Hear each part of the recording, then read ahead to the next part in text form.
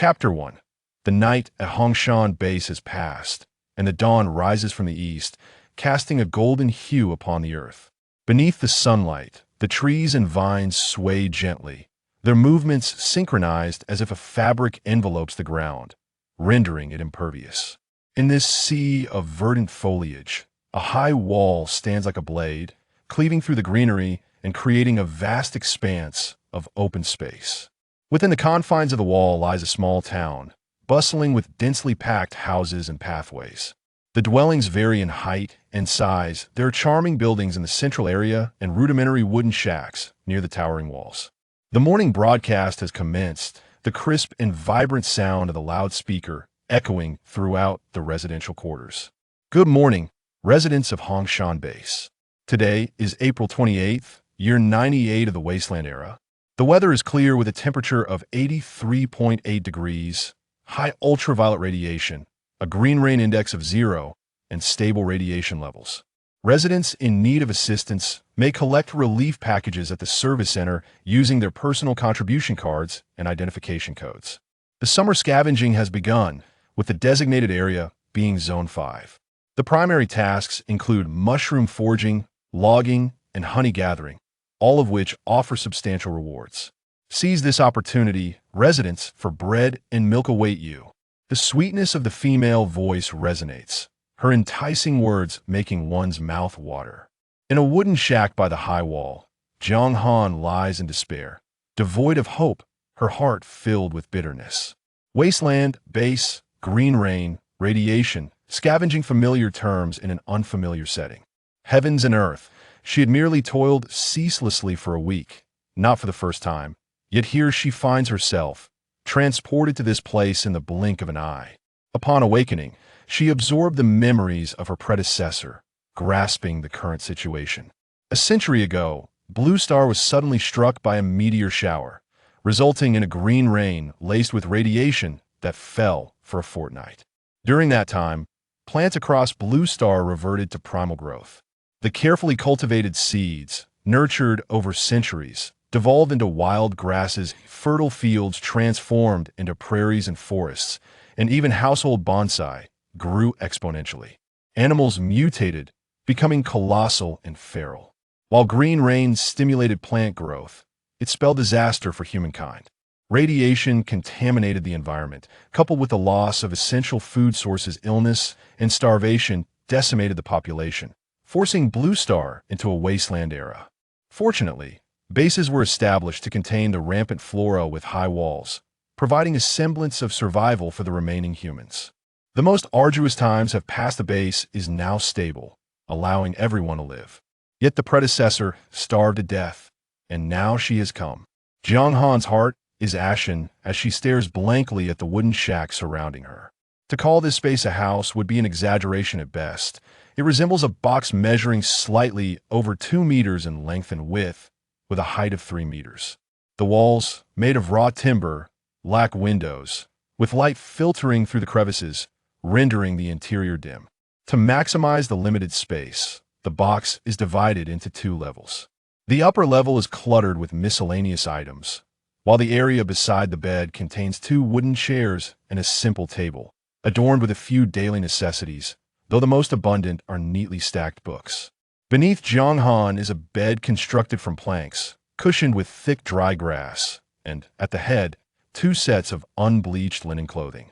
Despite its small and rudimentary nature, the room is remarkably clean and tidy, almost unrecognizable as a dwelling.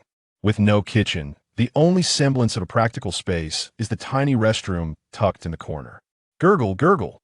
Her stomach growls insistently. Jiang Han soothes it. Be quiet, I'm hungry too. No amount of shouting will help. Menggu will return. Soon he'll bring plenty of food, bread, milk, roasted meat. As she speaks, her mouth waters. However, her reassurances prove futile. Her stomach continues to cramp and protest, demanding sustenance. She is too famished, utterly devoid of strength. Menggu, please return quickly.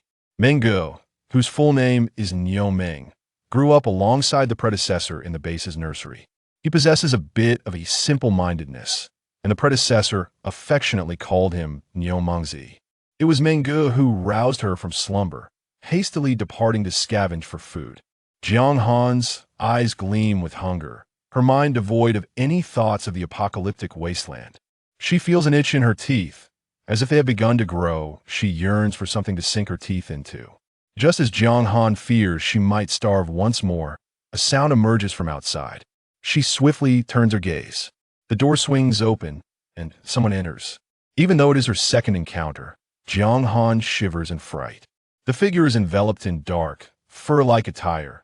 Tall and robust upon entering the small shack, he fills the already cramped space. Niu Ming possesses thick brows and large eyes, with short hair and a layer of fuzz on his exposed skin, giving him a decidedly bull-like appearance. Here, bull is not a compliment, but a literal description, resembling the very animal itself. Were he to sprout horns atop his head, he would be the very image of a minotaur. Niu Ming steps inside, his large hand presenting a pink bag with an exaggerated smile, his deep voice softly intoning, "Xiao Xiao, I finally received the baby milk today, drink up." Food has arrived, and Jiang Han's eyes sparkle with delight, her mind momentarily blank. In the throes of extreme hunger, she instinctively snatches the bag, akin to a famished creature, and eagerly tears open the cap, guzzling it down. The initial gulps, taken too hastily, leave her momentarily stunned the next instant. She feels the urge to retch. Niu Ming, observing her ravenous consumption, smiles knowingly as if anticipating her reaction. Before she can protest, he swiftly raises his arm and delivers a solid pat on her back. Smack! Ugh! The impact sends Jiang Han's senses reeling, her organs jolted into disarray. The nutrient liquid she had in her mouth is forced down her throat, slick and viscous, with a sweet yet slightly sour taste, accompanied by an unsettling odor reminiscent of a live snail being shoved into her mouth, a truly bizarre experience. Ugh, ugh, ugh. Jiang Han gags, tears streaming down her face. Seeing her swallow the nutrient liquid, Niu Ming chuckles. "This time, you didn't vomit, Xiao Xiao. From now on, don't just drink milk, this nutrient liquid is the best. You must drink more to grow tall, just like me." He raises his arm to showcase his bulging biceps. Xiao Xiao is quite picky. She refuses the grass cakes and nutrient liquids provided by the base. Her favorites are the baby milk distributed to infants or the tender vegetables grown on the base's farm. Such delicacies are scarce, requiring both contribution points and quotas. In the base, only children under 3 may purchase baby milk, while the tender vegetables are both expensive and limited.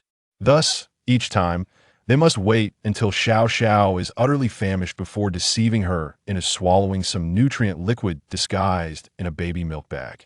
Her appetite is small. Just a sip of nutrient liquid can sustain her for 3 days without further food intake. Niu Ming feels a sense of accomplishment in his ruse. This time, the results are exceptional. Xiao Xiao drank half a bag, ensuring she won't feel hunger for 5 days. Meanwhile, Jiang Han's retching subsides, her hunger gradually alleviated. Though the nutrient liquid is peculiar in flavor, it provides a strong sense of fullness. After consuming half a bag, she feels invigorated. Once she regains her composure, Jiang Han shoots a discontented glance at Niu Ming, remarking, "Next time, don't be so forceful, you nearly knocked the breath out of me." Niu Ming scratches his head, grinning foolishly. "Xiao Xiao, I was careless. It'll be gentler next time. Now, are you still hungry? He'll go out and earn some points to buy you vegetables and bread." Jiang Han is no longer hungry. Niu Ming sighs. Without his intervention, Xiao Xiao would refuse to consume the nutrient liquid. The predecessor was quite spoiled and picky. Had it not been for Niu Ming's care, she would have perished from starvation long before reaching 10, upon moving to the single dormitory here. However, this time, she truly starved to death. Indeed, starved to death. The mere thought of the nutrient liquid's taste leads Jiang Han to believe she might not have simply starved, rather, she was perhaps struck down by the Minotaur. For death has ceased to be distressing. What is more unbearable than death is the experience of drinking that nutrient liquid, a fate worse than death. It is no wonder the predecessor was so finicky. Even she, accustomed to daily meals of rabbit from her modern workplace, dares not attempt a second gulp. From the memories of her predecessor, Jiang Han understands that the base offers grass cakes and nutrient liquids at a low price. For merely 5 contribution points, one can exchange for a basic package consisting of a large cake, a bag of nutrient liquid, and a bottle of purified water. This package sustains a person for 3 days. Affordable and nutritious, it could alleviate the hunger of all residents in the base. Yet the taste is utterly horrific. Jiang Han suspects the base is doing this deliberately. In the wake of the green catastrophe, ensuring food and safe shelter for the survival and development of humanity is paramount. Thus, the base resorts to cultivating mushrooms, root vegetables, moss, and ferns to produce the cakes, while also raising earthworms, snails, and cockroaches for the nutrient liquid. With these 2 provisions, the base can address the residents' basic needs for sustenance. The nutrient solution not only replenishes the essential nutrients of the human body, but also aids in repairing the damage inflicted by radiation in the green ring. The results are indeed remarkable. These foods, cultivated in the basement, sustain the residents, and the more they consume, the healthier they become. The raw materials are hardly imaginable, and the flavors are even more challenging to accept, yet they're compelled to consume them for survival. Of course, should the residents wish to enhance their quality of life and avoid these low-cost provisions, they can exchange their points for superior rations. The base is not solely equipped with a moss cultivation basement, it also boasts indoor farms and orchards, in addition to purified wild flora and fauna. However, the yield is limited. The bread, various canned meats, and fruits and vegetables produced from these plants and animals are exorbitantly priced, with a premium apple costing 100 points. There are only 2 methods to earn points. One is by working in various positions within the base. For instance, in the meat processing workshop, the canning workshop, the textile workshop, the crop cultivation workshop, the base farm, and various purification workshops, among others. Working at the base is safe, and the materials can be purchased at internal prices. However, the requirements are stringent. Only residents aged 18 and above are eligible to apply for the examinations. With thousands applying, only 5 or 6 are accepted, making the competition exceedingly fierce. The other method is scavenging outside. In comparison, while scavenging is perilous, it offers the highest potential for earning points. Niu Meng is engaged in scavenging. Yet, despite Niu Meng's tireless efforts, earning thousands of points proves insufficient to sustain 2 individuals, as the original body requires frequent consumption of expensive fresh vegetables and milk. Every summer, scavenging becomes the most crucial opportunity for residents to earn money, and not a single day can be wasted.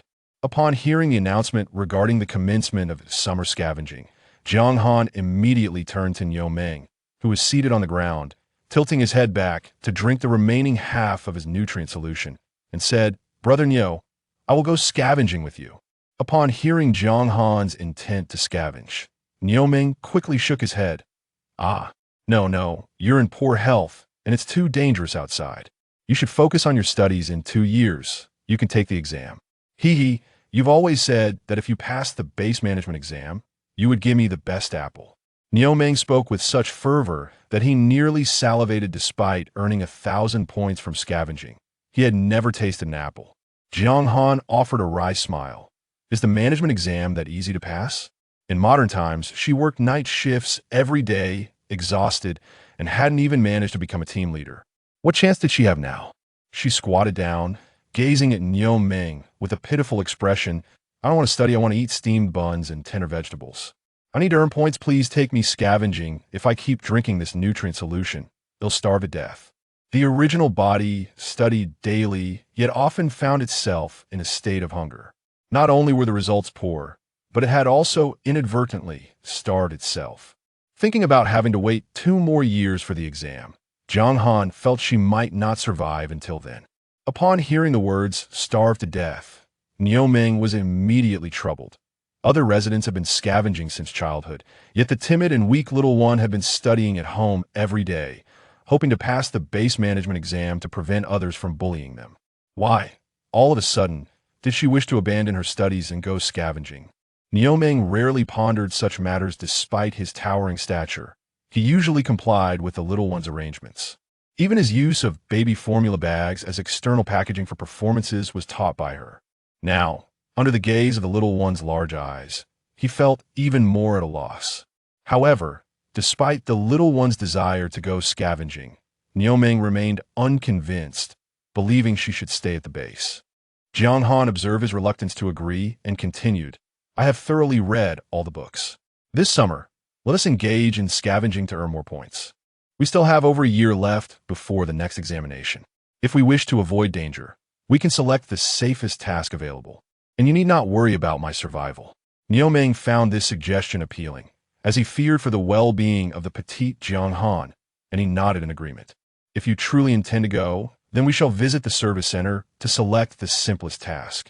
Let us agree that you must avoid any perilous activities. Indeed, I shall avoid them. Let us hurry and choose. Jiang Han responded, albeit insincerely, and swiftly turned to open the door, her eagerness to explore the outside world palpable. However, as she lifted her foot, an odd sensation gripped her. With every step, she felt an irresistible urge to leap. It was as if her body, once starved, had been imbued with springs, thanks to the nourishing fluid she had consumed. The prospect of leaving the small wooden cabin filled her with joy, and soon the peculiar feeling faded into the background. Upon opening the door to the tiny box-like room, Jiang Han was taken aback. Before her lay an empty alleyway, the ground strewn with gravel, devoid of even a single blade of grass. Above her, various cables stretched like a spider's web toward unseen ends. She had anticipated encountering neighbors, but to her dismay, they were nowhere to be seen. Niu Run timely chimed in, Xiao Xiao. This is the dormitory area for female staff at the base. Everyone has already left for work. Since Xiao Xiao intended to apply for a position in base management, she had requested a single dormitory upon leaving the nursery. Indeed, it was peaceful, albeit with a higher monthly rent. Very well, let us make haste to the service center. Jiang Han dismissed her thoughts of neighbors and hurried to scavenge for sustenance. True to his word, Niu strode ahead, quickly distancing himself from Jiang Han. Each of his strides spanned over a meter, leaving Jiang Han to sprint in an attempt to keep up. Hey, wait for me.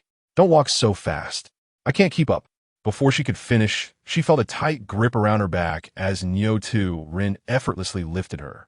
Xiao Xiao, your legs are too short. I shall carry you. Jiang Han felt a wave of despair, though she was technically an adult.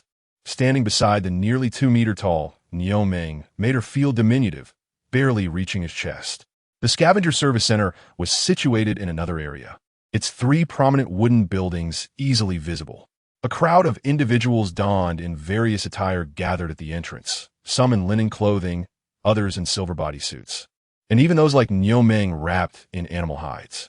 Each person pointed and discussed the news scrolling on the large screen mounted on the service center's exterior.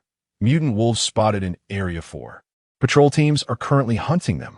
Mushrooms in Area 3 are ripe and must be harvested within 2 hours.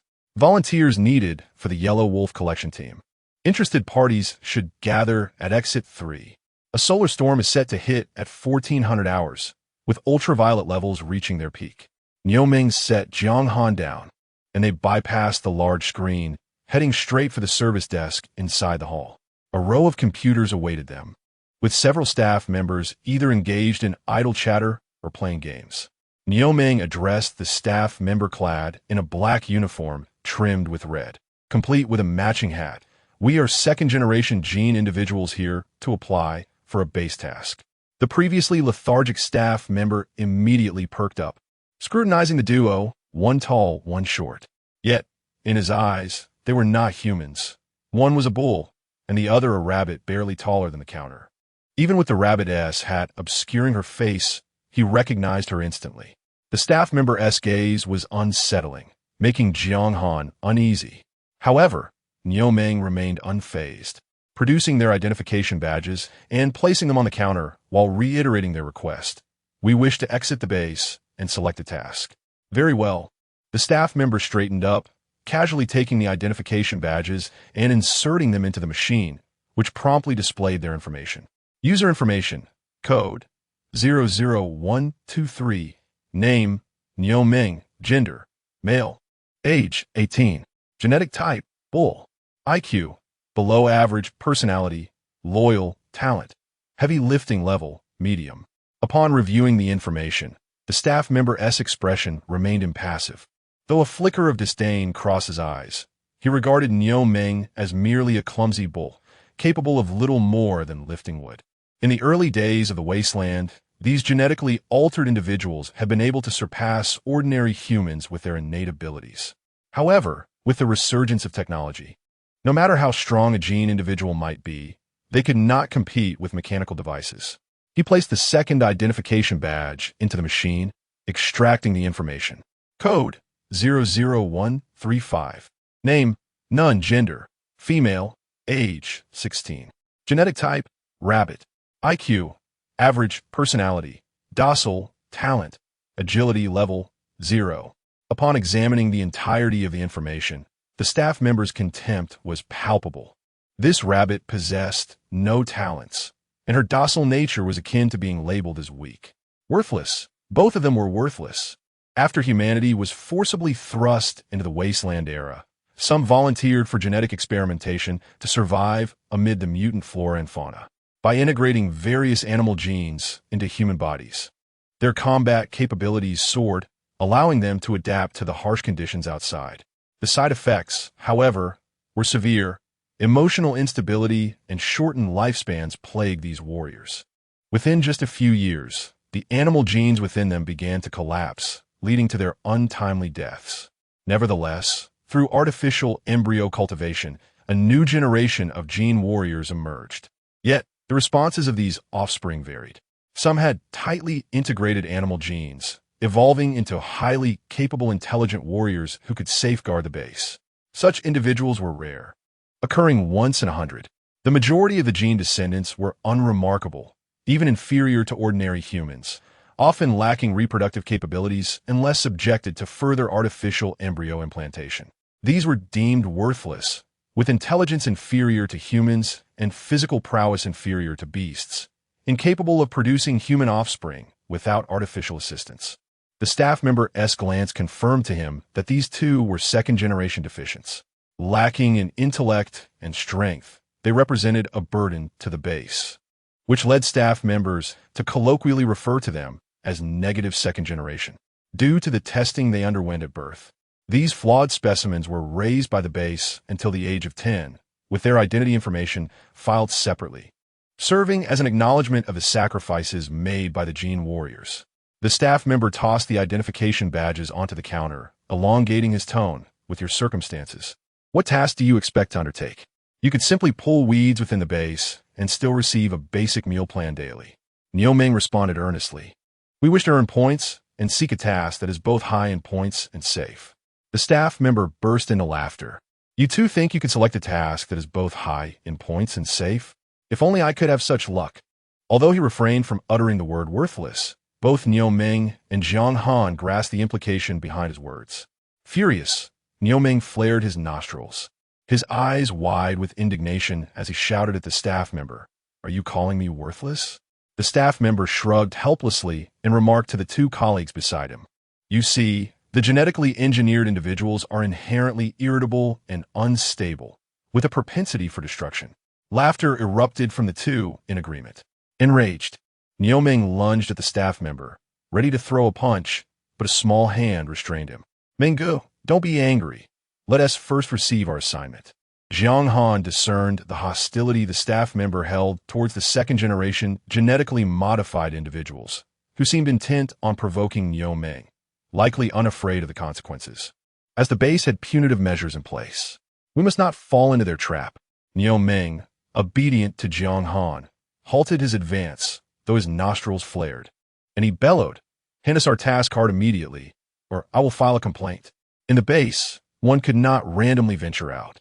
Tasks had to be collected from the service center. This system not only allowed residents to earn points, but also contributed to their standing within the base. The number of contribution points one had influenced future dormitory selections, task choices, and job applications.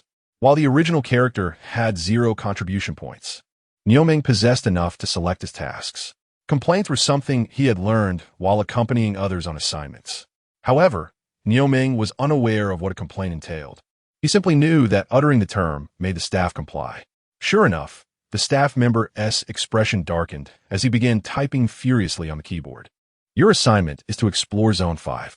There's a bus departing this evening. Will you go? Zone 5? While Niu Ming pondered its location, Jiang Han recalled the announcement promising generous rewards for that area. She nodded eagerly. Mingge, let us head there. As soon as her words left her lips, the staff member confirmed the task and coldly stated, now that the assignment is established, you need to upgrade your wristbands, which is complimentary. The wristbands were provided free of charge to every resident leaving the base, serving a similar purpose to the identification cards. They tracked task points and included features such as a compass, environmental radiation monitoring, location tracking, and short-range communication capabilities. Additionally, the wristbands stored maps of the area surrounding the base, and since Zone 5 was newly developed, it required downloading the latest maps. Niu Ming removed his wristband, while Jiang Han faced a dilemma. The original character had never left the base and therefore had never applied for a wristband. Fortunately, applying now was still possible and equally free. Upon learning that Jiang Han had never applied for a wristband, the staff member's expression darkened further. Now I have more work to do. Please remove your hat. The base requires a photo and a completed form. The staff member's demeanor was stern. Jiang Han took off her hat, and in the next moment, the staff member's face brightened with a smile. May I ask your name, Miss Rabbit? The earlier identity information was incomplete and needs to be re-registered. Jiang Han. As the photo was being taken, Jiang Han, not quite tall enough, had to stand on her tiptoes to face the camera. While the staff member entered her information, he couldn't help but steal glances at her. At that moment, Jiang Han revealed her round face, large dark eyes, fair skin, silver hair, and the cute pair of rabbit ears drooping behind her head. She was extraordinarily beautiful. It turned out that the base had such captivating second-generation, genetically modified individuals. The staff member's heart fluttered with desire. In a wasteland world, being gentle and attractive was not regarded as a virtue. Such individuals were often seen as worthless. Yet, beauty was universally appreciated, and this adorable rabbit girl was particularly enchanting, the kind that everyone adored. Of course, the utility of such charming, yet seemingly useless individuals was manifold, such as at the soir es of the elite. Regrettably, the staff member mused, he shouldn't have assigned them to Zone 5. What if this rabbit girl were to get hurt? He forced a smile. Miss Jiang, Zone 5 is newly developed and somewhat dangerous. How about you consider canceling and selecting another task? Zone 1 is currently weeding the fields. Zone 1 was the agricultural sector of the base, filled with greenhouses, offering indoor work that others sought after desperately. This was an opportunity for Jiang Han to receive preferential treatment. Confronted with the staff member's sudden kindness, Jiang Han remained composed, easily perceiving the shift in his demeanor. The original character's appearance was not strikingly beautiful, but rather adorably charming. While glancing at her reflection in the cabin, Jiang Han found herself almost entranced by her own cuteness. A round face, round eyes, a plump nose, and a cherubic mouth, simply delightful. However, the original character had never resorted to charming others for food, and neither would Jiang Han. She refused to change the task location. She sought high points, knowing that danger was inevitable. Jiang Han donned a wristband that recorded her information and urged Niu Ming to hasten his preparations for their outing. The bus to Zone 5 would depart in just 8 hours. As this was her first assignment, she needed to prepare protective clothing for the jungle, sturdy boots, and a sleeping bag for the night. Zone 5 was far away, with temporary resting points, meaning they wouldn't be returning daily.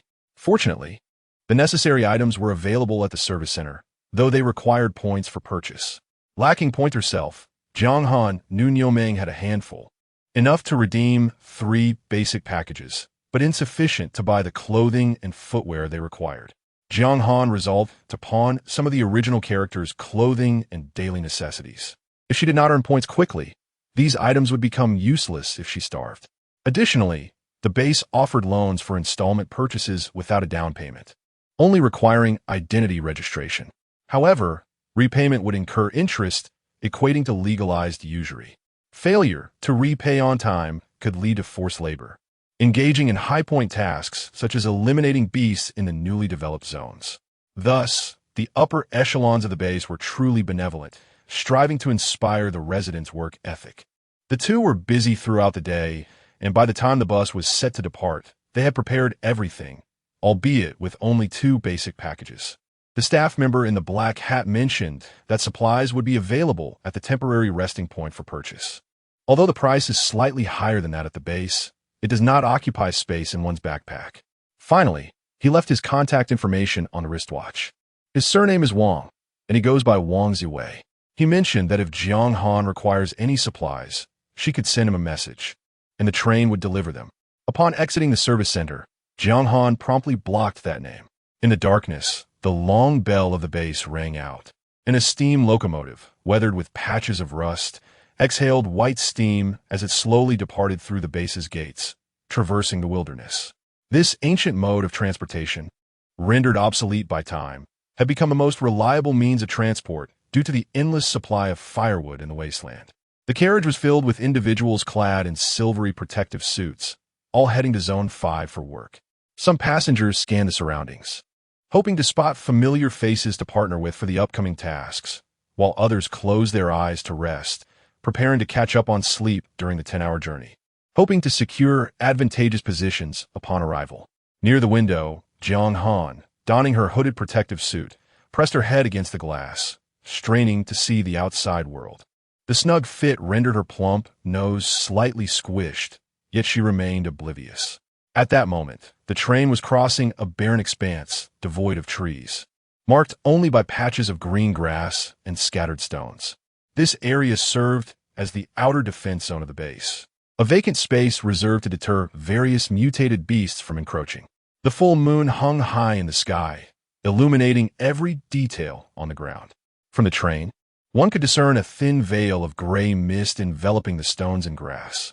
As the train moved, the air currents stirred the mist, which danced like ethereal spirits, sometimes coalescing into clusters and at other times swiftly darting past, transforming the desolate terrain into a surreal stage, evoking chills in the timid. Having never ventured beyond the base, Jiang Han found the scene far more intriguing than the barren surroundings of the base, a spectacle she could gaze upon endlessly. As the train exited that open area, it roared into the dense jungle like a colossal beast breaching a mystical realm. In that instant, the outside world underwent a dramatic transformation. Towering trees loomed like giants, their lush branches intertwining to form a vast, impenetrable green curtain obscuring the sky. The once bright moonlight now struggled to penetrate, seeping through the gaps in the foliage. Occasionally, a beam of light would pierce through the layers, creating stark columns of illumination resembling sunlight filtering through roof tiles. The mist thickened in this verdant sanctuary, and the train disturbed their tranquility, causing the light columns to swirl and twist, adding an ominous atmosphere to the serene jungle. Jiang Han, who had found the scenery amusing moments before, now withdrew her neck and shut her eyes. Beside her, Niu Ming had long since succumbed to slumber. The rhythmic clattering of the train seemed to possess a peculiar enchantment, lulling not only Niu Ming, but also others engaged in conversation into sleep. However, Jiang Han found it impossible to doze off. The train gradually slowed, occasionally halting. The white smoke billowing from the engine became trapped by the leaves, enveloping the entire carriage. Seated within, Jiang Han could barely discern even the slender beams of light filtering through the trees. Once the train entered the forest, its speed dwindled to less than 20 kilometers per hour, making it unsurprising that, despite the wristwatch indicating that Zone 5 was less than 100 kilometers from the base, the train would require an entire night to reach its destination. At such a pace, arriving before dawn was a mere fantasy. After 2 hours of travel, the train suddenly jolted heavily and came to a stop. As the passengers wondered what had occurred, the carriage lights illuminated, accompanied by a sweet, recorded voice. "Greetings, residents. The next station for this carriage is Zone 5. We are currently entering the forest of Zone 2, where there are no large mutated beasts. However, due to obstacles on the tracks, the train will be moving slowly." The obstacles on the tracks were, in fact, trees. In this world, plants that grew too rapidly constituted a disaster.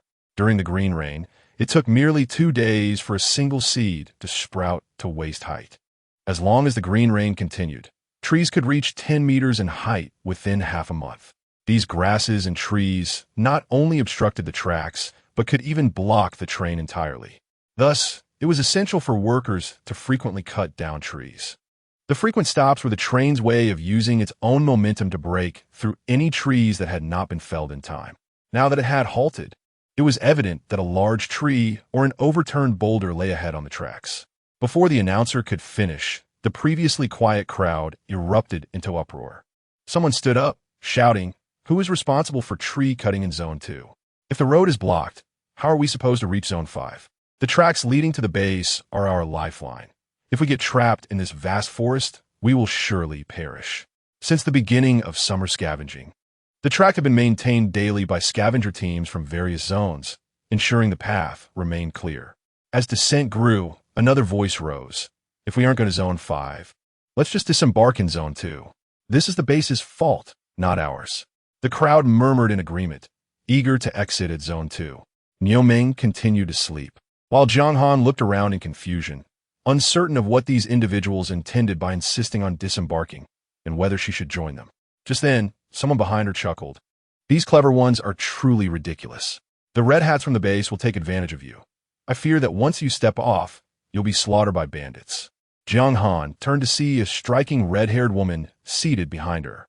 At that moment, Jiang Han was unsure whether to categorize her as beautiful. The woman wore a standard silver protective suit, but unlike Jiang Han, who was bundled up, this woman had a tight belt accentuating her curves, and her neckline purposely revealed two swaying mounds of flesh. A true angelic figure with a devilish face. Yet, her face bore a fine layer of sweat, her skin rough and scarred, with peculiar dark markings on her cheeks, and her voice was gruff. Even without an Adam's apple, she exuded a masculine presence. Noticing Jiang Han's gaze fixated on her chest, she puffed out her chest proudly and waved a manicured hand before her. "Hey, little sister, what are you looking at?" Startled, Jiang Han recoiled, her face blank with surprise. The woman retracted her hand, blinking her gray-blue eyes. "Is this your first time leaving the base? I saw you pressing against the window, gazing at those mists. I did the same when I first left the underground city. I even cried back then." "Ah, how many years ago was that? 5 years or 10? I can hardly remember." Despite her rugged appearance, the woman possessed a keen sense of observation. Having noticed Jiang Han's fascination with the mist, Jiang Han, now regaining her composure, nodded. "Yes, it's my first time leaving the base." The woman smiled. "You are braver than I was back then. Even now, you aren't afraid of the train stopping. By the way, I'm Li. What's your name?" Jiang Han's lips twitched. Lily was such a delicate name that it sent a shiver down her spine. "I am Jiang Han," she replied politely, noticing that the older siblings bore no ill intent. "Jiang Han, what a melodious name," the older brother and sister smiled, revealing a set of bright white teeth.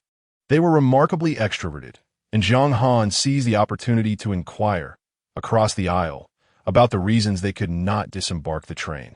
They were scheming cleverly. The 5th District was a new area, fraught with peril, yet the allure of points compelled them to take the risk. These individuals aimed to exploit the base's errors, seizing the high points available in the 5th District while remaining in the 2nd District to work, thus enjoying the best of both worlds. However, it was naive to think that those disembarking would be welcomed in the 2nd District. Anyone attempting to intrude would surely be driven away.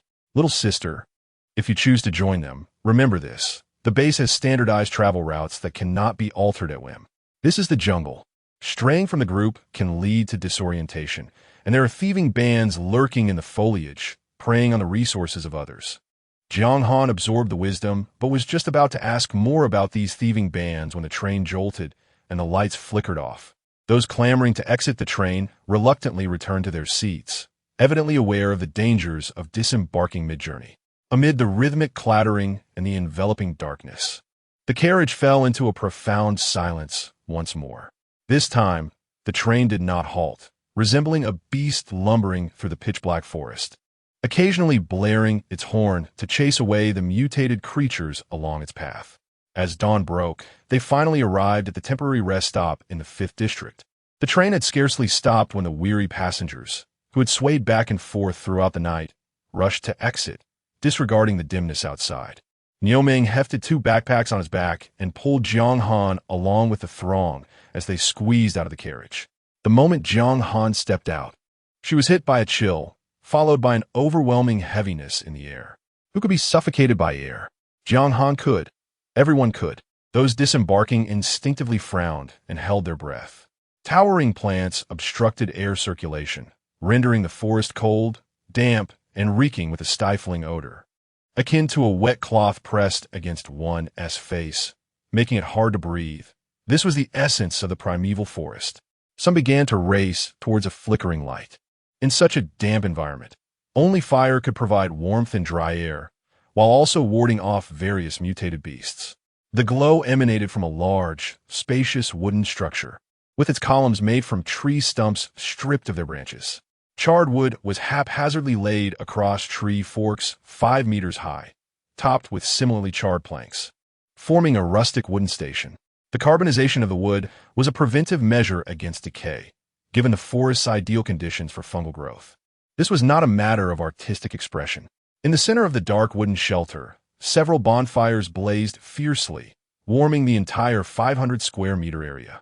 Amidst the chaos, someone shouted near the fire, "Now, teams, find your companions and set up your resting spots. Get to work early to earn points." The flickering flames cast shadowy figures, and Jiang Han could see hundreds of people dispersing, quickly vanishing into the woods. Niu Ming led her deeper into the forest, chatting as they walked. "We need to find a good spot to pitch our tent, not too far out, or it'll be a long trek into the woods." Each scavenger set up their tents around the station, with the option to relocate as their gathering progressed.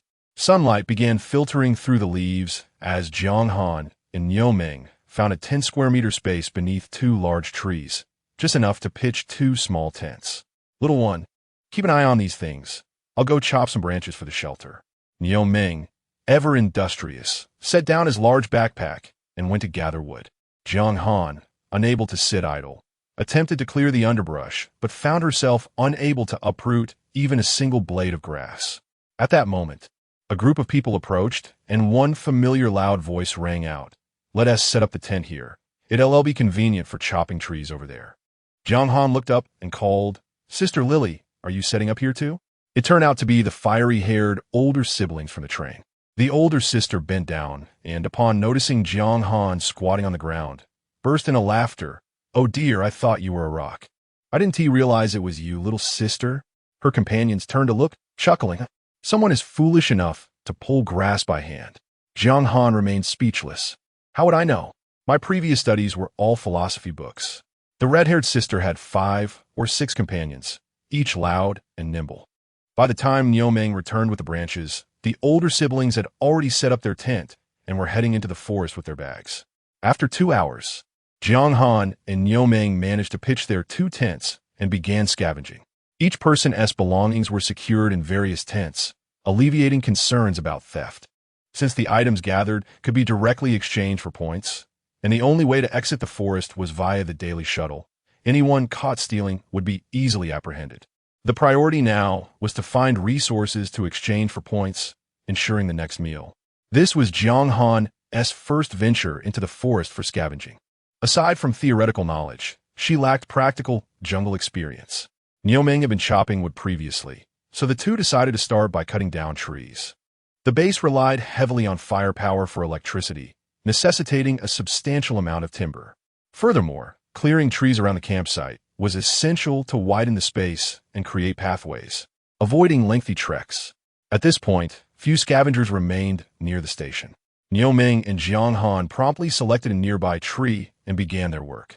To Jiang Han's surprise, Niu Ming wielded only an axe. "Is this how you always chop trees, Minga?" Jiang Han inquired, perplexed. Niu Ming, shedding his animal skin coat to reveal a vest, gripped the axe and circled a 10-meter-tall tree. Upon hearing Jiang Han's question, he nodded in affirmation. "Of course. I use an axe. I'm strong enough to fell a tree with just a few swings, then pile them up until there are enough, and cut them into sections to send to the carbonization workshop." Adjacent to the station, a specialized carbonization furnace had been constructed. Here, concerns about smoke and dust pollution were non-existent. allowing for the adjustment of the forest's microclimate to create a more comfortable environment for humans. Without further ado, Nioming swung the axe vigorously. Indeed, within a dozen strikes, he felled a tree, swiftly stripping off the branches and tossing them aside. There was no fear of theft concerning the cut timber. While Nioming busied himself, Jiang Han could not remain idle. She began foraging for mushrooms beneath the trees. Taking great care, the forest was beautiful. The towering trees, adorned with lush foliage, intertwined with long, creeping vines. Under the moonlight, a gray mist envelopes the surroundings. But amidst the dappled sunlight, one can discern a thick carpet of green moss, mushrooms, and towering plants that exceed human height. A mere photograph could serve as a splendid computer wallpaper. Yet, this enchanting forest harbors lethal dangers. Following the plant mutations, the animals too have transformed. The large mutated beasts do not pose a threat of injury, but other perils abound. The first hazard is the toxic air, stemming from high temperatures, humidity, and the decay of fallen leaves and rotting wood.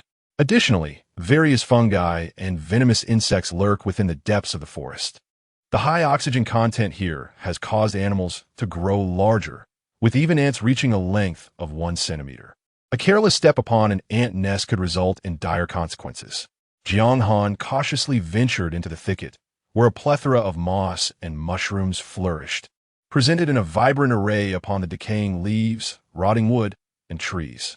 The mushrooms, some toxic and others even more so due to mutations, proliferated throughout the forest, accompanied by the incessant beeping of wristwatches monitoring mushroom toxicity. This area, designated for exploration by the base, had undergone preliminary testing for radiation levels, ensuring that any harvest would remain within safe limits, allowing scavengers to gather freely without fear of radiation exposure.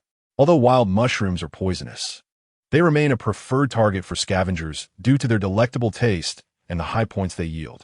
Currently, the forest is abundant with mushrooms, and Jiang Han, after a few steps, stumbled upon a cluster beneath a grand tree. The red caps and white stems, adorned with vibrant speckles, glimmered like gemstones in a dream. In her modern life, Jiang Han, a city dweller, was only familiar with the round button mushrooms found in the market, such as shiitake and enoki. Having never encountered wild mushrooms before, her former self had never ventured beyond the base and had only learned from books. However, mushrooms, as fungi, grow freely and wildly, especially in the wasteland. Their shapes are arbitrary, and their toxicity is unpredictable. One mushroom may be harmless while the next could be deadly.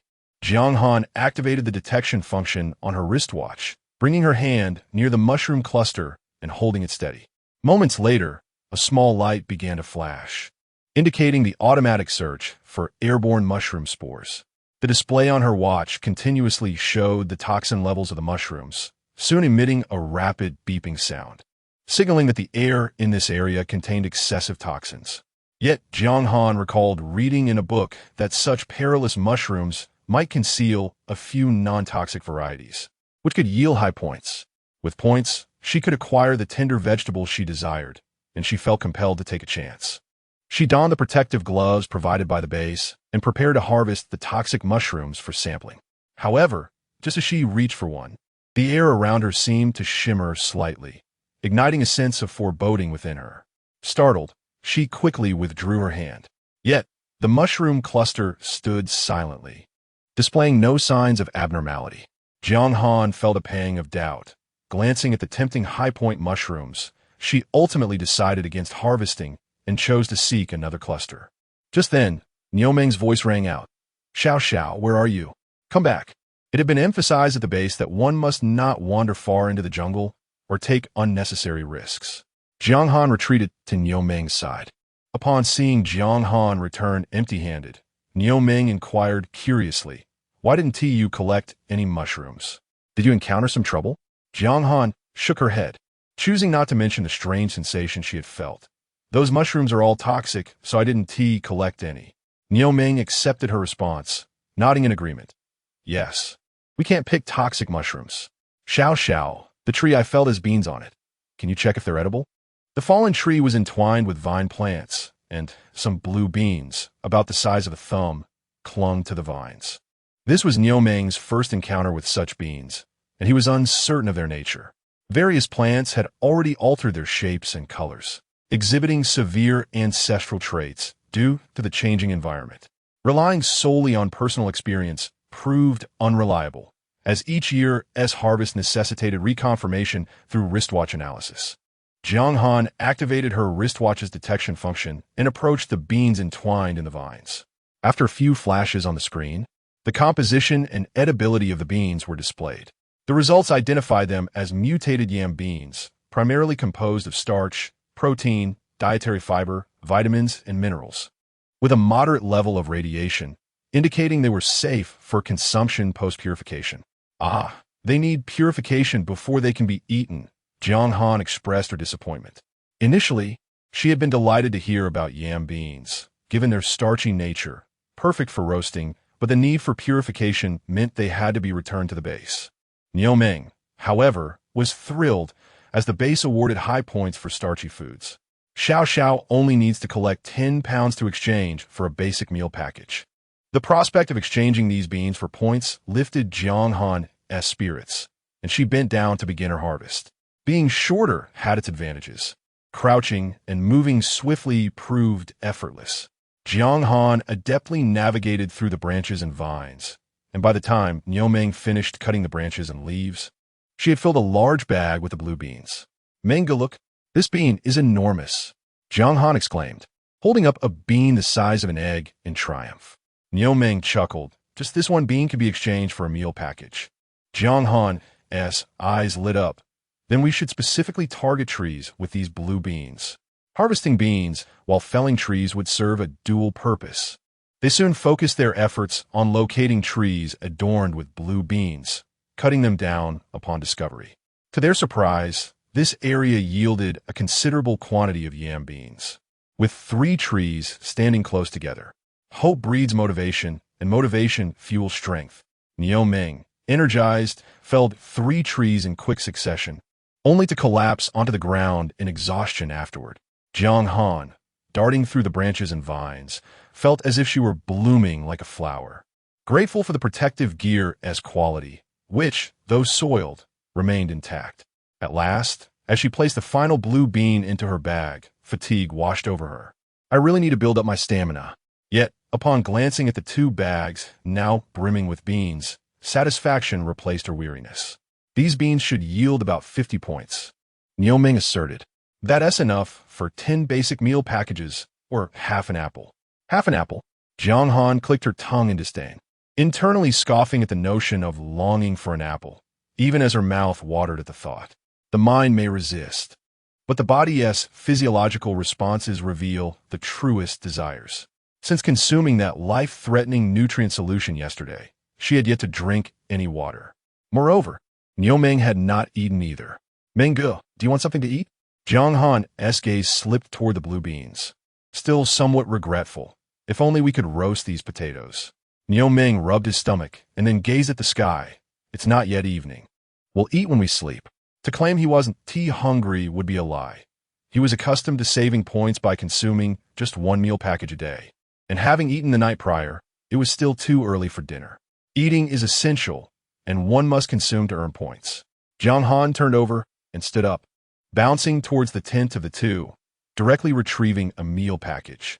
Niu Meng was reluctant, exclaiming that eating so early was a waste of points.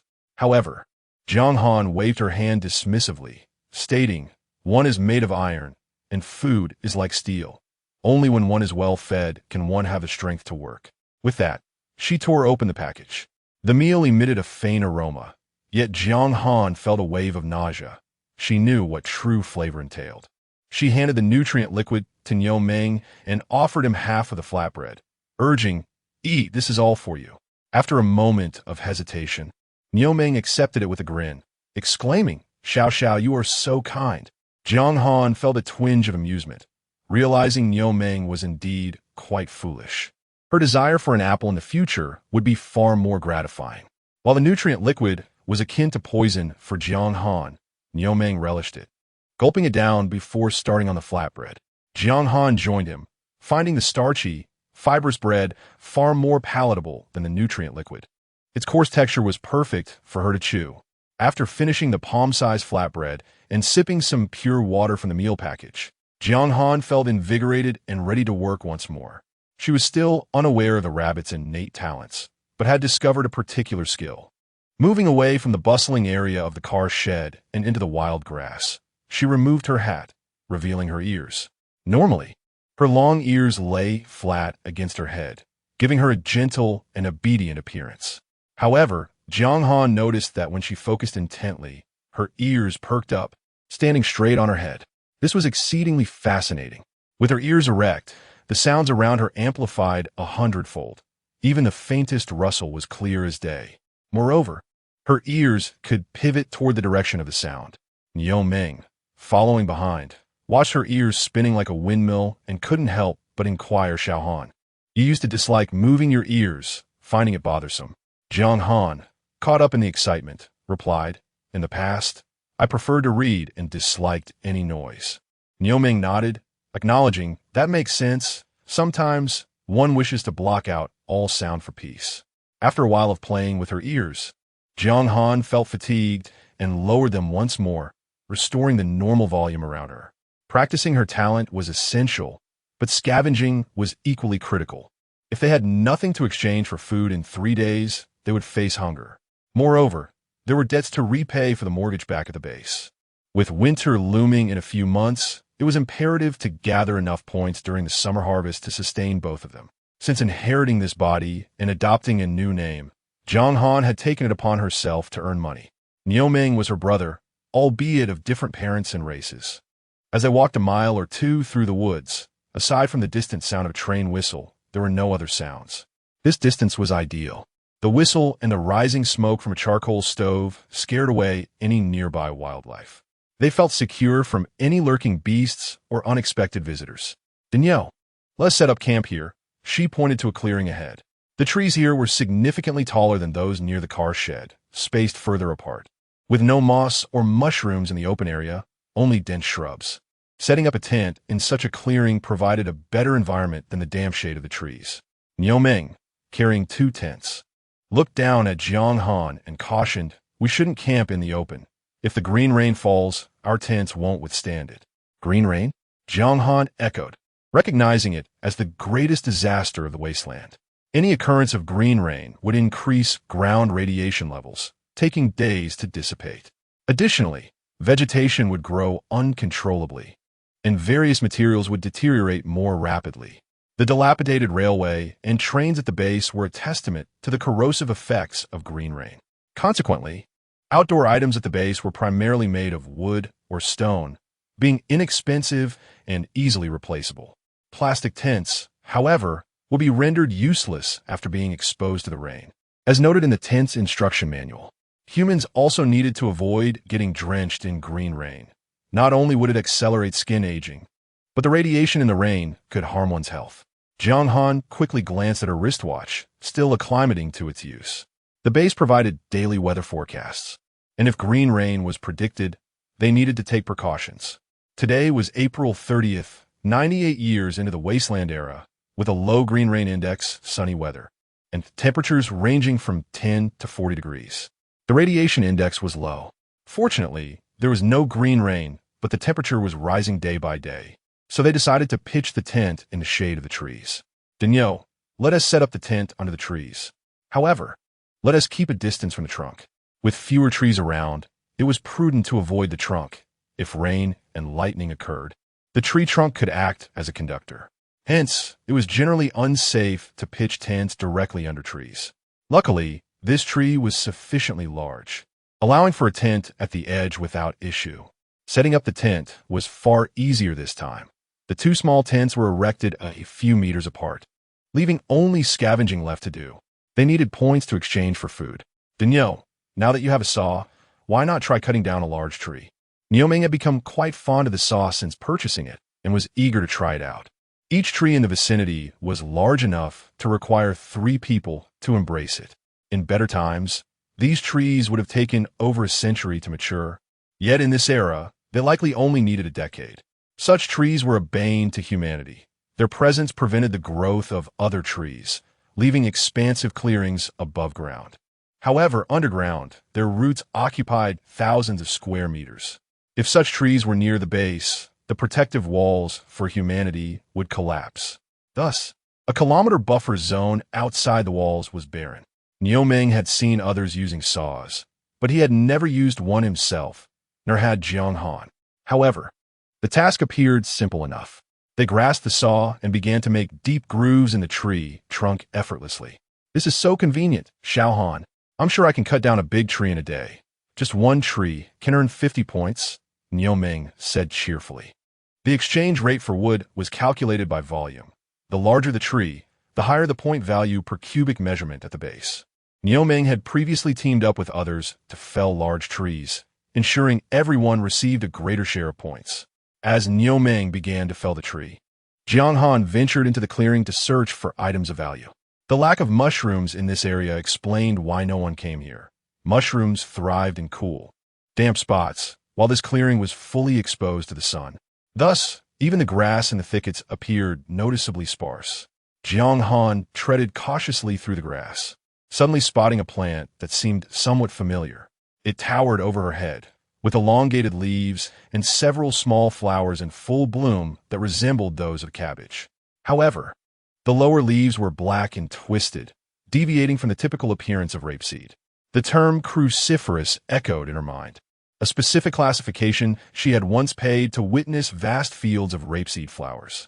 With this thought, Jiang Han hurried over, retrieving her wrist device to conduct a thorough examination. In the Wasteland, all flora had undergone mutations. One must not rely solely on visual judgment. Verification through the database within her wrist device was imperative. Moments later, a green light flickered on her device. The plant was identified as a cruciferous vegetable, specifically Chinese cabbage, deemed non-toxic, with low radiation levels, and safe for consumption after purification. Jiang Han felt a surge of joy. These few plants were indeed edible cabbage, albeit aged and with leaves darkened to an inky hue. She instinctively plucked a tender flower and brought it to her nose, inhaling a rich fragrance. Pollen clung to her slightly rounded nose, which she brushed away, her heart swelling with delight. She realized that if she brought these cabbages back to the base, they would surely earn her points. Yet, an overwhelming urge to eat surged within her. Unlike her earlier aversion to mushrooms, her current instinct was primal. She craved sustenance. What to do? Her teeth began to itch with anticipation. Mild radiation necessitated purification before consumption. Jiang Han struggled to resist the temptation of devouring the rapeseed flowers, repeatedly recalling the patients afflicted by radiation damage in her mind. Radiation sickness was a chronic affliction. One should not dismiss mild exposure. It could accumulate, leading from initial dizziness and loss of appetite to severe muscle loss and ultimately a painful demise. She hastily stored the leaves and flowers in her bag, determined not to dwell on them. To think was to sin. Just as she had secured the cabbage, she noticed several seedlings, barely a foot tall. These little plants bore a striking resemblance to the baby bok choy she had eaten in modern times. They had likely just emerged from the soil minutes ago, feeling somewhat astringent to the touch. Unable to resist, Jiang Han plucked a small leaf and tasted it, savoring its sweet flavor. A transgression. On her first day of scavenging, she had violated the base's regulations.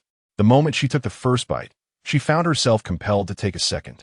Thus, she scolded herself while indulging, until she had consumed every last seedling, licking her lips and sporting a satisfied smile.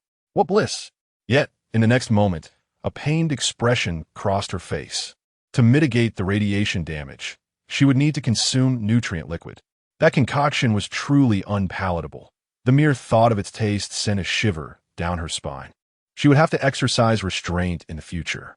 Having satiated her hunger, Jiang Han refrained from eating any further cabbages she might find, focusing solely on using her wrist device to assess each plant. The more she tested, the more her suspicions grew. This place was teeming with various vegetables, reminiscent of a garden that had reverted to a wild state, with many plants potentially toxic. Beep, beep. Mutated chili peppers, their capsaicin presenting a significant hazard to humans, deemed inedible. Beep, beep. Mutated lettuce entirely poisonous. The chili plants stood 2 meters tall, covered in sharp thorns, with diminutive flowers hiding among the spikes, while slender chili fruits jutted skyward. Such peppers were lethal. No creature dared to consume them. The mutated lettuce, far from the delicate varieties of modern times, grew to 2 meters and bore spiky leaves that radiated a menacing aura, as if to proclaim, "Do not provoke me. This terrain must have once been humanity's abode." Yet, the destructive forces of flora and fauna had obliterated any trace of human existence over the past century, burying remnants beneath layers of foliage. The wasteland was merely humanity's refuse, not nature's. Instead, it was a season of revelry for flora and fauna. Jiang Han even pondered that this was Earth healing its own wounds. Humanity had carved mountains and laid concrete, constructing sprawling cities akin to a pockmarked visage. Now, the verdant rains acted as a remedy, cleansing the blemishes of the planet. Alas, this little being, merely clinging to existence within the forest, must not be washed away. As the sun reached its zenith, the protective suit Jiang Han wore became stiflingly uncomfortable, prompting her to cease her botanical assessments. She gathered all the leaves she had found and spread them atop nearby bushes to dry. The midday sun's ultraviolet rays were at their most intense. These leaves would not only desiccate but also undergo disinfection. Jiang Han could have promptly delivered the vegetables to the service station 2 miles away, where they had refrigeration, ensuring a higher price for fresh produce. However, she preferred not to repeatedly present herself to others. Dried vegetables, while slightly less valuable, were more convenient to store, allowing her to return in 3 days without wasting time. Huff, huff. Niomeng was still sawing away at a tree. He alternated between sawing and chopping, with a tree large enough for 3 men to embrace reduced to just half, still attached. "Big Nio, take a break. Let us have something to eat." The temperature had already surpassed 30 degrees. Jiang Han removed her protective suit, donning only linen clothing, and retrieved a meal package from the tent. She first poured out the nutrient liquid, dividing a quarter into her empty bag before handing the rest to Niomeng. "Big Nio, you should eat 2 meals daily. One is hardly sufficient." Given Niomeng's previous consumption, a single meal package merely provided the bare minimum for survival. His profile indicated that he possessed mid-level weight-bearing abilities, necessitating considerable food intake to replenish energy. Niomeng appeared taken aback by Jiang Han's generosity. "Xiao Han, we ate quite a lot yesterday. If we continue this way today, our points will be depleted." Jiang Han, holding her breath as she drank the nutrient liquid, was immediately overwhelmed by its peculiar taste, causing her to cough violently. "No worries. Cough, cough, cough. We'll earn more points by eating well."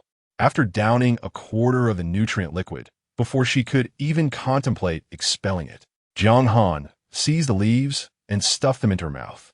Chewing and swallowing, the odd flavor dissipated, allowing her to finally exhale in relief. However, she noticed Niomeng's alarmed expression. His eyes wide as he dropped his large flatbread and exclaimed, "Xiao Han, how can you eat unpurified leaves? Spit it out." "Nonsense. It was the very leaf that helped her swallow the nutrient liquid. How could she possibly regurgitate it? If she expelled the nutrient liquid as well, her suffering would have been in vain." Jiang Han gulped down water, rinsing away the last remnants of a strange taste, and reassured Niomeng, "Do not worry. I have consumed the nutrient liquid. It will repair my body, and those leaves cannot harm me." Niomeng urged her, "No, Xiao Han, you cannot eat unpurified leaves. I once saw someone do just that. They ate like you did, and before summer scavenging ended, they were bleeding from their nose and mouth. And the base could not save them. It was terrifying. Radiation does not manifest immediate reactions. It is insidious." This individual had consumed wild vegetables for half a month. Jiang Han lowered her water cup, astonished. "Is that truly the case?" Niomeng nodded vigorously, stepping forward to seize Jiang Han's foot, lifting her entirely upside down. Yes, yes. I saw it with my own eyes." "Xiao Han, spit it out quickly." At this moment, Jiang Han found herself inverted, her head pointing toward the ground, and panic washed over her. If Niomeng were to slap her, everything she had just consumed would surely come rushing out. Just as his hand was about to strike, she managed to shout, "Don't move. Is he a second-generation mutant?" "No." Niomeng, terrified for Xiao Zhao's well-being, uttered the words just as his hand came crashing down. The nutrient solution Jiang Han had barely swallowed was lodged firmly in her throat. Suspended as she could hardly withstand the force of the slap, and, with a gasp, it all came spewing out. Jiang Han felt as if she were living a fate worse than death. After finally expelling the contents of her stomach, Jiang Han leaned languidly against a tree stump, gazing at the daft giant who seemed to have muscles growing in his brain, and asked Danielle, "Do you ever crave those fruits and leafy greens?" Nioming handed her a grass cake, nodding, "Yes. Have you ever eaten them?" "I never dared." "What do we do when we're hungry? We just endure it. If we endure long enough, we won't feel hungry anymore. We are second-generation mutants. So why are we still afraid of radiation?" Jiang Han finally voiced her doubts. Nioming scratched his head, "But everyone can't eat." "By everyone, you mean the others in the base, right?" "Indeed, we are all the same." Nioming remained puzzled. The base's wristband had warned them repeatedly not to consume unpurified food. Jiang Han believed that this warning was directed solely at ordinary humans. Those like her, with animal genes, should be immune to radiation. After all, wild animals lived perfectly well in radioactive zones, and the genetic warriors of the base were created precisely to adapt to harsh environments. No matter how much Jiang Han insisted, Nioming resolutely refused to consider trying it. Xiao, those genetic warriors only survived for a decade or so. The human alliance no longer allows experiments. If they could truly withstand radiation, why aren't they producing more genetic warriors? Although Nioming was not particularly bright, he and Xiao were recognized as second-generation mutants, deemed failures, and that fact weighed heavily on his mind, making him reluctant to acknowledge it. Such matters were difficult for Jiang Han to explain in the moment. After all, she was the master of her own fate. "All right, I promise you, I won't sneak any unpurified food from now on." Having already tasted the leaves, how could she resist eating them? If they couldn't be consumed raw, then they could be purified first. After lunch, they went their separate ways to attend to their tasks. Nioming insisted on continuing to chop wood, stating that he had to fell a tree today to justify the 5 points he earned from his basic meal. Jiang Han, wary of the scorching sun and its harmful UV rays, was concerned about damaging her lovely silver hair. Avoiding the sunlight, she began gathering firewood for the evening. While camping here, animals did not disturb them during the day, but nighttime was uncertain. A fire must be lit outside the tent. As she ventured into the forest, Jiang Han removed her hat, her ears perking up to absorb the sounds around her. The wind rustled through the treetops, leaves fluttering about. She heard the faint rustle of insects crawling across the ground, the distant sounds of unknown creatures in the woods, and the gentle flow of water. Energized, Jiang Han began to seek the direction of the water. In the 5th district, she had yet to encounter rivers or ponds. Everyone relied on the service station to purchase purified water with points, and no one spoke of the wild water. The struggles of scavengers were manifold. They faced not only the life-threatening dangers posed by mutated beasts, but also issues of cleanliness. Jiang Han, who had a mild obsession with cleanliness, found it impossible to drink nutrient solutions and kept her small room in the base spotless. Yet, as a normal person, she had been wearing a protective suit for days, scurrying among branches, and was now covered in dirt. Although not washing her face served as a sort of camouflage, she yearned to wash her hands and vegetables. Purification also meant cleaning. To eat vegetables, they had to be washed thoroughly. Upon entering a radiation zone, the first priority was to wash hands, face, and clothes to rid them of radioactive dust. Thus, access to clean water became paramount. The water's sound was faint. Without her presence, others might not even notice it.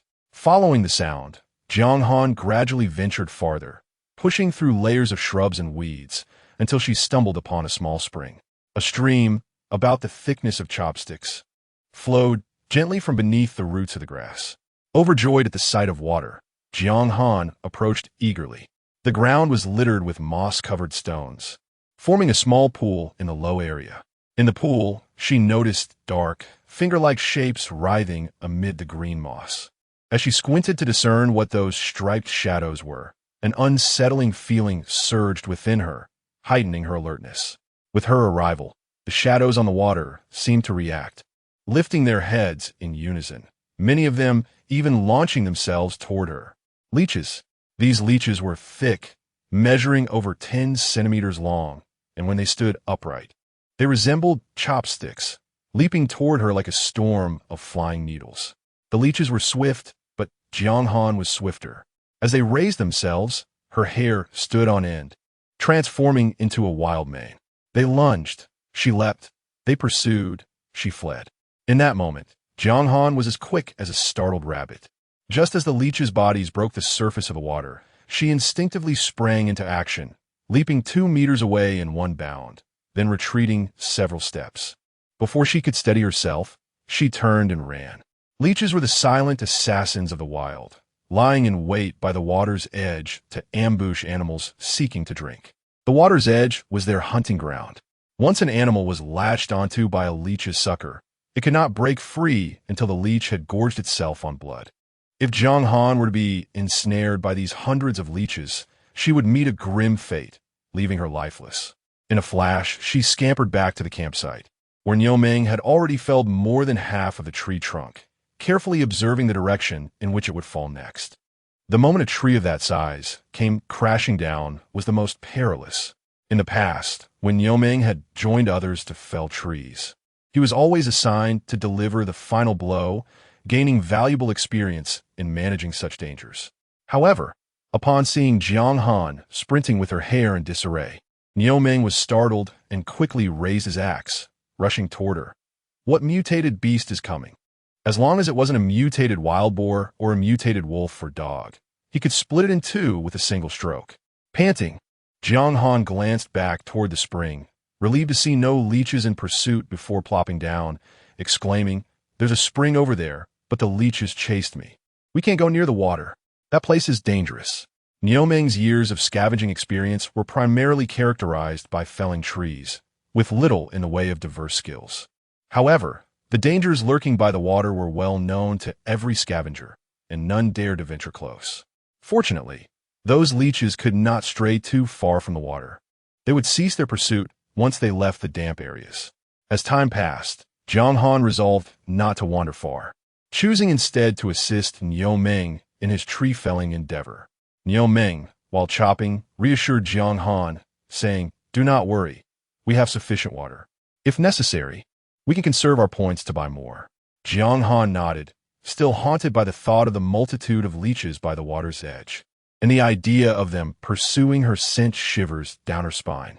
As time elapsed, a thunderous crash echoed, and finally, the great tree toppled with a resounding thud, sending branches scattering and revealing a vast clearing. Wiping the sweat from his brow, Niu Ming initially thought this tree would yield 60 points, but upon closer inspection, he realized it was far larger than anticipated. Now that it was down, if he organized it well for upload to his wristwatch, it could net at least 100 points, bringing him closer to acquiring the water and fresh vegetables that Xiao Han desired. Jiang Han was equally pleased. The leafy greens she had foraged earlier were now dried and would likely exchange for 30 points, enough to provide 6 meal packages at the base, ensuring her survival. Due to the size of the tree, it could not be transported to the service station. There was an alternative redemption method at the base. Utilizing the scanning feature on their wristwatches, they could assess the total volume of the timber and exchange it for points, albeit with a deduction for transport fees. Previously, Niu Ming had been able to carry smaller trees himself, but this one was evidently too cumbersome, necessitating the deduction of points to hire others for transport. After scanning the entire tree with his wristwatch, a green light flashed, displaying the data. Detected 4 cubic meters of wood. Would you like to redeem points? Transport fees will deduct 20 points. Niu Ming exclaimed, 20 points?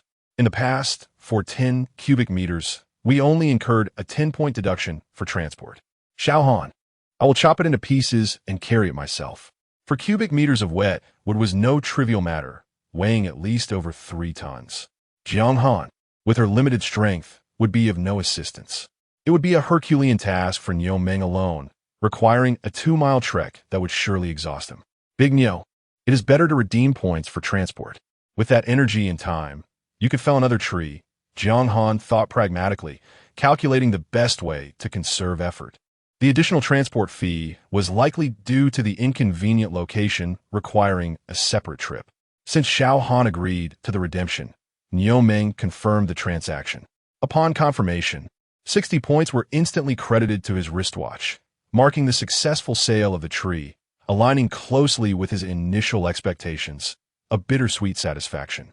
Jiang Han considered this method of earning points quite advantageous, if only they had chainsaws or gas-powered saws. Felling 10 trees in a day could yield 600 points, which would allow for 6 apples. Big Niu, didn't you use any other tools for tree felling? Jiang Han inquired. Niu Ming, still lamenting the points lost, replied despondently. The base has chainsaws, but each requires 5,000 points for redemption. I've heard that charging them necessitates waiting in line at the base. The generator is as large as a locomotive, accompanied by a massive boiler. Just then, Jiang Han, taking a sip of water, sputtered as the absurdity struck her. Do you really have to queue to charge a chainsaw? She questioned, realizing the implications of their dystopian reality. Here, amidst the wasteland, modern technology had devolved into a distorted semblance of its former self. Basic necessities had been utterly destroyed, compelling humanity to forage for wild vegetables, fell trees, and consume roots and bark. Yet within the base, advanced technology like the multifunctional wristwatch still existed. The rationale behind this stark contrast was clear. In such harsh climatic conditions, large-scale construction was unfeasible. The unified wilderness cabins at Hongshan Base and the solitary railway demanded meticulous care. With the depletion of underground oil, natural gas, and coal resources, even if the technology to produce automobile engines existed, it was a futile effort without the necessary materials. Regardless of his momentary sorrow over lost points, they were now credited to his wristwatch. Today's labor had borne fruit. Although the tree had been sold, Niu Ming decided to chop off some suitable branches, creating a makeshift barrier around their tent, intertwining leafy twigs to form a diminutive wall. Should any mutated beasts approach their campsite, the rustling of leaves would provide a modicum of safety and deter other scavengers from intruding.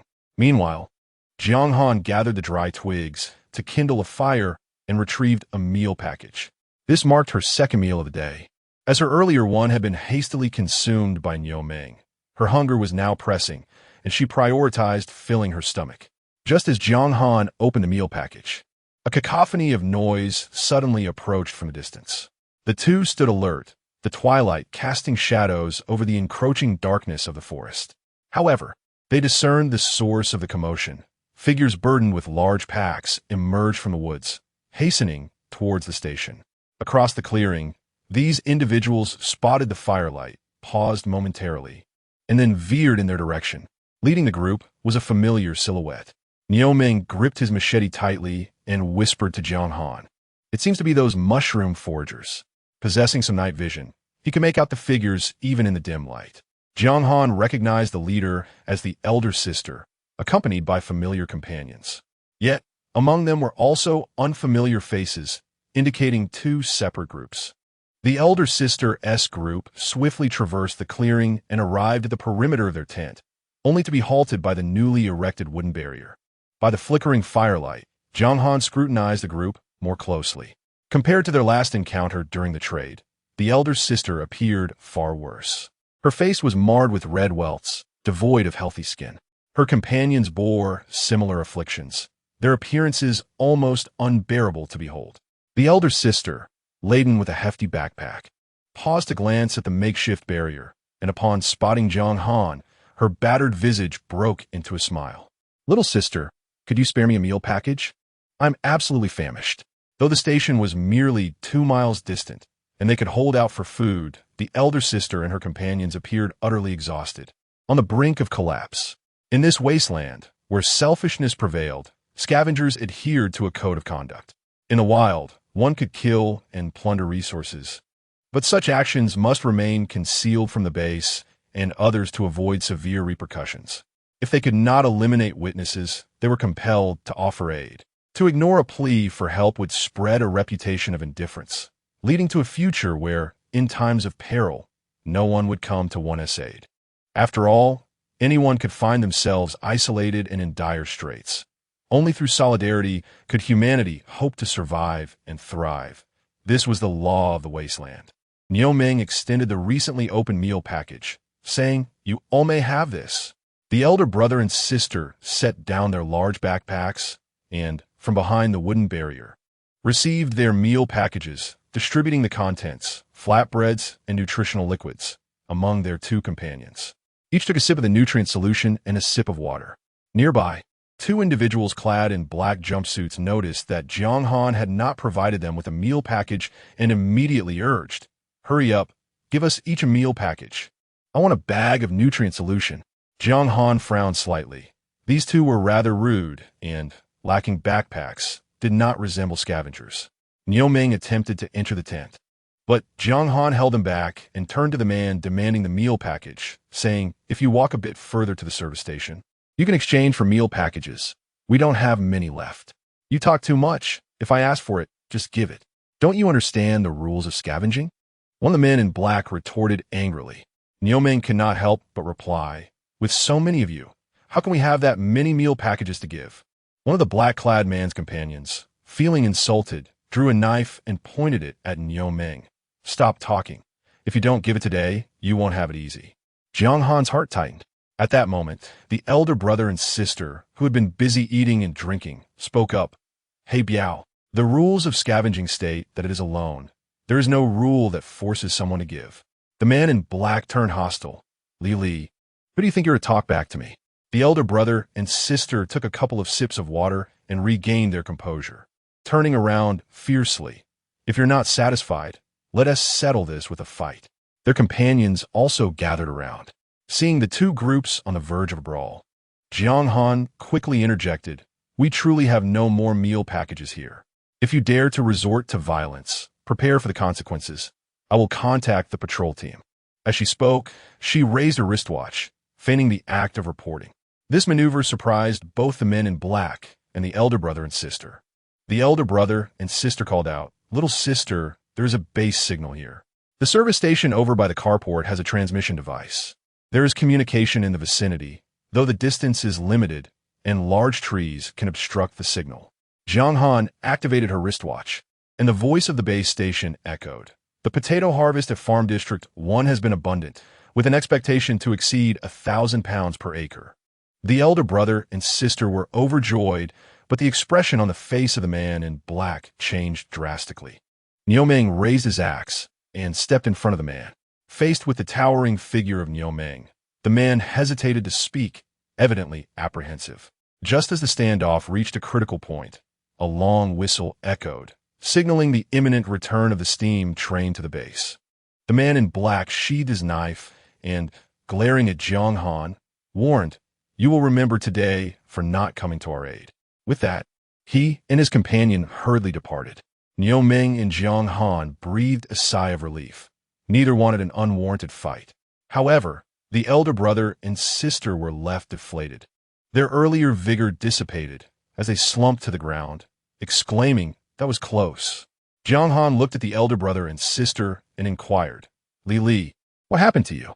The elder brother and sister, with a grimace, replied, "We went mushroom picking but accidentally wandered into a thicket where we were bitten by numerous insects, leaving us covered in welts, and we got lost. We barely made it out and almost got robbed." Jiang Han gasped. Was it those two from earlier? The elder brother and sister, still shaken, confirmed, "Yes, we encountered those two on our way back. One of them is called He Biao. At first, he tried to befriend us, insisting on helping us carry the mushrooms in gratitude for your meal packages. Thankfully, you were here setting up camp, and since you were familiar faces, we were able to make it to the station service without incident." Jiang Han understood. What had been presented as a helping hand was likely an intent to rob. Although the elder brother and sister were 3 in number, they were all injured, exhausted, and hungry, making them unlikely contenders against the two men. Fortunately, they had made it out and encountered Jiang Han and Niu Ming at camp. Otherwise, they would have faced serious trouble if left stranded in the woods at night. Losing the hard-earned supplies was one matter. Their lives were at stake. Now that they could rest with Jiang Han and Niu Ming, their worries had eased. Jiang Han smiled warmly. Li, there is no need to be polite. We should look out for one another. But what will you do now? Do you still plan to go back? Jiang Han hoped to keep Li and her companions here to rest. Considering the possibility that the two who had fled had not gone far, and might be waiting ahead. Also, Jiang Han was puzzled by He Biao's provocation. It was understandable that they wanted to seize Li Li's supplies, but why provoke her and Niu Ming? Did they not think their enemies were sufficient? Little did Jiang Han know that in the eyes of He Biao and Li Li, she was merely an insignificant figure, a liability rather than an asset. Li Li and her companions were utterly exhausted and lacked fighting strength, leaving only Niu Ming as a potential adversary. He Biao and his companion aimed to intimidate Niu Ming in hopes of a combined robbery. They had not anticipated that Li Li and her friends could still stand, and that there was a signal here to report to the patrol team. Realizing they could not win, they chose to retreat. Li Li and her companions did not linger long, as they had two other companions waiting at the campsite. This location was close to the service station.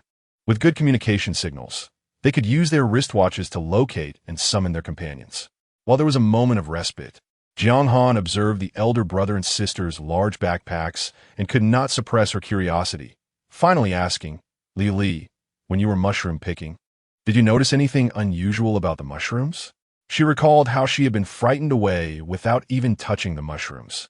Now that they were safe, Li Li cast aside her earlier dishevelment, regaining her confident demeanor, and casually remarked while munching on a flatbread, I mentioned this before. Mushrooms can cause a rash if the spores accidentally get on your face while picking. Just drink a few bags of nutrient solution during rest, and it will be fine. Jiang Han looked at them with concern. Are you planning to continue mushroom picking tomorrow? She feared that if they continued to experience allergic reactions, their faces would be irreparably damaged. Among her companions, a similarly swollen-faced individual named Chun Chung replied, It's nothing. It will go away overnight. Jiang Han felt relieved. It was reassuring to know that the swelling would subside by morning, though she suspected Li Li's appearance had been marred by previous incidents. Noticing Jiang Han's curiosity about everything, Li Li became intrigued as well. Little sister, doesn't your wristwatch have updated wilderness knowledge? Every year, the mushroom varieties change, and the base informs us of these facts in advance. What? The base sends out wilderness knowledge updates? How come I didn't know? Jiang Han exclaimed, looking at Niu Ming, who shared her bewilderment, remembering that he had followed her out of the base and had not updated his wristwatch content. Furthermore, the staff member in the base service center had not mentioned it either. Li Li and her companions were suddenly animated, eager to assist this newcomer. Little sister, hand over your wristwatch. I will send you the wilderness knowledge. Li Li recognized that Jiang Han was a novice, and Niu Ming likely had not been a core member of their team, so she decided to share all the information stored on her wristwatch. You can pick and choose from it. The contents are quite varied, and I haven't organized them. Jiang Han expressed her gratitude repeatedly, noting that aside from some basic features, her and Niu Ming's wristwatches contained little else. Often, common knowledge is just as crucial as specialized knowledge. In appreciation for Lily, Jiang Han presented 3 servings of nutrient solution for everyone to enjoy, foregoing the need to repay the previously borrowed meal packages. Lily and her companions were not at all reserved, consuming the 3 servings with great enthusiasm. Before long, Lily's companions arrived, and as everyone's strength was restored, they departed from the campsite. That night, Jiang Han remained awake, perusing the contents of Lily and her companions' wristwatches. It turned out that the individual known as Lily was actually named Li Li, and she was a woman. Like Jiang Han and Niu Ming, she was also a second-generation genetically modified individual belonging to the leopard race. Among the second generation, those who excelled had been entrusted with significant responsibilities and had become wise warriors. Only those with limited intelligence and abilities were discarded to small bases like Hongshan to scavenge. This was a race known for its formidable prowess. However, Li Li was unfortunate enough to bear an unattractive face, despite having a commendable physique and abilities comparable to an ordinary person. Now that Jiang Han knew her name, she felt it more fitting to refer to her as Sister Lily, a name that conjured the image of a striking beauty with fiery red hair. Among her 2 companions, one was a girl and the other, Chun Chung, was a man. The information regarding Lily was quite eclectic, in addition to scavenging details. It included various topics such as food, nail art, clothing shops, and cosmetics, things that girls typically enjoy. There were even a few simple games to pass the time. While these items seemed useless, They were far more valuable to Jiang Han than scavenging knowledge, resembling a treasure trove. It became evident to her that engaging in leisure activities was the correct approach to embracing life in the wasteland. Throughout the night, Jiang Han continued to examine the wristwatch's contents. Niu Ming, too, was sleepless, anxious that the Black Biao might come seeking trouble, gripping his axe until dawn.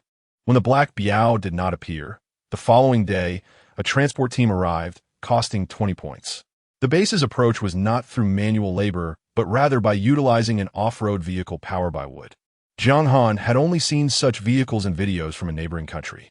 Though small, the vehicle was fully equipped, featuring a tree-cutting apparatus and a gantry crane, which swiftly loaded a tree onto the truck. Jiang Han and Niu Ming had already packed up their tent early that morning, and after clarifying their arrangements with the transport team, they set off. Although the Black Biao had not shown up, it was clear that they needed to abandon the campsite. Having previously hosted Lily and her companions, and the meal packages were now consumed and needed to be exchanged. Thus, they made their way directly to the station, where Jiang Han exchanged the dried vegetables she had collected for 30 points. Coupled with the 60 points from selling trees, they totaled 90 points, all converted into food. After just 2 days in Zone 5, they had been busy chopping trees, picking beans, and foraging for wild vegetables, accumulating a total of 150 points. If they could maintain this pace for a month, they would earn at least 2,000 points, which was quite favorable. However, at present, aside from the 15 meal packages just exchanged, they had only acquired a single saw, leaving them with no remaining points, truly living paycheck to paycheck. Xiaohan, where shall we venture next? Niu Ming asked, burdened by 2 tents and the 15 meal packages, his overstuffed backpack nearly towering over him. Yet, he felt no fatigue, brimming instead with enthusiasm. Having experienced the ease of a hearty meal, Niu Ming began to agree with Jiang Han's perspective. When well fed, one need not worry in times of trouble. Jiang Han, equally excited, replied, "Big Niu, let us head towards the spring where I spotted the leeches." She had a new goal in mind. No longer would they chop trees. After a day of labor, the prospect of carrying heavy logs was daunting, and foraging for mushrooms seemed far more advantageous. Niu Ming had previously followed others in tree cutting, earning 1,000 points monthly, and now willingly adhered to Jiang Han's plans. However, upon hearing about the spring and leeches, his eyes widened in surprise. "Xiaohan, aren't you afraid of the leeches chasing after you?" Jiang Han scoffed, "I'm not worried. Those blood-sucking leeches find a meal on my impoverished bones. I intend to barter with them instead." From the information Lily and her companions had provided, Jiang Han had discovered a price list for resources, prominently featuring dried leeches at 500 points per pound. Such a high price indicated that leeches were scarce. Fortune favors the bold. Wealth cannot be amassed without taking risks. Jiang Han, undeterred by the leeches, now sought to exploit them, eager to pursue and capture them. She refused to believe that even the most formidable leech could outmatch someone driven to desperation by poverty. Jiang Han inadvertently discovered a spring, which, in terms of straight-line distance, was not far from the previous campsite.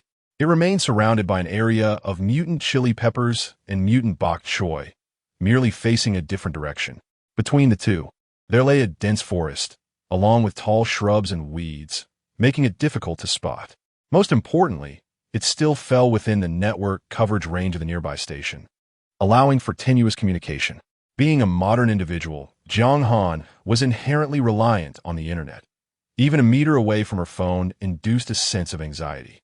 Furthermore, she needed to maintain contact with Sister Lily and the others, so she could be promptly informed of any developments. The two of them circled back, returning to the edge of the spring. From a distance, Jiang Han caught sight of the leech still crawling over the moss, and her lips curved into a smile as she felt akin to discovering gold bars. These creatures had transformed into charming little beings, no longer frightening. The tent was pitched 100 meters away from the spring, a safe distance since leeches could not stray far from water. With the axe and saw in hand, Niu Ming and Jiang Han erected the tent with greater speed. This time, they not only set up the tent, but also prepared to construct a shelter capable of withstanding rain, intending to stay for an extended period. The first task in establishing a shelter in the wilderness was to start a fire. The ground was covered with tree roots and seeds, if it were not burned first. A sudden rain could lead to waking up to a green carpet of grass inside the shelter, with one entangled in tree branches like a candied fruit. Nioming gathered dry twigs and dead grass from the surroundings and piled them on the cleared ground before igniting a fire. The flames roared, and thick smoke was subdued by the dense canopy above, with only a small amount escaping into the air. More smoke lingered among the leaves, causing insects hiding in the branches to fall with a crackling sound. Although the perimeter had been cleared by the patrol team, it was primarily for larger animals. Each individual had to remain vigilant against such insects. Previously, temporary tents did not require concern for these creatures, but now it was essential to clean them out, or else they would invade the shelter and cause harm. At that moment, Jiang Han spotted caterpillars, as thick as a thumb and longer than a middle finger, with their hairy bodies brandishing large jaws as they crawled about wildly. Startled, she began to strike them away with a stick. Nioming waved a small tree with leaves, sweeping the fallen caterpillars far away. As they busied themselves, Jiang Han's wristwatch suddenly beeped. Picking it up, she saw a message from Sister Lily. Little sister, those two individuals from yesterday have been captured and returned to the base. You need not worry. When Sister Lily's companions had come to retrieve them the previous day, they had mentioned their intent to capture the black leopard. It had only taken half a day to resolve the matter, and concerned for Jiang Han's anxiety, Lily had specially informed her. After pondering for a moment, Jiang Han chose not to disclose her relocation plans and simply replied, "Great, Sister Lily is truly impressive." Soon, another message from Lily arrived. "We are heading back to the base as well. Is there anything you need us to bring?" Jiang Han quickly responded, "No, I lack for nothing. Thank you, Sister Lily." Though she desired to ask for something, she could not voice it, as she was truly penniless, without even a single point to her name. Through the messages, Jiang Han lifted her gaze towards the spring. "My little treasures, you must wait for me." After the fire died down, the insects in the branches were also smoked out. Nioming, imitating the wooden shed at the station, first fashioned wall posts from logs as thick as his arms, then cut slender branches from the surrounding area to weave walls around the posts. Jiang Han selected large leaves, stuffing them between the branches until they were completely packed, allowing no light to penetrate. If they could find some mud, they could seal the edges, effectively blocking even the wind. However, for now, they could only dream of that. Where there was water, there were leeches, so it was best to wait until they had cleared away those little creatures first. After sealing the wall gaps, they still needed to cover the top with leaves, a task that would require Nioming's assistance. He used an axe to chop down leafy branches, layering them on the roof until it reached a thickness of half a meter. Nioming nodded in satisfaction. "If we can find some large leaves to cover it, we won't have to worry about leaks." The large leaves he referred to were akin to those of banana trees, which were abundant in the wasteland, although they had yet to find any in the past few days. Once they did, they would return to use them for roofing. Inside the wooden shelter, they placed the tent, creating a double layer of protection, ensuring a safe night's sleep. After a day of labor, they were finally able to conclude their work, and Jiang Han began to prepare a meal. She took out a basic meal pack, musing to herself, "Eating like this every day won't do. It seems I will have to process this food further in the future." The day before, Jiang Han had examined Sister Lily's living materials and gained a general understanding of the Wasteland's culinary practices. The food at the base primarily consisted of finished or semi-finished products. Aside from basic meal packs as dry provisions, there were various canned goods, both meat and vegetable-based. Additionally, there were dehydrated vegetable packs, jams, dried fruits, and jerky. All these raw materials were sourced from the wilderness. Residents gathered various ingredients from the wild and submitted them to the base to earn points.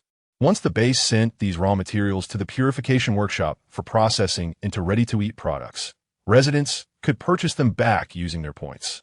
Another category consisted of pollution-free foods produced by the base's farms, including high-quality ham and bacon from raised livestock and seafood, as well as salads that could be consumed raw, naturally priced at a premium.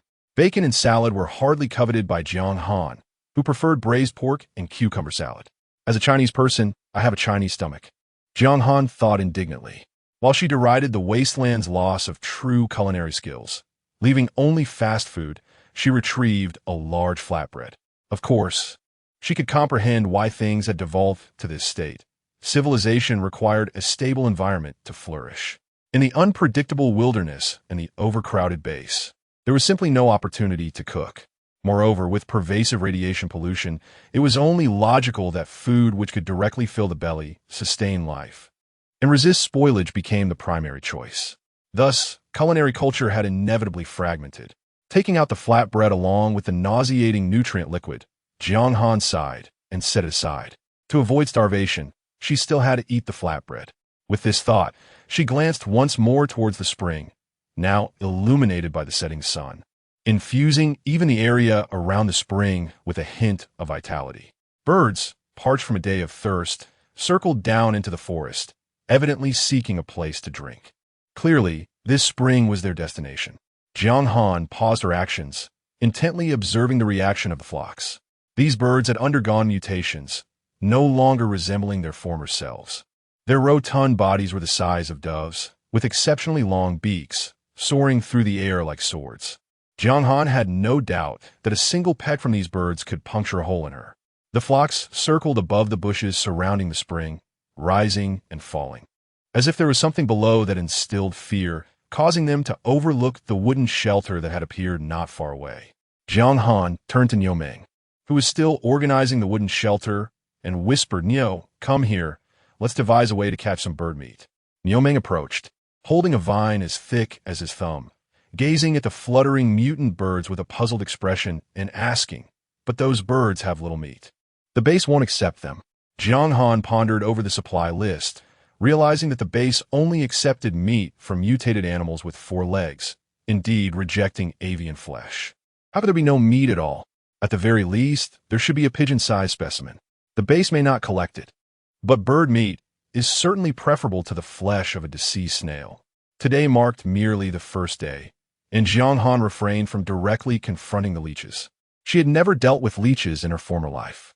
Moreover, these creatures could dive, swim, and even launch themselves to pursue their prey, transforming into a formidable hybrid of aquatic and terrestrial predators.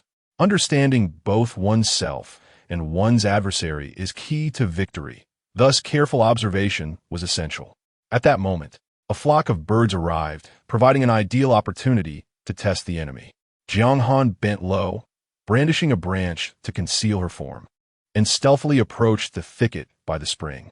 Niu Meng mimicked her actions, clutching a twig adorned with a few leaves, trailing behind her with careful steps. However, his large stature rendered the branch ineffective as a shield, resembling more of a lightning rod atop his head. Fortunately, Jiang Han's focus remained on the flock, oblivious to Niu Meng's cumbersome movements. Gradually, they crept behind the bushes. The spring was modest in size, with water pooling into a square meter around the roots of the grass. A ring of moss surrounded it, beyond which lay the thicket concealing Jiang Han and Niu Meng. The bushes towered high, requiring proximity to glimpse the opposite side. At that moment, the birds were fluttering up and down, diving one after another toward the waterhole, then swiftly dipping their sharp beaks into the water before taking flight once more. Meanwhile, the mutated leeches, as Jiang Han had observed earlier, seized the opportunity to launch themselves at the airborne flock. The mutated birds exhibited remarkable agility, drinking water, dodging threats, while the leeches plummeted like raindrops into the water, creating splashes that only highlighted the elegance of the avian creatures. This entire spectacle unfolded in a mesmerizing synchrony, as insects and birds seemed to perform a well-rehearsed dance, leaving Jiang Han in awe. Even the most graceful of birds can falter. One inexperienced bird dove too aggressively and nearly skimmed the water surface. A single misstep could prove fatal, and at last, a leech collided with one of the birds. The mutated leech latched onto the bird's eye, causing it to tumble onto the moss beside the spring. The startled flock ascended, vanishing into the sky in an instant. The ensnared bird struggled desperately to regain flight, but the agony in its eye rendered it uncontrollable, attracting more leeches. Long and wide, the leeches converged, swiftly enveloping the mutated bird. Jiang Han, concealed behind the bushes, monitored the scene with bated breath. This singular mutated bird likely would not suffice to sate the leech's hunger. 5, 9, 10. 10 seconds elapsed before a notably larger leech released its grip on the bird, retreating towards the waterhole. Jiang Han gasped, astonished that within a mere 10 seconds, a pigeon-sized mutated bird had met its demise. She seized a nearby stick, extending it through the thicket to probe at the lifeless bird, eager to observe the appearance of its blood-drained carcass. One might wonder how her courage had burgeoned. Previously, she had been startled into a jump by the leeches. Yet now she dared to poke at a fallen bird. Her newfound bravery surely stemmed from the protection of the thicket.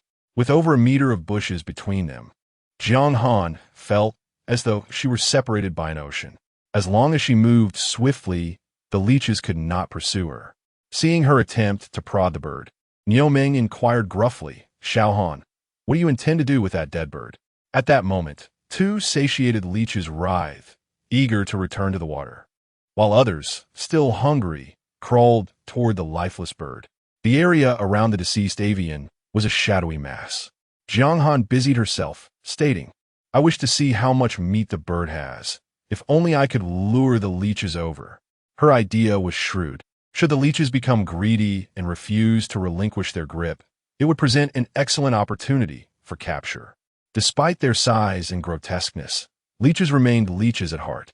While they feasted, Jiang Han's stick struck the bird's body, and suddenly, a violent tremor startled the leeches, causing them to recoil and hastily retreat to the water. Niu Ming, witnessing Jiang Han's struggle with the stick, reached through the thicket to retrieve the bird's carcass. Jiang Han quickly handed him the stick, advising, "Use this, don't touch it directly." There were still leeches in the vicinity, and their potential to harbor viruses posed a threat. If one were to spring onto Niu Ming's hand, it could result in a swarm of pests. Niu Ming took the stick and deftly nudged the bird's body into the thicket. Jiang Han employed a branch to secure the bird's legs, dragging it swiftly back to their makeshift shelter. Once she deposited the carcass on the ground, she brandished an axe and began to dissect it. Niu Ming observed, bewildered, "Xiao Han, what are you doing?" As she worked, Jiang Han explained, "We need to examine the bird's anatomy for any anomalies due to mutation, and to determine if any blood remains after the leech's feast."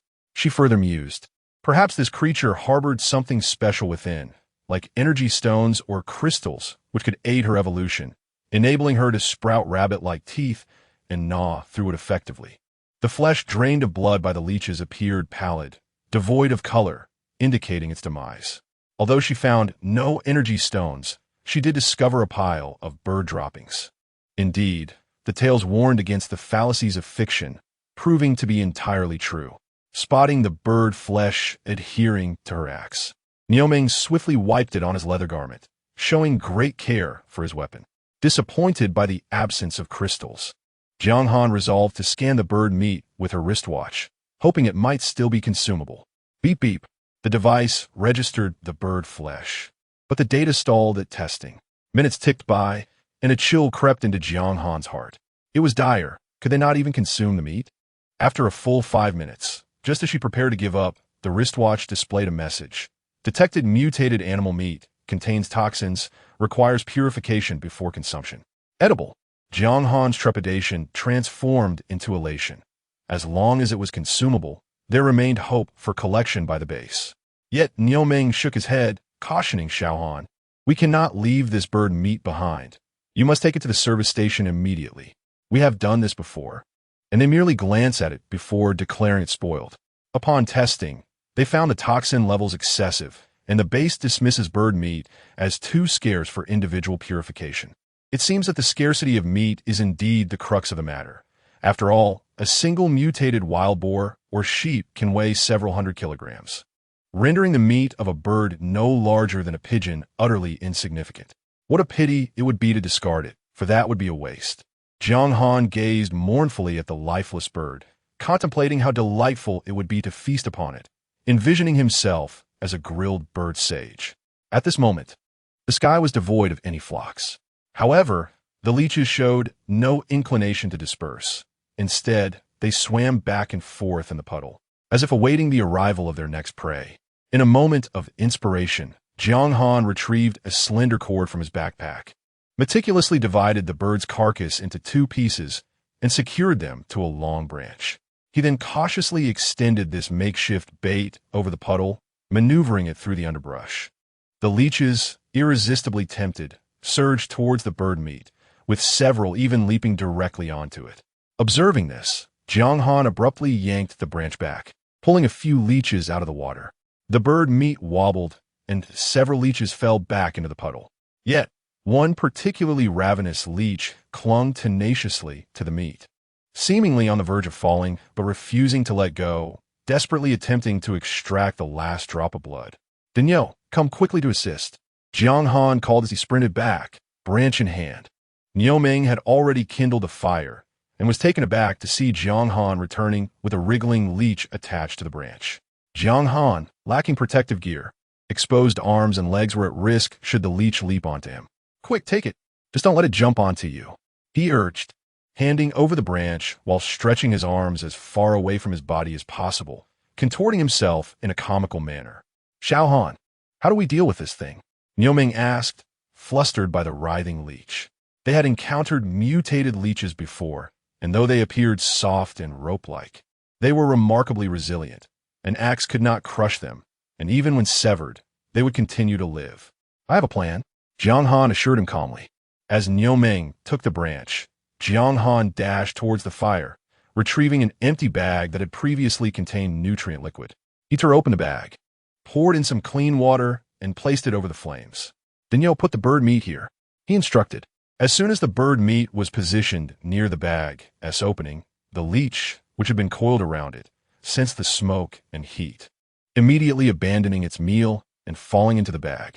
The bag was too small, and before the leech could escape, Jiang Han swiftly pressed a pouch of nutrient liquid against the opening, executing the maneuver seamlessly. Once everything was set, he clapped his hands in satisfaction, declaring, "No pot? This will suffice. We shall boil the mutated leech and see if it survives." Niu Ming, wide-eyed with disbelief, exclaimed Xiao Han, "One tea that burned through?" Jiang Han, tending to the fire beneath the paper bag, replied nonchalantly, "Fear not, it won't burn through. Just watch." Indeed, while it is generally inadvisable to place a paper bag directly in the fire, the presence of water within alters the dynamics. In the wasteland, plastic products are costly, and metal is equally precious, compelling the residents to utilize wood for most materials. Food packaging consists of paper made from wood pulp, and even clean water and nutrient liquids are contained in specialized paper bags that do not leak. The concept of boiling water in a paper vessel is grounded in basic physics. Paper ignites at 183 degrees Celsius, while water boils at 100 degrees.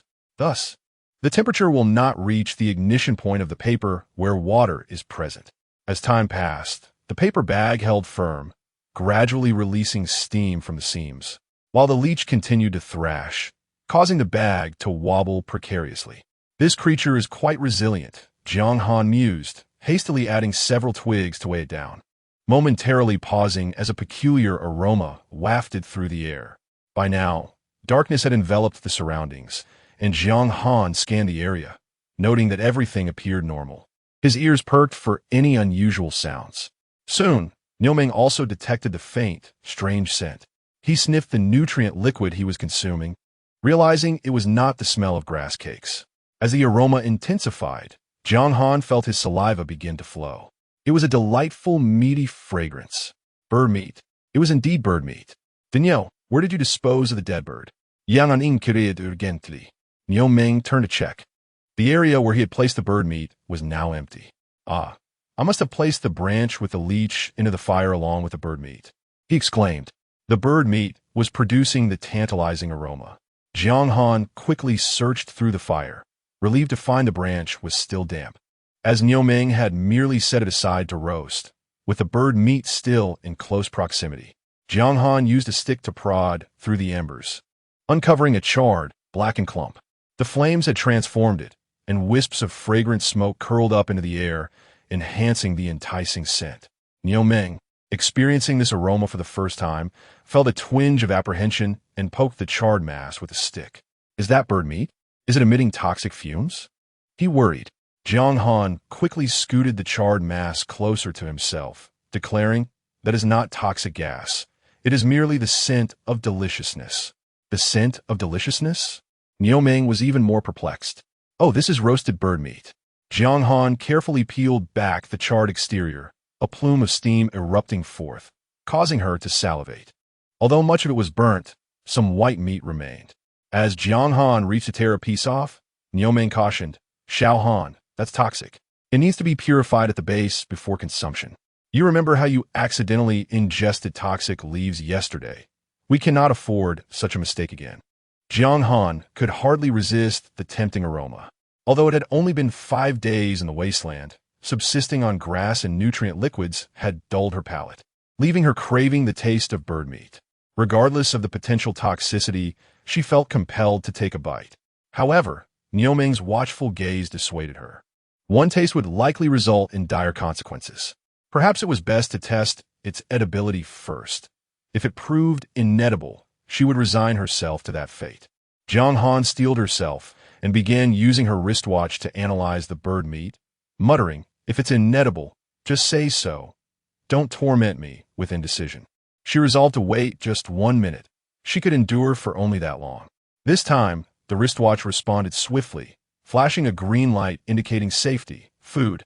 Jiang Han's thoughts were still racing as she processed the revelation. 1 minute is my limit, and it is indeed food. Dinyo, did you hear? It's food. We can eat it. Niu Ming, still bewildered, replied, what food? You must be mistaken. That's just grass cake. Jiang Han's earlier intention to eat the grass cake was still nearby. Ah, not the bird meat. She felt a pang of disappointment, but was unwilling to give up. She tested the grass cake. Beep, beep, food. Then she tested Niu Ming's nutrient liquid. Beep, beep, food. Finally, she pointed the watch at the bird meat again. Beep, beep, food. This time, Jiang Han was certain there was no error. It was indeed bird meat. Ha ha ha, bird meat is food. Bird meat is food. Jiang Han exclaimed in sheer delight. Niu Ming was left speechless, scratching his head as he pondered, I've seen others eat meat, only to vomit shortly after. It must be poisonous and inedible. The joy that Jiang Han felt was beyond verbal expression. She eagerly used a sharpened twig to extract a morsel of bird meat. Wild animals are not domesticated varieties. They possess fur, but lack flesh. Having just chopped the bird meat with an axe, the remaining portion was scant. Half of it swept away by ash and charred. Only a few tiny strands were salvageable. Placing a strand of bird meat in her mouth, devoid of salt or flavor, the sinewy texture moved Jiang Han to tears. This was not merely a consumption of meat. It was a reconnection of the soul with the body, a refinement of her character. Although she adored rabbit ears, she had no desire to be a creature that subsisted solely on grass. Nor did she wish to consume snails or cockroaches. Ha! There is hope for the future. Today bird meat, tomorrow dragon meat. Dainyu, come share a piece. Good things are meant to be shared. Niu Ming is indeed a good brother. However, Niu Ming shook his head repeatedly. No, I've never tried it. I'm too afraid to eat. He expressed concern. Xiaoan, is it safe for you to eat that? The provisions from the base included high-protein, low-fat nutritional liquids, alongside superior canned meats, smoked meats, and jerky. Yet, both she and Xiaohan had never partaken, as they were too expensive. It's fine. Seeing Niu Ming's reluctance, Jiang Han did not insist. Without seasoning, it would leave a bad impression. She resolved to let him taste something better in the future. She directly placed the meat strands into her mouth. This meager portion was inadequate to satisfy her hunger, only intensifying her cravings. However, before she could swallow the meat, a smile froze on Jiang Han's face as a sudden thought struck her. Are we still engaged in something? At that moment, Jiang Han sensed something was amiss. The second-generation genes indeed bore defects, as her mind seemed somewhat sluggish. Niu Ming was like this, and so was Lily, though their carefree natures could be described as amiable. They were indeed somewhat dim-witted. Even the original entity, who aspired to civil service, was rated merely as competent. Niu Ming, taken aback by her inquiry, replied, we are eating. We aren't doing anything. Yet, Jiang Han's gaze fixed on the bird meat, and suddenly darted towards the fire. Leeches. She had been so focused on preparing the bird meat that she forgot about the leeches boiling in the paper pot. Fortunately, the leeches remained, though the water was nearly evaporated. The upper portion of the paper pot had turned to ash, leaving only a base, revealing a curled-up dead leech, which would burn entirely if left any longer. Jiang Han carefully lifted the nearly empty paper pot using 2 twigs and set it gently on the ground. "Tomorrow, if I dry this leech, I can exchange it for points," she said cheerfully. With food, drink, and money to spare, life appeared promising. After enjoying the bird meat, the night passed as Jiang Han eagerly envisioned the future. The next morning, sunlight bathed the forest, and Jiang Han hurried to the spring to observe the leeches.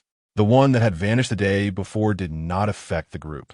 The leeches were again clustering by the moss, awaiting food to descend from the heavens. Jiang Han, too, was biding her time, hoping for birds to arrive and feed the leeches, so she could conveniently collect one. If only she could gather bird meat every day. Furthermore, she sought to understand why raw bird meat was toxic while cooked bird meat was deemed food. Additionally, she recalled Nioming's warning against eating meat. Previously, when he scavenged with others, they had encountered food shortages and had to resort to burning meat for sustenance. The result was toxic meat that caused discomfort, requiring those who consumed it to rest for half a month upon returning to the base, only recovering after treatment. Hence, he was genuinely concerned for Jiang Han's safety in eating bird meat. There was certainly something amiss if Jiang Han wished to enjoy roasted meat regularly. She needed to uncover the truth. However, the birds only came to drink in the evening, and waiting all day would be a waste of time. There were other tasks to attend to that day. Nioming ceased chopping trees. Instead, he sought large leaves to cover their shelter and hurried to expand it. This morning, the base's weather forecast indicated a green rain expected within 10 days, urging everyone to prepare in advance.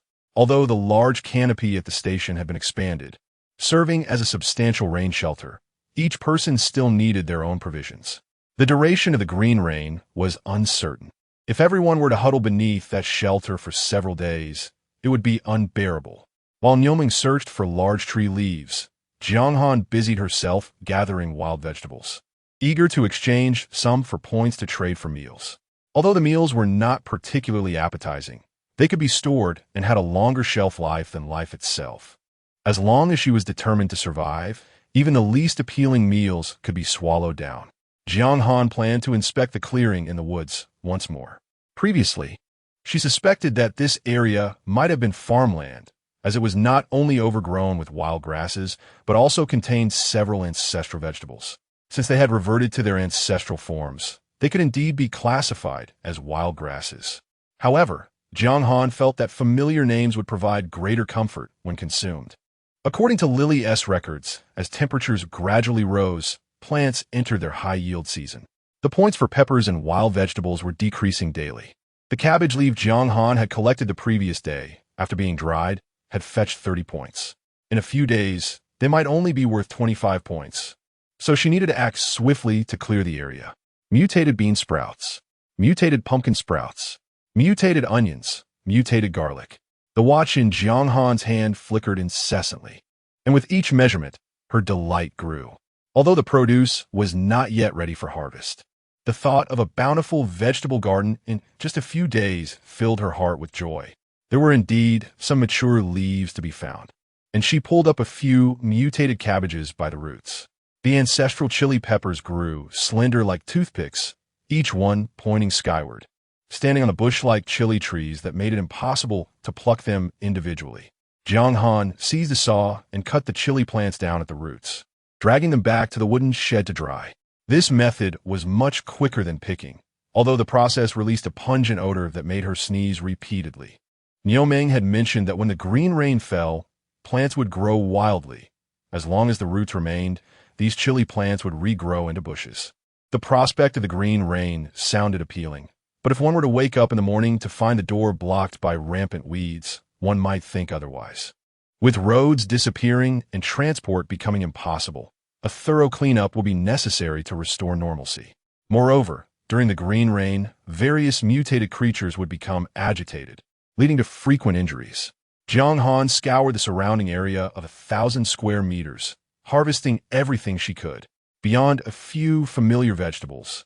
There were numerous grasses that her watch could not identify. Nevertheless, since her watch indicated that they were edible after purification, she carelessly stabbed them with the saw blade. Now, Jiang Han understood why everyone referred to those large flatbreads as grass cakes. It turned out that aside from a small amount of mushrooms grown in the base, the main ingredients consisted of moss, fern roots, and predominantly wild grasses. Reflecting on the impoverished Westerners who consumed black bread mixed with sawdust, and the Eastern famine victims who resorted to Quan Yin soil out of hunger, she realized that these fermented wild grass cakes at least wouldn't lead to starvation and were nutritious, making them the best sustenance for survival. As the wild vegetables accumulated, Jiang Han found herself unable to carry them all and had to leave them behind, waiting for Niumeng's return. Ding, ding, ding. While she was busy, a message from Sister Lily arrived on her watch. Little sister, the green rain is coming. Everyone else is returning to the base. Will you come back? If you do, I'll take you for a manicure. She still cared for Jiang Han, that little rabbit. Jiang Han quickly replied, Sister Lily, we won't be coming back. How is your health now? Li Li and her companions had returned to the base the next day after getting injured while mushroom hunting and narrowly escaping a robbery by a black beast. Reporting the incident to the patrol team, who subsequently captured the black beast, Lily responded, I bought some healing agents. I'm feeling much better now. Thank you for your concern, little sister. Jiang Han pondered for a moment and then edited her message. Sister Lily, do you know the current price of leeches? After a brief silence, Lily replied, the price of leeches remains unchanged at 500 points per pound. In reality, no one gathers enough to exchange for that. They typically bargain with the service recycling station, selling each dried one for 30 points. Little sister, be very careful when catching leeches. If you get bitten, the bleeding may not stop and could be fatal. You must prepare a coagulant spray before you start. Lily's advice was very thorough.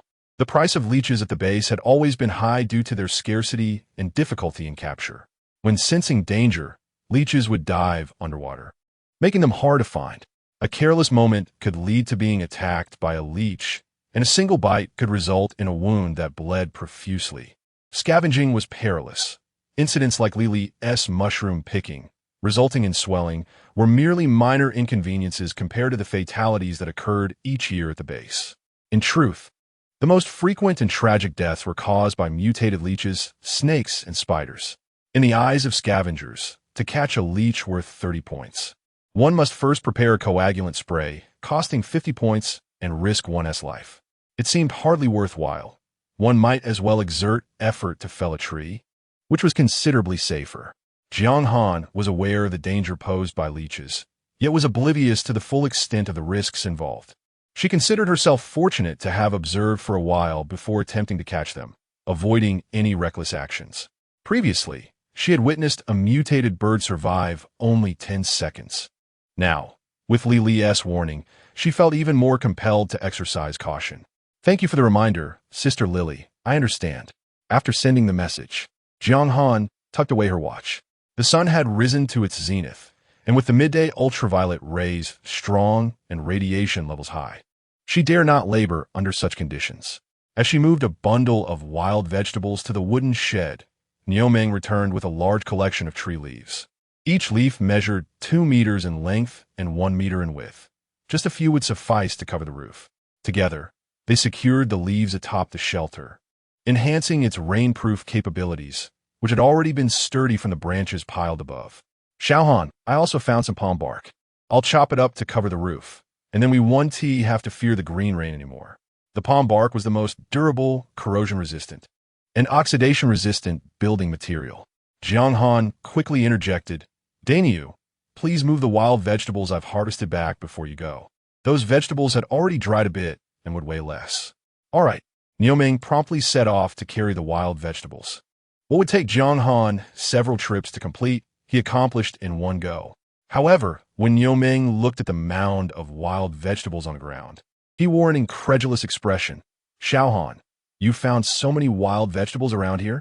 How come I didn't see a single one? Compared to the dangers of mushroom picking or leech catching, foraging for wild vegetables was the simplest and safest task, with the lowest point value. Wild vegetables could be found in abundance almost anywhere. Yet, for someone like Jiang Han to stumble upon such a large quantity was quite rare, unless in a team. The last time they had managed to gather non-toxic bok choy They had earned 30 points in half a day, assuming no one else had come through the area recently. Hence the abundance of wild vegetables. However, even now, Jiang Han was somewhat surprised by the quantity. She had been measuring as she walked, feeling as though the plants were presenting themselves before her. Of course, it was impossible for the vegetables to come running towards her. They had no legs. During her time in the wilderness, Jiang Han had begun to sense her true talent. Often, she relied solely on intuition to identify plants, and her tests were consistently useful, marked by a strong sense of purpose that saved her time. Was this perhaps due to the timid and vigilant nature of rabbits, thus embedding them into the genetic warrior sequence? Otherwise, what use is a rabbit warrior devoid of combat prowess? The more Jiang Han pondered this, the more he found it to be true. In the modern world, as a city dweller, he possessed no wilderness survival experience. Yet here, discovering wild vegetables and sensing danger came as second nature. Lily and her companions were seasoned scavengers, nearly losing their lives over mushroom foraging. Despite each member of the group earning over 1,000 points, they had to return to base for a much-needed rest. However, for the past 2 days, Jiang Han had been running around the open spaces and forests without encountering any mishaps, largely due to the patrol teams having preemptively driven off the fierce beasts. Nonetheless, this wasn't a playground. The woods harbored oversized caterpillars and lizards capable of standing upright on their hind legs and sprinting. In the grass, there were palm-sized black grasshoppers, various ant nests, and even leeches that preyed on birds. Yet, Jiang Han instinctively managed to evade all forms of danger, sustaining no injuries whatsoever. It seemed clear that he should henceforth follow his instincts, yielding to his nature, eating what he desired, sleeping when he wished, being lazy at will, and indulging in games whenever he pleased. With a chuckle, Jiang Han gathered the wild vegetables, far too many to dry on his own, especially with the impending rain that could arrive at any moment.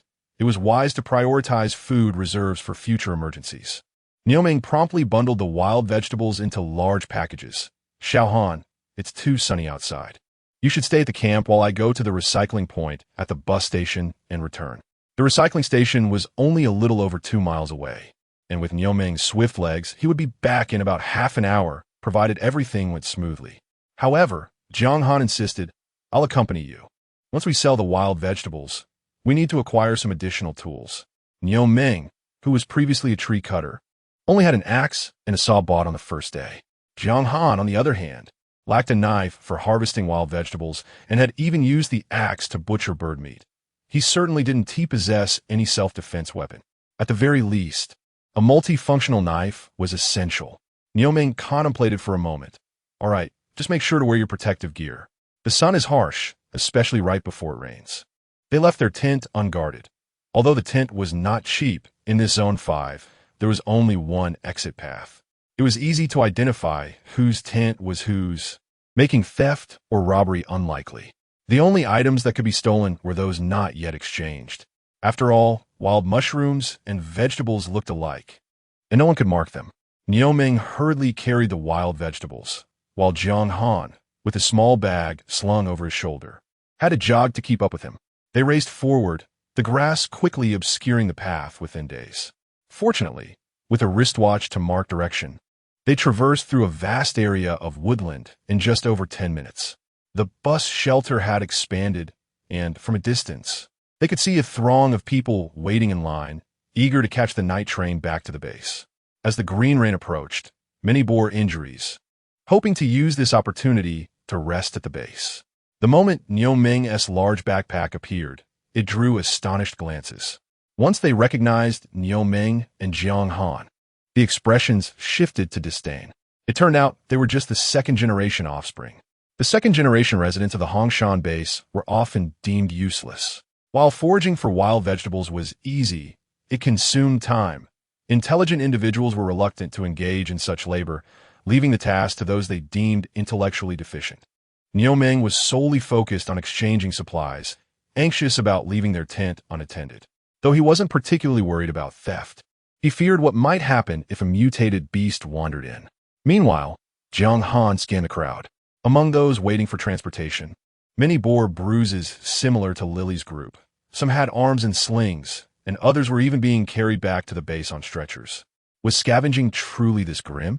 At the recycling station, Nioming dumped the hefty backpack of wild vegetables onto the inspection table, filling it to the brim as several staff members spread the vegetables for security checks. At that moment, Nioming spotted someone he knew in the crowd waiting for the bus, who called out, "Dinyo, why are you out foraging for wild vegetables? No wonder we didn't TC you cutting trees this time. Did no one want to team up with you?" Though the remark was intended as concern, Jiang Han perceived it as tinged with sarcasm. Laughter erupted from the crowd, some suppressing their amusement, while others laughed heartily. For these genetically modified individuals, others generally regarded them as mere laborers. Nioming, with his great strength, was actually quite popular when it came to forming teams. For instance, that hefty backpack of wild vegetables would require at least 3 ordinary individuals to carry. To say he had no one to team up with was clearly mockery. Nioming, seemingly oblivious to the ridicule, chuckled and scratched his head. "I'm teaming up with Xiao Xiao, so I'm not cutting trees anymore." Xiao Xiao. The speaker turned to the small, hat-wearing Jiang Han, who resembled a diminutive bean sprout, and exaggeratedly exclaimed, "Ah, you're scavenging while bringing a child along? No wonder you can only dig for wild vegetables." It was incorrect to say Nioming was raising a child. Everyone who knew him was aware that this bull-headed man had started scavenging at the age of 12 and was now caring for another second-generation individual at the base. He provided well for them, spending points to stay in a single dormitory rather than the general dormitory for ordinary folks. He had been caring for this child for several years, and it turned out to be the very same waste of space. In the Wasteland, being able to work and labor was regarded as valuable. Otherwise, one was deemed worthless. With the comment directed at her, Jiang Han turned and shot a furious glare at the instigator.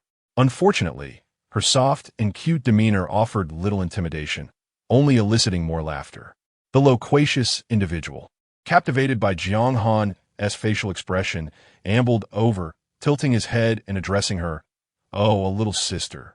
With the green rain coming, why not come back to the base with your brother? It's unsafe here, and I'll cover your fare." Jiang Han retorted coldly, "Get lost. I'm not interested in your fare." Her rebuke only heightened their amusement, as the man reached out to pat Jiang Han's head, grinning. "I like you just the way you are." Before he could finish, Nioming, who was still pushing the wild vegetables, swung a fist, sending the man tumbling back into the crowd. Having hurried with the heavy load, Nioming was quite hot and, with his leather garment slung over his shoulder, approached with wide eyes, panting heavily. "I'm the one who is Xiao Xiao's brother. If you dare to take her away, I'll beat you to a pulp." The man, startled by Nioming's fury, disregarded the pain in his chest from the earlier blow, retreating into the crowd while shouting, "I'm not taking her anymore." The flaw of second-generation individuals lay in their emotional instability. They could easily provoke a fight and not think twice about it. Staff members nearby quickly intervened, restraining Nioming. "Fighting is against the base regulations. Otherwise, you'll be fined 100 points. The mention of points jolted Nioming back to reality. He and Jiang Han had not a single point to their names and needed to sell the wild vegetables to exchange for supplies and tools. Incurring a fine was not an option. Jiang Han also pulled on Nioming's arm. "Brother, no fighting." Nioming huffed, rubbing his knuckles, and shouted at the man, "If you dare to talk nonsense again, I'll hit you again." No one uttered a word as they continued to queue for the train, which had yet to arrive. These individuals had been waiting for several hours, fearful that others might encroach upon their positions. After all, when the green rain fell, the tracks were obstructed by rapidly growing trees and wild grass, leaving them uncertain as to when passage would be restored. Jiang Han tugged at Nioming to help him reorganize the wild vegetables and whispered, "Brother, let's ignore them and quickly finish gathering the vegetables to exchange for goods." Nioming nodded in agreement. "As long as they don't bully you, I won't resort to violence." In the nursery at the base, both he and Xiao Xiao had been subjected to bullying, finding solace only in each other's company. It was only after they grew stronger that no one dared to intimidate Xiao Xiao again. The commotion quickened the pace of the staff collecting the wild vegetables, wary of Nioming truly engaging in a fight. The price per unit for the wild vegetables was indeed lower than last time, but fortunately, the quantity was substantial, yielding a considerable number of points. Niu took Jiang Han's wristwatch and credited her with 58 points. Jiang Han also submitted the mutated leech she had found the previous day. The staff member promptly stated, "Leeches are worth 30 points each. We'll take as many as you have." Jiang Han nodded, confirming what Sister Li had mentioned. This was a medicinal material known to aid in repairing bodily injuries, one of the components for a restorative agent. The wild vegetables and leeches amassed a total of 86 points, and Jiang Han wished to select a knife. The staff presented a wooden box, stating, "If you want a new knife, you must go to the base's shop. Here, we only have recycled old knives." The base's service station was indeed considerate. Those without points could opt for a pawn loan. When Jiang Han had come to Area 5 to scavenge and prepare for a tent, she had also pawned some of her supplies, intending to redeem them upon her return. To her surprise, within just a few days, others were already pawning their tools here. If she wished to purchase a knife, what if someone redeemed theirs? "I'm sorry, but I just need a small knife. A cheaper option would suffice," Jiang Han explained. The staff retrieved a short knife, saying, "This knife has not been redeemed. It's only 80 points. Don't underestimate its size. It's quite sharp and usable." Niu examined it closely. The knife was merely the length of his finger, narrow and thin. "Xiao Han, this knife is suitable for you." With 88 points available, it was just enough for the knife. Jiang Han reached out to touch it, but shook her head. "This knife is too small. I need one suitable for cutting wild vegetables." In truth, she rather liked that knife, feeling it would be perfect for gutting birds, but it was too diminutive for cutting grass. The staff then presented a larger, curved knife, stating, "Then let us use this one. It's for cutting grass and only costs 30 points, though you'll need to sharpen it yourself." The handle of the curved knife was corroded, pitted with grime, and the blade was caked in dark rust, rendering its metallic sheen unrecognizable. This was a result of having been exposed to the green rain and severely oxidized. If one wished to use it, it would require extensive polishing. Jiang Han accepted the knife, deducting 30 points, and used the remaining points to purchase 10 meal packages. Originally, 10 packages required 60 points, and Jiang Han, having exhausted her points, still fell short by 2. However, the staff member collecting the leeches was willing to cover the 2-point deficit, stating he was the head of the Area 5 service station and requested that Jiang Han bring him any leeches she found in the future. Jiang Han agreed, reasoning that it was a fair exchange, as each leech was worth 30 points. Thus, they exchanged contact information. "Yuan Station Master, when I find more leeches, I will certainly reach out to you."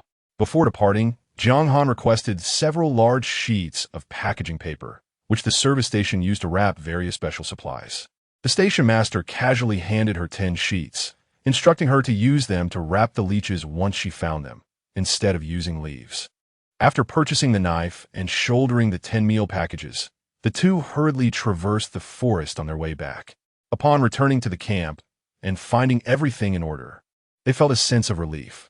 Now that their points were depleted, they would not have any income in the short term, unless they could catch a leech immediately. Fortunately, there was no imminent food crisis. With a total of 20 meal packages, they could sustain themselves for 10 days. In the past, they would have to ration their food, stretching it for over half a month. As long as they could accrue points within the next half month, they would not go hungry. Points flowed like water, silently entering and exiting their wristwatches. After their return, the sun blazed overhead, prompting Niu to begin expanding their shelter. They needed more space to shield themselves from the rain when it fell again. Jiang Han closed her eyes to rest, placing her wristwatch in the sun to harness solar energy, one of the high-tech conveniences available to ordinary people in this post-apocalyptic era.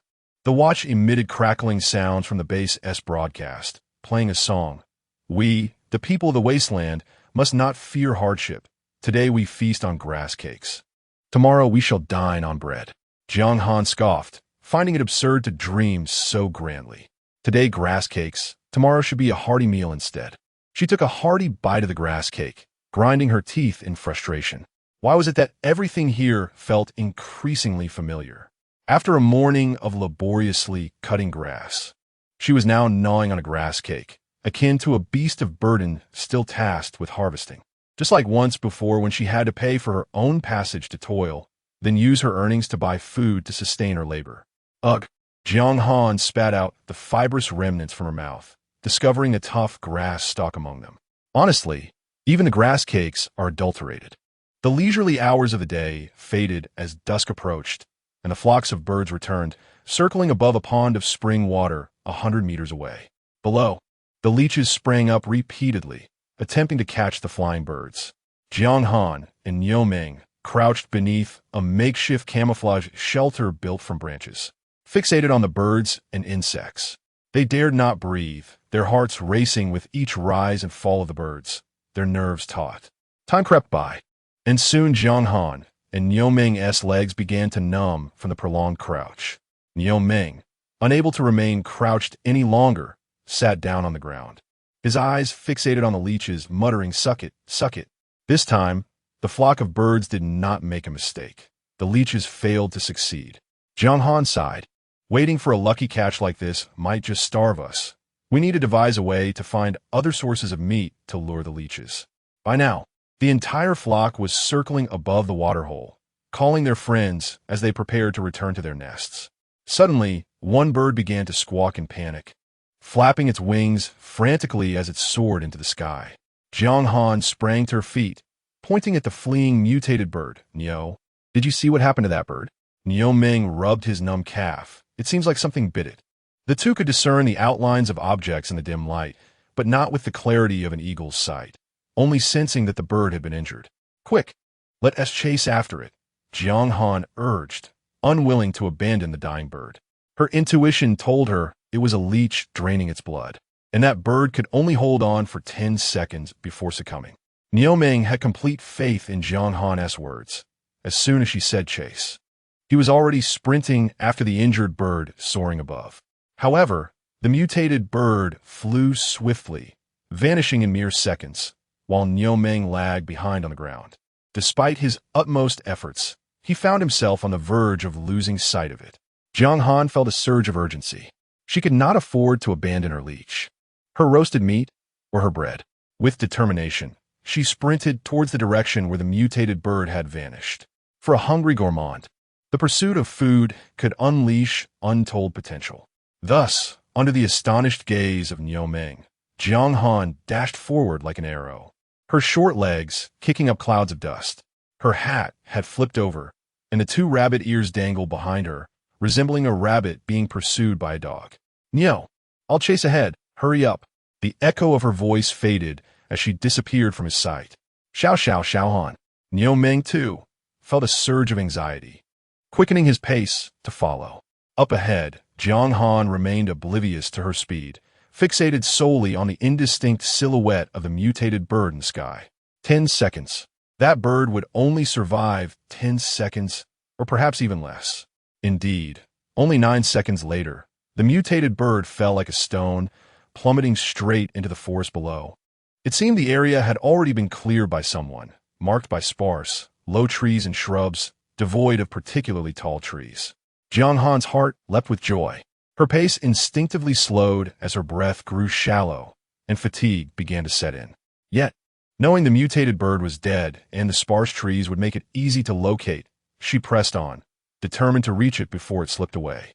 Just as she contemplated pausing to catch her breath, a sudden, deep roar echoed from an unknown location, startling Jiang Han. Her ears perked up, and instinctively avoiding the source of the sound, she veered into the forest. After a brief jog, she finally discovered the fallen mutated bird. It lay amidst a patch of grass, surrounded by scattered feathers. Cautiously, she approached and, to her surprise, found 2 plump leeches still clinging to the bird, desperately attempting to siphon the last drops of blood. They were not yet satiated and showed no intention of relinquishing their meal.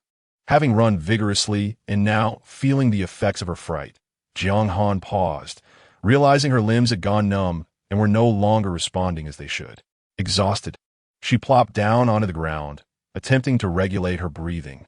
The 2 leeches, sensing the change, released their grip on the bird's corpse and made a frantic attempt to return to the water.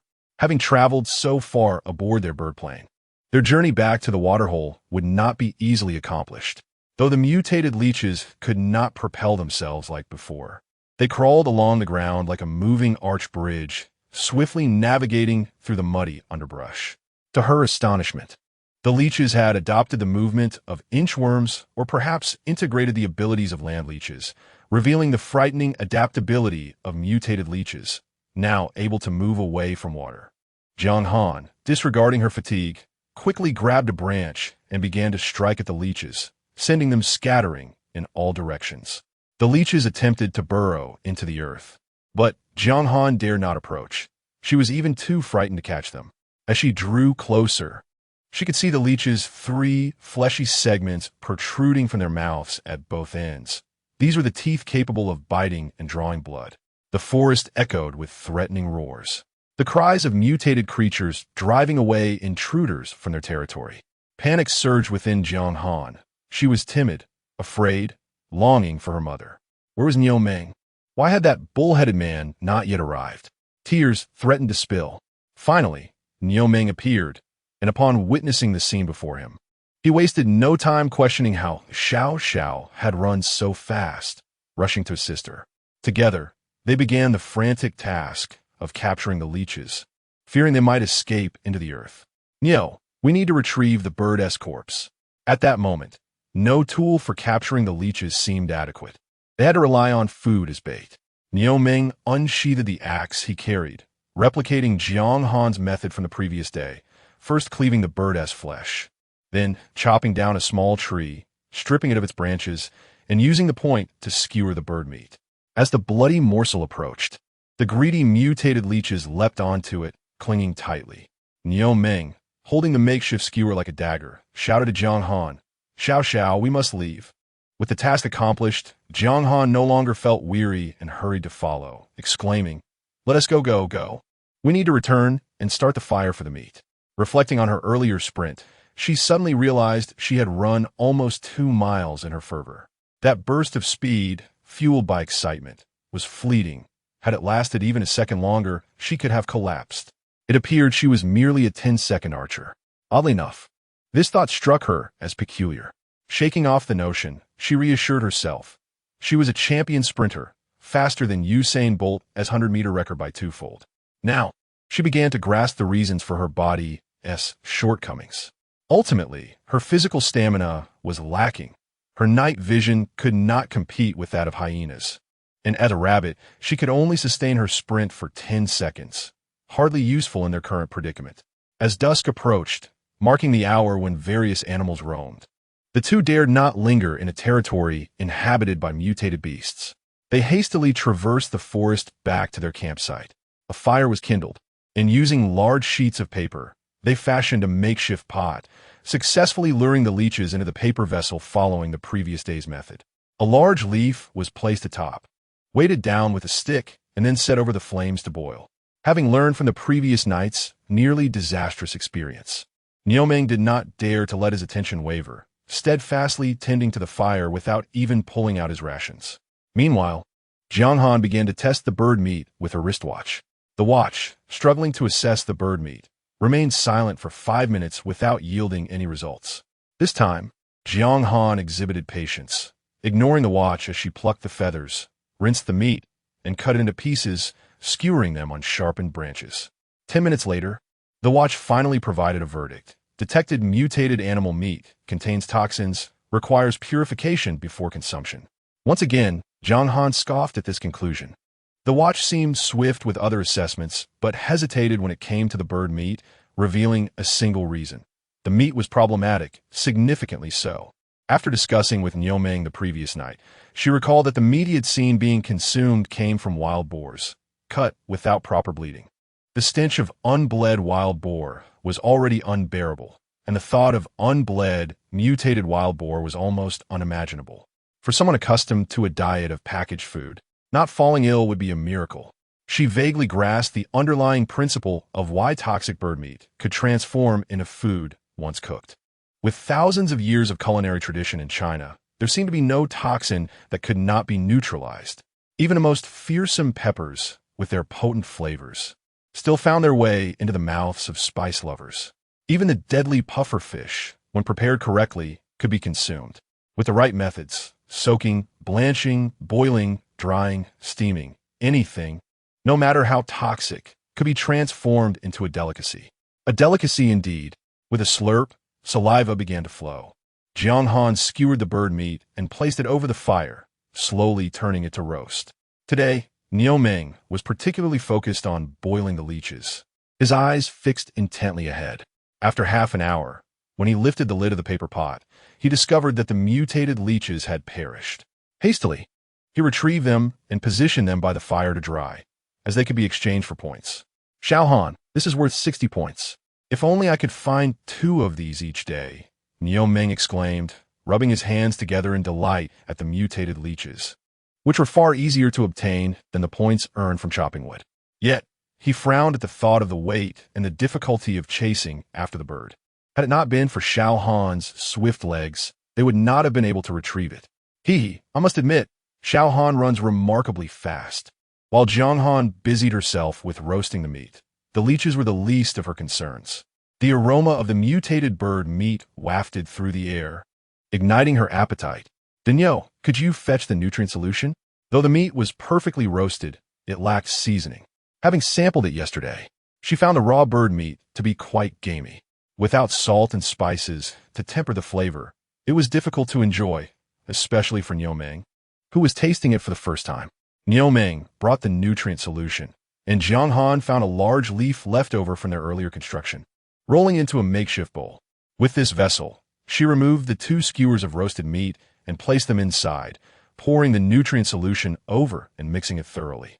Thus, the first dish of nutrient-infused meat in this wasteland world was ready.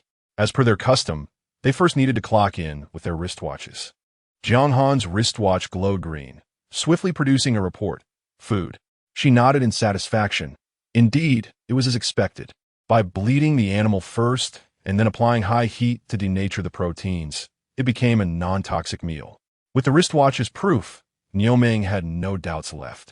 Merely gazing at her in astonishment, Jiang Han's choice to use the nutrient solution as a condiment was deliberate. The original body could not consume it. While Niu Ming was accustomed to its taste, and it contained salt, the addition of a nutrient solution made the first serving of roasted meat palatable for him.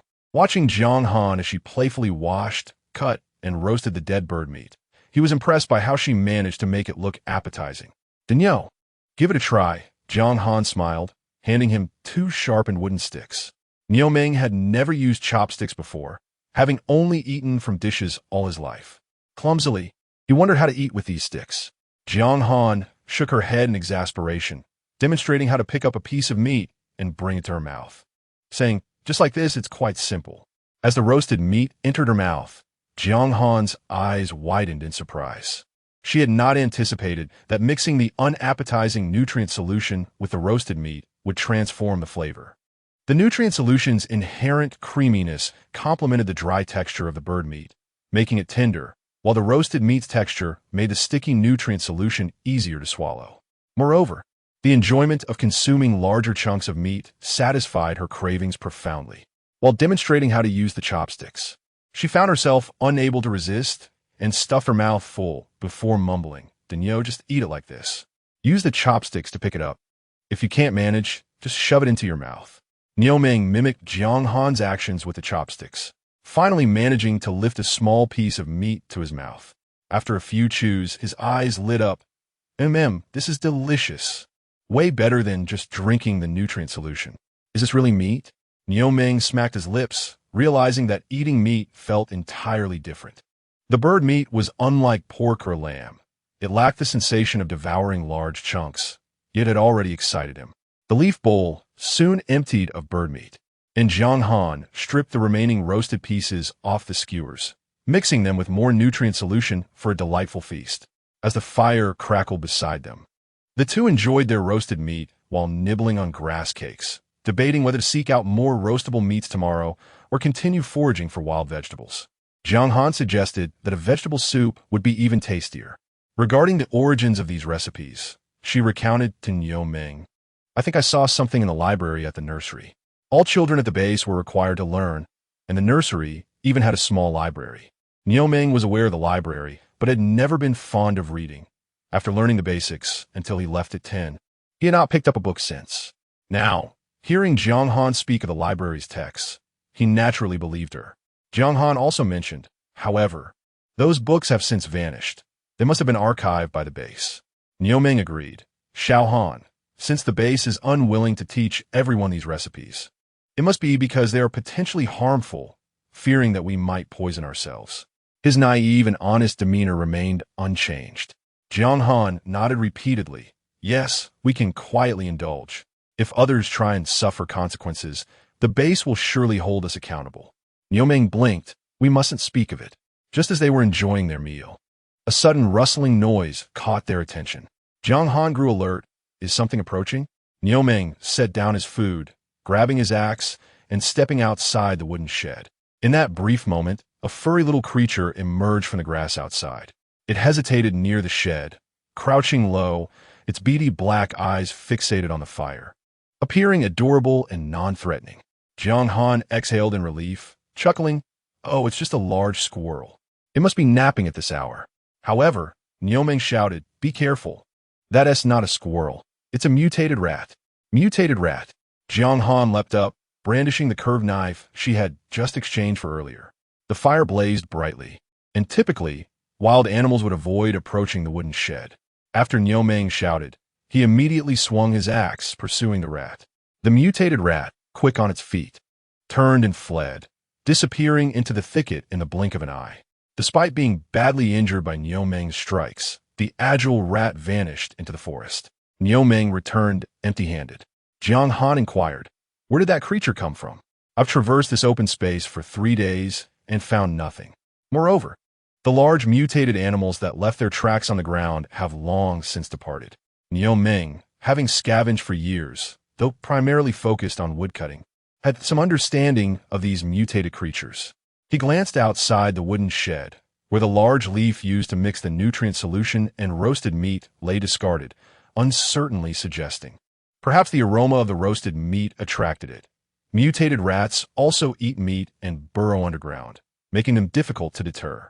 Jiang Han nodded in agreement. Indeed, rats are ubiquitous. Even if we drive them away temporarily, they will return swiftly. The only solution is to remain vigilant and seize every opportunity to eliminate them. Tomorrow, we should thoroughly inspect the area around the shed, cutting down the grass and shrubs, just like the protective perimeter around the base, to prevent mutated beasts from hiding within. Nioming procured a stone and commenced sharpening a rusty knife, for it was imperative to prepare it for potential dangers. Jiang Han perceived that the mutated rodent did not resemble the native inhabitants of this barren land. She recalled the forest she had ventured into while chasing birds that afternoon, where she had felt an incessant growling emanating from the depths. In hindsight, it was not from the forest's interior, but from beneath her feet. The calls of the mutated field mice. According to the information provided by Lily, mice and field mice share a similar appearance, but belong to different species. One emits a squeak, while the other produces a hiss. The former is more aggressive and will attack humans, while the latter, though less inclined to bite, still craves meat, warranting vigilance. Having feasted on roasted meat and acquired 2 leeches, Jiang Han's spirits remained high despite the unexpected appearance of the mutated rodents. On the following day, Nioming began clearing the weeds from the open space, determined to eradicate all the underbrush. The sun was obscured, casting a gloomy pall over the day. The weather forecast from the base resonated from Jiang Han's wristwatch. Good morning to the residents of Hongshan Base. Today is May 10th, overcast, with weak ultraviolet radiation and an increasing likelihood of rain. The cloud radiation levels are on the rise, with temperatures ranging from 15 to 30 degrees. Scavenger residents should be mindful of the temperature fluctuations. The fruit-bearing ratio in the orchard of Zone 3 has improved, and the wheat cultivated by the Agricultural Science Institute is on the brink of a bountiful harvest. As the announcements unfolded, a melodious song followed. Jiang Han, refraining from strenuous labor, trailed Nioming, gathering firewood. With their food situation resolved, they now endeavored to collect as much firewood as possible. As time passed, some mutated creatures that had evaded extermination began to manifest, posing a threat to their safety. However, as long as the campfire burned through the night, the mutated animals would refrain from encroaching upon the wooden shed. Moreover, when the green rain fell, temperatures would plummet, and without a fire, illness could ensue. In the wasteland, various types of firewood and dry grass were abundant, and the two managed to amass a considerable pile in just half a day. Jiang Han, we cannot leave this firewood near the shed. I will carry it to the base of a large tree, Niu declared. He meticulously cleared the underbrush within a 500 square meter radius around the shed and insisted on relocating all the firewood further away. Jiang Han felt it was rather distant. If we place it over there, won't it be inconvenient when we need it? She had not experienced the conditions of the green rain outdoors. Niu, striding forward with a hefty bundle of firewood, explained during the green rain. The grass both flourishes and perishes. If these grass piles are left outside, they will decay in just 2 days. While Niu believed he had elucidated the matter clearly, Jiang Han remained perplexed. Yet, trusting Niu knowledge, she acquiesced to his judgment. As they gathered firewood, they also sought the nests of mutated rodents. If any were nearby, it would be akin to a ticking time bomb, posing a constant threat to their safety. After clearing the brush, all the creatures concealed within were unveiled.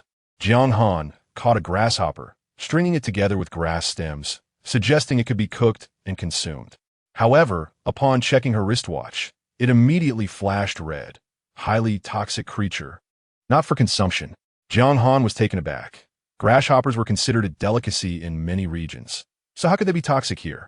She recalled that only during locust plagues did these insects produce 2 chemical toxins, benzyl cyanide and hydrogen cyanide, rendering them foul-smelling and deterring birds.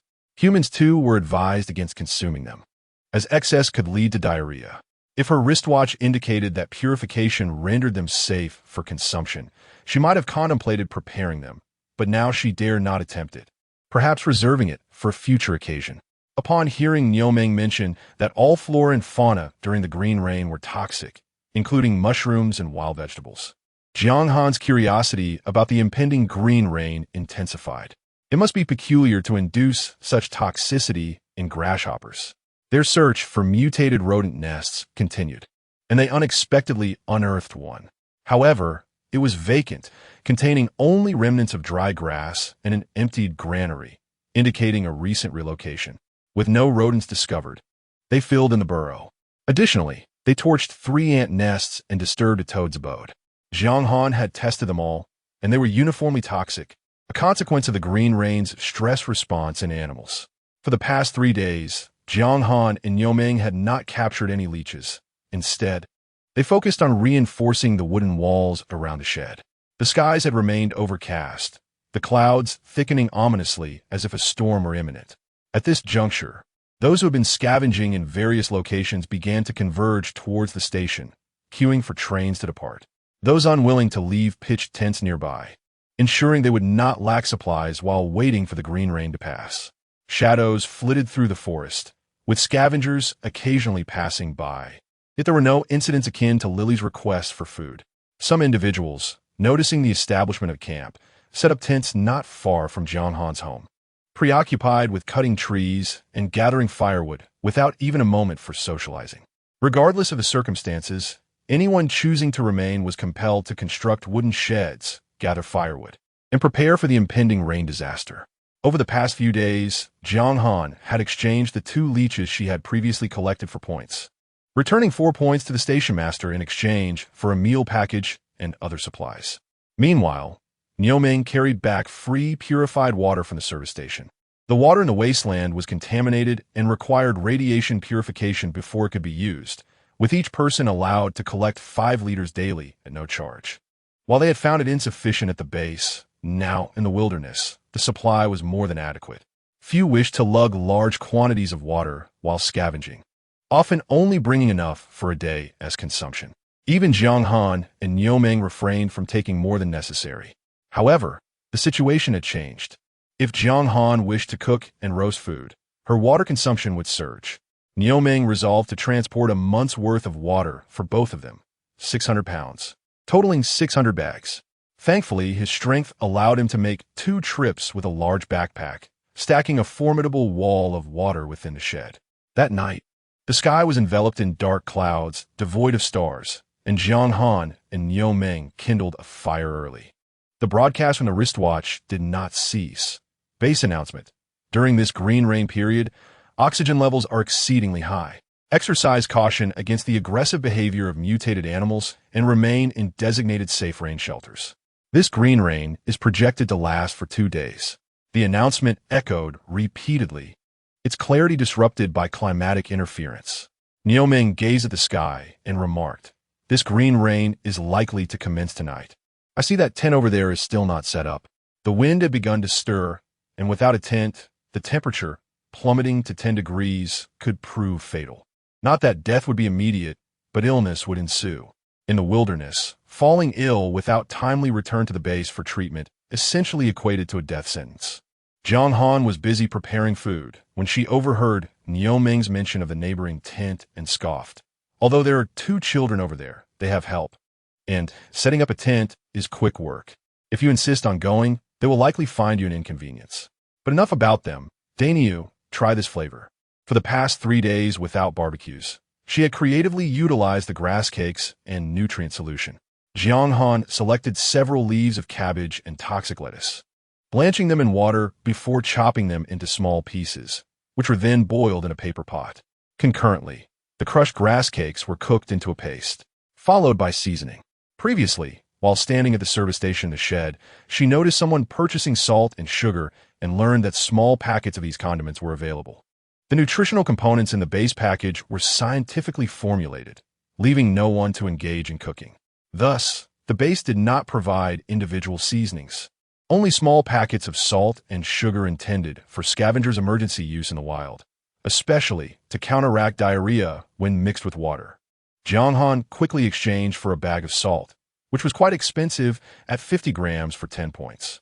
Sugar cost 20 points and had to be set aside for the time being. She added salt to the grass cake and vegetable paste, along with a quarter bag of nutrient solution. Although Jiang Han was not fond of the nutrient solution, it was necessary to supplement her diet in the absence of other sources of fat and protein. Given her poor physical condition, Jiang Han hoped to grow a bit taller, as she currently felt quite short and lacked stamina.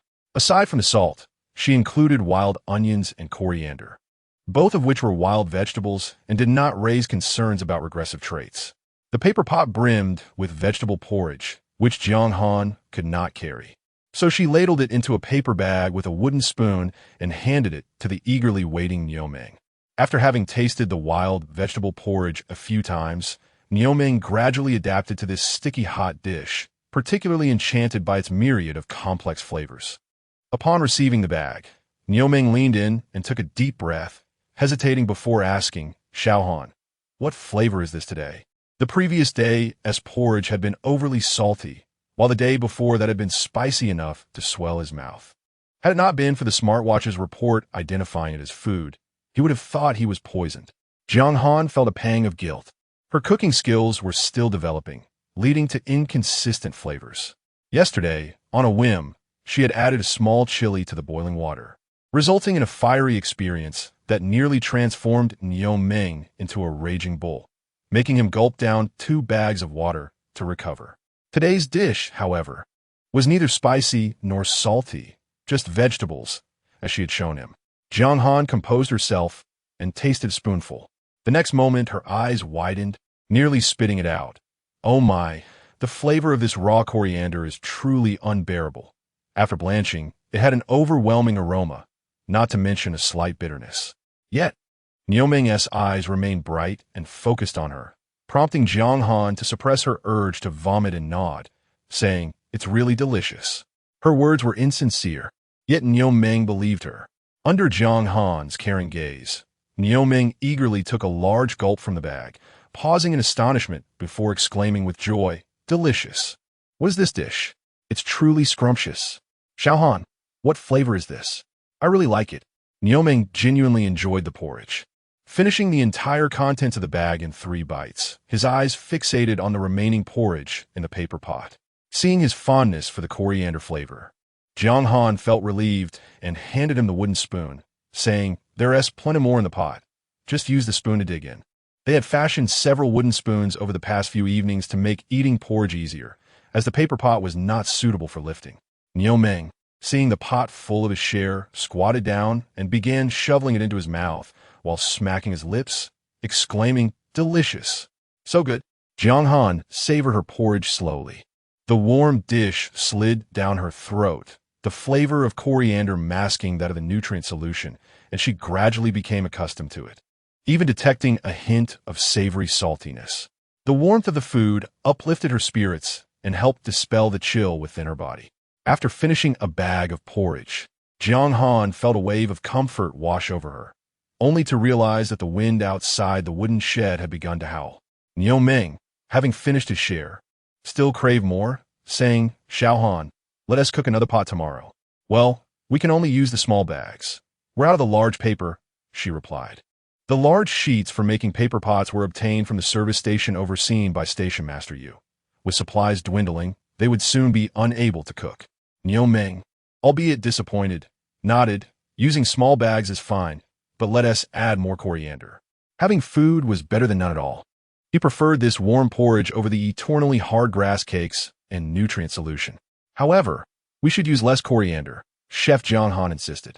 Niu Ming, agitated, replied, "Let me cook tomorrow. We need to add more coriander. I love it." He was unaware that freshly harvested coriander had a pungent smell and required purification before consumption. Yet, it was this very flavor that made the porridge delightful. As they debated the amount of coriander to use, sudden screams erupted from the nearby tents. Jiang Han stood up, alert, and looked toward the source of the noise.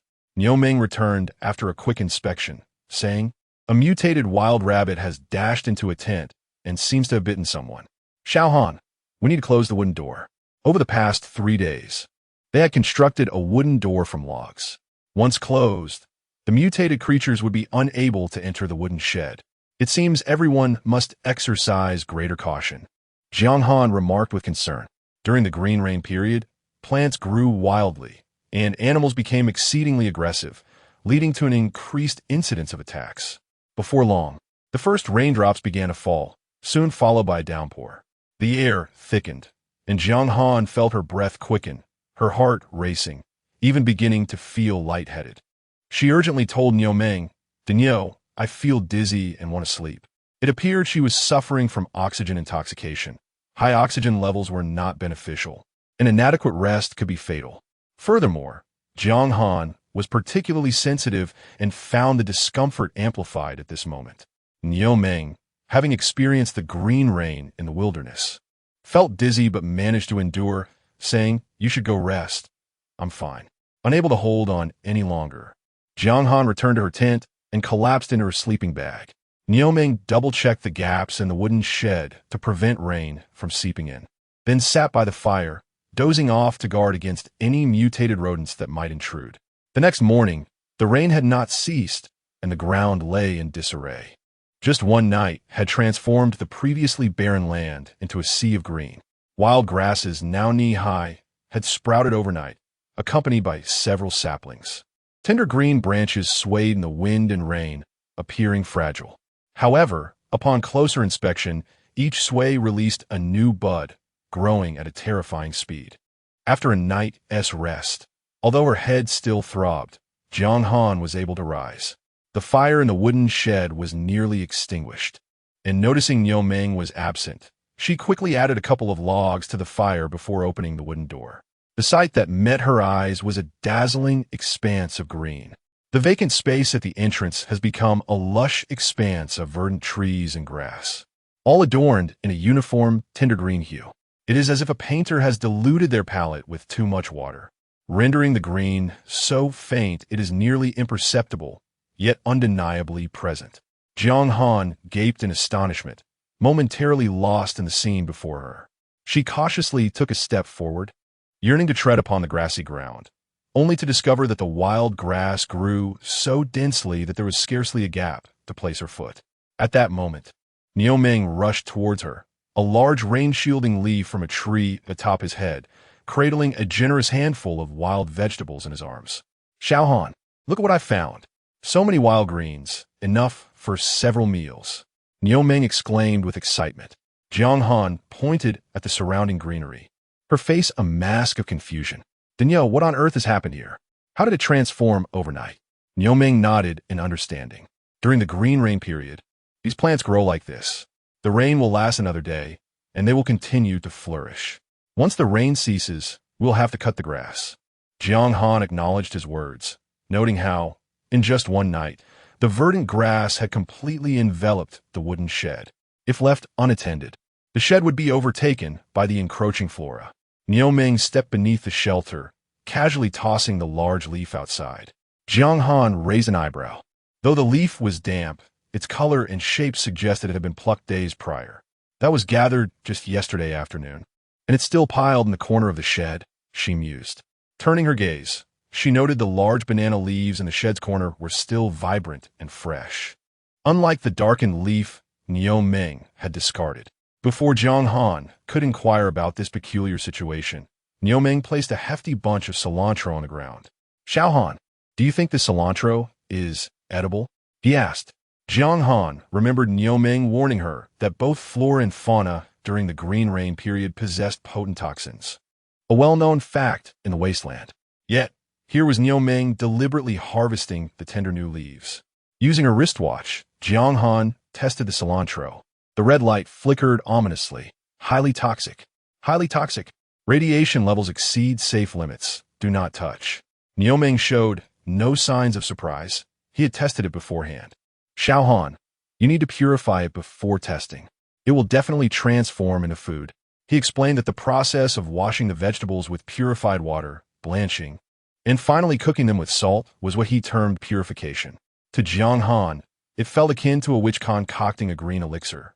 All right, intrigued, she decided to attempt this purification herself, eager to see if the toxicity could be mitigated through cooking. She reached for the cilantro on the ground, but Niu Ming's shout halted her. Xiao Han, you cannot touch it. Why can I touch it? She queried. Niu Ming approached, ensuring her hands had not come into contact with the rainwater on the cilantro before explaining. It's best not to let the green rain touch your skin. It can cause your skin to peel or harden and thicken, becoming unsightly. He wished for Xiao Han to avoid the fate of others, whose faces and hands had become pockmarked. Xiao Han, how should we handle this? It will spoil soon. Fine, I won't touch it. But why is it wilting so quickly? Jiang Han observed that the freshly gathered cilantro, once a vibrant green, was losing its luster within mere moments of being set down. She had no doubt that in an hour, it would rot and decay, much like the large banana leaf Niu Ming had discarded, which was already beginning to soften. This was the nature of the green rain. Living plants grew rapidly. Once harvested, they would soon decay. Tools like knives and axes could not be exposed to the rain, as they would rust. The green rain provoked a strong oxidative reaction, hastening biological aging and corroding metals. Niu Ming had wrapped the cilantro in tree bark to transport it. Thus, Jiang Han refrained from directly touching the leaves, instead rinsing a small sprig of cilantro with purified water before placing it in a paper bag to boil. Using only a small amount, she conducted an experiment. If the wild vegetables could not be purified, she would not waste water or paper. The water in the paper bag soon bubbled, releasing an enticing aroma. Niu Ming inhaled deeply. That is the scent. He had now become a connoisseur of cilantro. Jiang Han retrieved her wristwatch to test the cilantro in the water. Previously, when she had cleaned it, toxicity remained, but the radiation levels had decreased after rinsing. Now, after blanching, it was indeed ready for consumption. Jiang Han found nothing particularly strange about it. The green rain had returned the plants to their primal state, bitter, spicy, sour, and astringent, bursting with character, no longer conforming to human taste and texture post-domestication. Moreover, there was the threat of radiation contamination. This had led humanity to abandon foraging in the natural world, relying entirely on cultivated produce. Wild ingredients, unsuitable for human diets and imbued with stimulating flavors, had all been deemed toxic by machine data. This left Jiang Han somewhat speechless, but also enlightened her to a crucial reality. Although she was knowledgeable about food preparation, carelessly offering it to others posed risks. Just like the story of a single 5-nut mooncake poisoning an entire company. The denizens of the wasteland had consumed industrial rations for nearly a century, leading to a monotonous diet. Should someone with a cilantro allergy partake, it could prove fatal. Accustomed to purified processed food, they required additives to safely consume meals. Jiang Han and Niu Ming perhaps shared a genetic advantage, allowing them to indulge in wild grasses without hesitation. As her wristwatch illuminated with a green light, Niu Ming eagerly inquired, "Can we eat it?" "Niu Ge, you check for yourself. Can we eat it?" Jiang Han showed him the indicator, confirming the cilantro was safe for consumption. Niu Ming chuckled. "Then let us add it to the grass cakes and nutrient liquid." He had realized that by incorporating the nutrient liquid in grass cakes, they would complete the purification ritual. Before long, a mixture of cilantro-flavored nutrient paste emerged, and Niu Ming tested it as food. He ate with exuberance, while Jiang Han also satisfied her hunger. Meanwhile, the green rain continued to fall, with blades of grass pushing through the crevices of the wooden door. The grass had effectively blocked the entrance. Jiang Han gazed apprehensively at the ever-growing greenery outside, noticing that the tents previously set up nearby were now obscured by the encroaching vegetation. However, she could still see plumes of smoke billowing from the tent chimneys. "Dinyo, since these plants are growing so rapidly, is there any way we can clear them out before they invade?" Jiang Han worried that the plants might uproot the wooden shelter. Niu Ming shook his head. "We can only clear them once the rain stops. The substances in this rain are highly corrosive. Acting now would only worsen the situation. Fear not, we are safe within the shelter. Here, there is no rain, and grass will not grow." Jiang Han nodded, indicating her understanding. As long as she avoided the rain, she would be fine. For now, all she could do was wait for the green rain to cease. Although she momentarily set aside thoughts of sustenance, being encircled by such rapidly growing flora instilled a lingering sense of impending transformation into compost. Despite the impossibility of clearing the wild grasses, the two opened the wooden door and employed a branch to strike at the tender shoots within reach, severing them. It was a pastime she had relished in her youth, and Jiang Han found herself in high spirits as she engaged in this familiar activity. Thus, the tender grass that had just sprouted was swiftly uprooted, only to decay in the rain shortly thereafter. Gradually, a musty odor permeated the air, a testament to the rapid decomposition of other fallen leaves and timber within the forest. With each breath, Jiang Han felt as though she were languishing beside a heap of summer refuse, the stench making her increasingly nauseous. This air was indeed toxic. On the following day, the green rain persisted, its eerie hue reminiscent of a forest steeped in dye. Throughout the night, Jiang Han and Niu Ming took turns striking at the saplings surrounding their wooden shelter with branches.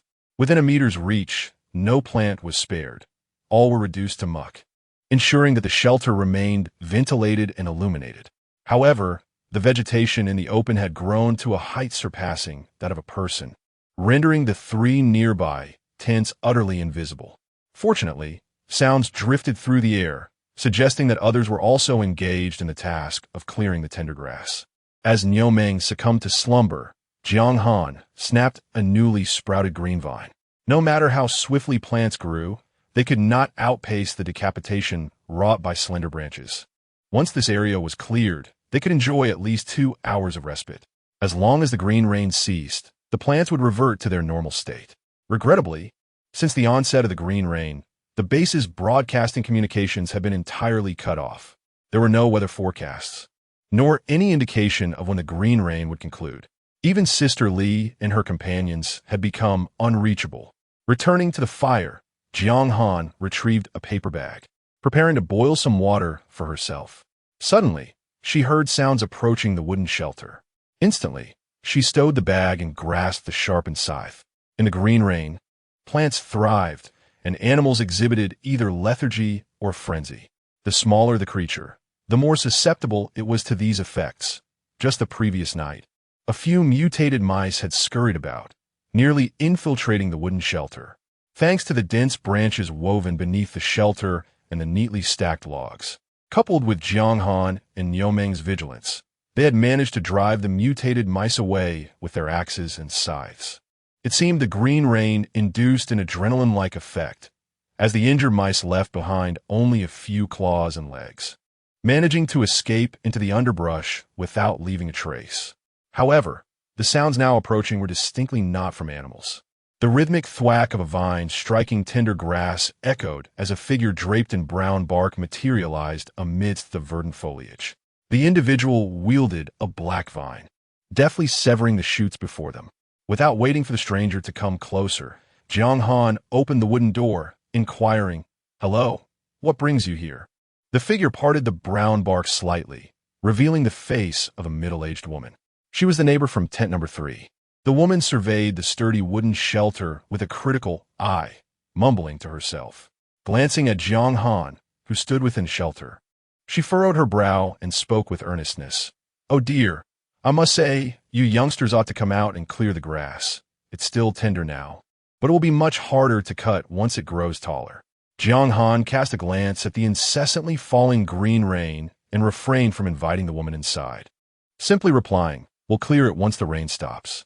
The woman, evidently displeased with this response, raised her voice. "I say, you're just being lazy. You only care about tidying up around your own shelter, and don't think to take a few extra steps to clear this entire area." Jiang Han found the woman quite peculiar. Why must she venture out in the rain to clear grass when the rain was not ordinary? The base had long since cautioned everyone to prioritize safety and avoid the rain, with no mention of clearing grass during a downpour. What a pretense of diligence! However, faced with the overly enthusiastic woman, she chose not to engage further, simply conceding, "We are indeed lazy and do not wish to work." "You are right. You genetic types fear nothing from the rain. Those animals are all outside." The woman continued to grumble. Suddenly, a palm-sized, mutated mouse leaped from the underbrush, lunging directly at her. The woman shrieked as she flailed the vine in a desperate attempt to ward off the creature. Yet, the mutated mouse was undeterred by the vine. Instead, it leaped and sank its teeth into her arm. Fortunately, the woman was clad in the tough bark, which served as armor, preventing the mouse from biting into flesh. However, its sharp teeth clung to the bark, causing the mouse to sway precariously. The woman screamed and struck at the creature, turning to flee toward the shelter, evidently hoping to divert the threat. Jiang Han swiftly blocked the doorway, her reflexes sharp as she swung the scythe, delivering a blow that sent the frantic mouse crashing to the ground. The agitated creature, unharmed, quickly sprang back into the underbrush. Vanishing from sight, the woman turned pale with fright. Jiang Han frowned and said, "Now you understand the danger, don't you? It is unsafe to roam about while the green rain continues." The woman stammered, unable to articulate a response. Jiang Han urged her, "You should return now. We do not require instruction for our tasks. You may set up your tent here, but it is best that we do not interfere with one another." At that moment, Niu Meng, awakened by the commotion outside, emerged and asked sleepily, "What is going on?"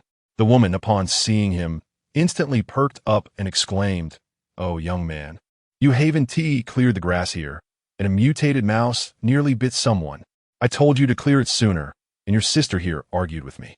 Well, what was it you came for? That mutated mouse, isn't my pet. If you hadn't come, it wouldn't have bitten you," Niu Meng replied bluntly, his thoughts unfiltered. The connection between the mouse's actions and their grass-clearing duties seemed lost on him. The woman was evidently taken aback by Niu Meng's forthrightness. "I was simply concerned as a neighbor, wanted to check on how you were faring in the rain, and you respond with such indifference," she retorted. Niu Meng ignored her complaints and pushed Jiang Han aside, insisting, "Don't linger in the doorway. Didn't you see that deranged mutated mouse trying to bite? Quickly, get inside." Seeing that the two were dismissing her, the woman hastily added, "Young man, I was busy setting up my tent the other day, and, with 2 children in tow, I didn't gather enough firewood. I came to borrow some from you." Jiang Han was at a loss for words. This was the true intention, wasn't it? If one needed firewood, then so be it. Yet one must first bear the brunt of self-reproach. Although the existence of individuals entails a certain rivalry in this desolate world, attempting to impose moral constraints to oppress others is indeed unscrupulous. Nevertheless, Jiang Han refrained from elaborating further. Aversion aside, one could not help but feel sympathy for a mother burdened with a child. Niu Meng was also aware that the third tent had only arrived the previous afternoon. He had even contemplated offering assistance. Given that the mother had no time to gather firewood with the child in tow, he had piled a considerable amount beneath the great tree, which would rot if left exposed to the rain. Providing aid to others in dire need is an act of kindness. Thus, the honest Niu Meng addressed the woman. "Our firewood is under the tree. Feel free to take what you need." At long last, The woman achieved her objective and hurried off to gather firewood from the forest behind. With the wooden door shut, Jiang Han sat down to boil water and prepare breakfast. She could not stomach the nutritional liquid, yet hot water and grass cakes were acceptable. As Jiang Han added more kindling to stoke the flames, she remarked to Niu Ming, "Brother Niu, do you think we've been overly kind? That woman clearly does not have good intentions and will likely come back to trouble us." Niu Ming replied earnestly, "Well, we have more than enough firewood. If they need it, they may take it. The easy-to-burn branches are all stored in the shed. If she returns seeking trouble after taking firewood, I shall drive her away." The firewood pile beneath the tree was of inferior quality, merely a collection of weeds and bushy branches. In contrast, the neatly chopped logs outside the shed had been stacked into a wall, a testament to Niu Ming's labor over the past few days, easily accessible from within the shelter. Unbeknownst to Jiang Han, her earlier apprehension about potential trouble was about to materialize. The warmth of the blazing fire in the shed created a cozy atmosphere, a stark contrast to the chill outside, even dissipating the foul odors. Niu Ming was crafting a small knife from a bird's beak. After encountering mutated birds and tasting their flesh, Jiang Han had preserved the claws and beaks. The sharp claws could be affixed to a wooden stick to create a gripping hook, while the pointed beaks serve as small knives, efficient for cutting and piercing, superior to the second-hand knives sold at the service station. The key advantage was that this handmade knife required no points to acquire, unlike the one that cost 80 points. Niu Ming meticulously embedded the beak within a wooden handle, taking care to carve intricate patterns into the grip and wrapping it with vine skin to prevent slipping. "Xiao Han, what do you think of this?" Niu Ming asked, presenting each crafted piece to Jiang Han with pride. She turned to admire it, exclaiming, "It's beautiful, Brother Niu. Your craftsmanship is truly remarkable." Eagerly, she took the bird's beak knife to examine it further. The handle felt just right. Niu Ming had honed his skills over the years, adept at fashioning wooden items. Jiang Han casually tucked the knife into her watch band for easy access. Seeing her appreciation, Niu Ming grinned. "If we manage to find larger birds in the future, we can make bigger knives from their beaks." "Xiao Han, what are you looking at?" After completing the bird knife, Niu Ming, feeling a bit bored, decided to take a nap. Jiang Han, meanwhile, was engrossed in the content of her watch. The information from Sister Li Li was quite disorganized. Aside from various announcements from a base, some of her chat records were mixed in as well, though there were only a few exchanges. It was evident that Sister Li Li had a generous heart. Even when others spoke rudely, she remained unfazed, seemingly delighted by any interaction. TSK. This elder sibling truly has a duplicitous nature, akin to a sycophant, gravitating towards anyone who shows her kindness. In truth, one might say they were referring to themselves as that one. After providing 3 meal sets, the elder sibling had readily revealed all her secrets. Jiang Han continued exploring the base S regulations until one particular piece of information, dating back 5 years, caught her attention. It pertained to the integration of the base's database with the Alliance's central repository. Any new plant entries recorded in the wilderness would yield certain rewards based on varying circumstances. However, this information had only appeared once and was never mentioned again, suggesting that the Watch's database had quickly filled up, leaving no room for new entries. Yet, the results for the bird meat she intended to test took a long time to emerge, indicating that while the Alliance database contained such information, it was seldom accessed by individuals. While Jiang Han pondered this, she suddenly heard the familiar sound of pop approaching. "Brother Niu, our delightful neighbors have arrived," Jiang Han announced, setting aside her watch. Niu Ming, who had been dozing by the fire, lazily opened one eye upon hearing her call. "If they want firewood, they can fetch it themselves from the back." The pop sound paused outside the wooden shed. Jiang Han peered through a gap and saw 2 children, one tall and one short, approaching, a boy and a girl, both around 5 or 6 years old, wearing familiar brown leather caps. They whispered to each other, pointing toward the shed with their sticks. "Is this where Mama Fan said? It must be. Let us call them out to have a look. Yes, let us see what these useless, worthless animals are like." Though their voices were hushed, Jiang Han could hear them clearly. Given a mere 2-meter distance between them and the shed, it was impossible not to overhear. This was not only audible to Jiang Han. Niu Ming, now awakened, also caught the exchange. His eyes widened as he sat up abruptly. Those little brats. The discrimination against the second-generation genetically modified individuals had always lingered, hidden within the minds of ordinary people, yet rarely expressed openly.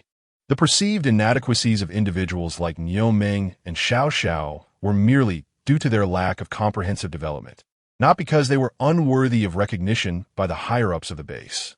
After all, how many ordinary people could compare to Niu Ming's remarkable ability to carry 3 times his weight and his capacity to care for Xiao Xiao at just 12 years of age?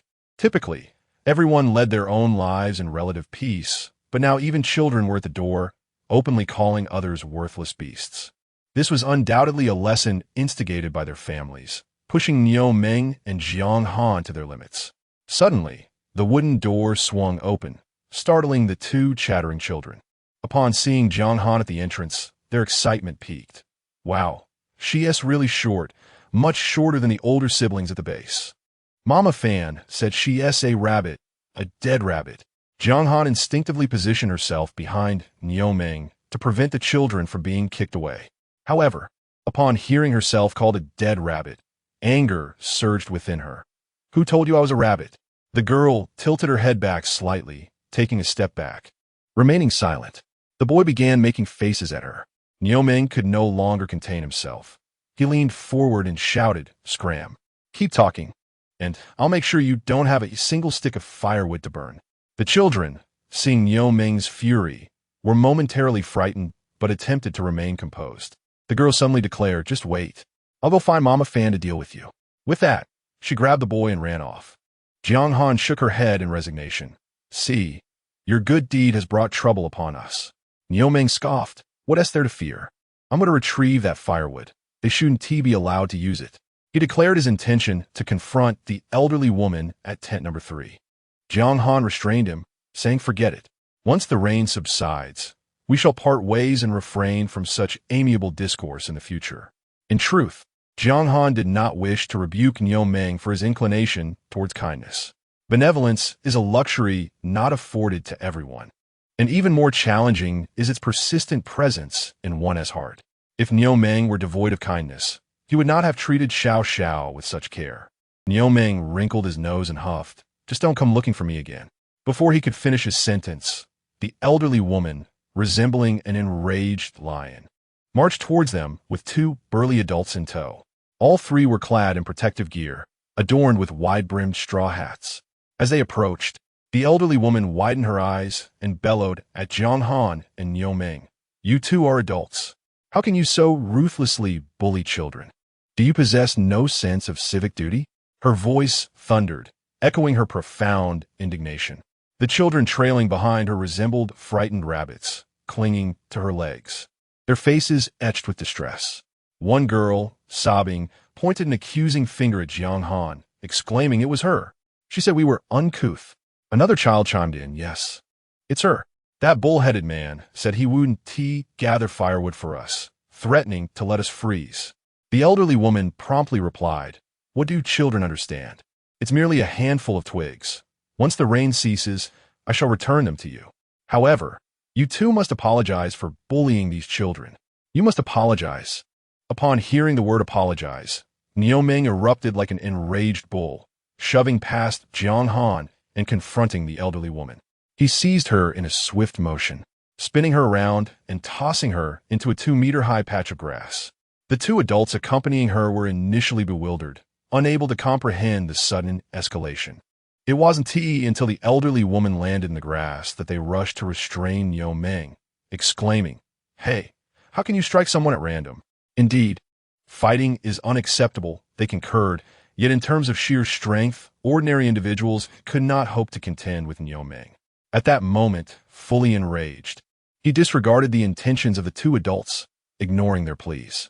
With a violent clash of arms, he sent them crashing into the muddy water.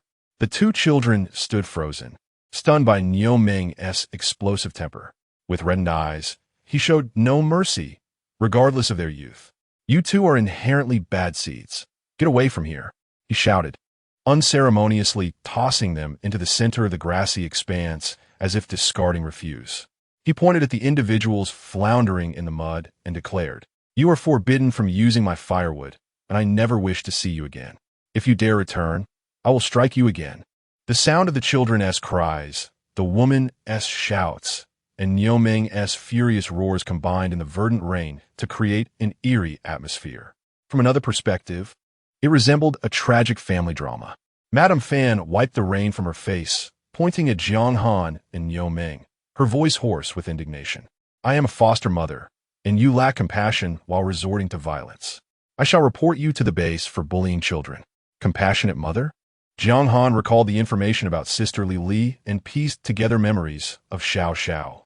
In the Wasteland world, the most precious resource was the population. Without sufficient numbers congregating, humanity could not collectively tackle various crises. However, having endured the chaotic era of drastic population decline in the early Wasteland, families, as the smallest social unit, dwindled and natural reproduction was no longer the norm. Certainly, establishing families was not a privilege for ordinary individuals. In a world devoid of security, children could neither be conceived nor nurtured. Humanity had regressed to the brink of survival. The numerous bases formed a human alliance that could not idly witness further population decline. Thus, they allocated premium sperm and eggs, cultivating infants in artificial amniotic fluid and wombs, subsequently distributing them to various bases. This approach allowed the human alliance to control population size and gender, while also preventing incestuous breeding in smaller bases. Consequently, children were produced in batches akin to hatching chicks and entrusted to various foster mothers for upbringing and instruction in life skills. Each child received a daily meal package and a point system, maintained until they reached the age of 10. In truth, a small child could hardly consume an entire meal package. These foster mothers would sell the surplus packages at a low price, yielding a substantial monthly income. Among the foster mothers, some genuinely adored children, while others merely viewed them as commodities. Logically, children aged 5 or 6 should not venture into the wilderness, as it amounted to child labor, earning additional points.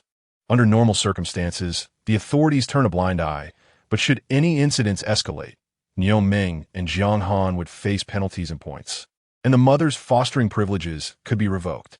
Jiang Han pointed at the 2 children who had been retrieved from the grass and declared, "You ought to consider how to explain to the base why 5 and 6-year-olds entered the newly developed area and did not return during the green rain period. And now they are injured. Will the base punish you or me? I will also mention that you have instilled in the children a disdain for genetic warriors, deliberately allowing them to wander into the rain to provoke trouble." Jiang Han's relentless rhetoric left Madame Fan in a state of bewilderment. In her mind, second-generation genetic individuals were not particularly astute. Because they were deemed inferior genetic samples, the base seldom intervened, and a mere scare would suffice to keep them obedient. Having cared for a second-generation genetic child for a time, she likened it to raising a puppy. Life was cheap, and as long as they were fed and did not perish, it was more manageable than raising an ordinary child. However, now that Jiang Han was sharp-tongued, confronting her with such logic, she realized she had stumbled into a predicament. The base's nurturing fee was 150 points per month, and selling the children's meal packages yielded 120 points, in addition to the 60 points from the children's shopping, which she also controlled. Moreover, the children could scavenge outdoors immediately, potentially earning points until they turned 10, allowing for 5 more years of point accumulation, all easily obtained. If she were to lose her fostering rights, all this income would vanish. Contemplating this, Madame Fan softened her aggressive demeanor, adopting a tone of victimhood, and countered, "Regardless, you genetic second-generation individuals are different from us. You lack compassion. I shall not hold it against you." The 2 individuals who had come to assist, now covered in mud and utterly perplexed, responded, "Madame Fan, you are a foster mother. Why did you not mention that earlier? Additionally, you claimed the firewood was gathered by you. Yet you asked us to help chop down a dead tree because it was insufficient for burning. Now you say you're being bullied. Who is truly bullying whom? No one is a fool. Seeing that Niuming cannot prevail, their eagerness to assist diminishes, and they must find a way to gracefully retreat.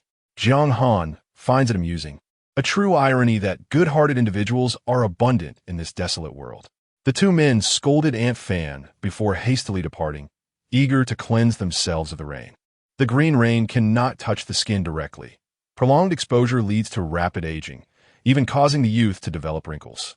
Aunt Fan, accompanied by her two children, also hurried away, her words of defiance in stark contrast to her swift departure, her grip on the children's ears unwavering.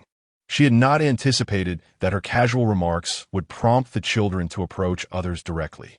Upon returning, she would have to discipline these foolish little ones. With everyone preoccupied with the aftermath of the rain, the commotion soon subsided. Nioming busied himself drying off with a tissue while Jiang Han stood at the doorway. Listening intently with her rabbit ears perked up, the other tents were a considerable distance away, and as the green rain fell softly, she paid little mind to them, focusing instead on preventing mutated rats and overgrown weeds. However, amidst the rustling grass, she could only hear the children crying at Aunt Fan's tent, unable to discern the situation of others. Well, on a rainy day, it is natural to find oneself idle. Were it not for the green rain, there would be no such disturbance. She wished for the rain to cease quickly, as if responding to Jiang Han's silent plea. The green rain finally dwindled to a mere drizzle by evening. At that moment, the clearing in front of the wooden shed was overrun with plants, vines, weeds, shrubs, and saplings jostling for space. Jiang Han felt a pang of anxiety, fearing that the ancestral bean sprouts, pumpkin seedlings, and ginger garlic sprouts she had carefully nurtured might be suffocated by the encroaching weeds. She completely forgot that these plants were now wild, far from the delicate seedlings of modern greenhouses. Though the rain had ceased, the night was anything but tranquil. Through the wooden walls of the shed, Jiang Han distinctly heard various animals emerging from their shelters, ravenously devouring the tender leaves that had just emerged from the soil. She sensed that the tranquility of District 5 would not return to its former state anytime soon. With the rain came new growth for the plants, and even the animals were rejuvenated. As human activity subsided due to the rain, various creatures began to reclaim their territory. Throughout the night, the wilderness echoed with the sounds of chaos and frantic movement.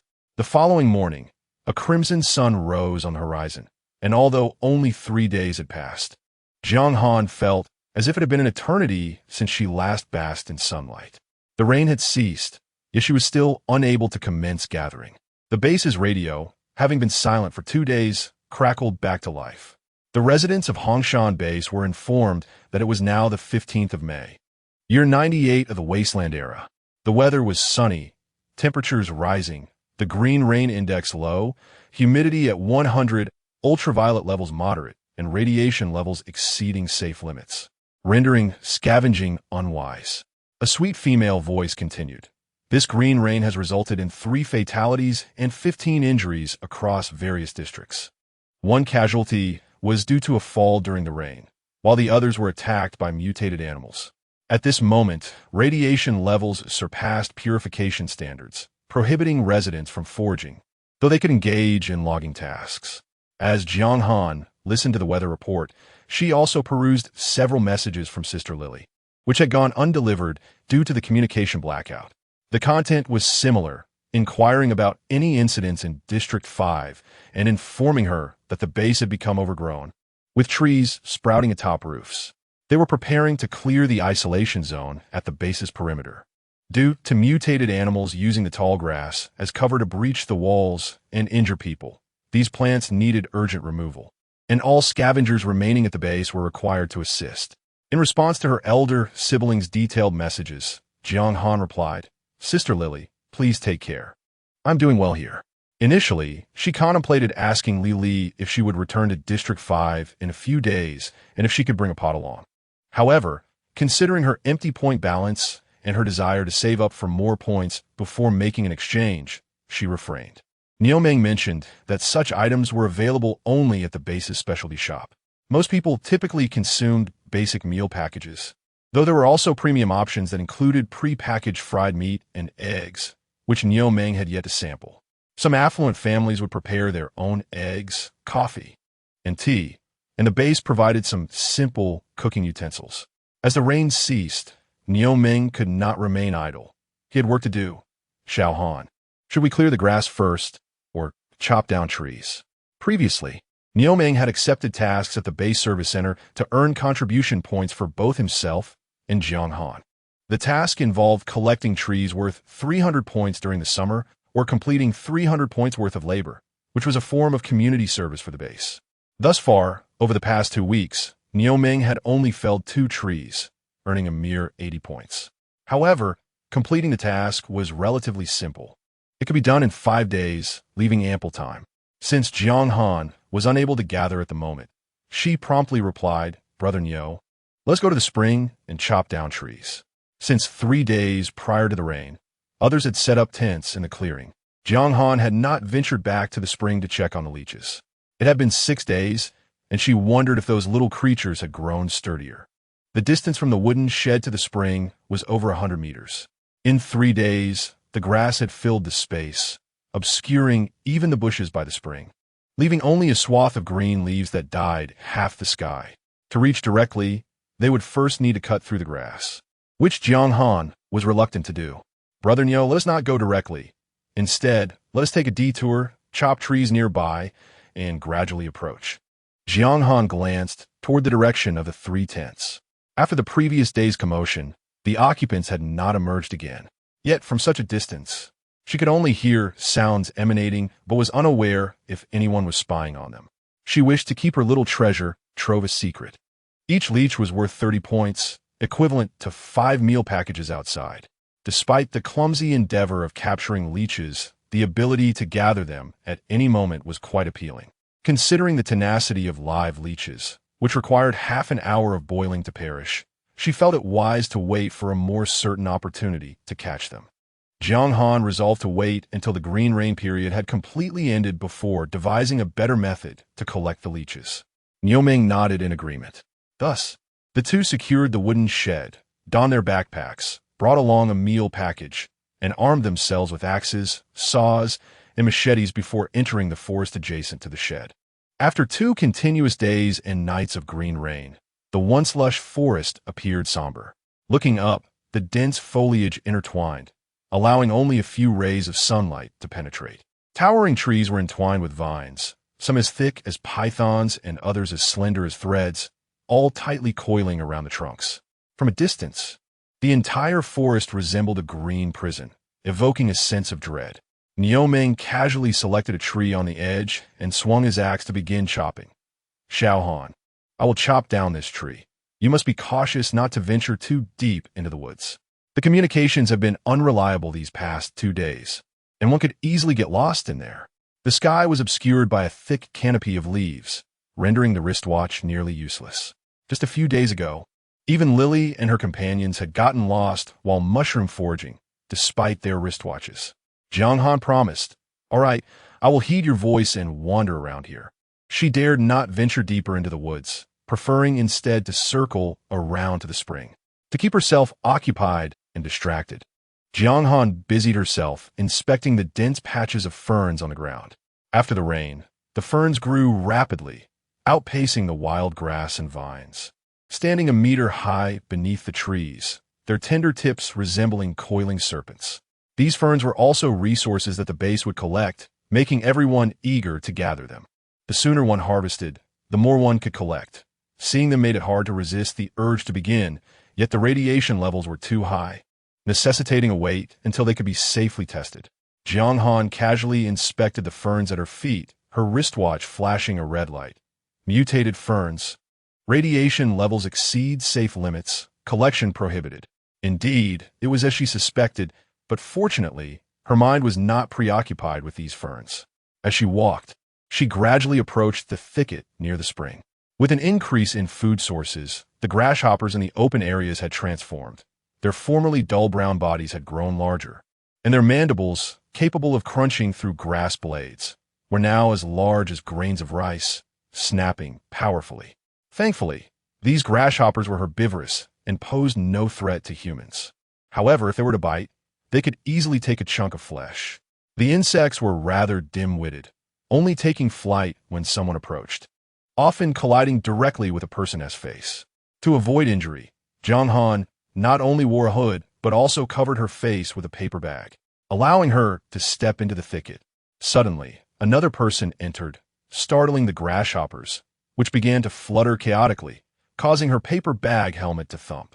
Their long, barbed legs felt like knives, striking against her protective suit with a loud swish. Jiang Han wielded her claw knife wildly, and whenever she caught a grasshopper, she would gut it, quickly accumulating a handful.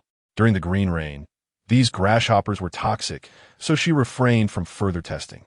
Using her knife, she pierced them one by one, skewering them in a row.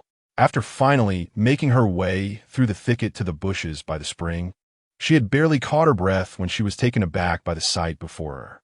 The bushes of the water's edge had expanded, now extending outward by a meter. The small puddle had grown larger, its edges thick with wildly proliferating moss.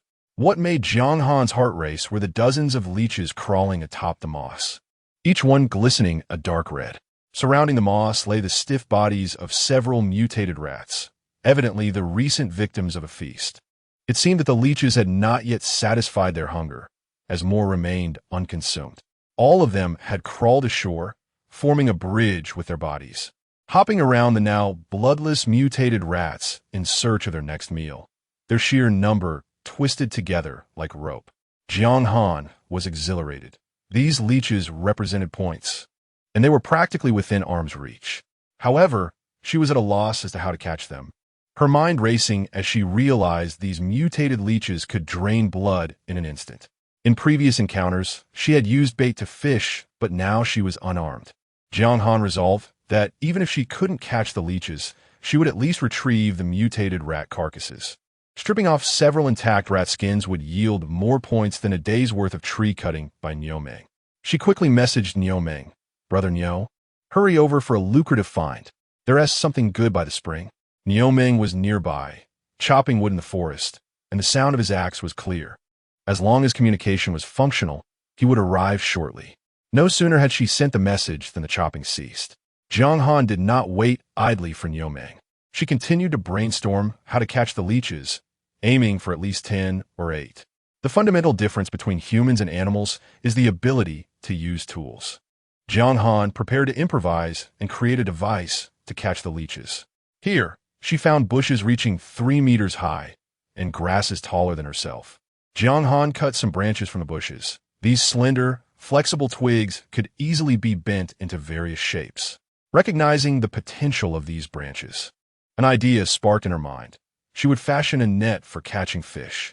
She formed loops with several branches, placing her paper helmet inside the loop, then weaving more branches around the outside, wrapping them with long blades of grass. Voila! She had created a rather sturdy net. Jiang Han couldn't help but praise her own cleverness. However, envisioning the concept was one thing, executing it was another. Just as she bent a few branches into loops, Niomeng arrived, axe in hand. "Xiao Han, what good fortune has befallen us?" He glanced around. Upon spotting the carcasses of the mutated rats and the leeches, Niomeng's eyes lit up. "My goodness, how did so many mutated rats end up here?" Jiang Han busied herself. "Brother Nio, I plan to use this funnel to collect the mutated rats, and we can catch the leeches as well. Please bring me another branch to attach as a handle." The funnel was merely a bowl made from grass leaves, and to catch the leeches, it required a long handle. Niomeng nodded. "All right, I'll fetch one right away." He strode back into the woods, startling the grasshoppers into a chaotic flurry. Niomeng acted quickly, returning with a 3-meter-long branch, thick as his arm, and cleverly brought along a soft yet sturdy vine. "Xiao Han, let me make the net. Just tell me how," he said. Though he was often considered slow-witted, his hands were quite adept, and he was better at crafting these items than Jiang Han.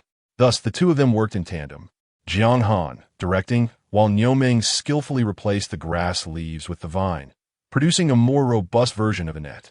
Their first task was to retrieve the mutated rat carcasses. Niomeng cautiously approached the leeches with the long pole, seizing the opportunity while they were still preoccupied with the rats, and suddenly thrust the net down. One mutated rat carcass was captured, and startled leeches scattered. Some dove back into the water, while others rolled into the net along with the rat, causing a commotion. Unfortunately, they only managed to catch 3 leeches, but it was better than nothing. "What next?" Niomeng asked anxiously, holding the pole. Jiang Han opened her small backpack. Gritting her teeth, it's empty. Just dump them directly in. The backpacks produced by the base are waterproof, with smooth interiors, suitable for temporarily storing leeches. Although the thought of it later may be quite unpleasant, Jiang Han, determined, decided to take a risk. One must expend effort to reap rewards. And new backpacks could always be purchased later. Without hesitation, Nioming poured the contents of the bucket, both liquid and leeches, directly into the backpack. He then resumed fishing in the water.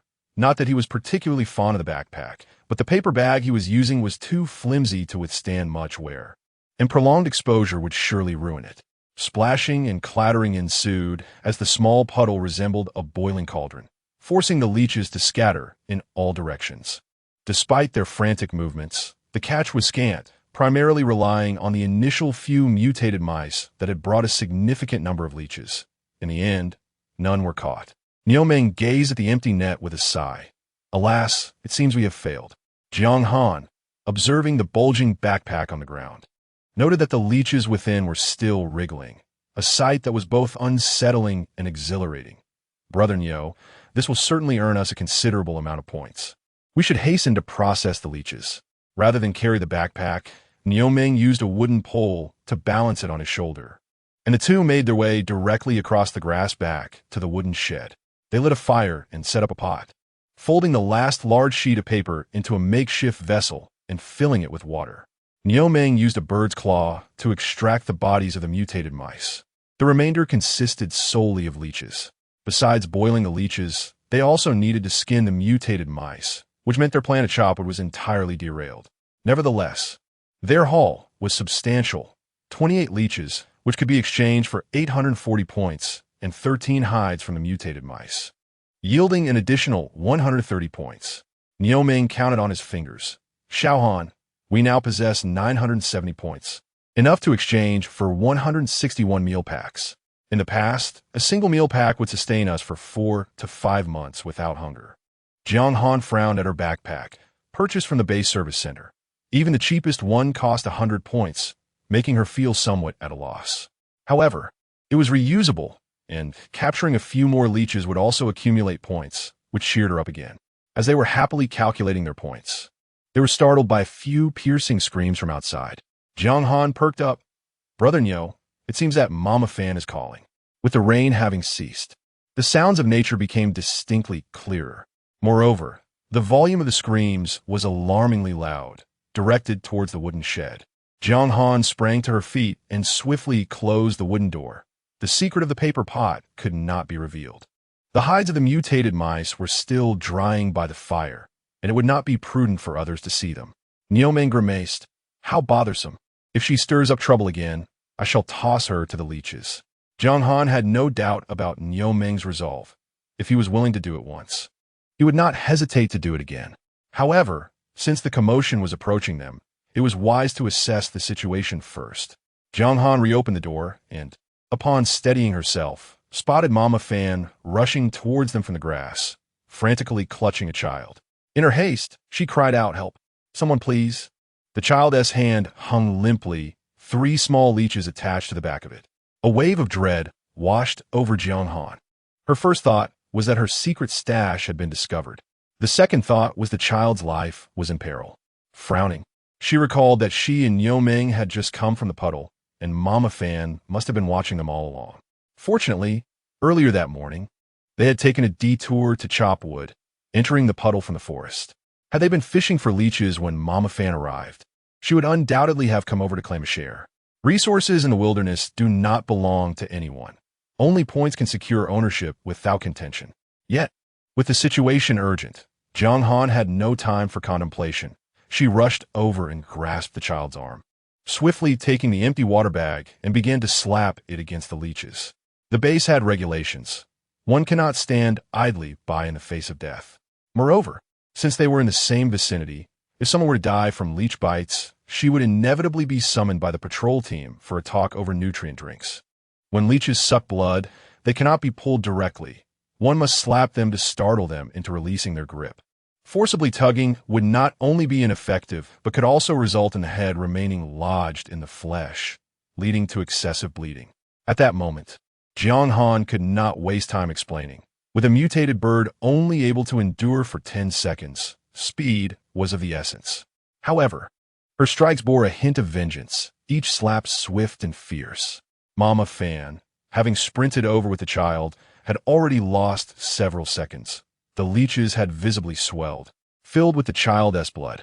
Yet those 3 small leeches, indulging in their feast, were suddenly met with a torrential barrage of slaps. Their mouths released their hold, curling up and rolling onto the ground, quickly burrowing into the grass. Jiang Han had no time to pay heed to the leeches. Her focus was on the child's injuries. This was the boy who had once made faces at her, and now his face was ashen, trembling all over, with blood dripping continuously from the bite marks on his hand. "Quick, cover his wound with your hand," Jiang Han shouted at Mama Fan, whose face had turned pale as well. Only then did she snap to attention, hastily retrieving a clean tissue to apply pressure to the wound. Together, they rushed towards tent number 3, which was spacious enough for 1 adult and 2 children. Inside, there was no firewood. A damp mat was laid out with a blanket tossed aside. The 5-year-old girl was still munching on a grass cake, crumbs scattering over her face and body. Upon seeing her mother enter, cradling her bloodied brother, and followed by the white rabbit, she froze in shock. Mama Fan, flustered, urged Xiao Shi, quickly fetch the first aid kit. She had come out with the children to earn points, never expecting an emergency. Thus, she had brought along some essential medical supplies.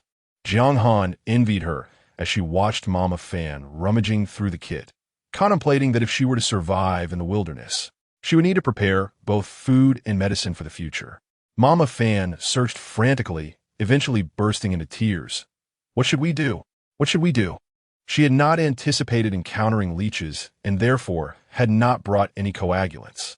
Jiang Han, equally at a loss, stood by. In the midst of this chaos, scavengers from the neighboring tents came over, drawn by the commotion. Upon learning of the leech bites, 7 or 8 of them immediately began to chatter. "Quick, head to the service station at the shed. Don't waste time here." The path was now overgrown with wild grass, making travel arduous, but there were kind souls willing to assist. Consequently, the little girl was sent to another tent while Mama Fan took her son to the service station for help. Jiang Han returned to the wooden shed, where Niu Meng, concerned about boiling the leeches, remained steadfastly at his post, not daring to move. Upon seeing Jiang Han's distressed expression, he inquired, "What happened to that woman?" Jiang Han glanced at the 20 leeches that had already been boiled and sighed. "It seems our chance to catch leeches has slipped away." They had only managed to catch 31 in total, barely half of those present in the puddle, with many smaller leeches remaining. Now that others were aware, they would undoubtedly scramble to capture the rest. Niu Meng, visibly anxious, declared, "I will go catch them right now." Jiang Han waved his hand dismissively. "Forget it. Every time we catch them, it's merely coincidence. Moreover, we've already taken the larger leeches, and the smaller ones are difficult to retrieve. If others wish to catch them, let them do so. Did you not see the child Aunt Fan brought? TSK, even if he survives, he will surely fall gravely ill." At this point, Jiang Han suddenly seemed to recall something and hastily took out his watch to send a message to Station Master Yu. After sending the message, he turned to Niu Meng and said, "Brother Niu, I've informed Station Master Yu about Aunt Fan being a foster mother. She must not be allowed to take the child into the wild." Niu Meng nodded. "Indeed, we should alert the patrol team. Those 2 children are troublemakers." His thoughts diverged from Jiang Han's, as he remained fixated on the 2 children who had insulted Xiao Han. Jiang Han felt no guilt about reporting them. The child was under the care of the base. If something were to happen and he failed to report it, he would be complicit in a crime. This was one aspect of his reasoning. He also had to guard against Aunt Fan potentially framing him. Although he had just helped her remove the leech, Aunt Fan had said nothing. Once the crisis passed, her true nature would likely resurface. Having only interacted with her once, he had already discerned her tendency to shirk responsibility. When Station Master Yu received Jiang Han's message, he found it perplexing. He remembered Jiang Han. After all, he was a field worker and distinct from the personnel at the base. Those at the base often looked down on second-generation gene carriers, believing they could attract trouble. However, he, as a field worker, appreciated those with simpler thoughts. If a second-generation gene carrier managed to survive until the end, they were undoubtedly skilled. Yet, despite being the station master, he merely oversaw a logistics service station in a newly developed area, tasked with exchanging various supplies. He could not compare to the more lucrative old districts and had no jurisdiction over scavengers bringing children. That was the patrol team's responsibility. While he pondered this, it wasn't long before he understood the reason for receiving such an inexplicable message. Accompanied by two individuals, Aunt Fan stumbled through the forest, cradling the child, and arrived at the service station in disarray. The green rain had ceased for just a day, making collection impossible, and the train routes were obstructed. Inside the service station, tents had been erected, sheltering 70 or 80 scavengers from the rain. Bored, they gathered to chat and pass the time. Aunt Fan's group hurried in, and upon seeing the child, who was bleeding and unconscious, an uproar ensued. Just as Jiang Han had anticipated, Aunt Fan cried out in response to the crowd's inquiries. "No one told us about the leeches. They were running wild, and my child was merely playing nearby when he was bitten.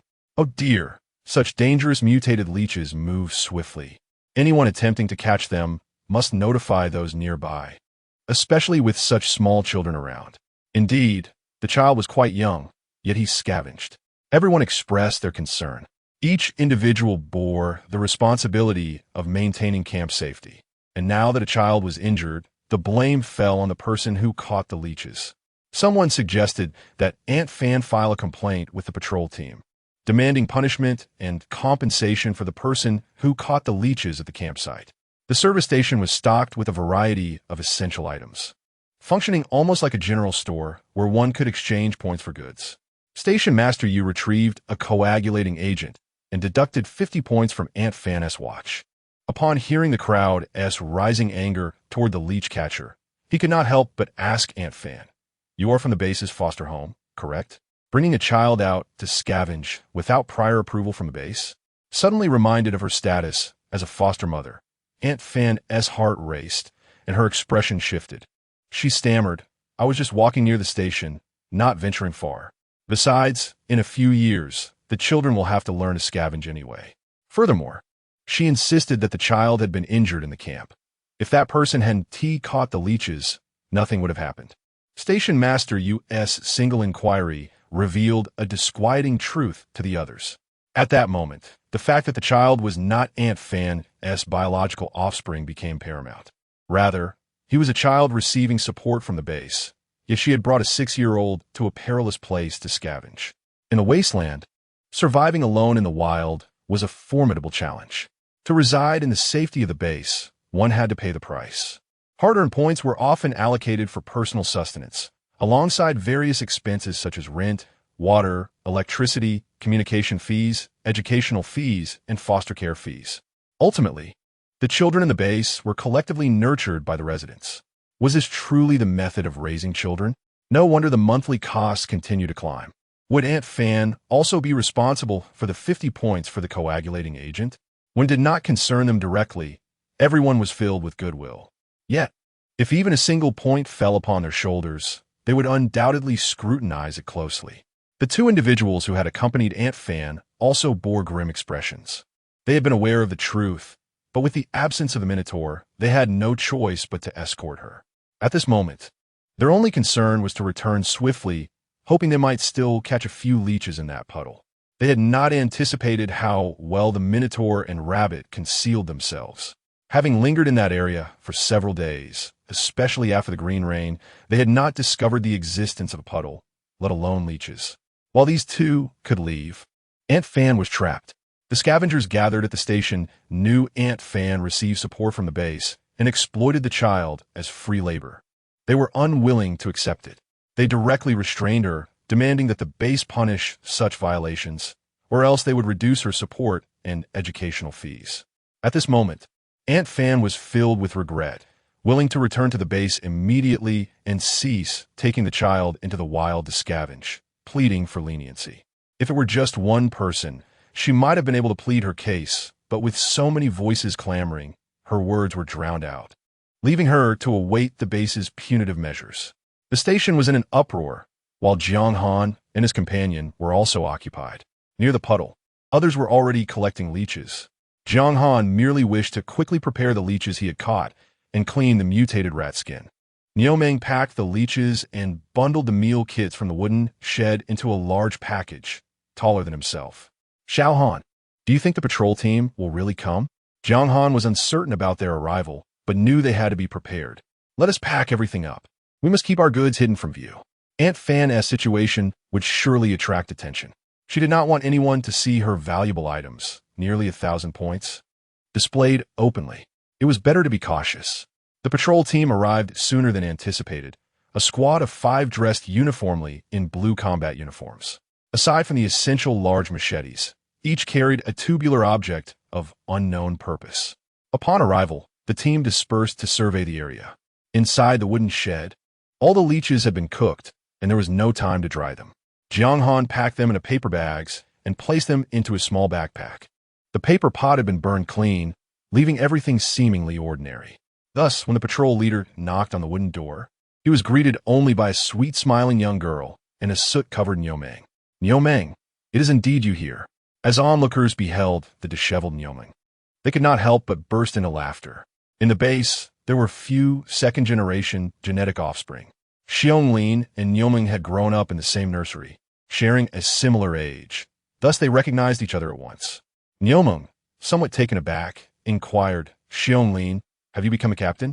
Xianglin, with a playful smirk, adjusted his new uniform and replied, naturally, I, Xiong, am now the captain of Squad 1 of the 5th District Patrol Team. You must address me as Captain Xiong. Niomeng frowned.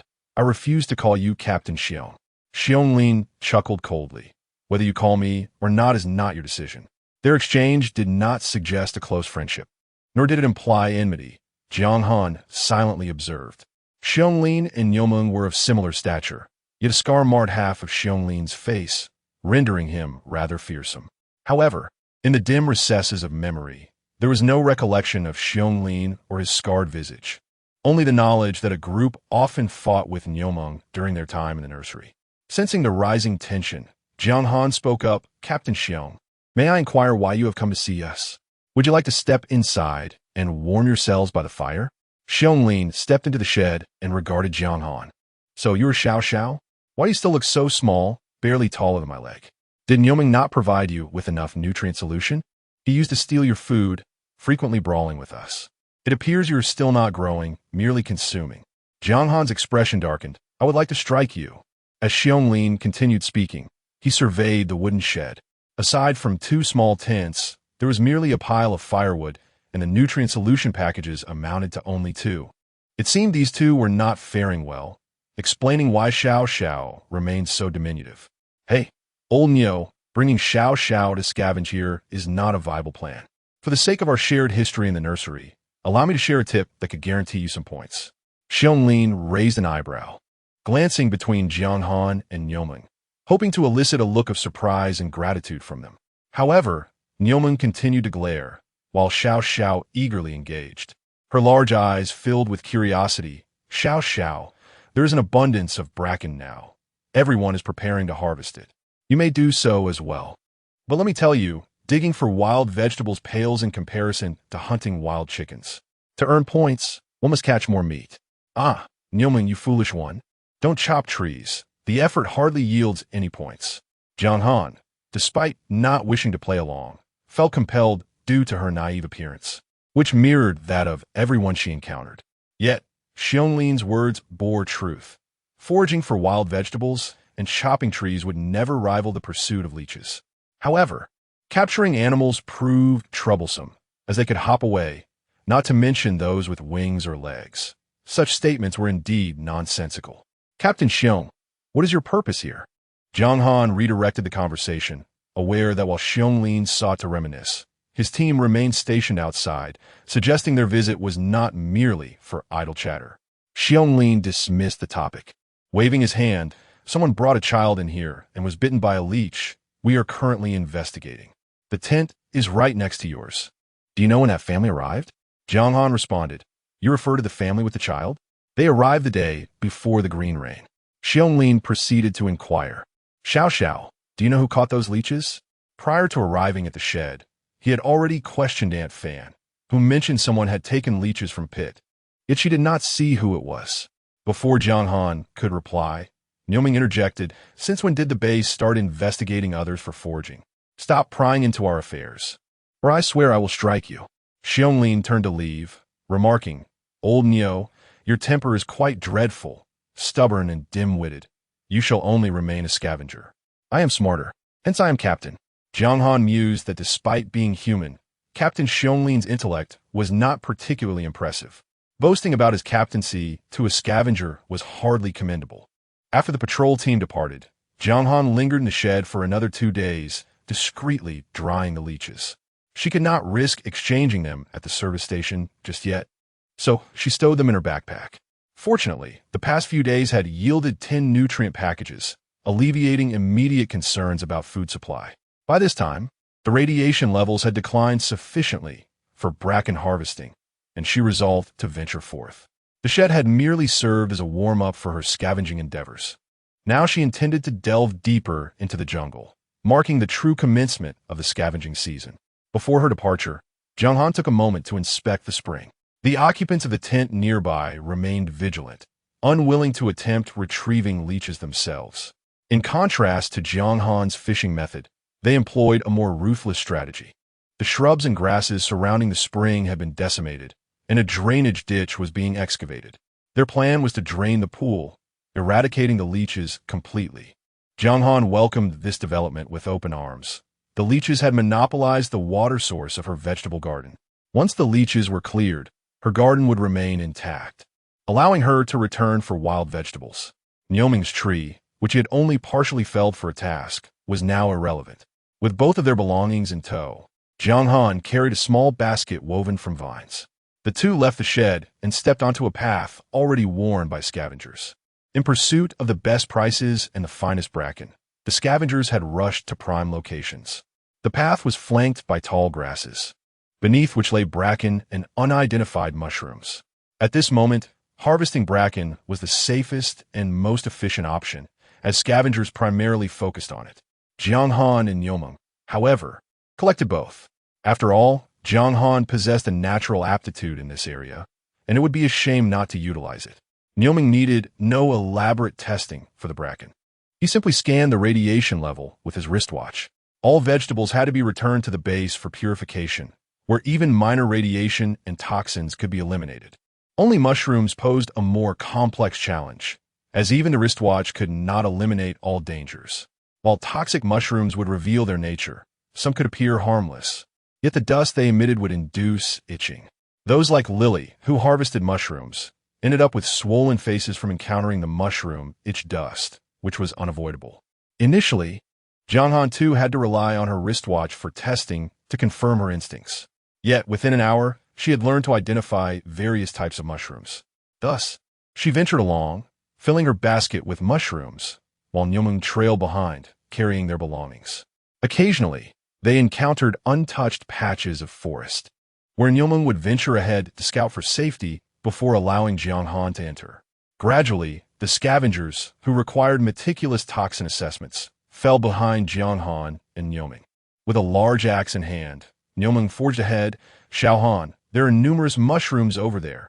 Xiao Han, this way, there are bracken here." Once free from external distractions, Jiang Han unleashed her prowess, gathering mushrooms with fervor. As a master of marksmanship, her agility allowed her to thrive in this woodland, where mushroom foraging was tailored to her skills. While others bent down, inspected, and picked, she condensed the entire process into a mere glance, a swift run, and a deft slice into her basket.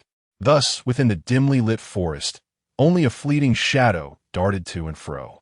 Once her basket was full, she would pour its contents onto the ground and fill a larger gathering bag purchased at the base. Half a day swiftly passed, and Jiang Han and Niuming decided to pause. Continuing was impractical, as the abundance of ferns and mushrooms had left Niuming burdened with the weight of 2 individuals' worth of foraged goods. Moving in such a stop-and-go manner rendered him unable to carry more. "Brother Niu, how did you use to manage wild vegetables?" Jiang Han inquired. Niuming reminisced about his days scavenging outdoors for 10 days or even half a month without returning to the base.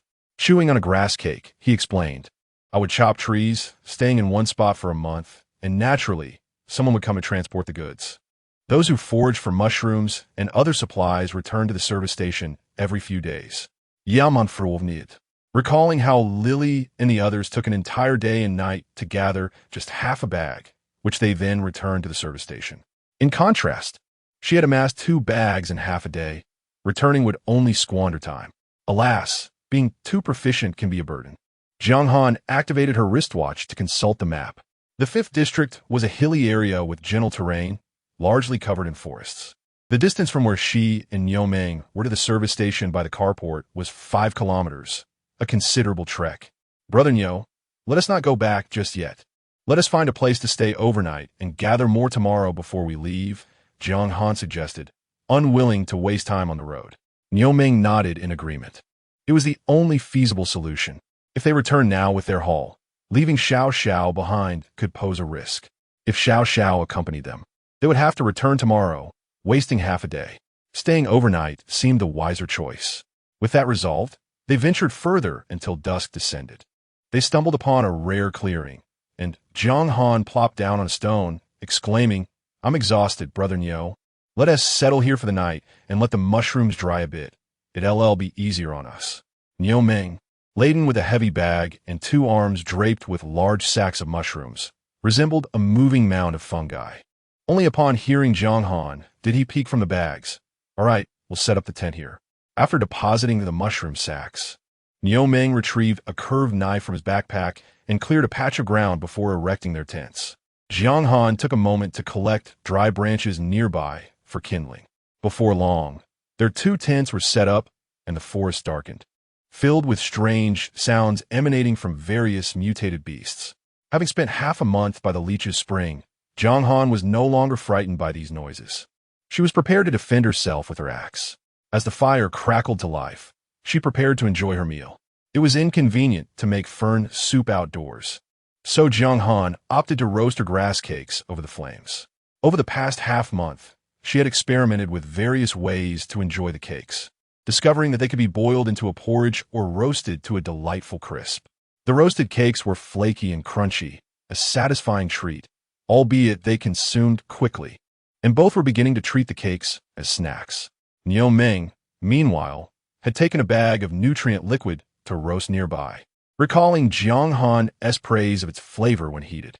As Jiang Han flipped her grass cake, she suddenly noticed Niu Ming roasting the nutrient liquid and exclaimed to Niu, Why are you roasting that? It's not tasty. The flavor of the nutrient liquid was already peculiar. Roasting it further intensified its oddity, making it taste like spoiled earthworm jerky. Niu Ming chuckled. Roasting the nutrient liquid makes it taste even better with the grass cakes. He was beginning to understand what constituted good flavor, though his approach was somewhat misguided. Jiang Han rolled her eyes, about to voice her opinion on the nutrient liquid, when a rustling sound emerged from behind the tent. Instantly alert, Niu Ming grasped his axe and positioned himself protectively in front of Jiang Han. A massive mutated rabbit leapt from the underbrush, its eyes glinting with an eerie red glow in the firelight. Jiang Han's heart raced, but she quickly steadied herself, grabbing the knife beside her. She had not dared to eat the mutated rat meat before, and it had been days since she last had meat. The flesh of this mutated rabbit promised to be delectable if she could capture it, transforming her trepidation into culinary anticipation. Seizing the moment, Niu Ming lunged at the rabbit, which nimbly evaded him and charged toward Jiang Han, aiming for the fragrant grass cake in her hand.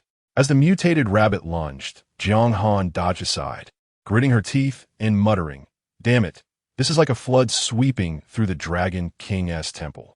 A family does not recognize its own kin. How dare you snatch my cake? The rabbit, oblivious to her complaints, leapt again, attempting to bite her leg with its long, gleaming teeth, aiming to take a hefty chunk out of her. Xiao Han, watch out, Niu Ming called, unable to intercept the rabbit in time, helplessly watching as it approached Jiang Han. Both the rabbit and Jiang Han were agile. She jumped and waved her knife wildly at the creature.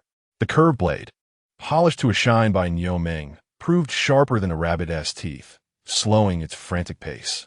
Seizing the opportunity, Niu Ming caught up and swung his axe down decisively, With both knife and axe, the mutated rabbit collapsed lifelessly to the ground.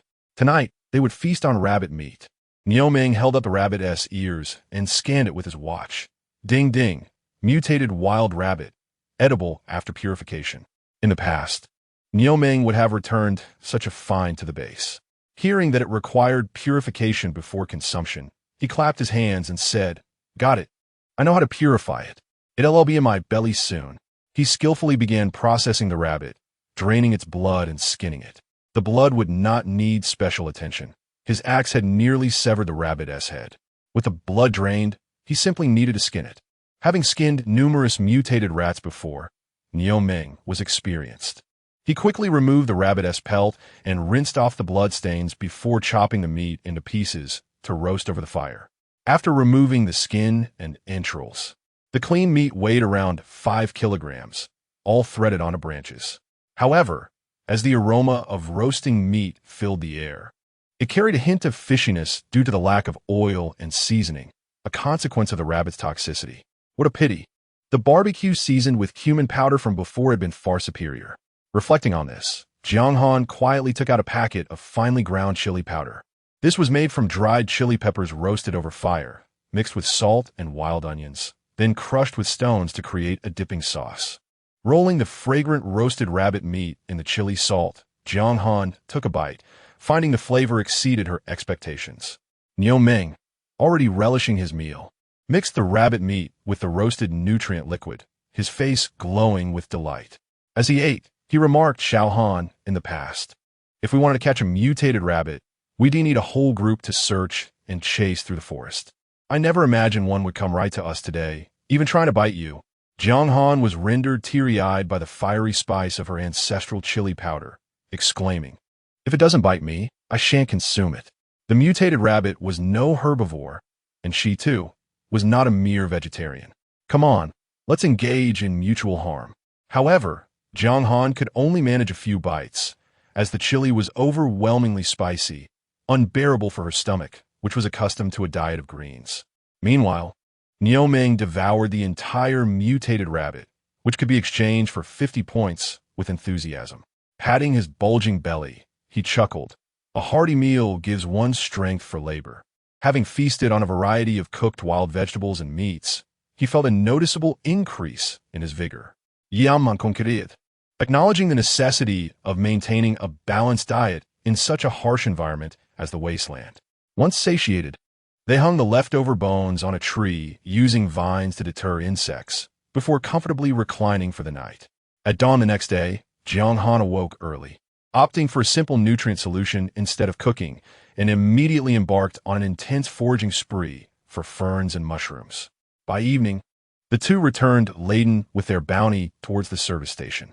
At the service station, a throng of scavengers had gathered to deliver their finds.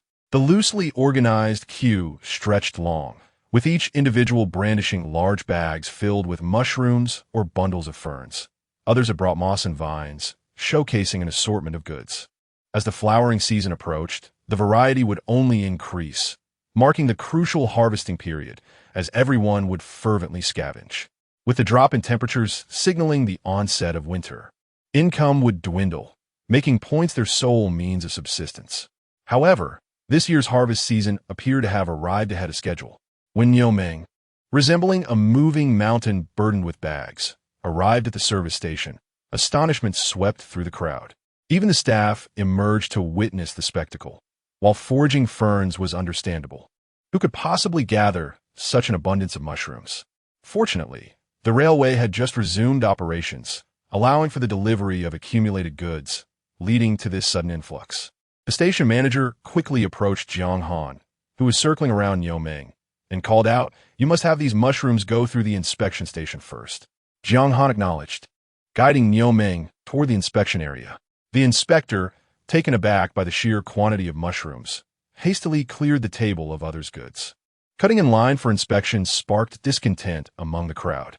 A voice rang out, "Indeed, there are numerous mushrooms lately, but not in such a manner. They must be cheating, mixing in toxic mushrooms. Otherwise, how could they gather so many?" The speaker, an elderly man clutching half a bag of mushrooms, glared at Jiang Han and Niu Ming with a face marked by redness and swollen eyes. The contrast was stark. Jiang Han's complexion was pristine, devoid of any signs of poisoning, while even Niu Meng, having shed his bags, appeared merely sweaty, with not a single blemish on his skin. This clearly did not align with the typical appearance of someone who had foraged mushrooms.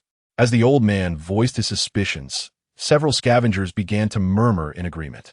Among them, both men and women bore similar features, all evidently affected by the corrosive spores of toxic mushrooms. Jiang Han smiled and said, "I'm wearing a mask."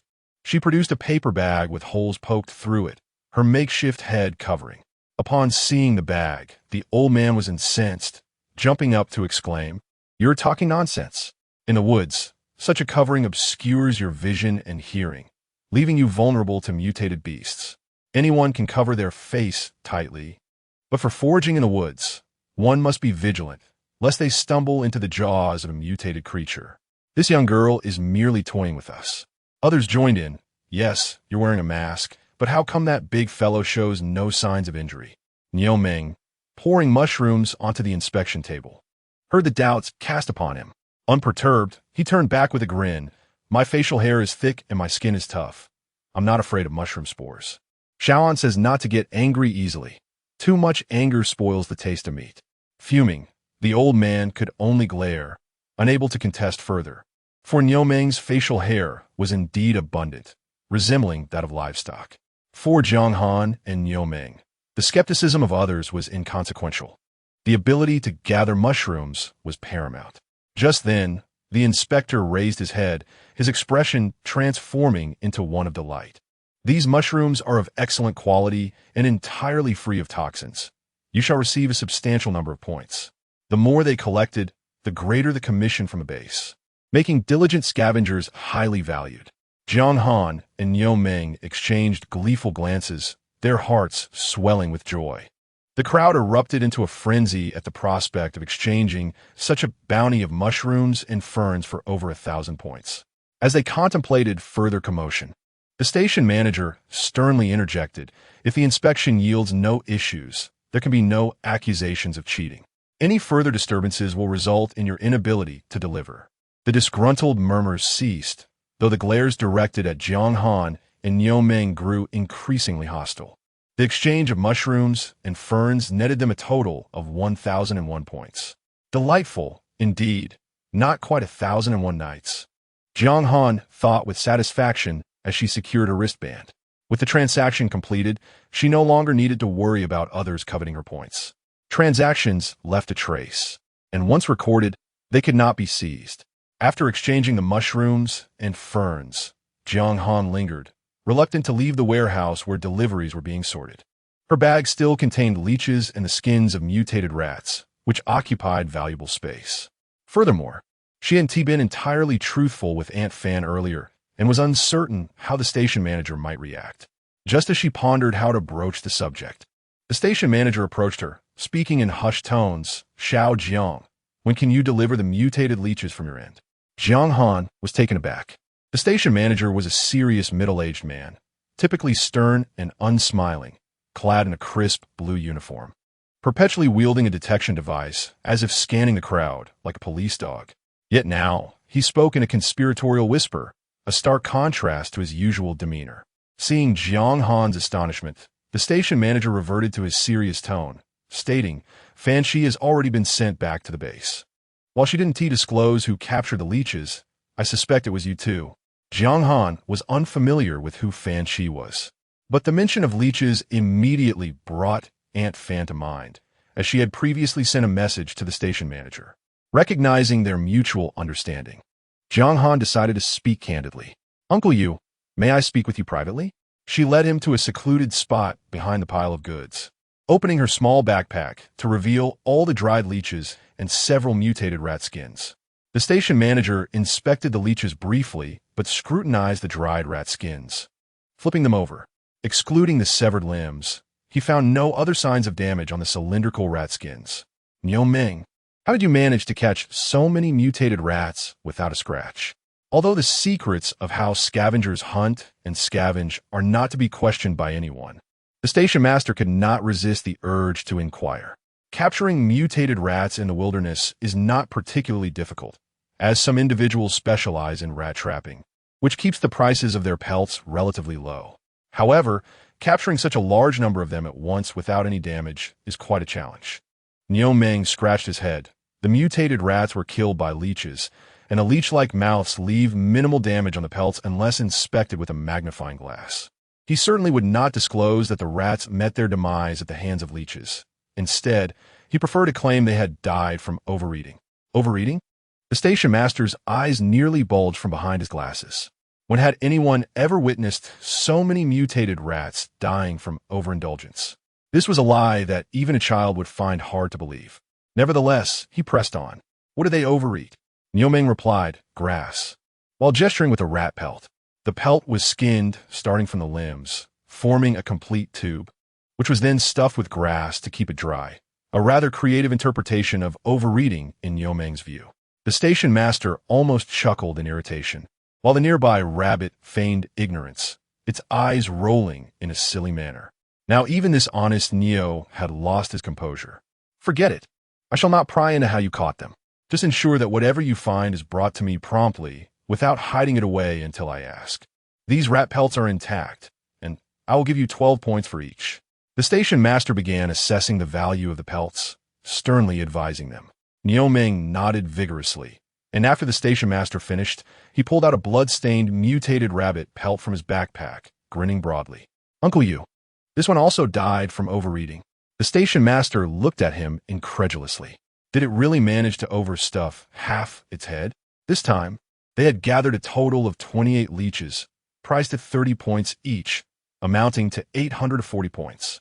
The 13 mutated rat pelts, being intact, were valued at a maximum of 12 points each, yielding a total of 156 points. Jiang Han felt a surge of joy. The price exceeded her previous estimates. However, the value of the mutated rabbit pelt left her disheartened. Due to the severe damage from an axe and a knife, it could only be sold for 5 points. Had it been as intact as the mutated rats, it could have fetched a price similar to that of the leeches. Jiang Han sighed, recognizing the leeches as truly premium goods, though regrettably scarce in the future. Nevertheless, she was not entirely disheartened. Compared to the elusive leeches, mutated rats and rabbits were among the most common creatures in the Wasteland. These two species thrived and reproduced. She had seen Sister Lily's data indicating that mutated rats and rabbits breed monthly, producing a litter of 10, often forming extended family groups. If she could discover a method to catch mutated rats, it would be an endless source of wealth, leaving behind the little gold mine of leeches.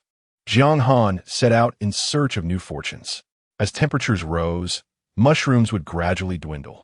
Although there were other berries to gather, ultimately, it was the mutated animals that served as the true cash crop.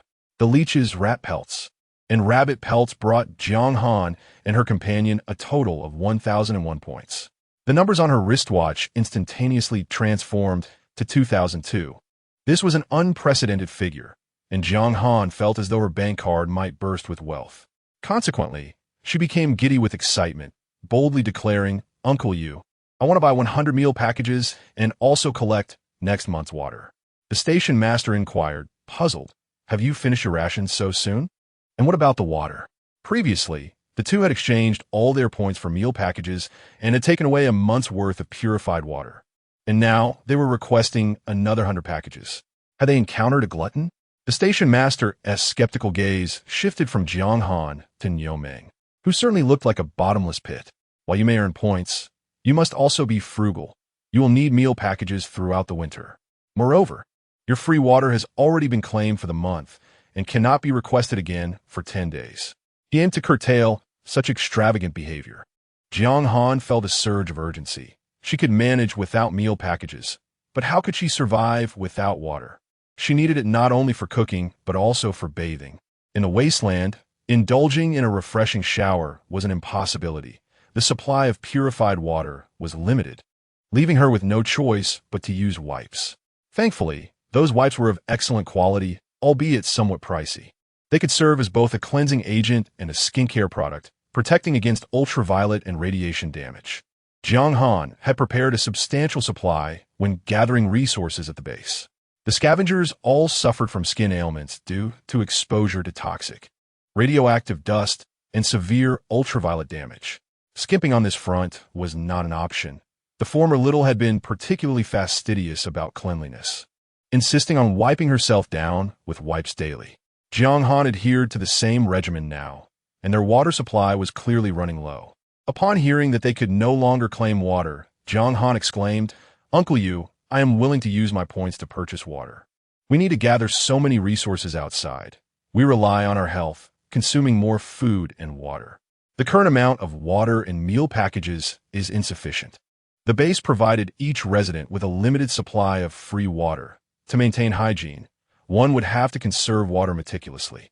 However, it was possible to purchase water with points separately.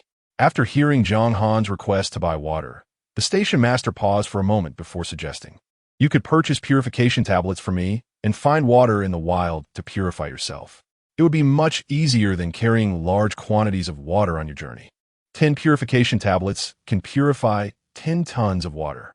Jiang Han did not inquire about the points needed to buy the purification tablets. Upon hearing that she could purify water at any time, her eyes sparkled with excitement, and she nodded eagerly like a chick pecking at grains. "Absolutely." The station master produced a small cardboard box containing 10 sticks the thickness of a finger. These were powerful purification tablets. Just 1 milliliter could purify 10 liters of water. One purification tablet equaled 100 milliliters. Jiang Han calculated quickly. One purification tablet equated to 1 ton of water. 10 tons of water. Jiang Han's vision was instantly filled with shimmering waves. It had been ages since she had heard water quantified in tons. Before she could smile, the station master added, "However, once a purification tablet is opened, it must be used within 2 days. Otherwise, it will lose its effectiveness." Jiang Han paused slightly. Using a tablet within 2 days would indeed be a challenge. Yet, thinking of the vast quantity of clean water she could obtain, she gritted her teeth and declared, "All right, I will take 10. The station master regarded her sternly before recording the transaction. 10 purification tablets will cost 500 points. I will deduct them now." Jiang Han gasped. 50 points for a ton of water made the purified water truly expensive. No wonder no one purchased purification tablets themselves. With the base's free water, if used sparingly, it could seem sufficient for daily needs. However, to live comfortably, one must pay the price for comfort. Jiang Han felt a pang in her heart, quickly saying, "Wait. Uncle Yu, can I just buy 1 tablet?" The station master maintained a stern expression. "Purification tablets are sold only in boxes of 10. If you find it too expensive, you can buy water. A bag of water is 5 liters for 5 points." This time, Jiang Han no longer needed to count on her fingers to know that 1 ton of water equates to 1,000 liters, and purchasing water requires 1,000 points. The pricing structure was tiered. Exceeding the free quota meant that the more water one consumed, the costlier it became. The base was indeed adept at arranging matters, always finding ways to reclaim the hard-earned points of everyone and compelling the residents to continue their diligent scavenging. Naturally, there was a return for their labor, allowing them to enjoy life as a matter of course. Jiang Han felt it was more economical to buy a purification agent for self-purification. At least she wouldn't have to carry a ton of water while scavenging. With the sound of a notification, 500 points were deducted from her wristwatch. Niu Meng, standing beside her, looked bewildered until Jiang Han, gritting her teeth, placed the reagent box heavily into his hands.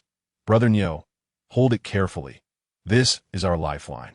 Niu Meng quickly secured it, having no objections to Jiang Han's method of redeeming points. Previously, chopping would require labor, and now they were still working, yet they could enjoy a hearty meal. It was said that the only drawback of expensive items was their price, while the sole advantage of cheap items was their affordability. Now, having spent a considerable amount of points, Jiang Han still found certain accompanying benefits. Since she needed to purify a ton of water at once, a suitably large container was essential. Station Master Yu produced a folded paper barrel, heavy and substantial. In the Wasteland, paper craftsmanship was widely utilized. The interior of the barrel had a special coating, making it waterproof and leak-proof. When folded, it was just 10 centimeters of cardboard, but when expanded, it could hold a ton of water with a lifespan sufficient for an entire scavenging season. upon seeing the large paper barrel. Jiang Han's earlier discomfort from spending 500 points diminished by half. Uncle Yu, what about basins, bowls, and pots for holding water? With a large container. Smaller vessels were also necessary. A series of products was required. Station Master Yu frowned. What more do you want? Pots and bowls? Are you planning to cook your own food? Let me remind you, the base has regulations. Uncooked wild vegetables and animals that haven't been purified are prohibited from consumption. Any instances of poisoning will result in penalties. Jiang Han waved her hands repeatedly. No, it's not like that. The watch has detected everything. We can't eat carelessly. I simply think that bringing back a mutated rabbit is inconvenient. If I put it in my bag, it might contaminate other wild vegetables and mushrooms. Having extra water allows for a simple wash, and if we had a pot, we could boil some hot water to remove the grease. Station Master Yu pondered the previously seen bloodied, mutated rabbit, his frown deepening. He realized Jiang Han had a point. I don't have pots or bowls here, only paper. If you catch a wild rabbit, you can wrap it in paper for immediate storage. The paper he referred to was the waterproof wrapping paper Jiang Han had used before. This time, he provided 10 of the largest sheets, each sufficient to wrap a mature mutated rabbit. Although lacking a pot, Jiang Han was grateful for anything given for free. 10 large sheets of paper, 1 large barrel, and 10 empty 1-liter water bags were all packed into Niu Meng's large backpack. Additionally, there were 10 meal packages and 100 large scavenging bags made of vine cloth. The availability of scavenging bags was an unexpected delight. Station Master, you mentioned that these were provided by the base as a reward for submitting a large quantity of goods. Jiang Han's small backpack had already carried leeches, so she decided to purchase a new one this time. Furthermore, she acquired 5 bags each of salt and sugar. In total, she spent 950 points.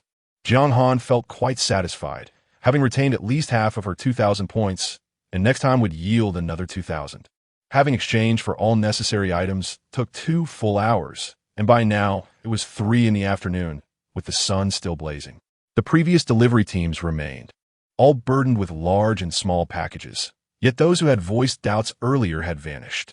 Jiang Han surveyed his surroundings, finding nulling emis, security bay, and departed the service station with Niu Meng, hastening towards the forest. On the way, Niu Meng couldn't help but inquire, Xiao Han, how many days do we need to stay before returning? Will the meal packages suffice? This time, they were certain to remain for several days, and Niu Meng feared hunger after a few days of hearty meals. Jiang Han patted her fully stocked backpack, smiling. Brother Niu, rest assured, these supplies will prove invaluable. You will not go hungry. The two retraced their steps along the familiar path.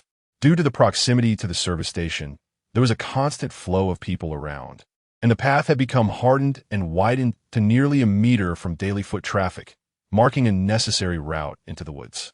Under the blazing sun, the road appeared desolate, yet movement rustled in the nearby grass, as if shadows flitted about.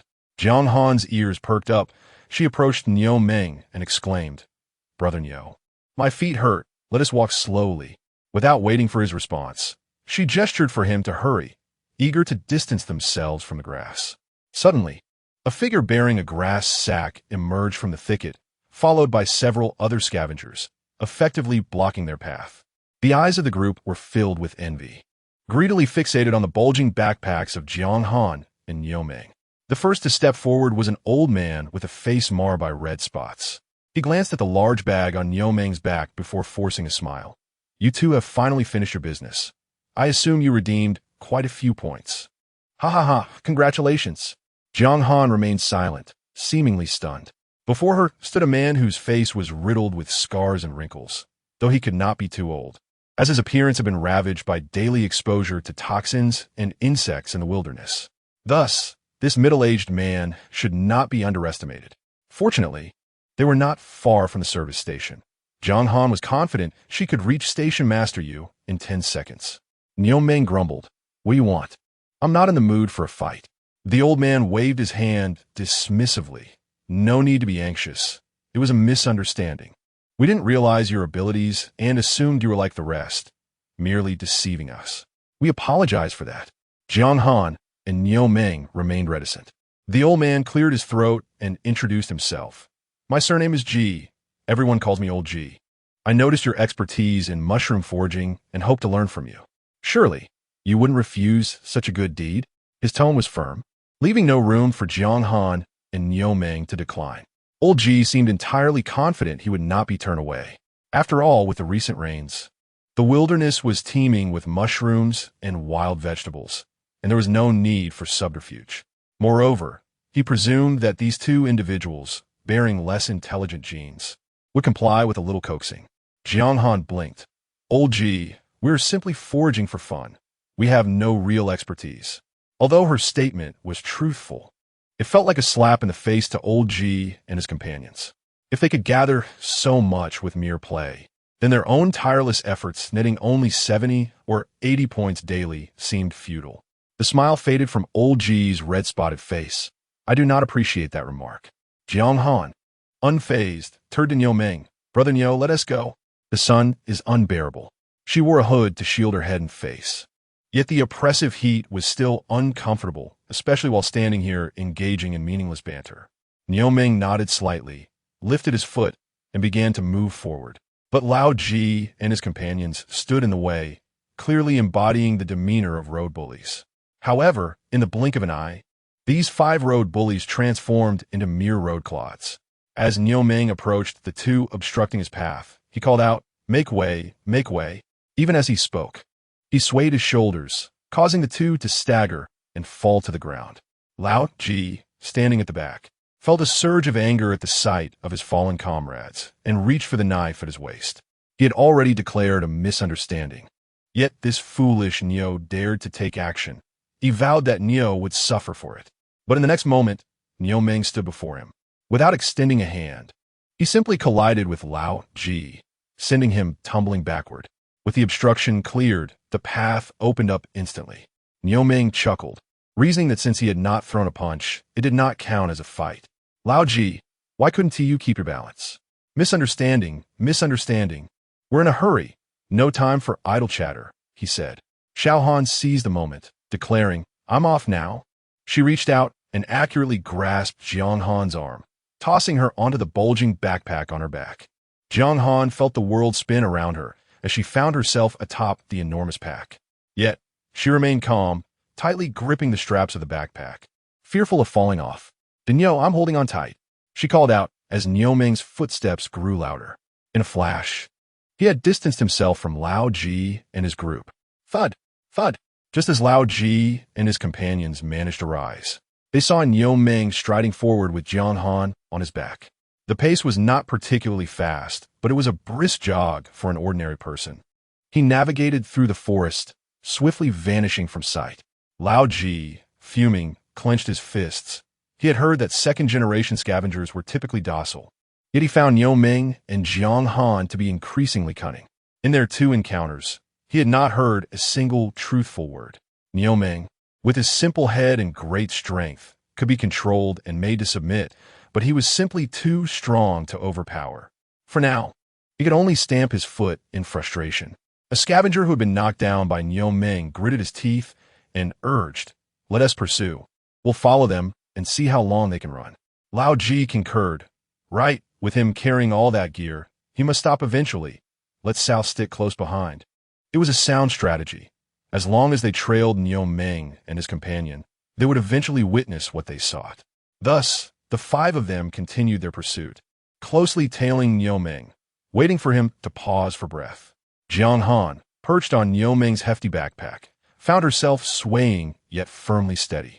She turned to glance at Lao Ji and his companions trailing closely behind, a cold smile forming on her lips. These individuals were truly bothersome.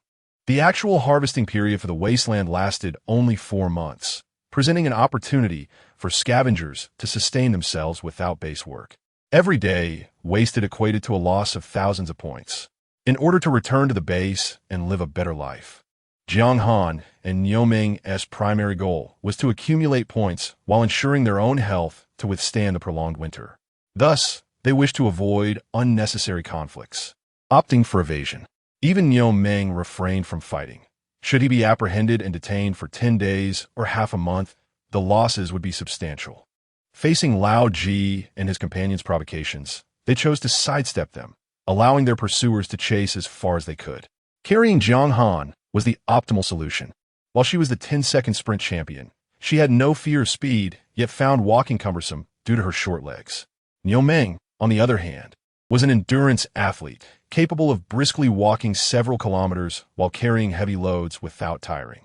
Initially, Lao Ji and his companions managed to keep up with a light jog. But after a mile, they began to huff and puff, falling behind. 2 miles, 3 miles.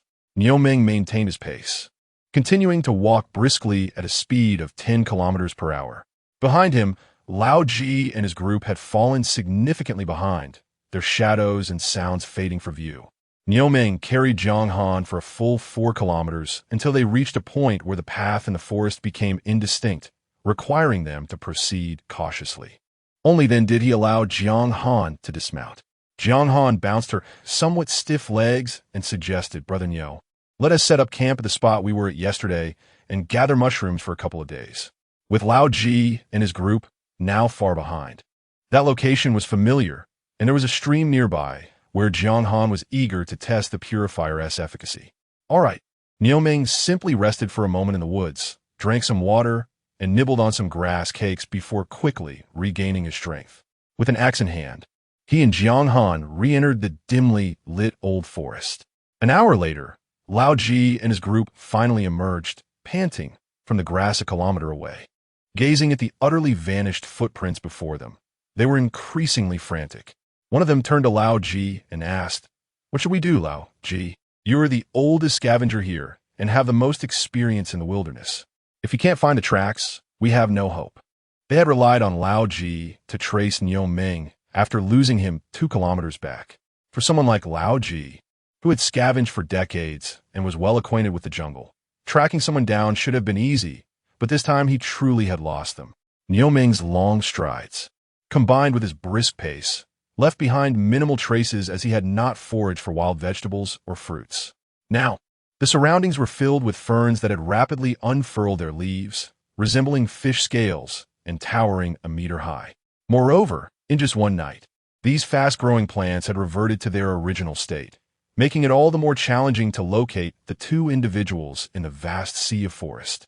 Lao Ji paced back and forth in the grass, filled with frustration. Having scavenged for half his life, he had never witnessed the volume of mushrooms that Jiang Han and her companion could gather. Had he known their method, he would have dedicated himself solely to mushroom foraging to earn points. The more he thought about it, the more anxious he became. The absence of what he desired felt like a loss, causing him distress. Gazing at the nearly identical forest, Lao Ji could only resort to a clumsy solution. "Let us split up and search from different directions. Perhaps we might uncover some clues." The 5th district is a newly developed area, not particularly vast, centered around a carport. It spans only 20 kilometers in radius. As long as one knows the direction, one can eventually find their way. Although weary, the crowd had no choice but to disperse and search for their objective. Meanwhile, Jiang Han and Niu Meng had arrived at their campsite from 2 days prior. The wooden stakes and poles used to pitch the tent remained intact, facilitating a swift reassembly. For safety's sake, it was imperative to ensure that no mutated rabbits would launch themselves at them. Niu Meng chopped down branches as thick as his arm, driving them into the ground to form a protective barrier around the tent. He was cautious while felling trees, leaving the branches on the outer perimeter untouched and instead opting for a different entry point. He was aware that Lao Ji and his companions were attempting to trail him. Although he was not afraid of a confrontation, Jiang Han had reminded him that fighting would delay their earnings and that there was no food back at the base. Thus, Niu Meng strived to recall how he had dealt with provocateurs during his previous experiences with scavenging teams. While Niu Meng busied himself with the tent and campsite, Jiang Han was occupied with preparing a meal. After a day of running around, it was essential to treat themselves to something delicious.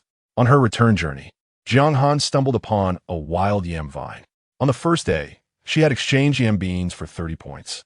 But the yam vine had been high up in a tree, which Niu Meng had cut down to gather. Encountering the yam vine again, she had no time to fell a tree and could only collect some fallen, mature beans, all of which were green and plump, their blue hue somewhat unsettling. Jiang Han tested them with a wristwatch. The radiation levels were excessive, necessitating purification before consumption. Currently, any edible item was assumed to be consumable once its purification level was raised. Handling yam beans required ample water. "Nyogo, I need water," Jiang Han called out to Niu Ming, who was busy constructing the fence. "Coming," he replied, hoisting the axe onto his shoulder. Jiang Han had chosen this campsite because there was a small creek nearby, which meant an endless supply of water. The two of them carried several empty bags to the creek along the roots of a tree. The water was murky, far from the crystal-clear description often depicted, with various small animal tracks on either side, and leaves and twigs floating atop. Such water, unless purified, was not safe to drink, even if boiled. There were mutated leeches lurking in the water, and who knew what other dangers lay hidden within. Jiang Han kept her distance from the water, using a stick to dip the water bags into the creek. Niu Ming held onto her clothing from behind, ensuring she wouldn't accidentally fall in. Indeed, caution was the mother of safety. As soon as the water bag touched the surface, a dark shadow shot towards it like lightning. Bang! The paper water bag burst like a balloon. "Damn it!" Jiang Han quickly withdrew the stick, turning the bag over to inspect it, her frustration evident as she stomped her foot. The bag had a large hole at the bottom, the edge neatly cut as if sliced by a knife. "What on earth is that?"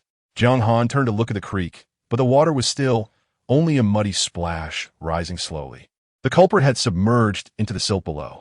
Niu Ming also noticed the commotion. He immediately grabbed his axe, eyes wide as he scanned the water surface. The leaves continued to drift, and the assailant remained hidden. This creature posed a challenge. It was not easy to catch, yet they still needed to collect water. Jiang Han replaced the broken bag with a new one. "Nyoge, be ready. If that thing shows up again, get a whack." "All right." Niu Ming gripped the axe tightly, waiting for the creature to surface. This time, both Jiang Han and Niu Ming were intensely focused on the paper bag beneath the water. Sure enough, just as the bag was about to touch the surface, a swirl of mud disturbed the water. The creature, thinking itself safe in the mud, was unaware that any movement would reveal its position. Before the muddy swirl could fully emerge, Niu Ming swung the axe down onto the water surface. With a resounding thud, the shadow that had just begun to appear was struck directly and vanished in an instant. "Niu Ming, did you see what it was this time?" Jiang Han asked anxiously. Previously, the splash had obscured her view, and she hadn't discerned whether it was a fish or a shrimp. After all, in this wasteland world, the flora and fauna had taken on peculiar forms. Niu Ming wiped the water splashes from his face, shaking his head. "I didn't see clearly. Just a round black shadow.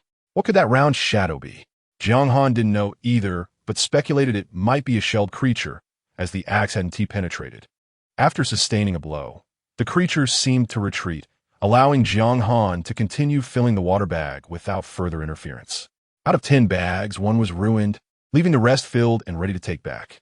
After several attempts, the large bucket was half full, though the water remained too murky to see the bottom. Jiang Han retrieved the purification agent, adding 10 milliliters to the water, uncertain of how many liters were present. Nonetheless, once the purification agent was opened, it had to be used within 2 days. Maximizing its use was essential. Soon, the murky water began to develop a fluffy substance that sank to the bottom. Although the base sought various means to earn residence points, the quality of the supplies provided was superb, eliciting both pain and admiration. With clean water secured, Jiang Han began her outdoor cooking. The bonfire had been kindled, driving away the dampness of the forest. Jiang Han filled a water bag with yam beans and commenced washing them. Her wristwatch, placed beside the beans, emitted no vocal alerts but illuminated a small ring of lights. Initially, a red light flickered, gradually fading to lighter shades of red with each wash. The cleaning process was also part of the purification procedure. Next came the cooking. Jiang Han reluctantly took out a piece of paper, folding it into a pot, adding water, and boiling the yam beans, changing the water frequently. Normally, yam beans would require only 5 minutes of steaming, but given the abnormal circumstances, she had to replace the water repeatedly. Being a paper pot, she was careful not to puncture the bottom during the process. The lights on her wristwatch continued to change until they turned green. With a beep, it announced, "Mutated yam beans, food." Niu Ming, who had been pounding a wooden stick nearby, perked up his ears and rushed over with the axe.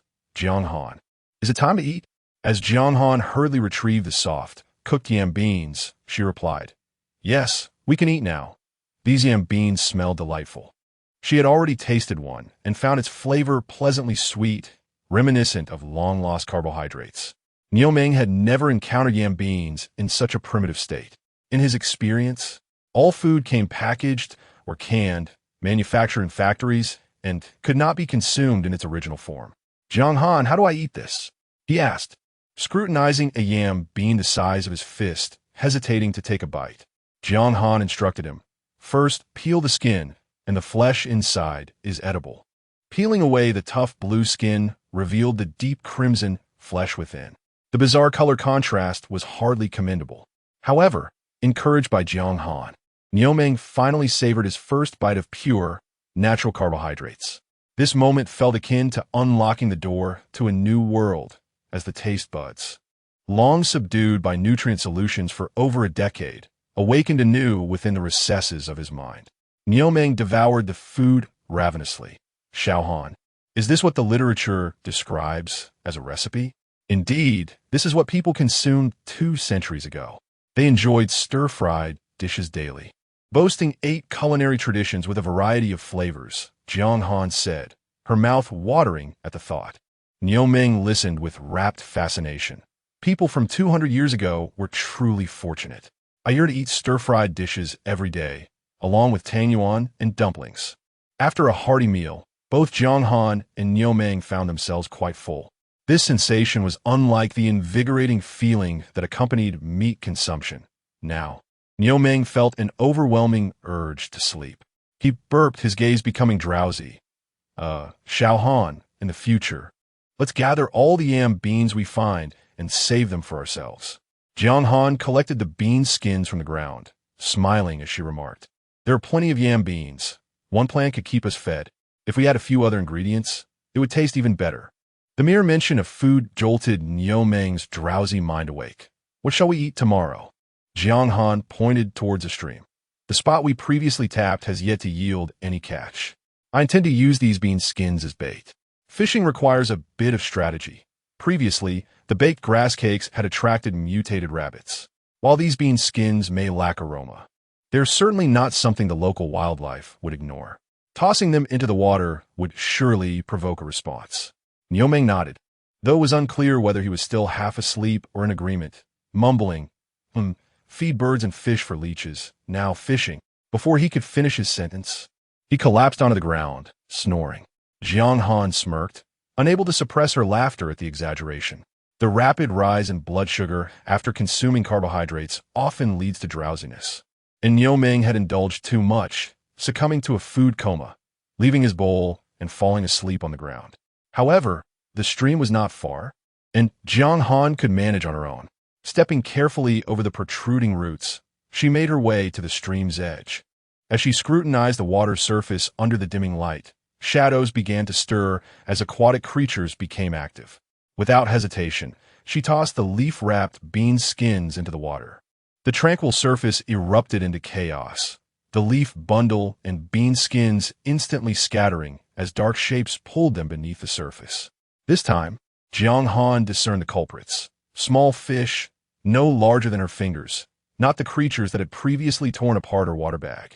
After all, anything that survived a blow from an axe was either a turtle or a crab. Having discarded the bean skins, Jiang Han did not linger and hurried back to the campfire. At dawn the next day, amidst the chorus of birdsong, both Niu Ming and Jiang Han began their tasks. Jiang Han remained close, foraging for mushrooms and wood-ear fungi in the dense forest, which was abundant with mushrooms. Niu Ming busied himself chopping wood to construct traps for mutated rabbits and similar small creatures. Previously, he had worked alongside scavenging teams, exerting effort without concern for strategy. However, he had learned a thing or two about digging pits and using stones to weigh down branches for trapping both humans and mutated beasts. Now, as he engaged in hands-on work, his mind sharpened and his hands grew adept, working tirelessly until dusk. Today, Nioming successfully crafted traps at several junctions using branches, and he rushed back excitedly. Xiao Han, do we have yam beans to eat today? The fire crackled, yet Jiang Han was not in front of the tent. After calling a few more times, he finally heard a response from the stream and ventured out. Hey Xiao Han, you said to call me when you go for water. At that moment, Jiang Han was balancing a wooden stick with a knife fashioned like a bird's beak in one hand while holding a branch with an empty bag dangling above the water. Seeing Nioming approach, she quickly hushed him and pointed towards the water. Stay quiet. Look what's in the water. Although it was getting late, Nioming spotted a river clam, about the size of a human head, slowly moving near the shore. He pointed at the clam, his mouth moving silently in excitement as he danced. Isn't that the one that tore the bag yesterday? Jiang Han shook her head then nodded. It certainly resembled the culprit from yesterday, but how could a clam tear a bag? Just as she was about to explain that the bag-tearing creature was still in the water, a sudden splash disturbed the surface. A large, dark claw lunged towards the swaying bag. Jiang Han reacted swiftly, raising the bag while thrusting the pointed knife towards the claw. The thud of a knife striking something solid echoed, and the claw retracted quickly, causing the water to churn. Jiang Han stomped her foot in frustration. What a pity. It got away. We won't be eating today. She remained by the water's edge for 2 hours, finally managing to lure the claw out. However, the water's barrier made it difficult to strike, and only the knife on the stick was within reach. That hard-shelled creature showed no fear, unless she could stab its eye. Just as Jiang Han was growing increasingly exasperated, Nioming suddenly jumped into the water, chasing after the swirling mud. Alarmed, Jiang Han shouted, Nioming, be careful. The stream was narrow, just over 2 meters wide, and contained only small fish, posing no immediate danger. But the churned water indicated it was not deep, and she feared he might sink into the mud. Regardless, Nioming plunged headfirst into the water, as the muddy water swirled around him. Jiang Han felt a surge of anxiety, gripping her stick tightly and fixating on the surface. Moments later, Nioming emerged, clutching a large crab tightly, exclaiming in triumph, "Ha ha! I caught the bag-tearing culprit." Jiang Han breathed a sigh of relief, suppressing a laugh as she scolded, "Come back up, you reckless fool." In that moment, she was convinced Nioming must possess the genes of a water buffalo, completely unafraid of the water. Struggling against the weight of the crab, Nioming swam back towards the shore, where Jiang Han extended her hand to help him up. Once on land, Nioming placed the crab down, which waved its formidable claws threateningly. "This one is massive. Surely we can eat it tonight." Nioming's eyes sparkled with anticipation. For the sake of food, he was willing to take risks, even though he wasn't quite sure how to prepare a crab. "Yes, we can eat it." Jiang Han nodded. Crabs are difficult to bind. So Nioming forcefully smashed one against the tree root, instantly silencing the previously boisterous creature, which died foaming at the mouth. After collecting the crabs, Nioming turned his attention to the river clams. Compared to the lively crabs, gathering clams was a simpler task. He did not need to ascend the bank. Instead, he stomped his feet in the mud, unearthing not one, but 3 clams hidden beneath the silt. The mud here was deep, fostering the growth of plum clams. Upon returning to the camp, Nioming filled a bucket with stream water and utilized the remaining purification tablets to cleanse it, subsequently taking a refreshing shower with the clean water. Meanwhile, Jiang Han began preparing the ingredients. Having had no particular hobbies during her previous employment, she could not indulge in lavish meals, but she enjoyed experimenting with simple snacks at home. She first scrubbed the crabs clean and placed them over the fire to roast, as this was the simplest method given their challenging conditions. Next, she pried open the clams, carefully washing the meat, a somewhat tedious step. Jiang Han had never truly made clam soup and was uncertain which parts were edible. Particularly alarming was the red warning light on her watch, indicating toxicity and inedibility. While the watch's readings could only serve as a reference, Jiang Han trusted her instincts more. Since she was unsure of what was inedible, she opted to consume only what she knew was safe. The foot of the clam was the choicest meat, and upon opening the shell, she discovered 2 substantial chunks of flesh, though the texture was exceedingly tough, resembling stones. Jiang Han pounded the clam meat with the back of her knife, reducing the thick, hard foot into thin slices. After crafting a pot from a piece of paper, she blanched the clam meat, cutting it into smaller pieces, and sliced mushrooms to simmer in the broth. Niu Ming, salivating at the side, continuously added firewood, responsible for boiling yam beans in a bag. Soon, the air was filled with an enticing aroma. The roasted crabs were divided into 2 portions, with each person receiving a large claw. They cracked the claws open, revealing 2 substantial chunks of tender, white meat inside. A bite of the crab meat was succulent and juicy, causing both to squint their eyes in satisfaction. They then savored the clam soup, enhanced by the mushrooms, requiring only a pinch of salt to yield a delicious broth that invigorated them. As they awaited the cooked yam beans, Niu Ming felt as if he were soaring in delight. The first day featured boiled yam beans, followed by clam soup the next, both meals providing immense comfort. However, the paper used to make the pot was wearing thin. Consuming 1 sheet daily, they only had 10 sheets total, and they could not use them all up and then ask Station Master you for more. Fortunately, a new solution emerged. Jiang Han discovered a more suitable cooking vessel. The clam shell, nearly the size of a human head, became their cookware. After consuming 1 clam, Jiang Han, under the cover of night, smoothed the clam shell with stones, thus acquiring 2 small pots for boiling, stewing, and frying. Not only could they now easily boil water, but they could also serve soup and porridge without squatting beside a paper pot. The thought of an expanding menu filled Jiang Han's heart with joy. The stream undoubtedly harbored more crabs and clams, as well as small fish. With patience and experimentation, she felt confident they could catch these creatures for their meals. In the following days, Jiang Han and Niu Ming spent their daylight hours gathering yam beans, foraging for mushrooms, and drying wood ear mushrooms, while in the evenings, they caught crabs and small fish, as well as dug for clams, culminating in hearty dinners. The once tranquil stream found itself beleaguered, as even the animals that came to drink in the evenings now kept their distance from the 2 gluttons. Their lives were rich and fulfilling, while Old G in the forest felt far less joyful. 3 days prior, Old G and his companions had tracked Niu Ming, but lost them halfway. Consequently, they devised a plan to slowly search for Jiang Han and Niu Ming through the jungles of Zone 5 using nets. Although Zone 5 was populated by over 100 scavengers, the daily ebb and flow of various individuals meant most activity remained concentrated within a 2-kilometer radius of the shed. After all, scavenging for moss, plants, and timber was much easier near the shed. 3 days passed, and as Old G and his group scavenged and walked, they finally covered another 3 kilometers.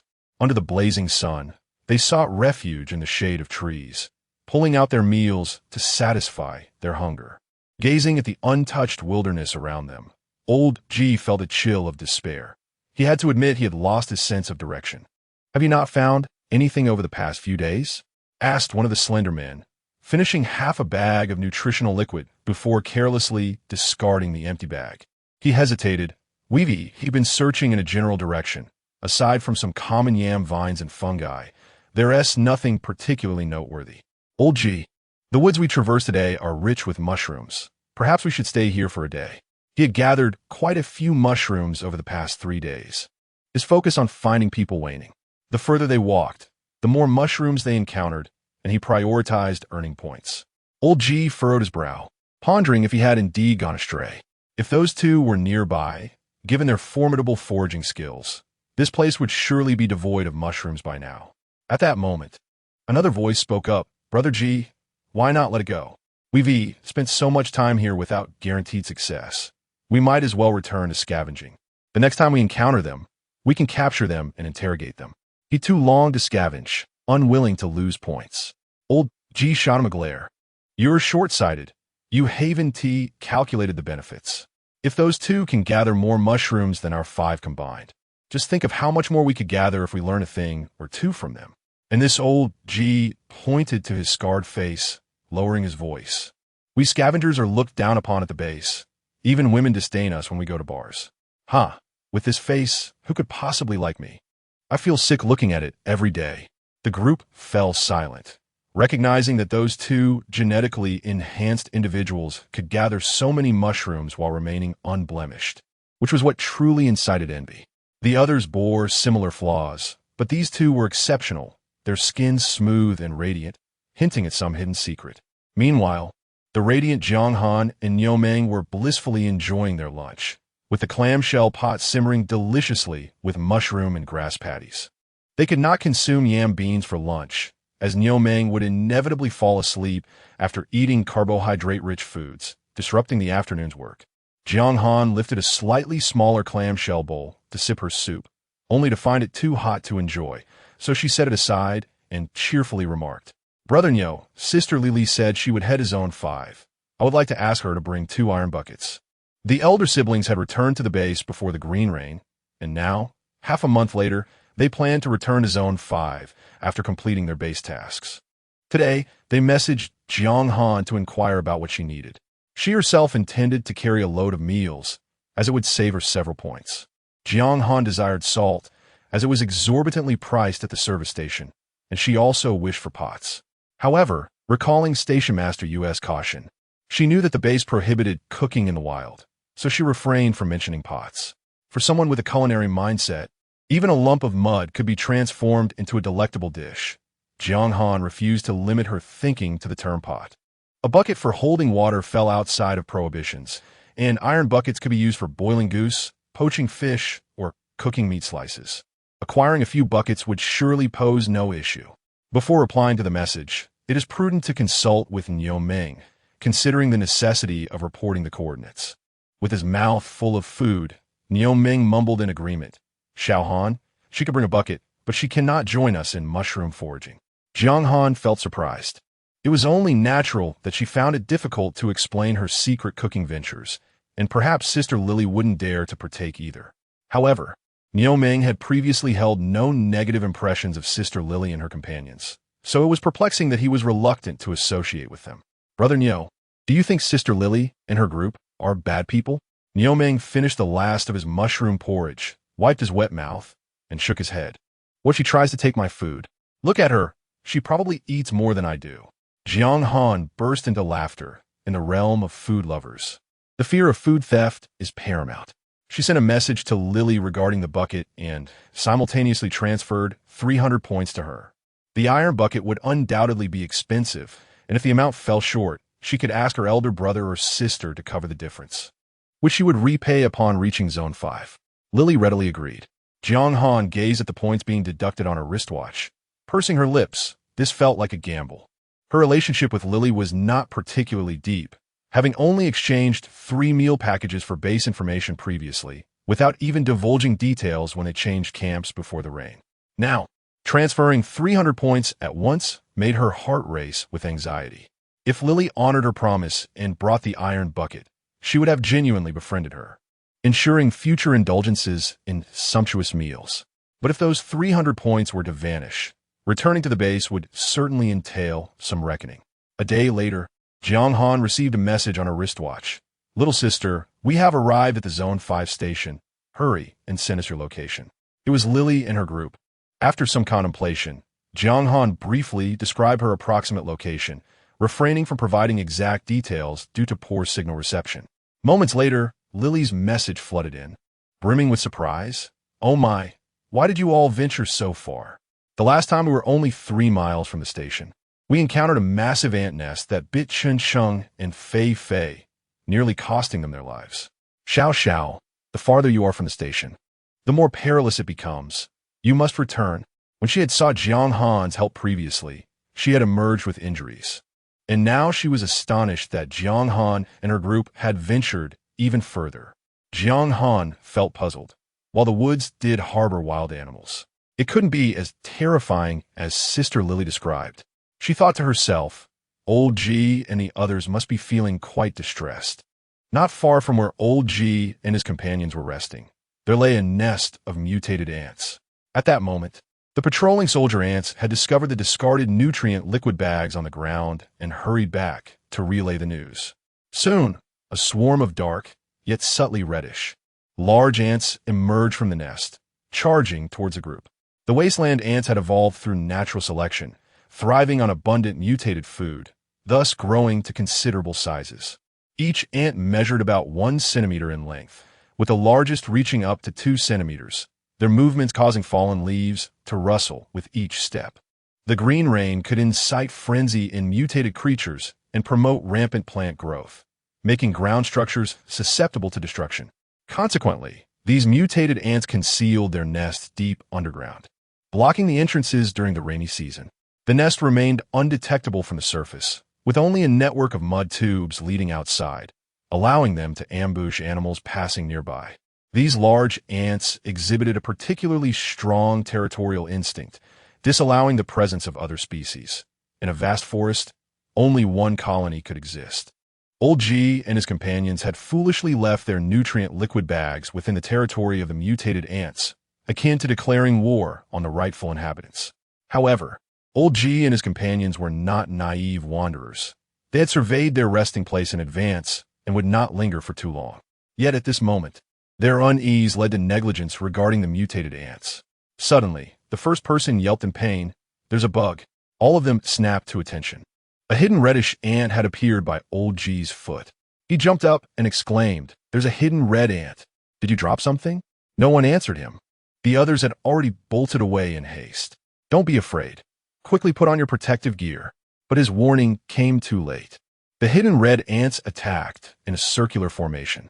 Before the vanguard charged, they had already taken their positions. At this moment, dozens of hidden red ants crawled on the grass and branches surrounding Old G's group, preparing to pounce from above. This was the hidden red ants' signature attack.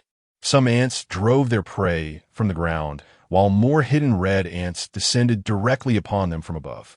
Alarmed, the startled individuals instinctively retreated. Yet the hidden red ants that had been lying in wait on the branches began to drop down.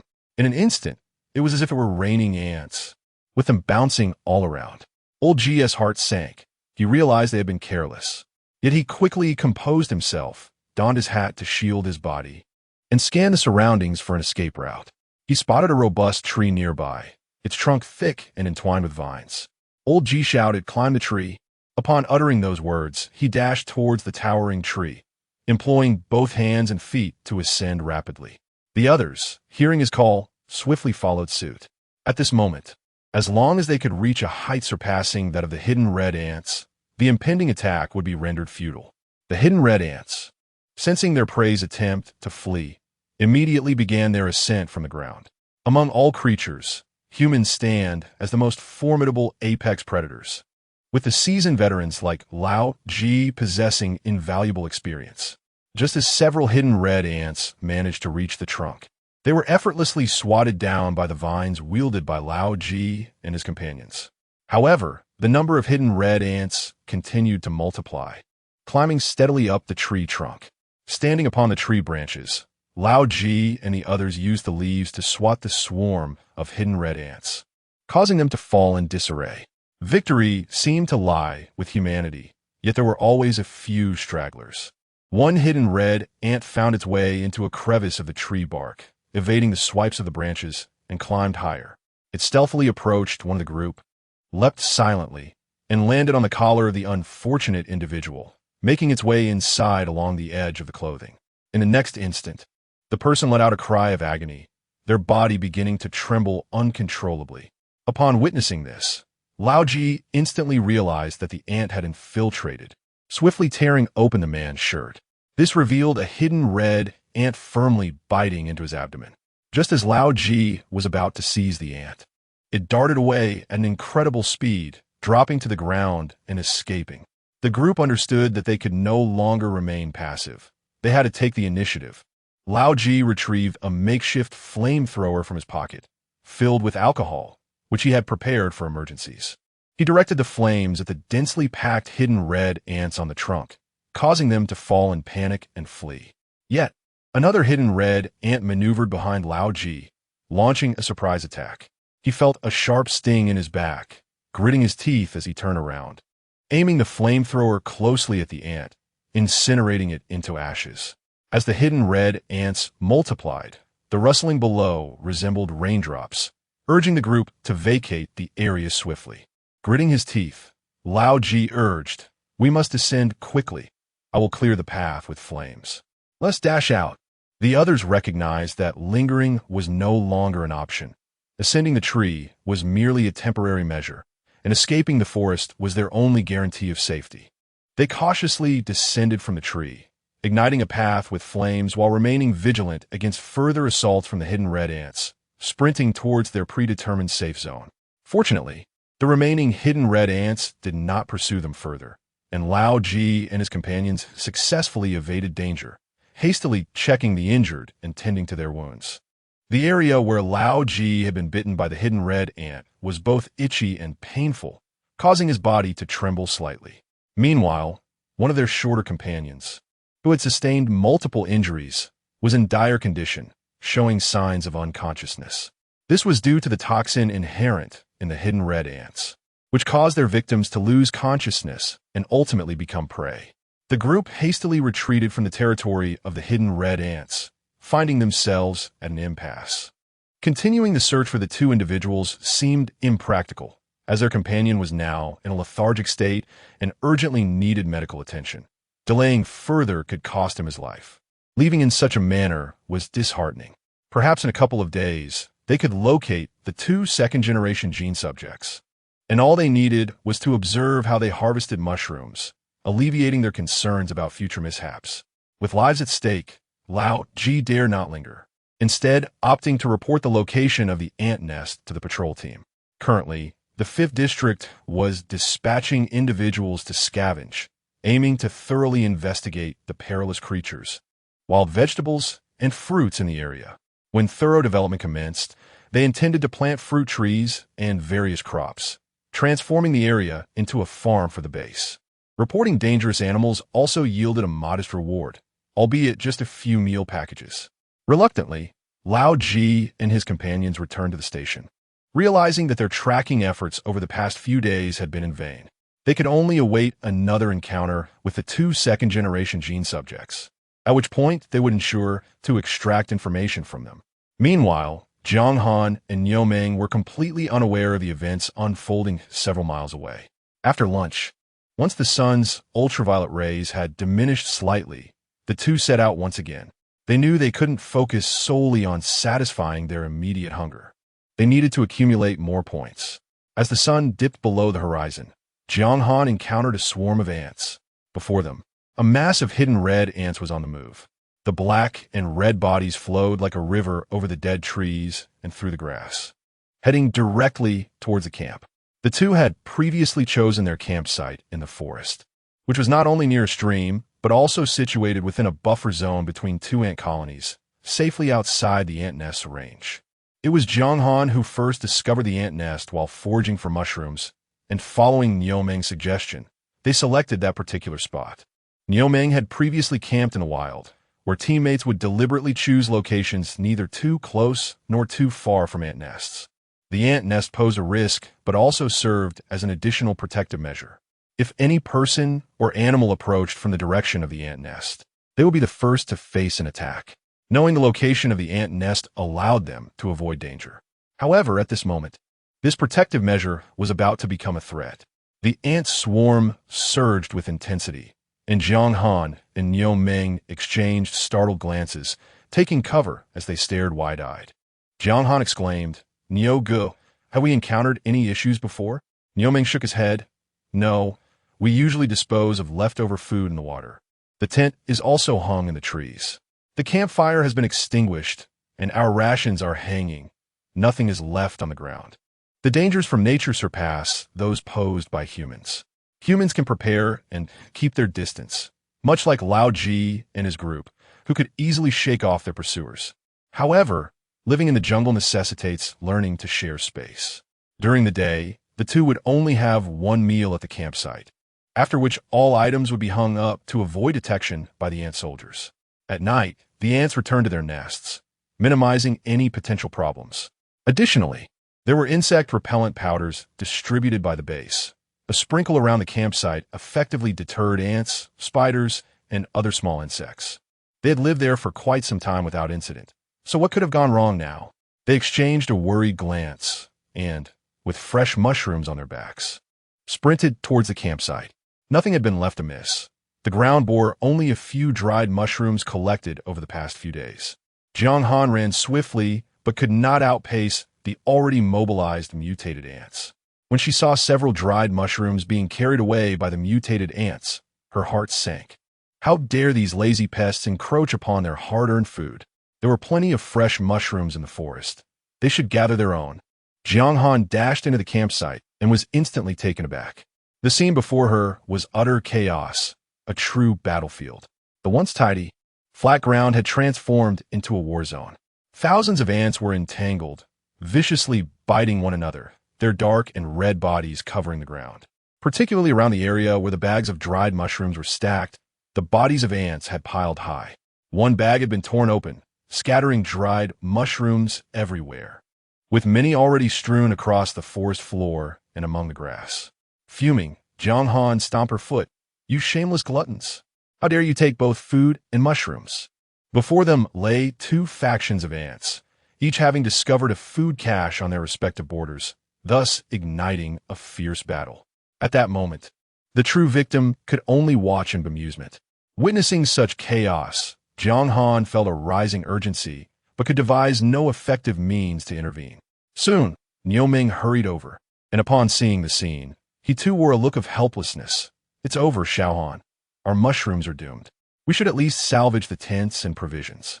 Mushrooms could be replaced, but with the battleground so extensive, once one side triumphed and began to clear the field, their belongings would inevitably be uncovered, making retrieval impossible. Jiang Han nodded in agreement. "We must act quickly. If they tear our tents, we will truly be camping. Without tents, they would be exposed to the elements, increasing their peril." The mention of tents heightened Niu Ming's urgency, prompting him to drop his backpack.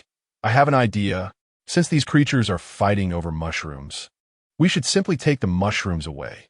Then they will have nothing to contest."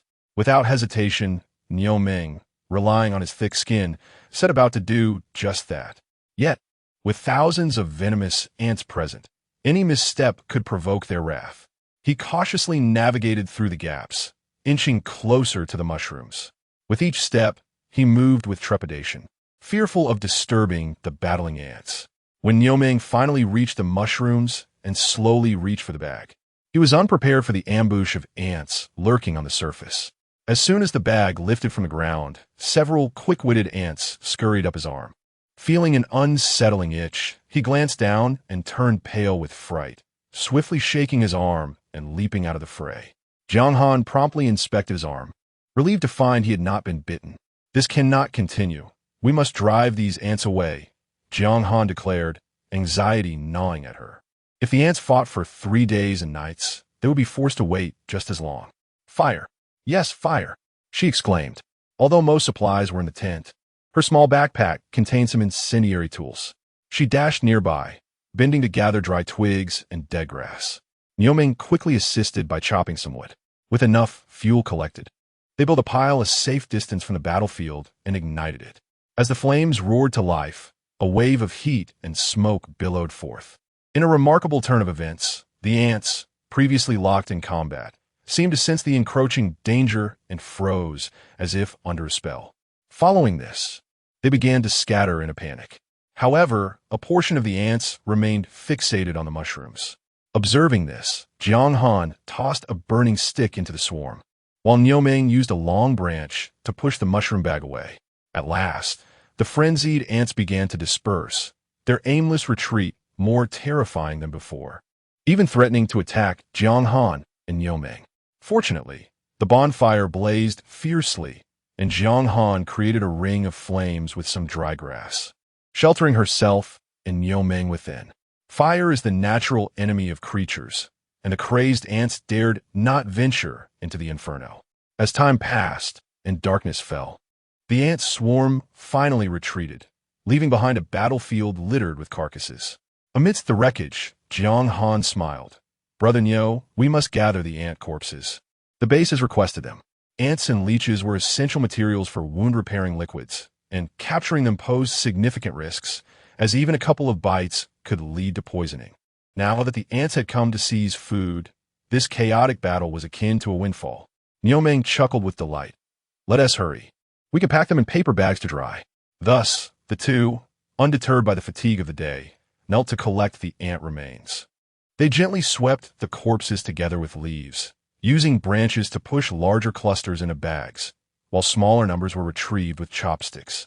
As many ants had not fully succumbed and could inflict painful bites. After considerable effort, they managed to gather the majority of the ant bodies. Niu Ming yawned. What a grueling day, yet the rewards are substantial. Jiang Han nodded. Indeed, these surprises can be quite unnerving. These red ants are exceedingly venomous. Even collecting them is a nerve-wracking endeavor. They carefully placed the paper bags filled with ant remains beside the fire to dry, then reassembled the tent, hastily consuming some rations before attempting to recover the scattered mushrooms. They worked tirelessly until midnight, only halting when peculiar sounds echoed through the forest. Let us rest for now. We can tackle tomorrow's tasks in the morning. Whether they could continue residing there depended on whether the ants returned the following day. Furthermore, Jiang Han had other plans. How could one refuse an opportunity presented?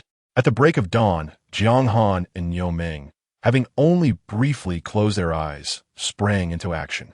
Together, they gathered their necessary supplies and consumed a bit of food and nutrient liquid. A daunting challenge awaited them.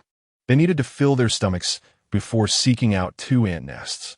After yesterday's fierce conflict, both ant factions would surely be weakened.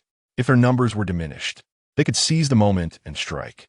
Jiang Han followed the trail of scattered mushrooms and, after winding through trees, bushes, and mossy crevices for 500 meters, she spotted the distinctive mud tubes of the red ants. Niu Ming, one hand gripping an axe and the other cradling several water pouches, had a large paper barrel filled with water strapped to his back. Upon sighting the mud tube, he exclaimed, "The nest is right here. Let me uncover the mud pile." The two had previously conspired at the campsite to pour water into the ant nest once they located it. Once the ants were drowned, they would excavate the nest, hoping to uncover eggs or a queen, truly a treasure. Yet, it was too risky to dismantle the nest without caution. Jiang Han scrutinized the seemingly dormant mud tube, still occasionally patrolled by soldier ants, her heart racing. Brother Niu, there seem to be quite a few ants inside. We should not take unnecessary risks. Undeterred, Niu Ming insisted, "Let us give it a try. If we can't uncover the nest, at least we can drown a few red ants and retrieve our lost mushrooms. Last night, I managed to recover some dried mushrooms, yet the bag remained significantly empty, much to Niu Ming's frustration, as those mushrooms were points. Now, in pursuit of those mushrooms, he was determined to excavate the ant nest. Observing Niu Ming's resolute demeanor, Jiang Han tightened his grip on the wooden stick, remaining vigilant of his surroundings to prevent any stealthy attacks from the hidden red ants. Niu Ming cautiously approached the ant passage and swiftly used his axe to break open the sturdy mud tube, revealing an entrance the size of a wrist. At the moment the tube shattered, several soldier ants surged out, their antennae flailing, beginning to seek the identity of the intruders. Before they could pinpoint the enemy, Niu Ming raised his water sack, directing a stream of water from above straight into the entrance. The few ants that had poked their heads out were instantly swept back into the tunnel by the force of the water. Niu Ming then used his axe to widen the opening further, allowing more water to flood into the ant nest, which caused a commotion inside. Ants began to pour out frantically, yet against the relentless tide of water, they were utterly defenseless, merely floating and struggling in the current. Xiao Han, quickly fetch the net to catch the ants, Niu Ming shouted as he filled a large bucket with water. To ensure safety, Jiang Han had already built a fire nearby, using easily combustible grass and tree bark, with a dry clam shell placed atop. At that moment, smoke billowed from the pile, and upon hearing Niu Ming's command to catch the ants, Jiang Han hastily grabbed a piece of bark with small holes and rushed over. Indeed, the ants were thrashing in the water, and she quickly scooped them up, pouring them into the now boiling clam shell. Even the most venomous of ants could not withstand the scalding temperature. Upon contact with the shell, they struggled briefly before succumbing to the heat. This method proved to be both swift and effective, but just as the two thought success was imminent, they were suddenly greeted by a low, ominous buzzing sound. A swarm of enormous flying ants emerged from a nearby hole in the nest, charging toward Jiang Han and Niu Ming. "This is bad. It's the Queen's guardians. Quick, hide!" Niu Ming shouted. Jiang Han was equally startled, the ant nest had a back entrance. The two quickly ducked their heads and leaped through the column of smoke from the fire, the flying ants pursuing relentlessly but disoriented by the smoke and flames, hesitant to advance. Although they were safe, Jiang Han and Niu Meng found their eyes stinging from the smoke, unable to open them fully. Yet they dared not leave the smoky area. However, this brief pause revealed an opportunity for Jiang Han. A gap had appeared in the nest due to the flooding, faintly revealing a multitude of ant eggs within. Cough, cough, Nyoga, look, there are ant eggs, Jiang Han exclaimed. Niu Meng's spirits lifted upon seeing this, and he snatched a handful of burning grass leaves from the ground and dashed over. The flying ants, noticing Niu Meng approaching the eggs, immediately abandoned Jiang Han and redirected their attention toward him. Niu Meng brandished the flaming grass leaves, momentarily blocking the flying ants from getting close. Seeing this, Jiang Han also attacked the airborne ants with the grass, creating a chaotic scene as the flying ants found themselves besieged from both sides. Seizing the moment, Niu Meng extracted a clamshell and forcefully thrust it into the nest. The sharp edge of the shell sliced through the ant eggs with ease, allowing him to quickly deposit a substantial amount into the bag he had brought. The theft of the ant eggs sent the ant colony into a frenzy. All the hidden red ants, disregarding the muddy walls of the nest, rushed out in a desperate bid to counter the theft. In a moment of inspiration, Jiang Han stuffed the burning grass directly into the nest, effectively trapping all the hidden red ants inside. Of course, this was only a temporary measure, as numerous ants were already pouring out from other entrances at the back of the nest. Run, Niu Meng shouted. Without grabbing their backpacks and buckets, the two took only the bag containing the ant eggs and the clamshell with the roasted ants, turning to flee. The flying ants relentlessly pursued them, but as they distanced themselves from the nest, the ants gradually ceased their chase, returning to protect the queen. Panting, Jiang Han and Niu Meng made it back to their camp, their faces alight with satisfaction as they gazed at their bounty of ant eggs. Niu Meng chuckled, but then winced. My hand hurts. In his haste to snatch the ant eggs, he had been bitten by the hidden red ants. Although he had managed to suppress the pain earlier, the throbbing agony had finally caught up with him. Jiang Han quickly examined Niu Meng's hand, where a pair of serrated bite marks were visible, though no blood was present.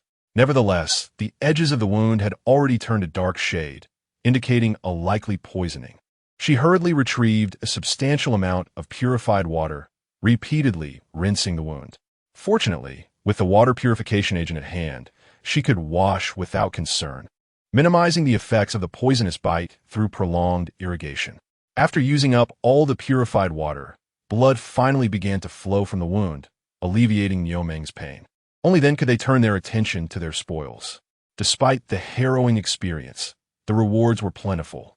In addition to the battle remnants collected the previous night, there was also a batch that had been boiled and roasted, a rather gruesome fate for those caught in both water and fire. The excavated ant eggs would surely yield a substantial amount of points back at the base. That day, Jiang Han and Niu Meng refrained from scavenging further and instead took turns observing the ant nest. They were fully prepared for the worst, ready to flee to another ant colony should this one show any signs of expanding its search radius. Although this could be seen as a diversion, it also served to promote reproduction. Jiang Han calculated that if the ant colonies were to engage in battle again, she could once more reap the benefits of a third party. For half a day, the ant colony frantically searched the vicinity of their nest for the assailants. But the damaged lair, the startled queen, and the heavy losses among their ranks prompted the colony to begin relocating. By evening, Jiang Han and Niu Meng returned to retrieve their backpacks and buckets, only to discover that the ant colony had vacated completely, leaving behind their large paper bucket and backpack, both riddled with holes from the red ants' relentless chewing. Upon seeing the ruined bucket, Jiang Han felt a headache coming on. Oh no, it seems we have suffered a loss.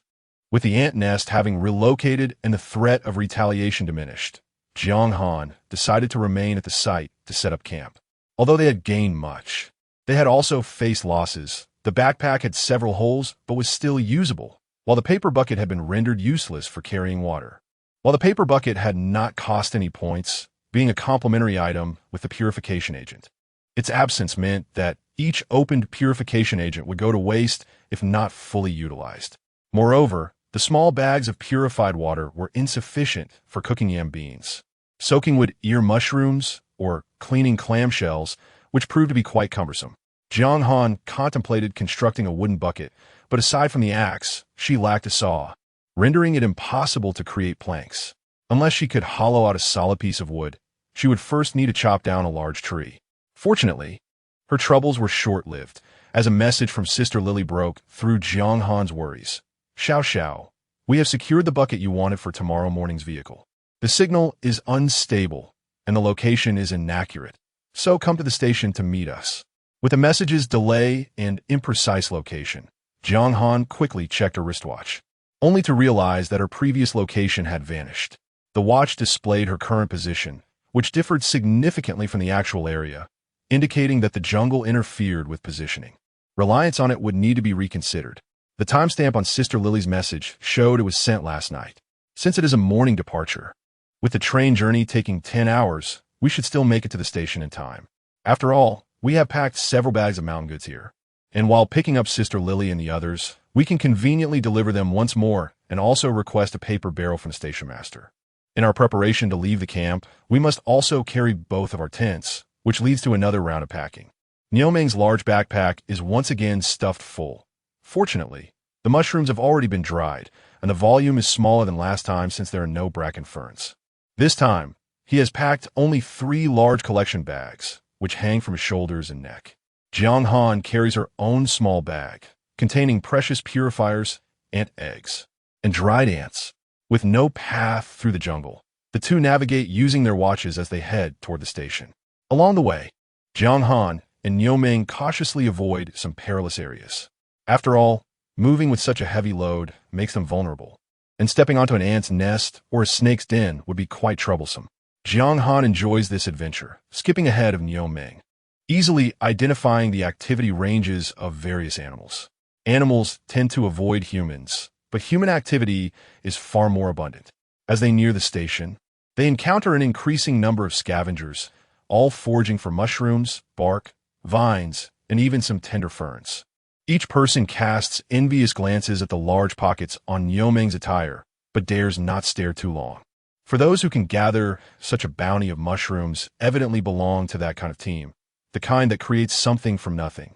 The area near the station has already been largely foraged, and to gather more, one must venture deeper into the jungle. With recent robberies occurring frequently after leaving the station, every scavenger quickly returns with just a small bag, afraid to linger. Those who can return with large bags often do so with stolen goods. Yet, it seems inappropriate for just Jiang Han and Niuming to resort to theft. Jiang Han, with her keen hearing, notices the anxious expressions of the scavengers they pass. Once they have walked by, she catches snippets of conversation mentioning robbery, undoubtedly linked to the notorious 6th team. What is the 6th team? Jiang Han recalls what Xiong mentioned, that the 5th District Patrol consists of 5 teams, with him being the most outstanding captain. Has another group been established? It has been 6 days since their last delivery at the station, and Jiang Han observes that all the trees nearby have been felled, leaving a vast expanse of open ground. The clearing is stacked high with lumber that may soon be transported back to the base's lumber mill. From the base's broadcasts, Jiang Han has learned that as the clearing in the 5th District progresses, more individuals are arriving for the summer harvest. They plan to expand the 5th District train line to enhance material transport capabilities. At this moment, there are no trains at the platform, indicating that Sister Lily and the others have not yet arrived. Jiang Han decides to make the delivery first. The number of individuals delivering goods is even greater than last time, forming 2 lines that extend from the shed to the open area. However, each person carries only a small bag filled with various items, including some who are collecting reeds. At the end of the queue, Niuming stands out with his 3 large bags. Jiang Han hops on her feet, glancing towards the receiving station where dozens of workers are busily attending to deliveries. Nearby, the station master, Yu, wearing black-rimmed glasses, wears a stern expression as he supervises. Jiang Han whispers to Niuming before dashing toward you. Despite the increased number of scavengers, Yu's mood is far from pleasant. The scavenging season lasts only 4 months, and with nearly a month gone, he has yet to fulfill even 1/5 of his target. Recently, everyone has been discussing robberies, which has left many too frightened to venture far while scavenging. Meanwhile, the Green Rain Patrol is occupied with dealing with mutated beasts and cannot manage such matters. In truth, it is not that they cannot manage it. If there were witnesses or evidence, it would be straightforward to handle. However, once goods leave the receiving station, they become unclaimed, existing in a lawless space. Each scavenger has their own justification, and the patrol has no time to verify every case, thus remaining uninvolved. As the head of a single service station, you has no obligation to protect the scavengers. He can only request additional scavenger quotas from a base, as the current 300 are insufficient. Just as Yu's irritation mounts, Jiang Han appears before him, bundled up warmly, and cheerfully calls out, "Station Master Yu, Uncle Yu." Yu snaps back to reality, recognizing the petite girl before him. "Ah, Xiao Zhang, are you here to deliver again?" Yu recalls Jiang Han and immediately thinks of the leeches and mushrooms, glancing up to see if Niu Meng is behind her. But there is nothing behind her. Jiang Han nods. "Uncle Yu, my brother Niu, is waiting in line outside to deliver mushrooms and other items." Hearing this, Yu's heart leaps with joy, though his face remains stoic. "Good. You two can come separately to deliver. I will personally inspect the goods." This is precisely what Jiang Han wanted to hear, so she quickly runs back to the end of the line to call Niu Meng. However, as soon as she exits the shed, she sees that Niu Meng is surrounded by a large crowd, with voices raised in protest. Jiang Han raises an eyebrow, wondering if someone is attempting to steal from them. Before she can approach, she hears Niu Meng's booming voice. "What do you mean it's yours? Were you to say that?" Then a woman, frantic with anger, exclaims, "The mushrooms I painstakingly collected were stolen by him. I can recognize them." Jiang Han struggles to weave through the crowd and sees a woman and two preteens holding on to Niu Meng tightly. The children, one boy and one girl, appear to be around 10 years old enough to scavenge according to base regulations. Upon seeing this scene, Jiang Han's brow furrows, realizing it resembles the situation with Aunt Fan. Could they be from another fostering family? The three individuals cling to the 3 bags of mushrooms like kangaroos, and Niu Meng, unable to let go, can only hold on tightly, swaying as he shouts, "Let go! You need to let go! Let go!" Jiang Han finally arrives, grabbing the woman's arm in an attempt to pull her away, but she finds herself unable to budge her. The woman is tall and robust, towering over Jiang Han, and with Jiang Han's lesser strength, she is at a disadvantage. The woman turns to Jiang Han, a mocking glint in her eyes, and begins to spew accusations. "You were on it too, stealing my mushrooms together with him." Jiang Han does not wish to engage in an argument with this woman, especially in front of everyone. The collection bag has already been torn open, revealing the mushrooms inside, each one a high-value, top-quality white mushroom.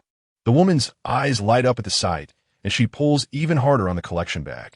Feeling ignored, Jiang Han's anger surges within her. It truly feels as if the desperate rabbit will bite when cornered. She drew out her long-handled bird claw and swung it at the woman's head. The slender claw dug directly into the hair, and Jiang Han twisted it a couple of times. In a fight, he who possesses the hair wields the power.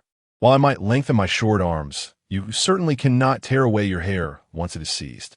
Jiang Han yanked down hard on the claw's handle, causing the woman to scream and protect her head, thus releasing Niu Meng. Jiang Han clung tightly to the bird claw's handle, leaving the woman exasperated as she attempted to strike Jiang Han, but was unable to reach her. She wanted to shield her head, yet the delicate claw was entangled in her hair, rendering her helpless as she wailed. Bystanders were astonished, not expecting this seemingly frail girl to be so fierce in a scuffle. Once the woman released her grip, the 2 10-year-old children were clearly no match for Niu Meng, and they quickly stepped aside, nervously wringing their hands. The woman, both furious and distressed, pointed at Jiang Han and yelled, "You heartless creature, how dare you publicly assault me?" Jiang Han scoffed in response, "You call me heartless while you were the one who first snatched my belongings. It is only natural for me to retaliate in public. This white mushroom was painstakingly gathered by me. There is no way you will benefit from it. To label a genetic individual as heartless is akin to calling them an animal." At that moment, Station Chief Yu hurried over and intervened. "Do not quarrel. Explain what transpired here. The woman, eager to cast herself as the victim, exclaimed, Station Chief, as you know, I've been gathering mushrooms for several days. Today, I finally managed to collect a large bag, only to have it snatched by these two mutants. Jiang Han pursed her lips. The term mutant was now being thrown around.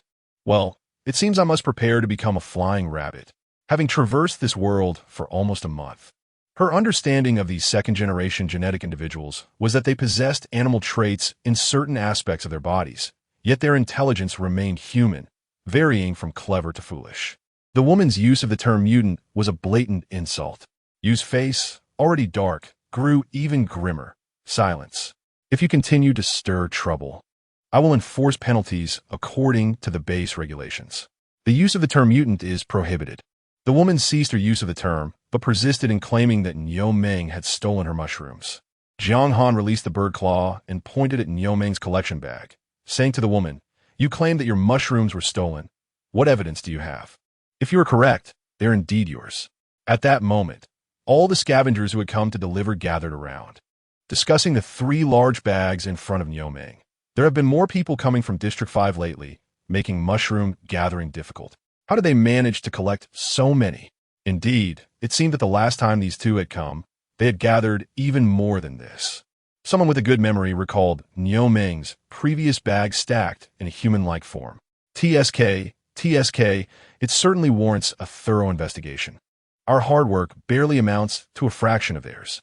As the murmurs grew increasingly resentful, it felt as though they wanted to rush over and overturn all those bags.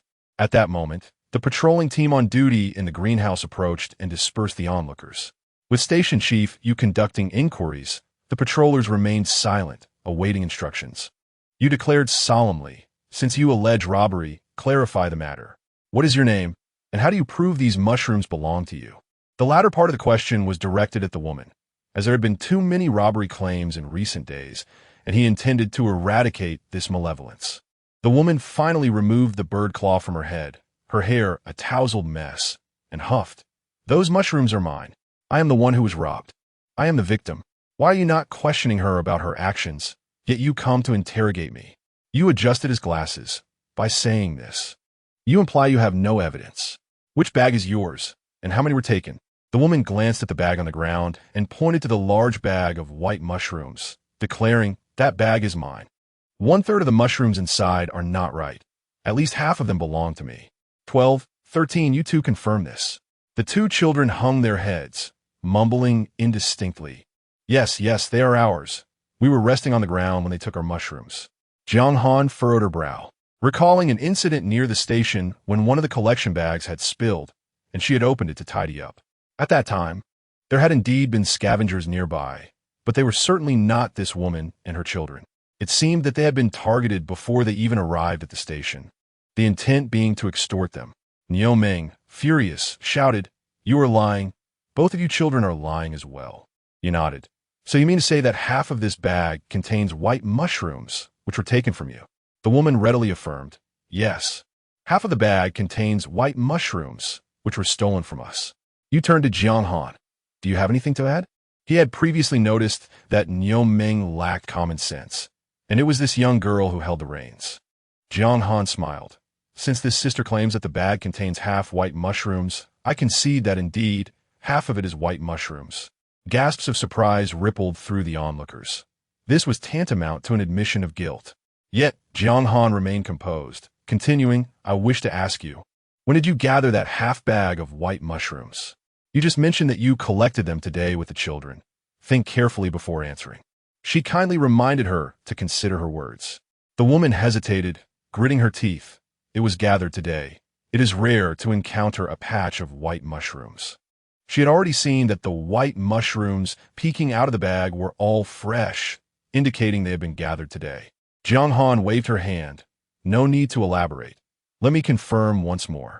You stated that there is 1/2 of white mushrooms inside, and that they were gathered today. Jiang Han remained composed and uncontentious, merely reiterating her inquiries, which caused the woman to feel increasingly uncertain. However, remembering what the others had claimed to witness, and their promise to split the haul with her, she nodded again. They are mine. No matter how many questions you ask, they are still mine. By this time, the onlookers had quieted, watching intently. Yet someone quietly murmured, "That genetic individual keeps asking others. Why doesn't Tishi provide proof that it's hers?" Seemingly prompted by this, the woman immediately countered Jiang Han and Niu Ming. "You claim you didn't steal. What proof do you have?" Station Chief Yu also turned his gaze to her. "What proof do you possess?" Jiang Han chuckled lightly. "Most of the white mushrooms in that bag have been sun-dried. Only the top layer is fresh. Furthermore, I do not use a knife to gather mushrooms, but rather the very bird claw she damaged. One only needs to examine the base of each mushroom to ascertain the truth." Gasps of astonishment echoed among the crowd. It seemed so straightforward. Yu waved his hand, instructing the service station staff, "Empty that bag of mushrooms, meticulously measure the moisture content, and examine the mushroom bases." Niu Ming hastily presented all 3 of his large bags. "If you're going to test, then test them all." His nonchalant attitude left the surrounding crowd in shock. Sensing that something was amiss, Station Chief Yu remained silent, and the staff took all 3 bags of mushrooms away. The woman was left speechless, having not anticipated that the fresh mushrooms were merely the top layer. In truth, these mutated mushrooms could appear quite similar on the surface after sitting for a couple of days, but the moisture content would reveal discrepancies. Moreover, Jiang Han's method of gathering mushrooms differed from others, who typically used knives. She used a bird claw. What exactly is this bird claw? Mushroom foragers always wield a knife. For the roots of the mushrooms must be meticulously cleaned. Otherwise, the dirt clinging to them would tarnish the caps. These foragers are exceedingly cautious, carefully trimming away the decayed and blackened roots, fearful of losing weight. However, Jiang Han is undeterred by such losses. She prioritizes speed, using her fingers to deftly snap off the lowest segment, which is free of mud and thus requires no meticulous cutting. There is no need for the staff to report, as when the bag of mushrooms is poured onto the inspection table, everyone can see clearly.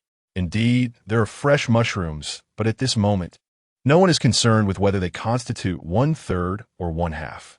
The most striking observation is that each mushroom's root is noticeably shorter than those collected by others, indicating they were not cut with a knife. It is evident who is lying. Among the crowd, some individuals quietly retreat. Yu Quan fixates on the woman, sternly declaring, "Spreading rumors and extortion will lead to your arrest under base regulations. This matter must be dealt with severely. We must apprehend those responsible." With the recent surge in robberies, it is unclear how much of this situation is genuine and how much is fabricated. There is a possibility that someone is deliberately spreading rumors to sow confusion and take advantage of the chaos. Both genuine and false victims are clamoring, demanding the base to raise prices. The audacity of committing wrongdoing right under our noses shows a blatant disregard for the service station. As Yu Quan recalls the sudden drop in recovery rates over the past few days, his teeth clench in anger. The onlooking scavengers murmur among themselves, casting disdainful glances at the woman. People like her are committing a crime. Her baseless claims have frightened me into not foraging for 3 days. I've only dared to collect a little fern and moss, and I've suffered significant losses. The patrol team steps forward, fastening an electronic restraint ring around the woman's arm. Panic sets in, and she pleads with Jiang Han, "Little sister, it's not easy for me to scavenge with my children. We are nearly out of provisions, and I only made a mistake out of desperation. Please show some compassion." Seeing Jiang Han's youth, she hopes that her appeal for leniency might be successful. Yet Jiang Han remains silent, merely observing Yu's station master as he sends messages on his wristwatch. After the woman's pleas fall on deaf ears, she turns to her children, saying, 12, 13, apologize. If you hadn't claimed that someone was stealing, I wouldn't have mistaken the person. The 2 children lower their heads in silence. Frustrated, the woman grits her teeth. "It's all your fault for speaking carelessly and causing me trouble. Once we reach the base, I will have to fill out a report for the guardianship committee." Her voice, though loud and agitated, is transparent to those present. It is an attempt to mask her guilt with anger, and they merely scoff. "Do not play innocent. Who will compensate us for our losses these days?" Yes, she must be punished severely. Had it not been for the differing methods of mushroom collection, she would have certainly been extorted. The 2 children, upon hearing the term report, appear as though a heavy weight has pressed down upon them, their heads drooping even lower, resembling two saplings battered by a storm, their leaves drooping in despair. They dare not meet their mother's gaze, instead stealing glances at their peers for support. Jiang Han narrows her eyes, interrupting the woman's tirade and misplaced anger. Sister, do not underestimate our intelligence. These children are not to blame. They merely echo what you taught them. Moreover, you wield that report as a threat. Should you pen anything unfavorable, these children may be compelled to remain under your influence for several more years, as they cannot defy your commands. In the base, children are cared for until the age of 10, after which they must rely on scavenging for survival. Niumeng left the orphanage at 10 and began supporting Xiao Xiao at the age of 12. These two children are likely on the cusp of departing their guardianship families, but they still require the endorsement of their guardians. If their guardians assert that they lack the capacity for independent living, their departure can be postponed by a year. Though this sounds like a humane policy, those delayed in growing up must undergo the most rigorous training. Niumeng mentioned that such training involves toiling in the wilderness, enduring the harshest labor, far more grueling than scavenging at the age of 10. At this moment, Jiang Han directly dismantles the woman's threats, and the latter becomes infuriated. How I educate my children is none of your business. Jiang Han coldly replies, your actions must be punished. If you're let off lightly this time, more individuals will be emboldened to follow your example. Yu Quan, who has been listening intently, nods in agreement. Take her away. Realizing her impending punishment is inevitable, the woman glares fiercely at Jiang Han, her eyes filled with venom, as if she could consume her whole. Just as the patrol team prepares to escort her away, Jiang Han suddenly interjects, wait. The crowd looks at her in confusion as she approaches the two children, smiling gently. I believe you can sustain yourselves through scavenging. Do not let anyone coerce you into wrongdoing. The children avert their gazes, their faces painted with guilt and hesitation. They had just lied and deceived, and now they must return to the base for questioning. Comforted by Jiang Han, their eyes glisten with unshed tears. The boy speaks softly, Sister, I'm sorry. The girl bites her lip, fighting back tears. Thank you, sister. We lied today. Someone told Mother Wu about what was in your bag and insisted we claim theft. Jiang Han smiles faintly. All right, I accept your apology. Do you know who informed you? Just as the girl is about to respond, the woman yells, rushing over, attempting to silence them. Do not say anything reckless. If you dare to speak out, I will take you back. Yet, before she can reach them, the restraint ring on her arm activates, delivering a shock that causes her to scream and convulse. The patrol team forcibly removes her from a scene. The two children follow, casting grateful glances at Jiang Han as they depart. Jiang Han observes the unfamiliar woman and her children, feeling a sense of helplessness. She seeks to avoid trouble, yet trouble seeks her out. Is it truly the case that a tall tree attracts the wind, making it impossible for her to remain inconspicuous? Alas, one cannot hide brilliance. Gold must shine, and one cannot endure hardship in obscurity. The only reason for envy and malice is a failure to excel. Those who walk will never envy those who fly, nor will they think to sabotage an aircraft, yet they will obstruct bicycles and damage roads. If only she had a capable team, earning ample points, such petty nuisances would cease to exist. The matter of extortion has temporarily passed, leaving the base to decide on penalties. While the mushrooms from Niumeng have already been sorted and delivered, Station Master Yu personally oversees the inventory, yielding over 800 points. Though this batch of mushrooms pales in comparison to the last collection, it is still substantial relative to others.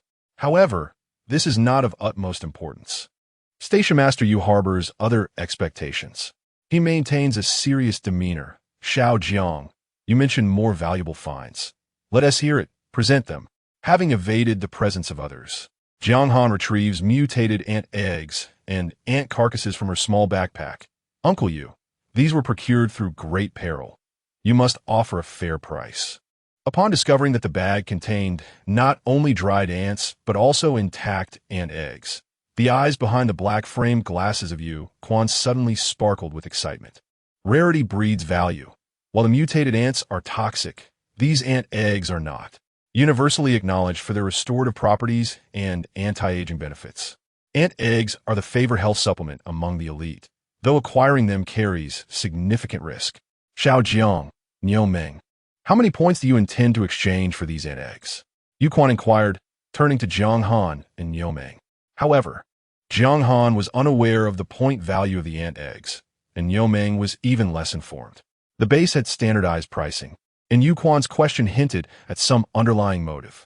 The two exchanged glances, but Jiang Han, being of sound intellect, chose not to feign knowledge where she lacked it, lest she reveal her ignorance. She promptly redirected the question back to Yuquan. Uncle Yu, as scavengers, we are in need of many supplies. Would it be possible to trade these ant eggs for what we require? Without hesitation, Yuquan nodded. Certainly. What do you need? Jiang Han's eyes lit up as she tugged at Niu Meng's leather attire. We need 2 sets of protective suits, a titanium steel axe, a comprehensive backpack, a medical kit, and a water purification system. Stop, what are you doing? Are you trying to rob me? Yuquan's voice trembled, yet an unprecedented smile graced his face. You have merely brought me ant eggs, not phoenix or dinosaur eggs. Are you attempting to reach for the heavens? Jiang Han's audacious demands left even the station master bemused. Niu Meng appeared startled, muttering in disbelief. Although he lacked precise knowledge of the point value of the ant eggs, he knew that the titanium axe, the system backpack, and the water purifier were worth thousands of points, far beyond the means of scavengers like themselves. Fearing further outlandish requests from Jiang Han, Niu Meng quickly interjected. We only require 1 set. Jiang Han cheerfully interrupted. 1 system backpack. Yuquan pointed an accusatory finger at Jiang Han, speechless with frustration. Niu Meng hastily covered Jiang Han's mouth. We require 1 backpack. And 1 axe, no 2 suits. With her mouth and nose covered, Jiang Han could only emit muffled sounds. Yuquan, opting not to engage with the ignorant child, quickly addressed Niu Meng. I will provide you with 1 medical kit and 2 suits. Beyond that, do not expect more. A system backpack cannot be obtained for less than 100,000 points. If you desire one, you must dig up ant nests daily. He disregarded the remaining dried ants Jiang Han had brought, took the ant eggs, and called over a staff member. Provide them with 2 protective suits and 1 medical kit. The dried ants will be charged at the base rate. With that, he departed. The staff member, evidently aware of the ant egg pricing, widened his eyes at the request for a medical kit and 2 suits, muttering, a medical kit costs 1,500 points. Plus 2 suits, you won't get that for less than 2,000 points. The station master has offered the highest price. Once everything was collected, Niu Meng's wristwatch displayed a credit of 200 points, allowing the two to immediately redeem 10 packages before hastily exiting the service station. Wiping the sweat from his brow, Niu Meng remarked, Xiao, you've made me break a sweat. How can you say such audacious things? Jiang Han chuckled. I was merely expressing my desires. It's not as if I truly expected so much. What if they agreed? Since it's a dream, why not aim high? Just imagine how beneficial a medical kit would be. We could gather more ant nests later and trade for a titanium axe. In a world where resources were scarce, possessing both a stainless steel axe and a saw was the pinnacle of equipment and not easily affordable. Niu Meng currently relied on a standard axe, using sheer strength to fell trees. When they had initially obtained the ant eggs, the two had discussed what they could trade for. Niu Meng suggested saving points for winter provisions, while Jiang Han believed it prudent to enhance their gear first, stating that it would not be too late to gather points for packages later on. The concepts of system backpacks, purifiers, and medical kits were merely things Niu Meng had heard of. Such advanced technology was typically reserved for the elite of Central City. To his surprise, Jiang Han boldly proclaimed her wishes. Regardless, acquiring a medical kit exceeded their expectations, alleviating their fears of future injuries. Had it not been for Jiang Han's boldness, Niu Meng would not have dared to ask. Just as Jiang Han and Niu Meng reveled in their good fortune, the distant sound of a train horn announced the arrival of Li and her companions. Each day, 2 trains ran, primarily for freight, facilitating the transport of agricultural products and scavengers across various districts. Jiang Han waited outside the wooden shelter, and after a brief moment, she spotted her older companion with fiery red hair emerging from the crowd. Having been absent for half a month, the puffiness on Li's face had subsided, and her figure remained as striking as ever. Although she wore only the simplest of cotton clothing, her confident stride turned heads, capturing the attention of all nearby. As she passed through the throng, she drew gazes like a magnet, with a turning rate of 200%. Yet, upon recognizing her face, many quickly averted their eyes. Unfazed by the curious glances, Lily strode forward and waved at Jiang Han from a distance. "Xiao Xiao," Lily called out, and Jiang Han beamed as she approached. "Sister Li, your figure is simply enviable." Lily laughed heartily, pulling Jiang Han close and enveloping her in a warm embrace. "You little one are also quite adorable." The small bunny appeared harmless and devoid of any threat, exuding only cuteness. Caught off guard, Jiang Han nearly suffocated in the softness of Li's embrace, struggling to lift her head as she blushed and exclaimed, "Sister Li, be careful not to smother me." Jiang Han was truly taken aback by Li's overly familiar demeanor. Who would express affection in such a manner? Accompanying Li were a man and a woman. After greeting Jiang Han, Lily introduced her companions. The woman, whom Jiang Han recognized, had black hair and eyes and was named Fei Fei. The man, also familiar, sported curly hair and was called Chun Chung. Both were ordinary humans, appearing to be Li's companions. At that moment, Chun Chung approached with two gleaming stainless steel buckets, eliciting joy from Yao Ming. His paper bucket had been damaged by the hidden red ants, necessitating a replacement. Moreover, Jiang Han had remarked that a stainless steel bucket was superior to a paper one, enabling them to prepare larger meals in the future. Jiang Han gazed at the stainless steel buckets, highly satisfied. She had only hoped for tin buckets, but stainless steel was certainly a better option. "Sister Li, how many points for these buckets? I need to settle the balance." Seeing Jiang Han's delight, Lily beamed as she tossed her hair back, pride evident in her voice. "You mentioned needing buckets. Iron buckets won't suffice in the wild. Only stainless steel is viable. The small tin buckets from the service center cost 1,000 points each. I found these at the second-hand store in the base, where they sell items sent from Central City. To my surprise, I found them, and after sharing a drink with the shopkeeper, he agreed to sell them for 1,500 points each and even threw in 2 paper buckets. So, for these 2 buckets, you've already given 300 points, leaving a balance of 2,700. Hee, it seems I forgot to bring the salt you asked for." As she spoke, Lily retrieved the transaction record from her watch to show Jiang Han. Upon hearing the price, Jiang Han was astounded. She was aware that metal utensils were expensive, yet she was taken aback to discover that the iron barrel cost 1,000, with even the second-hand barrel priced similarly. Fortunately, Sister Lily had negotiated, or it would have been even pricier. However, this meant that the points spent exceeded her budget. Even though she had just redeemed mushroom and eggs, it was still insufficient. Previously, when Jiang Han sold mushrooms for the first time, she earned 2,000 points, but after purchasing water purification agents, a small backpack, and sugar, she had already spent 950 points, leaving her with only 1,005. After deducting a 300 points deposit for the water barrel, only 1,200 points remained. Today's ant eggs did not yield any points, but selling mushrooms and dried ants earned her another 1,000. Yet, buying 10 packages cost 60 points. Points came quickly but dissipated even faster. They seemed to vanish like leaves swept away by the wind. Now, when she combined the points in her and Yao Ming's watches, they had merely 2,200, still 500 short of the required 2,007, insufficient for the barrel's cost. Jiang Han felt somewhat embarrassed and said, "Sister Lily, I can only transfer you 2,002 for now. The remaining 500 points will have to be owed. I will make it up within 5 days at most." Lily brushed her hair back and waved her hand. "No need to rush. After all, I also owe the second-hand vendor. During this time, I need to scavenge in Zone 5, so you can pay me back whenever you have it." The girl beside them, named Fei Fei, had been silent until now. Upon hearing Jiang Han mention having 2,002 and that she could gather the remaining 500 points in no more than 5 days, she expressed her surprise.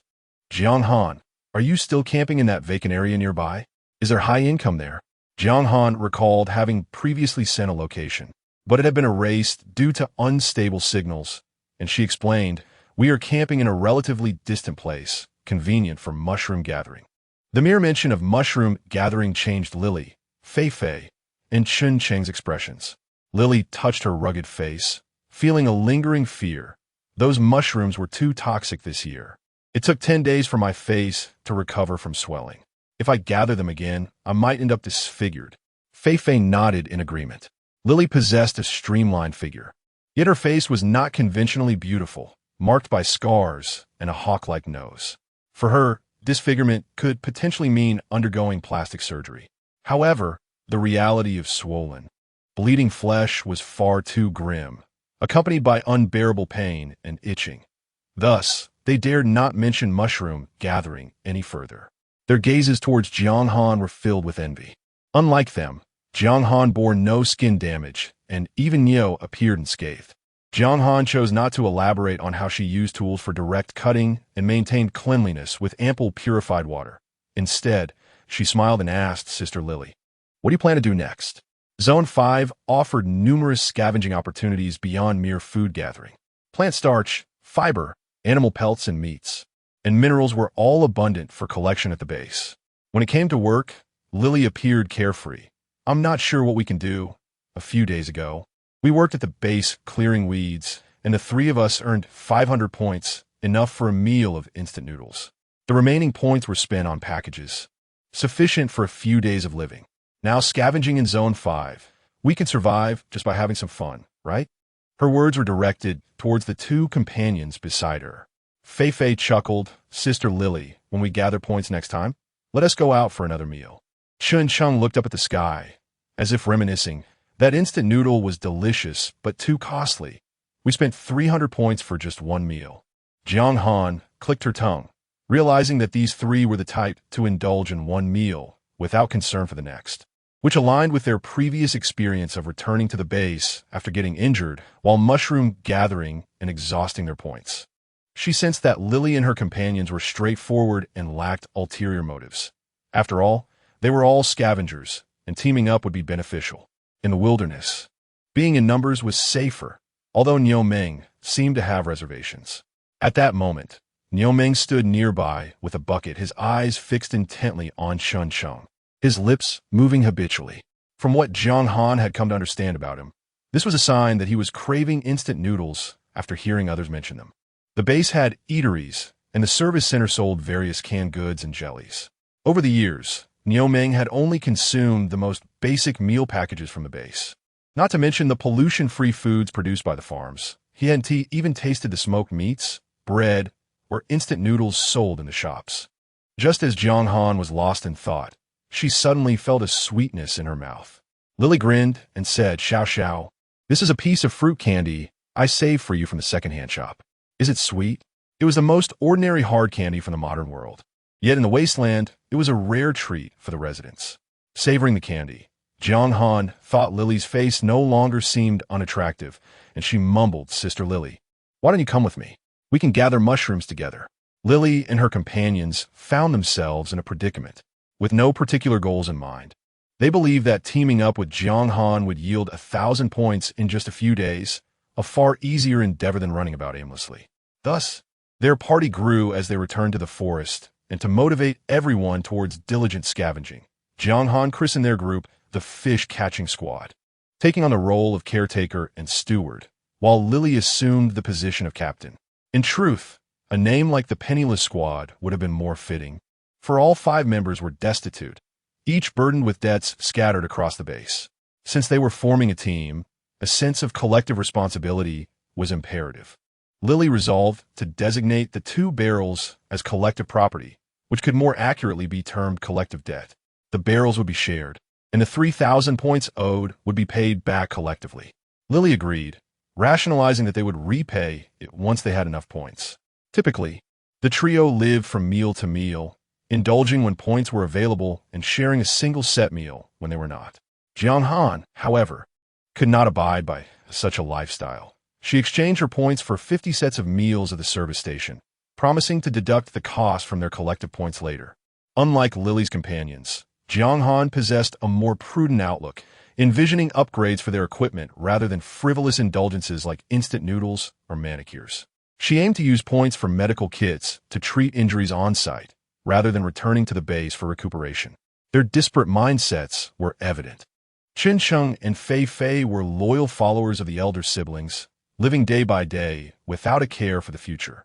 They embraced a carefree existence, following whatever directives the elder siblings issued. This mindset reflected the common worldview of the lower strata of the Wasteland, devoid of family, descendants, or aspirations to transcend their circumstances. They languished in a state of resignation, laboring solely to stave off hunger. With the team now comprising 5 members, even a single meal would require 5 portions, necessitating ample reserves. Jiang Han prepared 60 meal sets, which Qin Sheng, Fei Fei, and Niu shouldered along with their tents. Jiang Han led the way, directing the group toward a campsite 5 kilometers ahead. She was also mindful of the nearby ant nest, which they had recently battled, knowing that the ant colony had suffered significant losses. Time was of the essence. They needed to excavate the nest before the new brood emerged in a couple of days, as their numbers would soon swell, making it impossible to act. With Lily's long legs, she moved quickly. As evening approached, and there remained 5 kilometers to the campsite, she suggested to Jiang Han, "Let me carry you ahead to prepare." In the past, when Fei Fei lagged, Lily would carry her. Jiang Han was eager to return swiftly, but hesitated at the thought of burdening her new teammates, contemplating calling upon Niu. Fei Fei interjected, "Lily, don't run too fast. Jiang Han can't keep up."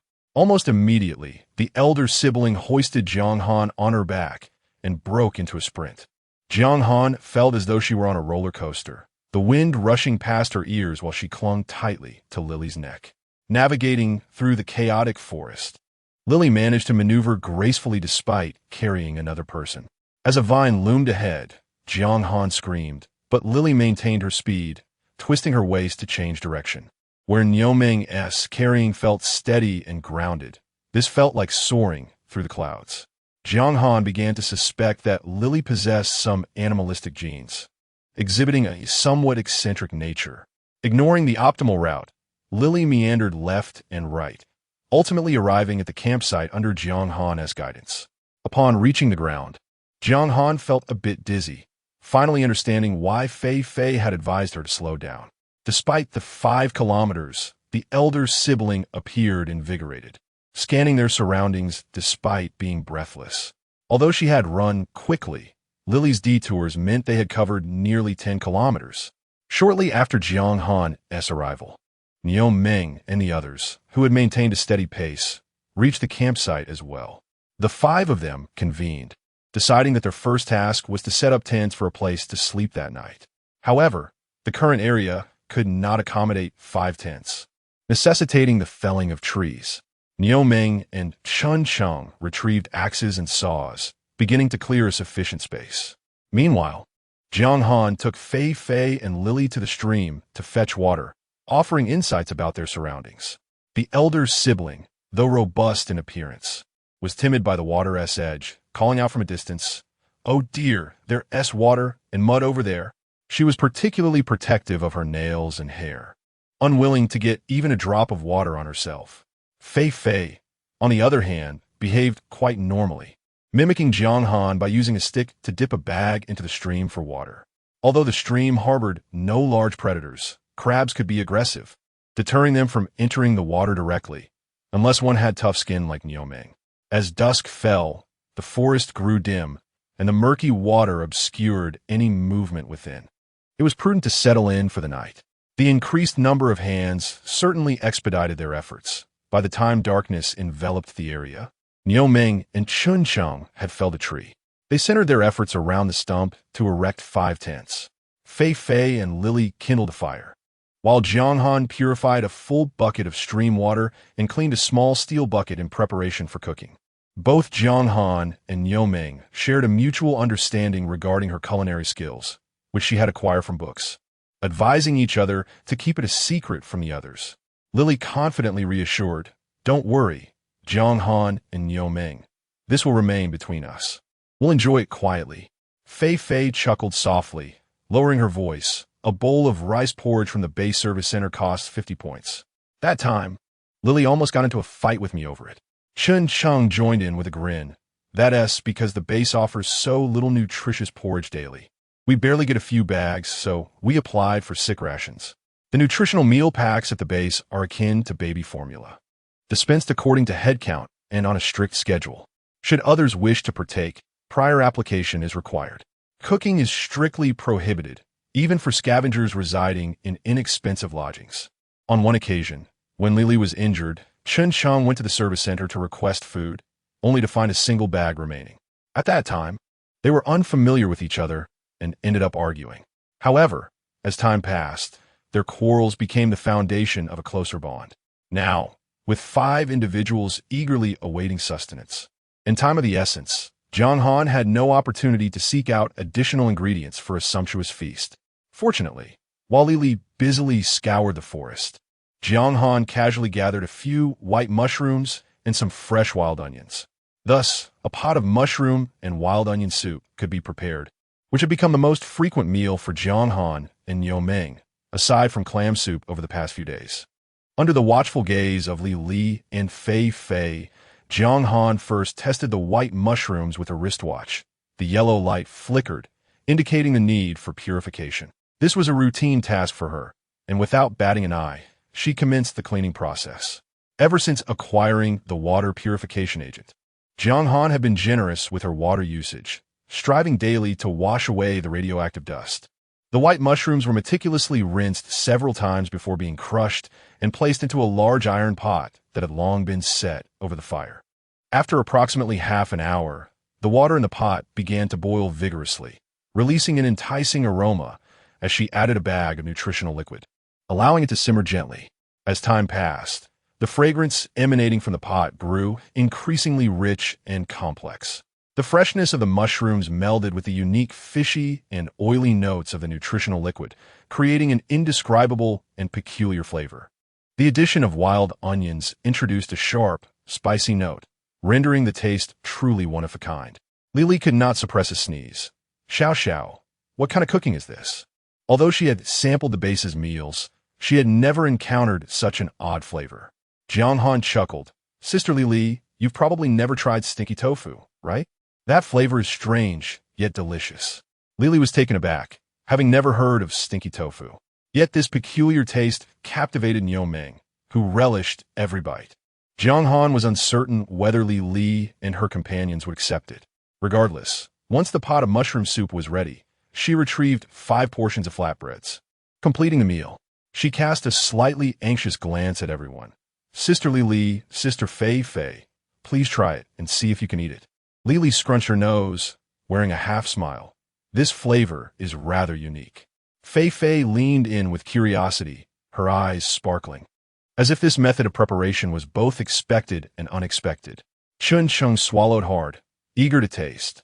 Though the flavor is a bit odd, I still want to eat. Yao Ming wasted no time, grabbing a clamshell bowl, filling it, and drinking it down, huffing from the heat but wearing a look of sheer delight. Ah, this is the taste I enjoy. He was fond of strong flavors. Having moved here and lacking cilantro, this was his substitute. Seeing Yao Ming's enthusiasm, the others followed suit. After taking a sip, Lily's eyes widened, but she quickly broke into a smile. Although it smells strange, it tastes quite good. Fei Fei nodded in agreement, while Chun Chung remarked between sips, if only there were a few pieces of meat in this, it would be just like that soup from a base. The group savored the mushroom soup while enjoying their flatbreads. A different method of preparation had transformed a familiar taste into something new. After satisfying their hunger, Jiang Han encouraged everyone to wash up with water. Typically, Li Li and her companions only used the free water provided by the base, but today, witnessing Jiang Han's thorough cleaning of the mushrooms and wild grass, they were reluctant to waste water on bathing. Noticing that Li Li and Fei Fei hesitated, Jiang Han reassured them. The more we scavenge and gather, the more water purification agents we can obtain, allowing us to use water freely. We won't have to suffer from skin issues anymore. Li Li and Fei Fei appreciated this sentiment. Every scavenging season, their skin would become sore and rotten, likely due to the lack of washing. Soon, laughter filled the tent. The next day dawned bright and clear, with mist rising in the forest, accompanied by the sounds of chirping insects and singing birds amidst lush greenery. The group had a simple meal before preparing to dig up another ant nest to enhance their culinary repertoire. There was no time to waste. The longer they delayed, the more ants would gather. They planned to employ the same method as before, utilizing water and fire to effectively combat the ants. Nioming carried a large backpack filled with water, while Chuncheng and Lili each carried a bucket. 2 iron buckets were put to good use. Jiang Han and Fei Fei prepared several large grass bundles, specifically to deal with flying ants and to create a fire circle, which would also help warm the water in the buckets. Armed with previous experience and 3 additional helpers, Jiang Han felt quite confident. The hidden red ant nest they aimed to tackle was somewhat distant, but it was the same location where Jiang Han had discovered the precise entrance while following the long line of soldier ants during their last encounter. It was early morning, and the serrated grass blades glimmered in the sunlight like metal.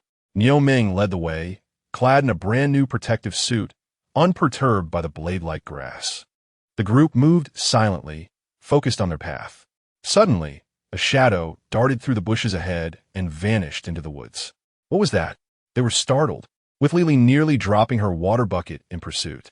Nioming, leading the group, likely had the clearest view, and he spoke in a low tone. Don't panic. It looks like a wild boar. Chuncheng, walking behind, felt a surge of tension. What has the patrol team been doing lately? They haven't even cleared out the mutated wild boars. As an ordinary person, he was accustomed to dealing with mutated rats and wild chickens, but he would never dare confront a mutated wild boar. Faced with potential danger, the group halted, uncertain of what lay ahead. Jiang Han approached from behind. I'll go take a look. She was swift and could retreat quickly if needed.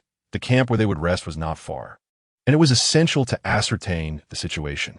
As Jiang Han prepared to leave, Nioming set down his backpack and picked up his axe. I'll go with you. He wanted to protect Xiao Xiao in case of danger. Chuncheng and Fei Fei felt they lacked any useful skills in this situation and could only stand aside. Lili tied her red hair back and stepped forward. Dinyo, you stay here. Let me go with Xiao Xiao. I'm faster on my feet. Jiang Han glanced at Li and nodded. Indeed, Lili was swifter than Nioming. Although sometimes unreliable, speed was vital for survival in the forest. You guys stay here and wait. Don't come any closer, she instructed. Thus, Nioming patiently awaited. Jiang Han and Lili, with their waists entwined, cautiously approached the thicket, one in front and the other behind. As they drew nearer, faint sounds of footsteps could be discerned. Jiang Han, without needing to look, recognized the movement as that of a startled rabbit attempting to intimidate its adversary, for she too had a penchant for thumping her feet. A wave of tension coursed through Jiang Han's heart, prompting her to signal Lili to exercise caution. She removed her hat, revealing her ears, and attuned herself to the direction of the sound, slowly advancing towards the adjacent forest. Although Lili was unaware of Jiang Han's intentions, she observed the twitching of Jiang Han's rabbit ears and silently followed suit. Just as they prepared to draw closer to the woods, a small wild rabbit suddenly darted out from the bushes behind them. Lili exhaled in relief, finding Nioming's reaction somewhat exaggerated. It was merely a small rabbit. After all, moreover, little Xiao appeared so frightened that her rabbit ears were visible. Just as Lili was about to laugh, she noticed Jiang Han's serious expression. Little Xiao, it's just a mutated rabbit. Why are you so anxious? Jiang Han murmured. There must be something far more terrifying lurking in this forest. Wild rabbits do not panic without reason. As Jiang Han spoke, a low growl resonated from the woods, followed by a figure slowly emerging. It was a mutated wolf. Without a second glance, Jiang Han and Lili turned and fled, shouting, It's a mutated wolf. Be cautious. The two ran with remarkable speed and an uncanny synchronization, their unspoken communication allowing them to escape before the mutated wolf could react. Behind them, Nioming and the others quickly armed themselves, preparing for the impending threat. As seasoned scavengers, such encounters were not uncommon, and everyone was equipped with defensive weapons. Nioming wielded an axe, while Chuncheng brandished a small machete, a staple for scavengers. Fei Fei, who typically carried only a folding baton, now revealed a short spear tipped with iron. At that moment, the mutated wolf was in hot pursuit of the two.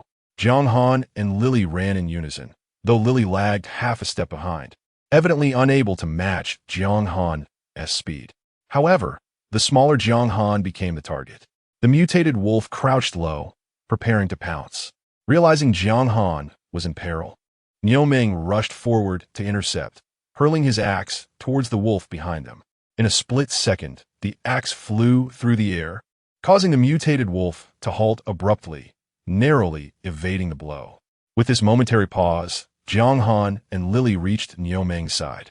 Yet, the mutated wolf, undeterred by its missed strike, swiftly adjusted its stance and lunged once more at Jiang Han. The unfortunate truth remained that wild animals typically preyed upon the young or the weak within a group. Fortunately, Jiang Han had already taken refuge behind Niu Ming, and as the wolf lunged at her, it exposed itself to the rest of the group. However, Niu Ming had already lost his axe and was compelled to swing his fists, landing a solid blow to the wolf's abdomen. The mutated wolf howled in pain and fury, turning to snap at Niu Ming's arm. Unyielding, Niu Ming clenched his fists, resolved not to retreat, knowing little Xiao was at risk behind him. Just as it seemed Niu Ming would be injured, a short spear whistled through the air, piercing the wolf's shoulder. It was Fei Fei, having seized the opportunity to throw her spear with precision. The mutated wolf yelped in agony, jumping back and pivoting towards Fei Fei. Amidst this perilous moment, Niu Ming retrieved his axe and swung it down onto the wolf's back, blood splattering in the air. Lily, clutching a wooden stick she had found, charged forward. Chen Cheng drew his machete and joined the fray. With sticks and blades combined, the group unleashed a flurry of blows upon the mutated wolf, which ultimately succumbed and collapsed to the ground. The entire sequence transpired in a whirlwind, leaving the group momentarily dazed, struggling to comprehend the events that had just unfolded. However, upon seeing the lifeless wolf, they began to grasp the gravity of the situation, drawing closer with lingering trepidation. Mutated wolves were known to travel in packs. Where had this lone wolf come from? Niu Ming noticed a festering wound on the wolf's abdomen, clearly not inflicted by their earlier assault. It was no wonder their encounter had gone so smoothly. Chen Cheng retrieved his machete from the wolf's body, stating, "This wolf must have been hunted by a patrol team, seeking refuge here to heal. That's why it attacked us." The mutated wolf was cunning. When threatened, they would hide and avoid direct confrontation. It was only because Jiang Han had discovered it that the creature had resorted to a desperate attack, catching them all off guard. "Fortunately, we prevailed," Jiang Han panted, her heart racing and her legs trembling. Niu Ming, grinning widely after slaying the wolf, remarked, "Indeed, it seems we won to be able to excavate the ant nest today. Let us return to the camp and recuperate. Before we do that, we should first handle the wolf carcass." Nevertheless, Lily took a moment to send an alert through her wristwatch. A lone wolf with such injuries posed a greater threat than a pack. A solitary wolf is akin to a madman, devoid of principles or rules, making it impossible to anticipate. Had little Xiao not heard the sounds, and had the two of them not been swift on their feet, their companions might have faced dire consequences. If an unprepared, ordinary person had been in their place, it would undoubtedly have ended in tragedy, hence the necessity to report the incident. The report filed, they proceeded to manage the aftermath of the confrontation. The water they had been carrying was no longer usable and was promptly poured out onto the grass. This water had been taken straight from the creek without purification, so there was no regret in discarding it. They wrapped the wolf carcass in their empty backpacks and hurriedly, yet joyfully, made their way back to camp. Underneath a tree, they began to skin the wolf. Niu Ming, having previously only chopped wood and lacking experience in such delicate tasks, was outmatched by Chen Cheng's finesse. Unfortunately, the lone wolf's injuries had severely compromised its pelt, resulting in diminished points for their efforts. However, the wolf meat was plentiful. The elder siblings circled the chunks of meat, asking little Xiao, "Do you think this meat can be roasted?" Jiang Han had never tasted wolf meat before, but upon testing it with her wristwatch, it still registered as yellow. This indicated that as long as it was handled properly and purified adequately, it was indeed consumable. Yet, she needed to contemplate another matter. "Lily, if we consume wolf meat, what if the patrol team discovers it?" Yu Quan from the service station had previously warned that the base prohibited individuals from cooking their own meals.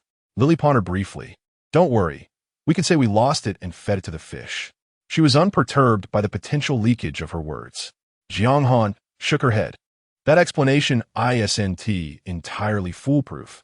It has to be half-truths. Fei, having filled a bucket with purified water and stoked a fire, overheard their discussion about the wolf meat and suggested, if Xiao Han proposes half-truths, then let us hide half the meat and keep the rest, claiming we lost half. The statement appears to hold some merit. The 5 individuals conferred and divided the wolf meat into several pieces. One portion was placed in a bag, which Lily then ascended a tree to hang on a branch, concealing it with leaves. The remaining meat was left below, some of it skewered for grilling. As they leisurely awaited the arrival of the patrol team, the discovery of a lone wolf in the 5th district was a serious matter, and the patrol team, upon receiving the news, was dispatched immediately. However, the communication was intermittent, making it difficult to pinpoint their location. After describing the terrain, the other party confirmed they were aware of it.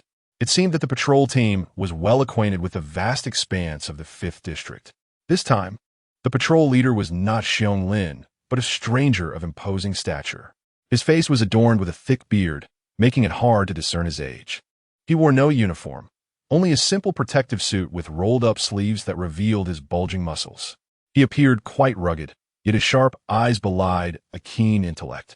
Upon arrival, he inquired, I am Du Feng, the leader of the 5th team. Who sent the message? Lily swayed her hips as she approached him, greeting him warmly. Brother Feng, it was I who sent it. Upon seeing a beautiful woman approach, the bearded man initially brightened, but quickly turned away upon recognizing Lily's face. His tone turning serious as he asked for specific details about their encounter with the wolf. While some members of the team engaged in conversation, Jiang Han and Niu Meng remained silent, and Chun Cheng and Fei, accustomed to Lily's sociable nature, stood quietly by. Lily recounted the details of their encounter with the injured lone wolf. Du Feng nodded thoughtfully, acknowledging the danger posed by the lone wolf and commending their handling of the situation. Did you lure the wolf? His gaze returned to Lily's long legs, this time with clarity. Lily held her head high, exuding pride. Of course I run fast. Du Feng, clearly worldly wise, did not fully trust Lily's words and scrutinized the other members of the team. His gaze lingered on Jiang Han for a few seconds before shifting to Niu Meng and Fei, seemingly finding them somewhat credible. Where's the body of the mutated wolf? We need to examine it, Du Feng stated, having already detected the scent of blood and decay. Niu Meng quickly pointed to the wolf meat piled in a barrel. One of the patrol members approached, exclaiming joyfully, Captain Du, they have already skinned and butchered the wolf. Du Feng stepped closer, inspecting the bloody meat in the barrel and the discarded wolf hide on the ground, his brow furrowing immediately. He spoke sternly, Do you realize that handling a mutated wolf without authorization is against regulations? The group tensed at his words, but Lily remained unfazed, responding nonchalantly, Brother Feng, we thought it would be a waste to discard the plentiful wolf meat, so we intended to sample it. Du Feng scoffed, Sample? What if something goes wrong with the meat? The regulations of the base are not mere formalities. At this moment, Jiang Han stepped forward respectfully, stating, Captain Du, we acknowledge our mistake. We will forfeit the meat, consider it compensation for the team, and we hope you will not penalize us too harshly. Seeing that a timid and apprehensive individual was addressing him, Du Feng's expression softened slightly. After a moment of contemplation, he replied, Given that this is your first offense and you promptly reported the lone wolf, I will let you off this time without a penalty. You will receive the rewards you are due. According to regulations, that amounts to 500 points, and I will transfer it to you right now. Additionally, the wolf hide must be reclaimed by the base. The price will be determined by the service station, and you may consult Yuquan for the transfer at any time. However, the wolf meat will be confiscated, and you must not act so recklessly in the future. The group nodded in agreement. Du Feng glanced at his wristwatch, signaling that the transfer could proceed. Jiang Han hurried over, their wrist devices clinking together. Ding! Jiang Han received 500 points. Du Feng and his team departed, carrying the wolf meat and hide in the direction where Lily had said they encountered the mutated wolf, as they still needed to inspect the scene. Once the group had distanced themselves, Fei whispered, Sister Lily, that man is Du Feng, who only arrived at the Hongshan base last winter. I heard he ranks 20th in strength within the Alliance. Lily patted her chest, exclaiming, "So it's him. I had only heard of him before. Seeing him today, he seems rather ordinary," and his gaze was quite fixated on me. Finding her own words amusing, she burst into laughter, dispelling the tense atmosphere, and the others exchanged smiles. Although the wolf meat had been taken away, they had secured a reward of 500 points and the hide for exchange, which was still a commendable outcome. Moreover, Dufong did not mention the hide being damaged. At the service station, they would undoubtedly scrutinize it. Previously, a damaged hide from a mutated rabbit had resulted in Yuquan reducing its worth from 30 points to merely 5. Now that Dufong had not raised any concerns, they were likely to receive the full price. Whether it would be 100 points or 200 remained uncertain, but the mere thought brought them joy. Everyone was elated, except for Jiang Han, who cast a glance at the nearby fire pit, silently pondering. At that moment, several skewers of wolf meat lay conspicuously upon the charcoal, visible enough that Du Feng, if you're not blind, would surely notice. However, he did not mention it, and the few team members who carried the wolf meat were quite cheerful. Jiang Han sensed that there was something amiss regarding the fasting regulation. Although Station Chief Yu stated that cooking was prohibited, he had no issue exchanging for several bags of salt. Captain Du also cited base regulations. Yet there was no scrutiny over the displayed skewers of meat, nor was there any examination of the wolf meat. If they were to investigate, they would undoubtedly discover that the meat from the wolf was incomplete. It appears that the fasting regulations at the base are rather lenient. Typically, the patrol team must return any mutated beasts they capture to the base for purification. However, the wolf meat he had acquired was not subject to registration, leading one to speculate about its ultimate destination. After a morning of hunting wolves, everyone was hungry. At that moment, as noon approached and the ultraviolet rays intensified, it was not suitable to venture out for scavenging. The 5 of them dropped their pretense. Lily climbed a tree to retrieve the meat pack, and they all eagerly began to roast the meat. Niomeng had become quite the expert at grilling, expertly skewering the meat, flipping it, and sprinkling it with salt. The wolf meat sizzled and oozed fat, while a nearby iron barrel boiled water. Jiang Han found the wolf meat too pungent. She believed it ought to be blanched before consumption, considering that would be the true form of purification. The mutated wolf meat had a strong odor, but Niomeng, with his bold palate, was unfazed and had his own way of indulging. He preferred to coat the grilled meat with nutrient solution, relishing the bizarre flavors. Lamenting the absence of cilantro, Lily also showed interest in the wolf meat. In truth, she was intrigued by all food. While Niomeng required the nutrient solution to swallow the wolf meat, Lily seemed to relish the pungent aroma even more. She ate it raw, unbothered by the traces of blood, claiming that if she fell ill, she could always return to the base for a restorative serum. When it came to satisfying her appetite, Lily was never one to hold back. Thus, one was robust, while the other was even more so, both engrossed in their feasting. Meanwhile, Jiang Han, Chun Cheng, and Fei Fei approached their meal with more caution. They rinsed the wolf meat and then blanched it to eliminate all the blood, finally placing it in a pot to simmer. Chun Cheng tended to the pot, while Jiang Han and Fei Fei ventured into the forest in search of additional ingredients. Jiang Han remarked that such a soup required several accompaniments. Mushrooms and wild onions were essential, along with yam beans, bracken roots, and so forth. Beeping sounds emanated from their wrist devices, continuously scanning the area and reporting the names of various plants. Reed grass, bean roots, and mutated dandelions all could be purified for consumption. While reed grass roots could be used for soup, bean roots were too bitter, and dandelions were also edible. However, these were genuine wild plants, not vegetables or grains. Despite possessing rabbit genes, Jiang Han had little appetite for coarse wild grasses, and she certainly could not rely on a few leaves to stave off hunger. It was a pity. Had she been near the Leech Springs clearing, she would undoubtedly have found an abundance of vegetables and seasonings. Perhaps there might even be potatoes or sweet potatoes. Albeit mutated, they would at least be edible, especially the mutated varieties of cabbage, lettuce, and pumpkin. Alas, if she could remain there to enjoy good food, she would be unable to earn points.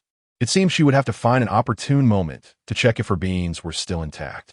As Jiang Han explored the vicinity, She discovered several types of plants that could be purified for consumption. She did not know their modern names, but as long as they were edible, that sufficed. By the time she returned, Lily had already gorged herself on grilled meat and was lazily lounging in the tent, beginning to doze off. Niu Ming was snoring thunderously. A considerable amount of grilled meat remained, reserved for Jiang Han and the others. The wolf meat stew had simmered for 2 hours, and while Jiang Han sampled a few spoonfuls, Fei Fei and Chun Chung seemed to enjoy it more. Particularly, the yam beans simmered within, providing a delightful texture and ample starch, bringing joy to anyone who consumed them. Once the three had satisfied their appetites, Lily and Niu Ming roused from their post-meal slumber. The 5 of them deliberated, recognizing that it was unwise to hurry into scavenging. Safety was paramount. Given the emergence of mutated wolves, they needed to construct a barrier to prevent wild animal attacks. Although Niu Ming had previously erected a fence for the camp, it was too small and the branches used were not sturdy enough. They needed to rebuild the enclosure. Thus, everyone set out to find suitable materials. Niu Ming, strong and vigorous, took charge of cutting down trees and hauling them, his face glistening with sweat, yet brimming with enthusiasm. Chun Chung utilized a machete to sharpen the tree trunks into makeshift stakes. Jiang Han, Lily, and Fei Fei scoured the area for vines to use for binding. To Jiang Han's surprise, her older siblings not only moved swiftly, but were also adept climbers. Lily ascended the trees to gather vines, reaching great heights. And while cutting the vines, she also harvested a good number of yam beans. These beans grew high and produced abundantly. Although their point value was low, Lily and the others had little inclination to collect them until now. Standing atop a high branch, Lily shouted, "I found some eggs. Catch them."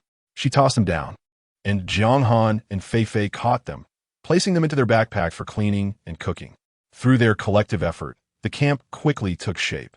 Previously, the enclosure consisted of slender sticks, but now they had erected a sturdy wooden wall composed of thick logs, tightly bound together. After felling over a dozen large trees, the area finally revealed a slice of sky and open ground.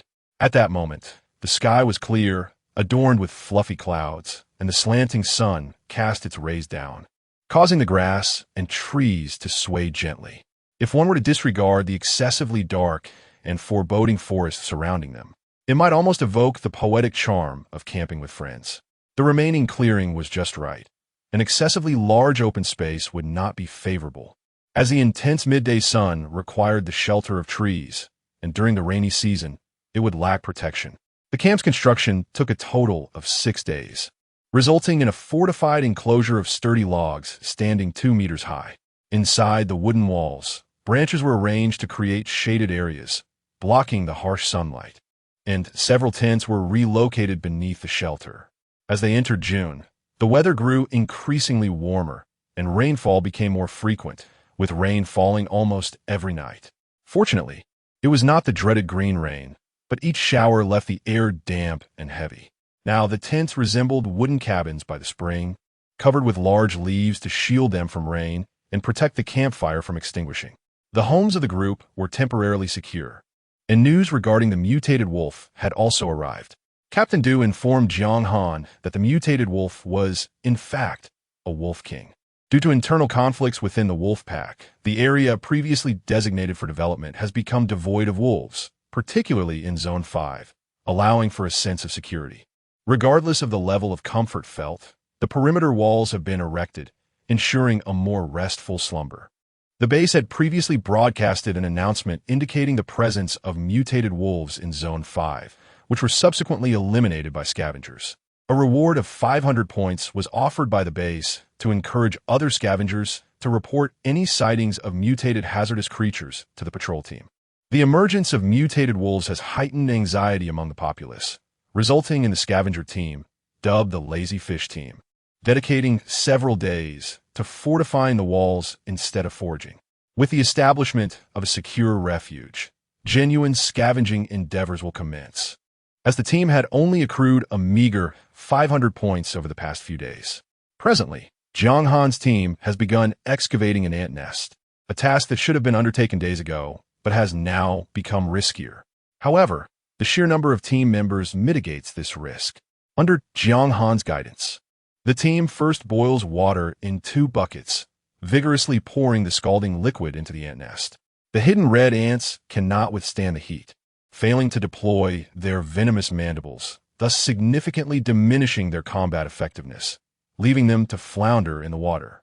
Jiang Han considers this method to be an ingenious weapon in the Wasteland. Previously, Lily and the others had dealt with mutated ants through fire and brute force, never contemplating the use of boiling water. Given the circumstances of the Wasteland, where boiling water is neither a common practice nor readily available, it is understandable that only someone as delicate as Jiang Han would devise such a strategy. The subsequent tasks are straightforward, with the boiling water readily available. There is no need for the petty act of roasting clamshells. Jiang Han no longer needs to fearfully scoop ants with tree bark, but instead employs a specialized net. Standing beside the ant nest, she expertly scoops the mutated ants, expelled by Niu Ming and Chun Chung, into the boiling water buckets. Fei Fei stands guard by the buckets, retrieving the scalded ants and placing them on wooden boards to dry. With the successful elimination of mutated wolves and the collaborative effort in constructing the camp, the newly formed Lazy Fish team operates with the seamless coordination of longtime companions. While Lily is unable to perform such meticulous tasks, she patrols the vicinity, acutely aware of the potential for other mutated beasts to emerge unexpectedly. The moment Niu Ming and Chun Chung finish dousing the nest, a scene reminiscent of the previous encounter unfolds. A swarm of hidden red ants, trapped and drowning in their lair, faces annihilation, with only a few remaining. The only option left is to deploy the flying ants, the Queen's elite guards, who typically engage in mundane tasks of attending to the Queen's needs. However, their emergence signifies that the Queen is in peril. A swarm of flying ants bursts forth from concealed openings, charging towards the marauders who threaten their home. Jiang Han and Fei Fei are prepared, brandishing lit grasses to create a fiery barrier, forcing the flying ants to retreat repeatedly. Seizing the opportunity while the flying ants are deterred by the flames, Niu Ming and Chun Chung swiftly breach the ant nest, revealing a substantial cluster of ant eggs within. The timing is impeccable. Following the recent ant skirmish, the Queen has been tirelessly laying eggs day and night at a rate of 1 every 3 seconds, resulting in a considerable bounty. With a single shovel, Niu Ming uncovers a bountiful harvest of glistening ant eggs. The team rejoices, invigorated by the discovery, their spirits lifted. This time, the Queen has not escaped. She is captured and secured in a bag. The quantity of ant eggs collected fills 2 clamshells, doubling the previous yield. The capture of the Queen leaves the remaining hidden red ants in disarray, rendering them no match for the 5 scavengers. All ants have been scalded, filling a bag to the brim with the precious bounty of ant eggs and the Queen, far exceeding their previous haul. Upon returning to the camp, Jiang Han instructs Niu Ming and Chun Chung to accompany her for the transaction. Prolonged possession of the ant eggs diminishes their value. The fresher they are, the higher the price. The Queen, still alive, is of uncertain worth, but the price for her deceased counterparts hovers around 200 points. The trio heads to the service station to finalize their delivery, leaving Lily and Fei Fei behind to guard the camp. Lily expresses her desire to forage for yam beans, finding tree climbing less hazardous than mushroom picking, which poses the risk of encountering toxic powder. With Chun Cheng's presence, Niu Ming is no longer burdened with carrying their load, resulting in a slight decrease in their pace. To avoid returning empty-handed, the 3 manage to gather some mushrooms along the way. Jiang Han's speed in collecting mushrooms surprises Chun Chung as they traverse the woods, with Jiang Han darting left and right, excavating mushrooms from every nook and cranny. Consequently, the forest becomes a flurry of mushrooms, while Chun Chung trails behind, diligently collecting them.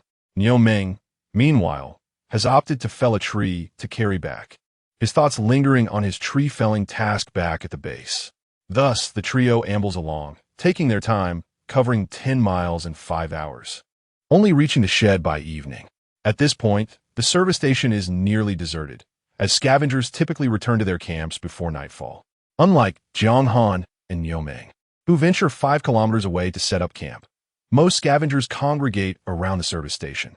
The service station is now vacant, save for a lone staff member tidying up. With no scavengers arriving to conduct transactions, he too prepares to finish his shift, looking forward to a leisurely moment of relaxation while listening to the radio. The latest song from the city's most popular artist, dedicated to the venerable patriarch of the Tang family, titled 30,000 Blessings, is set to debut today. The arrival of Jiang Han and her companions disrupts his plans, prompting an involuntary complaint. Heaven, I just finished tallying the accounts. Niu Ming nonchalantly drops the tree with a loud thud, announcing, I am here to submit my task. The staff, with a sense of resignation, shook their heads and approached to inspect the trees. Utilizing their instruments, they calculated the volume and assigned tasks to Niu Ming while recording corresponding points. Since the previous logging points had been exchanged for nutrient solutions, they could not be counted as tasks. He was starting anew with only 20 task points. As Niu Ming submitted his task, Jiang Han surveyed the surroundings in search of Station Master Yu. But after a thorough look, there was no sign of Yuquan. Chen Sheng placed the mushrooms they had collected on the detection table, all of which passed inspection and were classified as high quality. The standard was clear. Once the weight was determined, the points were assigned, amounting to 143. Chen Sheng felt quite satisfied. In the past, when he teamed up with others, they had to search for mushrooms one by one, painstakingly traversing the paths and often exhausting themselves after a day of labor. They also had to contend with various poisonous insects and powders when inspecting mushrooms up close. Jiang Han, however, found it simpler, using a wooden stick to easily prod the mushrooms out of their hiding places. Upon hearing the staff announce that the mushrooms were worth 143 points, Jiang Han felt discontented. With the increasing number of mushroom gatherers, the easier-to-reach places had already been harvested, and his collection had been sourced from various remote corners. Fortunately, his instinct for foraging like a rabbit saved him time, eliminating the need for individual inspections, and he didn't have to peel them by hand. Otherwise, he would have only managed a few dozen points. This delivery of mushrooms was merely an appetizer. The main attraction lay in the ant eggs. As Jiang Han presented the ant eggs and the queen ant, along with a small bag of ant corpses, the staff's eyes lit up. Are these still alive? Jiang Han clutched the bag containing the queen ant tightly. Is Station Master Yu not at the service station? The staff shook his head. If you had come yesterday, you might have found him in Zone 5. Now he has returned to the base. I can still calculate points for you. Jiang Han frowned slightly. You should contact Yu Station. It wasn't that he doubted the staff. It was his own lack of confidence. He feared that by trusting the staff's word, he might regret it later. Noticing Jiang Han's unwillingness, the staff's expression soured, muttering about wanting to finish his shift while attempting to contact Station Master Yu through his wristwatch. In truth, Jiang Han could have contacted him directly, but that would have displeased the staff, as it would bypass him. Jiang Han did not wish to encounter a scowling face each time he delivered goods, potentially facing hidden malice. Thus, the staff reached out to Station Master Yu, who, upon hearing about the live ant eggs, responded immediately. Collect them as per regulations. Aside from the live ant eggs, there was also the queen ant. Collect them at once. The staff was perplexed about how to price the queen ant since it was alive. Meanwhile, Yu Quan, who was a guest at the time, stood up, visibly agitated. Alive? Hurry and secure them at any cost. He utilized the voice function. Across from him sat a middle-aged man of similar age, who pushed his teacup aside in astonishment. What live specimen has you so excited, Lao Yu? Generally serious, it was rare to see him lose composure. Yu Quan, with a smile breaking through his usually stoic demeanor, openly addressed the middle-aged man. When Daili, a scavenger in our district, has found live ant eggs and a queen. Upon hearing this, when Daili sat up straight, the ones that Old Tang from Central City needs? Yu Quan nodded. Yes, the last batch of ant eggs was already sent. When Daili tapped the table, Lao Yu, if you can establish a good rapport with the Tang family, a position in the upper house of Hongshan Base will be reserved for you in the future.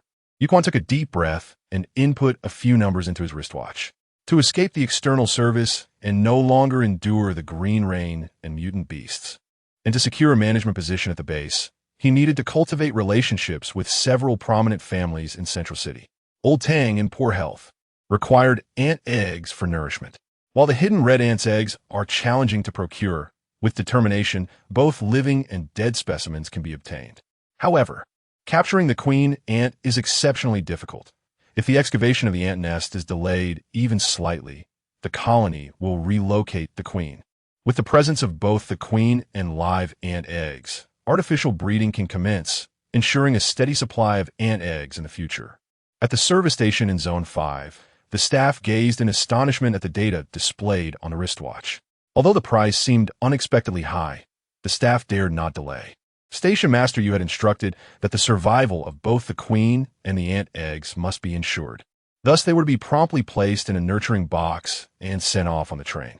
Your ant eggs and queen, along with those mutant hidden red ant corpses, amount to 6,000 points. The staff had inadvertently secured a profitable deal for themselves. Unbeknownst to them, the price quoted by Station Master Yu for the ant eggs and queen did not include the small bag of ant corpses, which would be their gain.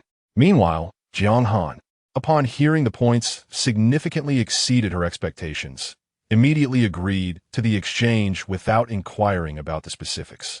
Her primary delivery consisted of the ant eggs and the queen, while the small bag of ant corpses was merely a supplementary product intended for the mutant ants family feast, with no intention of selling the dry ants.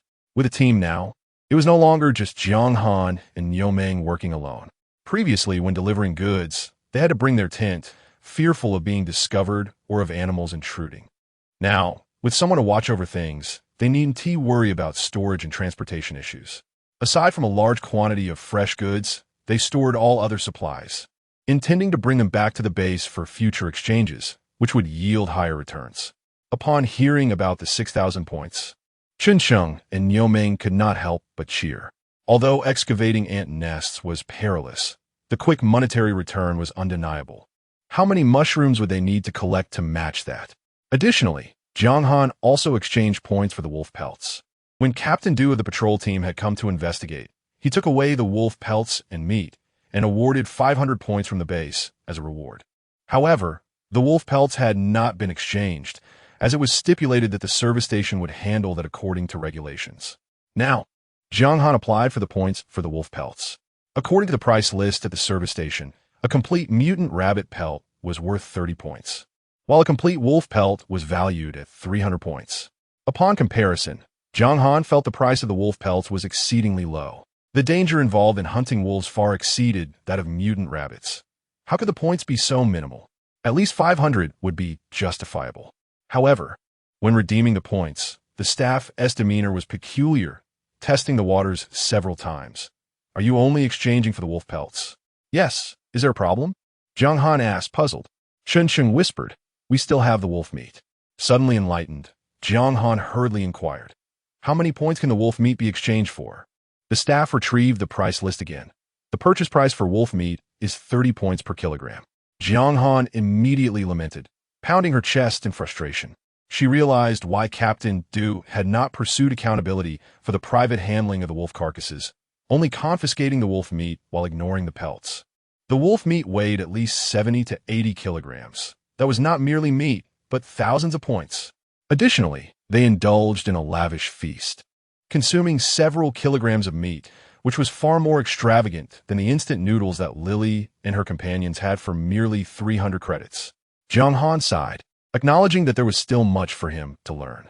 Previously, Lily and her group had not raised any objections regarding the handling of wolf meat, likely unaware of the reasons behind it, or perhaps they chose to remain silent. After all, in the wilderness, the patrol teams wield significant authority. Offending a member of the patrol could lead to a mysterious demise without any warning. Now, Jiang Han had begun to discern the underlying rules, as Xiong Lin had remarked. Foraging for wild vegetables was inferior to catching wild chickens, as accumulating meat would yield more credits. He had spoken the truth. Fresh, organic meat could be exchanged for substantial points. This meat was presumably meant not for typical meals, but for producing cured meats and canned goods, which could fetch high prices and would not appear on the scavenger's ledger. Basic rations remained the staple for ordinary civilians, regardless of their unpalatable taste, as they were the most affordable options available. Scavengers consumed the cheapest food, becoming the most inexpensive labor force. supporting those upper-class individuals who preached vegetarianism and environmentalism while indulging in their own carnivorous appetites. There was, however, good news. The fishing squad had sold mutated ants and wolf pelts, resulting in a collective income of 6,800 credits. After deducting the 300 credits spent on 50 meal packages, a balance of 6,005 remained. This was more than sufficient to repay the second-hand store for the stainless steel barrels. Presently, the squad still had over 40 meal packages, making further purchases unnecessary. So Jiang Han opted to buy 200 credits worth of salt. With a remaining balance of 6,300 credits, the trio set off joyfully towards the camp. They had lingered at the service station for 2 hours, and by the time they emerged, darkness enveloped the surroundings. The area around the carport was illuminated by solar lights, but stepping beyond the glow plunged them into utter blackness, save for the flickering campfires of other scavengers scattered across the landscape. The nights in the wilderness were perilous, and others would likely have chosen to spend the night at the carport. However, Jiang Han and her companions, emboldened by their fortunate news, pressed on through the night. The distance to cover was merely 10 miles. They feared no forest. Chun Chung had prepared for this, sporting a rechargeable, energy-efficient headlamp that he donned on his forehead to illuminate the path ahead, facilitating their nighttime endeavors. This was one of the few pieces of equipment owned by commoners, not inexpensive, and was part of Lily and her friend's possessions. In truth, Jiang Han and Niu Ming did not require the light. Even the slightest glimmer from the sky allowed their eyes to discern the path. To conserve energy, Chun Chung set the headlamp to its lowest brightness, casting a faint orange circle of light that barely illuminated a 10-meter radius ahead. As they hurried along, Niu Ming, though not carrying Jiang Han, kept her close by, gripping her arm to save energy. The deep night was filled with eerie sounds and rustlings. After residing in the wilderness for a month, Jiang Han and Niu Ming had grown accustomed to the sounds of the jungle, maintaining their pace undeterred. Niu Ming strode confidently through the underbrush, while Chun Chung struggled to keep up, stumbling even while jogging with the headlamp. Jiang Han, keeping pace beside Niu Ming, remained alert, her ears straining to identify the sources of various noises. After approximately 10 minutes, she suddenly tapped Niu Ming's arm and whispered, "Brother Niu, there is someone behind us." Niu Ming halted abruptly, spinning around, but the darkness remained impenetrable, save for the rustling branches in the area they had just traversed. Chun Chung, who had been jogging closely behind Niu Ming, nearly collided with him when he stopped. "What's wrong, Big Niu?" Chun Chung inquired hastily. Niu Ming replied in a low voice, "There is someone behind us." Chun Chung ceased questioning further, and the headlamp's illumination suddenly intensified, akin to a flash of lightning, casting a stark light upon the trees behind them. In that fleeting moment of brightness, a shadowy figure emerged from behind a tree. "Who are you?" Chun Chung demanded, as the headlamp dimmed back to its orange glow, drawing out his machete. A familiar voice rang out, "Brothers, you two are quite easy to find. Everyone can come out now, no need to hide." "It's old G," Jiang Han murmured to Niu Ming. She recognized him as the man who had previously stopped her on the road and pursued her for a while. In an instant, accompanied by the sound of rustling, figures began to emerge from all directions, revealing those who had lain in wait along the path. 6 figures encircled Jiang Han and her companions.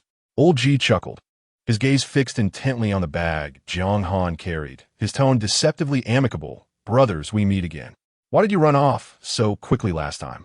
You nearly got me eaten by mutated ants. We have much to discuss today." Since losing track of Niu Ming and Jiang Han last time, and sustaining injuries from mutated ants, he had spent several hundred credits on medicine to recover. Having learned from this experience, Old G and his companions refrained from recklessly searching the woods and instead patiently awaited at the carport service station. However, during their previous visit to the carport to retrieve Lily and her friends, the sudden influx of people had left Old G unprepared to act. Yet, upon their return early this evening, despite the trio's presence, Old G and his companions decided to take a gamble, setting up their tents along the route where Niu Ming and the others would appear. Now, they had finally arrived, and with the cover of a moonless, windy night, it was the perfect opportunity to strike. With their path obstructed, Niu Ming set Jiang Han down and retrieved his axe, positioning it protectively in front of her. His voice deep and resonant. "There's nothing to discuss. We need to get back. You came late this evening and now seem in such a rush to return. Have you struck it rich?" One of old Ji's companions remarked sarcastically. Jiang Han understood that they had observed her entering the service station, and thus had laid their ambush along the way. "We have nothing of significance, merely exchanged some basic supplies," Jiang Han replied calmly. In the Wasteland, tranquility was a rare commodity. Ever since discovering that the burly, thick-browed dude had deceived her into relinquishing her wolf meat credits, she had harbored a deep-seated resentment towards such blatant robbery. Nevertheless, she reminded herself to remain composed and to test the waters with a few disingenuous words. Old Ji was not likely to believe her. Furthermore, having spotted Jiang Han and her companions at the carport, he had brought his men to the road, clearly not interested in mere paper towels and water pouch packages. Last time, the two genetically enhanced individuals had redeemed over 2,000 credits, igniting a sense of greed within him. Although this time, the two genetic individuals had not carried many bags of mushrooms. Old Ji believed that their disappearance for several days indicated they would not return empty-handed. He waved his hand to signal the others, and the six figures began to close in on Jiang Han and her companions, blocking both their forward and backward paths. This time, they would not allow anyone to escape. Chun Chung's headlamp shone continuously on the six figures as he tried to discern their faces. However, all were clad in the base S standard protective gear and hats, their faces obscured by shadows. Chun Chung cautiously edged closer to Niu Meng and Jiang Han, feeling a surge of anxiety, yet attempting to maintain his composure. "Hey, you all should think carefully. Don't underestimate us." His bluster elicited a wave of laughter, yet Lao Ji remained unfazed. His gaze was fixed intently on Jiang Han, and he hoarsely commanded, "Ignore the person beside her. Focus on subduing the woman in the middle first." As for Chun Chung, Lao Ji felt no trepidation whatsoever. He had never encountered the man before, and even if he possessed some skills, he was likely just an ordinary scavenger. Scavengers, after all, possessed a modicum of courage. In contrast, he had a more profound impression of Jiang Han, particularly from their last encounter when she had needed assistance to escape, which clearly indicated her lack of capability. Moreover, she was burdened with a small backpack, presumably containing valuables. Contemplating this, Lao Ji began to calculate. If he could successfully capture that burden, he could extract information at will and perhaps even exchange her for some points. The others evidently shared this mindset. Rules were established for the living, when greater profits beckoned. Who would genuinely scavenge in earnest? As long as they evaded the watchful eyes of the base and exploited the loopholes in regulations, they would pursue their desires unabated. One individual called out, "Dainyo, you won't escape today. It's better to comply and you may find some comfort later." Another whistled at Jiang Han, taunting her. "The wealthy in Central City adore young ladies like you, soft and tender. If you obediently listen, I'll take you to Central City where you can indulge in McDonald's. You've never tasted their fried chicken and burgers. Don't suffer here."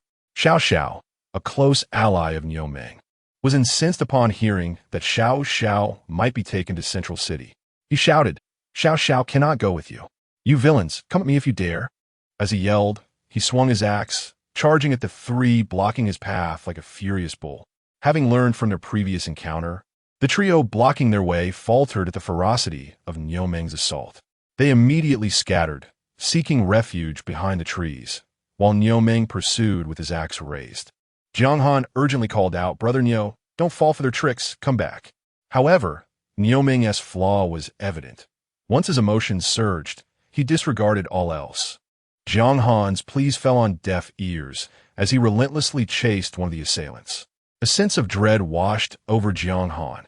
She feared Niu Meng was walking into a trap. She quickly turned to Chun Chung beside her, advising, "Brother Chun, you must be cautious. Lao Ji and the others are after me, and next, they will target you." In truth, she was not overly concerned for her safety. If she chose to flee, she could easily cover 300 meters in 10 seconds, and no one could stop her. They wouldn't even catch a glimpse of her. Instead, she worried that Chun Chung might become a liability. Chun Chung gripped the handle of his knife tightly, his voice dry as he insisted, "I can protect myself, Jiang Han. You should run." He understood that Jiang Han was fast.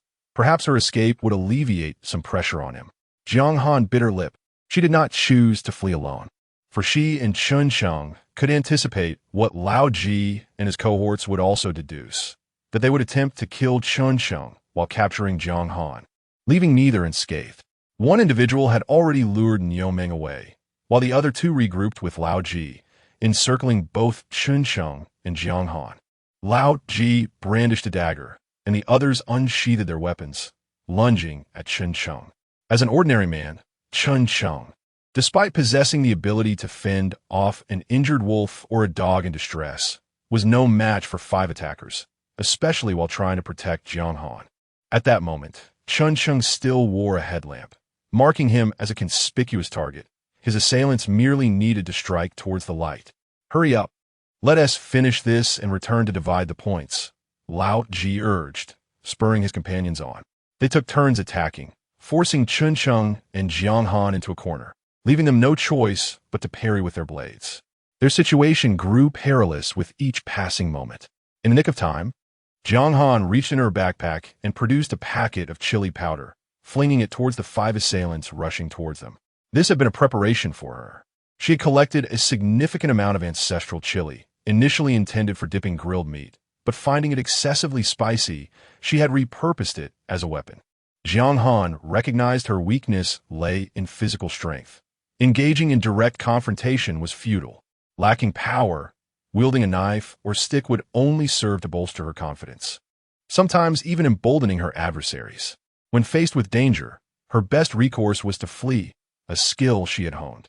As long as she could create distance in a short span, her safety would be assured.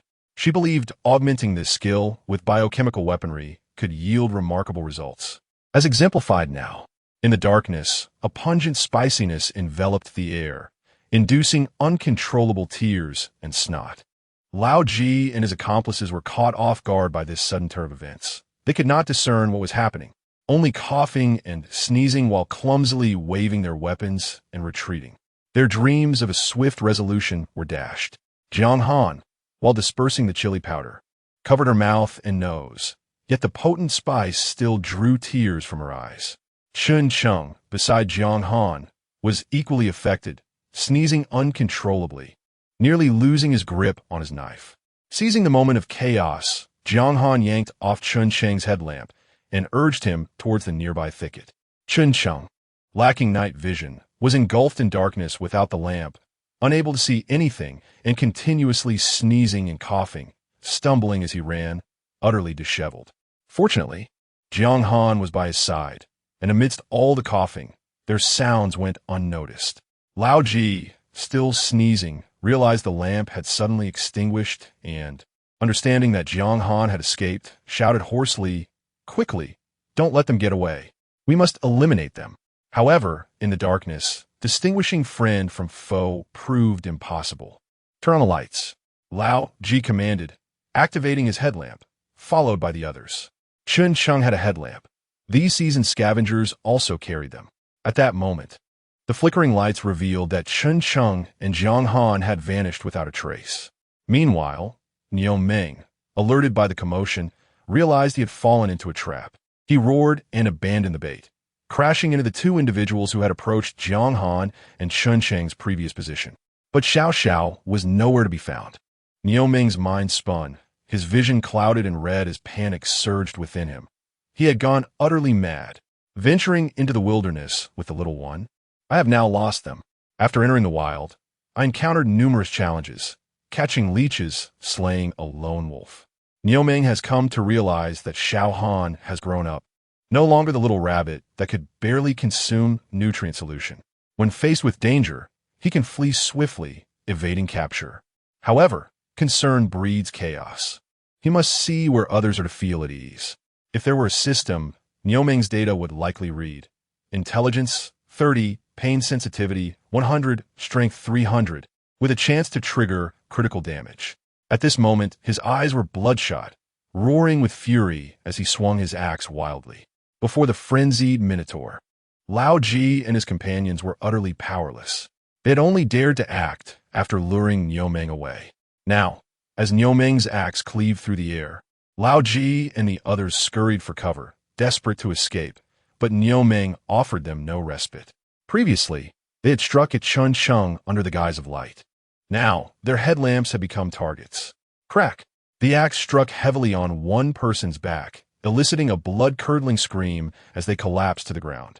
Lao Ji and the others rushed forward to attempt a rescue, but before they could reach him, they were repelled by the bloodied axe. Helplessly watching as their companion was silenced by 3 swift blows. With one person slain by Niu Ming, Lao Ji and the others were consumed by rage, promptly charging at him, 5 against 1. Claiming it was an even struggle would be a misnomer. It was one assailant against 5 defenders. Niu Ming's strength was immense. Even a casual blow from his felling axe could not be withstood. From the onset, both sides suffered casualties. For every foe that fell, Niu Ming too received wounds. Yet he fought without defense, his combat prowess undiminished. Each strike only fueled his ferocity as he turned to fell another adversary, who lay screaming, before pursuing his next target. In the shadows, Jiang Han furiously sent messages to report the incident. She could see Niu Ming's skirmish and knew he was not in immediate life-threatening danger. This situation must be reported to the patrol team, lest Niu Ming's name be tarnished unjustly. Fortunately, due to a points transfer, Jiang Han had the contact information of team leader Du, who had deceived her with wolf meat. Instead of contacting the patrol center, she sent a direct message to Du. Team leader Du, there has been a robbery, and there is already a fatality. Du phone replied swiftly. Exact location, number of assailants? Seeing the signal on her watch was still adequate, Jiang Han quickly sent her location. The next moment, Du's response brought a weight off her chest. 2 minutes away. 2 minutes indicated that Du and his team were resting nearby, a fact Lao Ji and his group had not anticipated. Meanwhile, Chun Chung had also reached out to Lily and Fei Fei, recounting their encounter with the robbers. Lily's response was slow, but her anxiety was palpable. "Where are you? Quickly send me your location." Due to poor signal, she could not receive the coordinates, and Chun Chung simply stated, "We were attacked not far from the station." After that, Lily ceased to reply. The battle continued for Niu Ming, while Lao Ji and his companions dared not close the distance, instead opting to wear him down from afar. After sending her message, Jiang Han stealthily moved closer to Niu Ming, crouching low and preparing to flee at a moment's notice, her hand gripping a pouch of chili powder tightly. Were it not for her concern over Niu Ming's safety, she would have hurled the spice at Lao Ji and his crew. With preparations complete, she called out to Niu Ming, "Brother Niu, I'm fine. Just be careful." Upon hearing Jiang Han's voice, Niu Ming felt a wave of relief wash over him. At that moment, Chun Chung, having established contact with Lily, found his machete and carefully made his way through the darkness, shouting to Niu Ming, "I'm all right too, big bull, just hold on." Without his headlamp, he could see nothing in the dark forest. However, wearing it would make him a target, potentially leading to accidental injury by Niu Ming, so he remained beside Jiang Han. Seeing that both Jiang Han and Chun Chung were unharmed steadied Niu Ming's resolve, enabling him to handle the 4 adversaries with ease. Having been relentlessly pursued and struck at by Niu Ming, Lao Ji and his companions had discarded their headlamps to escape the deadly axe. Those lamps now lay on the ground, illuminating the scene. Through the chaotic beams of light, Jiang Han clearly saw a bloodied figure lying motionless, a pool of blood forming beneath them. Nearby, another individual crawled on the ground, their cries echoing as dark crimson blood seeped from their thigh. The axe's strikes left either death or debilitating injury in their wake. Though this was Jiang Han's first genuine encounter with death, she did not falter. She suppressed her rapid breathing, elongating each exhale, her grip on the chili pouch tightening. Jiang Han understood that should she fall into the hands of Lao Ji and his gang, her fate would be far worse than death. Du's promise of 2 minutes turned out to be 5. He had misled Jiang Han. However, he brought along 15 individuals, encircling the area from various directions. By the time Lao Ji and his companions sensed something amiss and attempted to flee into the woods, they had already been surrounded. Unwilling to be captured, they abandoned their fallen comrade and injured allies, darting into the forest. These scavengers, seasoned in survival, were unfortunately up against professionals. The patrol team not only managed public safety, but primarily focused on capturing mutated beasts. They spared no creature, whether flying, running, or swimming, wielding an array of weapons and tools. A standard issue 100,000-volt electric stun gun and instantaneously deployed nets were par for the course, presenting a stark contrast to the scavengers' crude knives and axes. As the team pursued the fugitives through the woods, Du conducted an investigation of the scene. Several portable emergency lights flickered to life, illuminating the battleground. A corpse and an injured individual lay on the ground. Blood soaked a large patch of earth, and the wounded person's cries were faint, indicating they could not endure much longer. Niu Ming, 2 bore wounds, both arms marked with cuts, blood flowing freely. Jiang Han retrieved a medical kit from her backpack, applying it to him. One must commend the quality of the first aid kit provided by the base. The wound was packed with biological gel and covered with synthetic skin, promoting automatic healing and halting both bleeding and pain. The injury was treated as seamlessly as one would repair a wall with cement, eliminating the need for dressing changes.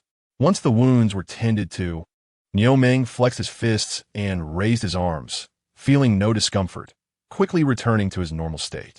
After surveying the scene, Du Feng directly inquired of Niu Ming and Jiang Han, "Did you come today to exchange for significant points?" Jiang Han, focused on treating the wound, did not look up as she replied, "We came to redeem the wolf skin points you left, but unfortunately, all the wolf meat is gone." The mention of the wolf meat did not faze Du Feng. He merely instructed his team, "First, take the bodies away." 3 team members approached, deftly and decisively bagging the 2 corpses in body bags. Jiang Han's eyes nearly bulged in disbelief. One of them was still breathing, yet was treated the same as the other.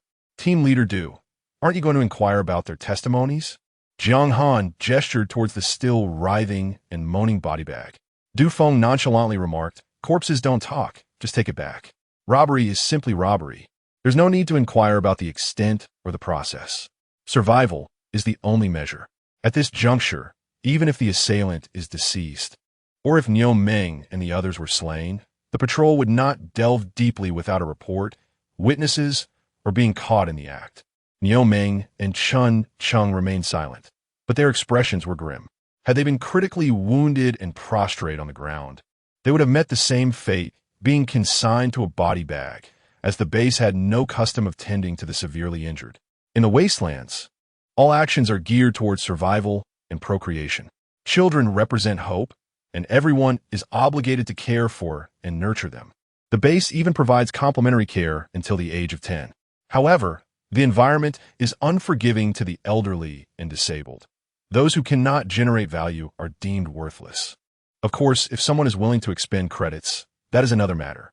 However, even if old G and the others possess credits, they would be of no use, as their wrist devices have been surrendered to the base and all credits have been expunged. Despite fleeing into the forest, Old G and his companions could not elude the patrol, equipped with night vision goggles and electric shotguns. The 4 were swiftly apprehended.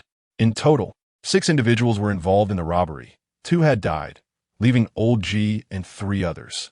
They were now being hauled over like lifeless dogs.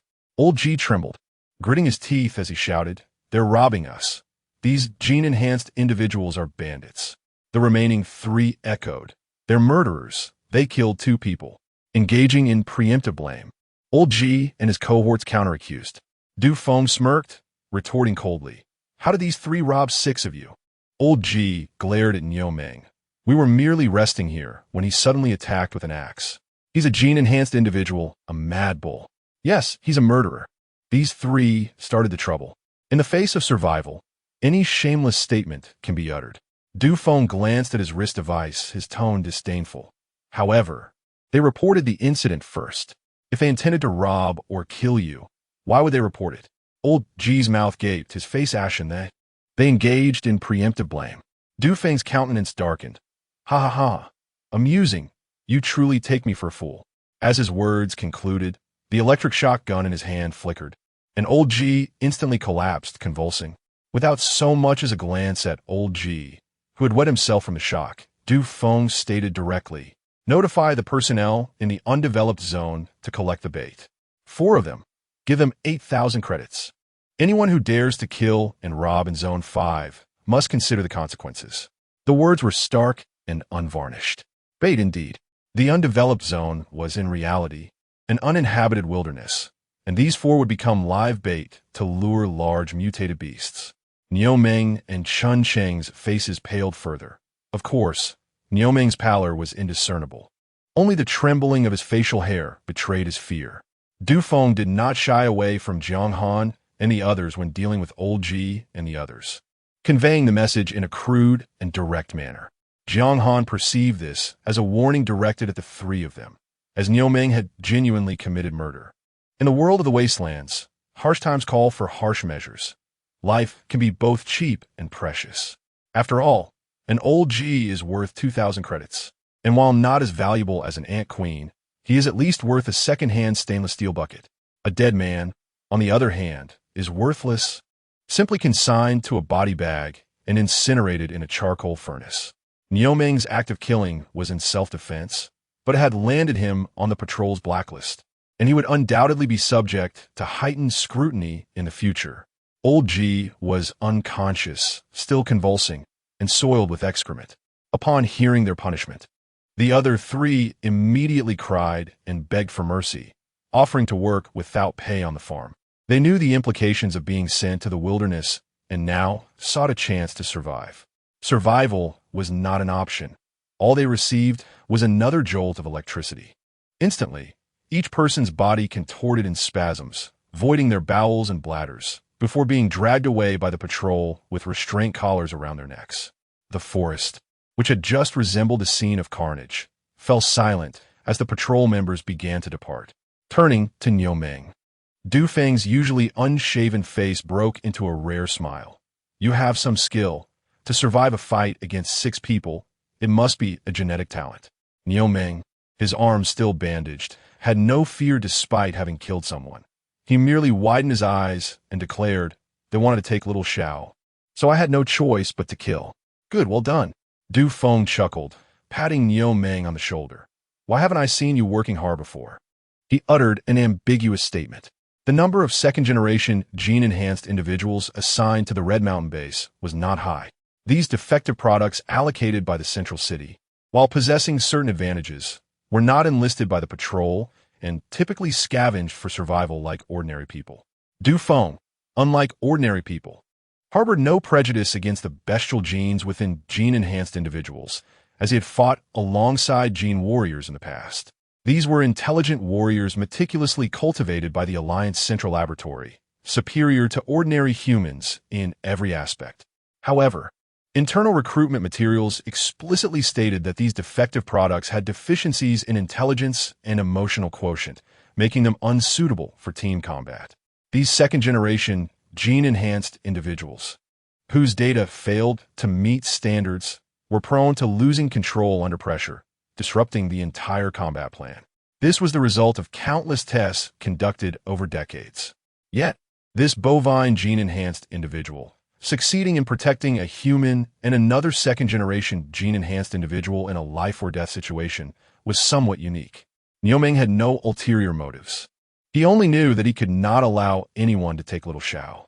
Du Feng was about to say a few more words to Niu Meng and Jiang Han when a sudden rustling of trees, interspersed with screams, erupted in the distance. As if a ferocious beast were charging. Everyone was startled, and Du Feng instinctively reached for his electric shotgun. The sound swiftly approached like a tempest, closing in within moments and appearing in the bright light. Before anyone could react, the first thing that caught their eye was a blaze of crimson hair, as radiant as burning flames. Then people made out the figure beneath the red hair. The newcomer was clad in the most common linen tunic of the base, hanging loosely on their frame. The waistband was slack, and the collar was wide open, revealing a glimpse of the chest, and below were 2 bare, pale legs. The figure was lithe and graceful, with a slender waist and prominent breasts. Though the tunic was plain, it was worn with a captivating allure, which clashed with the face. It was sisterly, Chen Cheng exclaimed with delight. Indeed, the arrival was Li Li. In a mere dozen minutes, she had traversed at least a dozen miles through the dark jungle. The reason it cannot be described as a straight line is that Lily does not run in straight lines. At this moment, her mottled face was filled with anxiety, and upon seeing Jiang Han, Chun Chung, and Niu Meng standing unharmed, she broke into a smile. "Good job, Niu." After speaking, she rushed to Jiang Han's side, pulling her head into her sweaty chest. Laughing, "You mustn't get into trouble. I still await my meal." A peculiar scent invaded the air. Jiang Han gasped, "Oh my goodness." She struggled to free herself, hastily covering her face with her hands, blocking Lily's mouth. This older sibling had once again forgotten that discussing food was off limits. Jiang Han's interruption was timely. Thankfully, Lily ceased her chatter, releasing her hold and turning her gaze toward Du Feng. Lily swaggered toward him, her movements both alluring and graceful. "Brother Feng, I didn't expect to see you again so soon." Du Feng regarded her with a stern expression, watching as she approached. After the earlier embrace with Jiang Han, Lily's attire had become rather disheveled, revealing more than intended. Du Feng was no paragon of virtue, and in this desolate world, moral integrity was often overlooked. However, he valued survival and sustenance above all else, especially with teammates around whose eyes were glued to the spectacle. He quickly retreated a few steps, commanding, "Stop. You all may leave now. Contact me if anything arises." Though his words sounded somewhat awkward, the meaning was clear. Stop was directed at Lily, while "you all may leave" referred to Jiang Han and Niu Meng. Upon finishing his sentence, he turned and departed, followed by his teammates, who extinguished the emergency lights as they exited. The once bright forest was plunged back into darkness, but the lingering scent of blood served as a grim reminder of recent events. Chun Chung retrieved a broken headlamp from the nearby underbrush, its orange glow flickering back to life. "Let's return. All is concluded." Jiang Han, who moments ago had been composed, now felt an overwhelming fatigue and longed to rest. The watch indicated it was 8 in the evening. She had not anticipated that so much time had elapsed. During the skirmish, time felt as though it had stretched endlessly, yet the arrival of the patrol had somehow hastened it. Their return journey was leisurely. Among them, Chun Chung bore no injuries, but he was shaken and still trembling. Niu Meng had sustained wounds, while Lily, exhausted from her exertions, could hardly move. Jiang Han managed to contact Fei Fei, reassuring her that everyone was safe. By the time they reached the camp, Fei Fei had prepared a large pot of water for everyone to bathe. Jiang Han had suggested that the water should be boiled first, as boiling it would purify it. Fei Fei mimicked Jiang Han's actions, concocting a pot of nutrient broth mixed with herbal porridge to cool, believing it better to consume hot soup during the sweltering heat. How wonderful it is to have partners who cooperate. The group gathered, enjoying their meal and washing away their sweat. Their spirits lifted as they settled down to discuss their points. "Over 6,000 points." Lily and Fei Fei exclaimed, their mouths agape in astonishment. Fei Fei, stroking her spear, asked earnestly, "Xiao Han, can we really exchange for 6,000? Even having seen the figures on her watch, she remained skeptical. Jiang Han sighed. "What a pity about our wolf meat. Had we turned it all in at the service station, we would have had 8,000 points." The thought of the wolf meat weighed heavily on Jiang Han's mind. Lily waved her hand dismissively. "Let Du Feng take it if he wishes. We can call on him in the future if needed, and he will respond promptly." Had this conversation occurred 3 hours earlier, Jiang Han might have perceived it as mere bravado, considering that was at least 400 meal packages, enough to last a year in half-starvation. Moreover, Lily and her companions were known for their frugality when it came to food. They undoubtedly desired points to indulge in instant noodles back at the base. Yet, after witnessing the recent robbery by Lao Ji and his crew, Jiang Han felt that purchasing a favor was worthwhile. At least it would summon a group of people within 5 minutes. However, Lily's casual demeanor made it seem as though the points were of no consequence to her. Jiang Han could not help but inquire, "Sister Lily, are you interested in Captain Du?" Upon mentioning Du Feng, Lily chuckled, touching her face with a hint of shyness. "As long as Brother Feng takes a liking to me." Jiang Han was left speechless. She understood that in this wasteland, traditional views on marriage were rather uncommon. Yet, what if Lily was infatuated? Would it influence her actions in the future? Would she readily follow someone else? Contemplating this, Jiang Han's gaze shifted to Fei Fei and Chun Chung, seeking to discern their thoughts on Lily's casual attitude. If Lily were not aligned with her objectives, Jiang Han would need to consider the future arrangements of their team. Fei Fei seemed to read Jiang Han's mind, calmly stating, "Xiao Han, do not worry. Sister Lily is merely speaking whimsically. She has always been like this, doing as she pleases without regard for others' opinions. However, she would never violate team protocols or betray her companions." Chun nodded in agreement. Nearby, Lily feigned anger, tossing her red hair with a flourish as she stood abruptly. "Oof. One day, someone will see beyond my exterior and come to like me." With that, she turned and walked away. Chun nodded once more, captivated by Lily's confidence, which had led him to become her companion. As long as Lily adhered to her principles and did not disrupt group activities, Jiang Han felt no need to interfere in her personal life. However, now that the topic had shifted, she felt compelled to ask Fei Fei, "Could you tell me why the three of you were robbed initially, and why you needed our assistance to escape?" Jiang Han harbored a lingering confusion regarding the incident involving Lily and her companions being robbed by the Black Biao. This question had weighed on her mind. She had initially assumed that Lily's group lacked strength, which was why they had been nearly robbed of mushrooms and then sought her help. Yet, considering Fei Fei's prowess with her spear during the wolf hunt and Chen Cheng's reactions during their encounter with the robbers, it became evident that the three of them possessed some capability and could have evaded the Black Biao's robbery, especially given Lily's remarkable speed, capable of covering miles in mere minutes. Few could hope to catch her. She herself certainly could not. Moreover, Lily's agility in climbing trees enabled her to collect wild yam vines and tubers without the need for axes. While others struggled, she could simply ascend and gather them. With such capabilities, how could they possibly fear two ordinary humans from the Black Biao? Confronted with Jiang Han's bewilderment, Fei Fei surprisingly appeared somewhat embarrassed. She was not typically one for many words. Usually, it was Lily who animatedly spoke while she quietly followed along, seldom sharing her thoughts.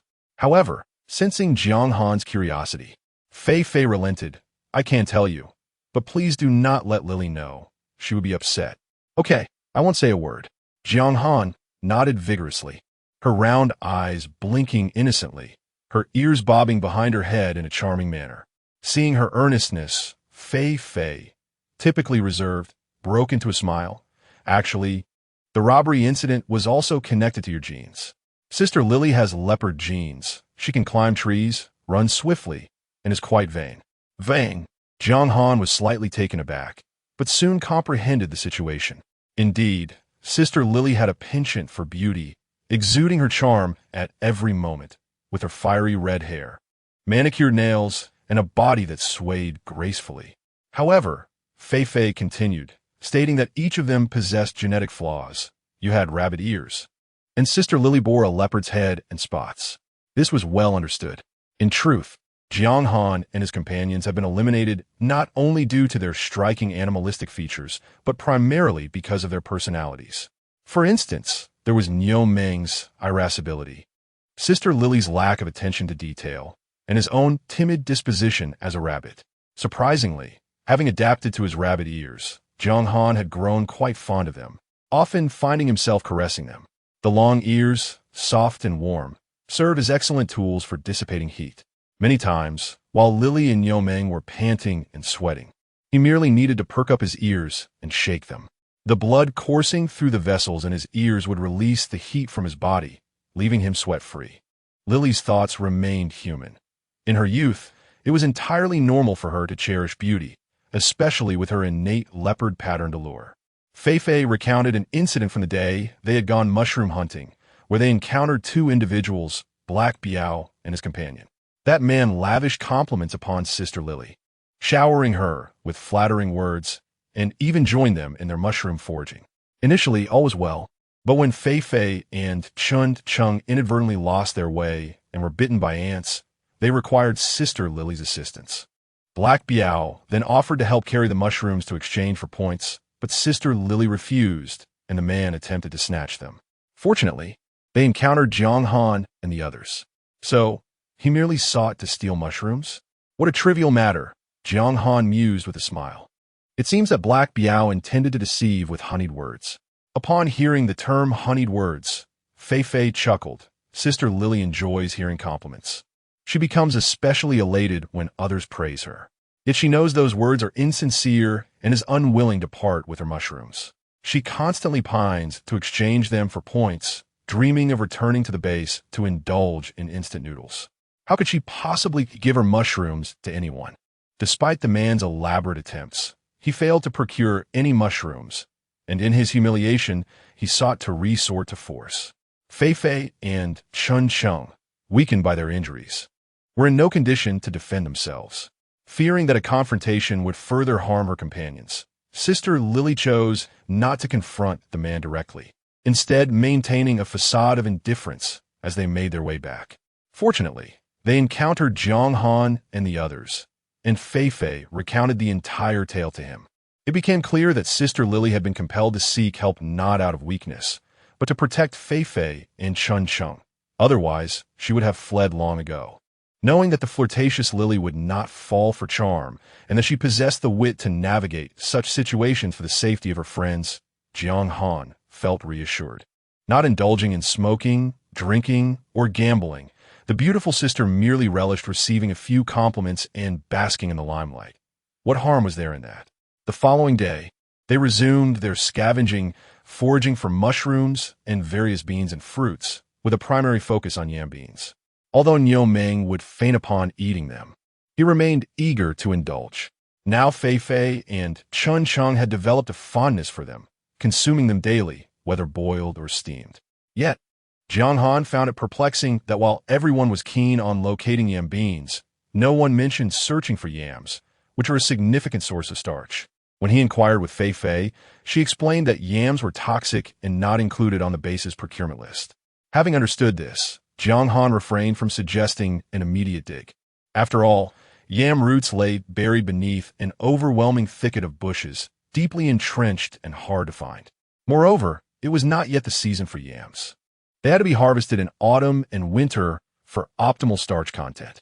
Thus, while foraging for mushrooms and yam beans, they also sought out ant nests. The mushrooms and yam beans were reserved for their consumption, while points would be accrued through excavating ant nests and hunting other mutated creatures. They found themselves engaged in a battle of wits with the mutant ants, as excavating a single ant egg could yield thousands of points, making it feel like a treasure hunt for the trio. Previously, they had dug for ants, but their efforts had been uniform. It was primarily Jiang Han and Niu Meng who had first explored an ant nest. Digging into one nest resulted in several painful bites, leaving them battered and exhausted, rendering the points hard-earned. The advancement of society always hinges on boiling water and throwing stones. Now, Jiang Han instructed them to pour boiling water into the ant nest, which significantly eased their task. This was possible thanks to Niu Meng's strength in hauling water and the 2 iron buckets they used to boil it. Otherwise, using their drinking water in the jungle to flood the ants would have been a tremendous waste. In the following days, they brought back mushrooms daily, hanging them on the camp's fence to dry. Within a limited area, human destructiveness was indeed remarkable, sustained by the struggle against the frenzied trees that allowed for habitation and farming. However, since the crew had established camp in this area, all mushrooms within a kilometer had been exhausted. The yam beans hanging from the trees were not spared either.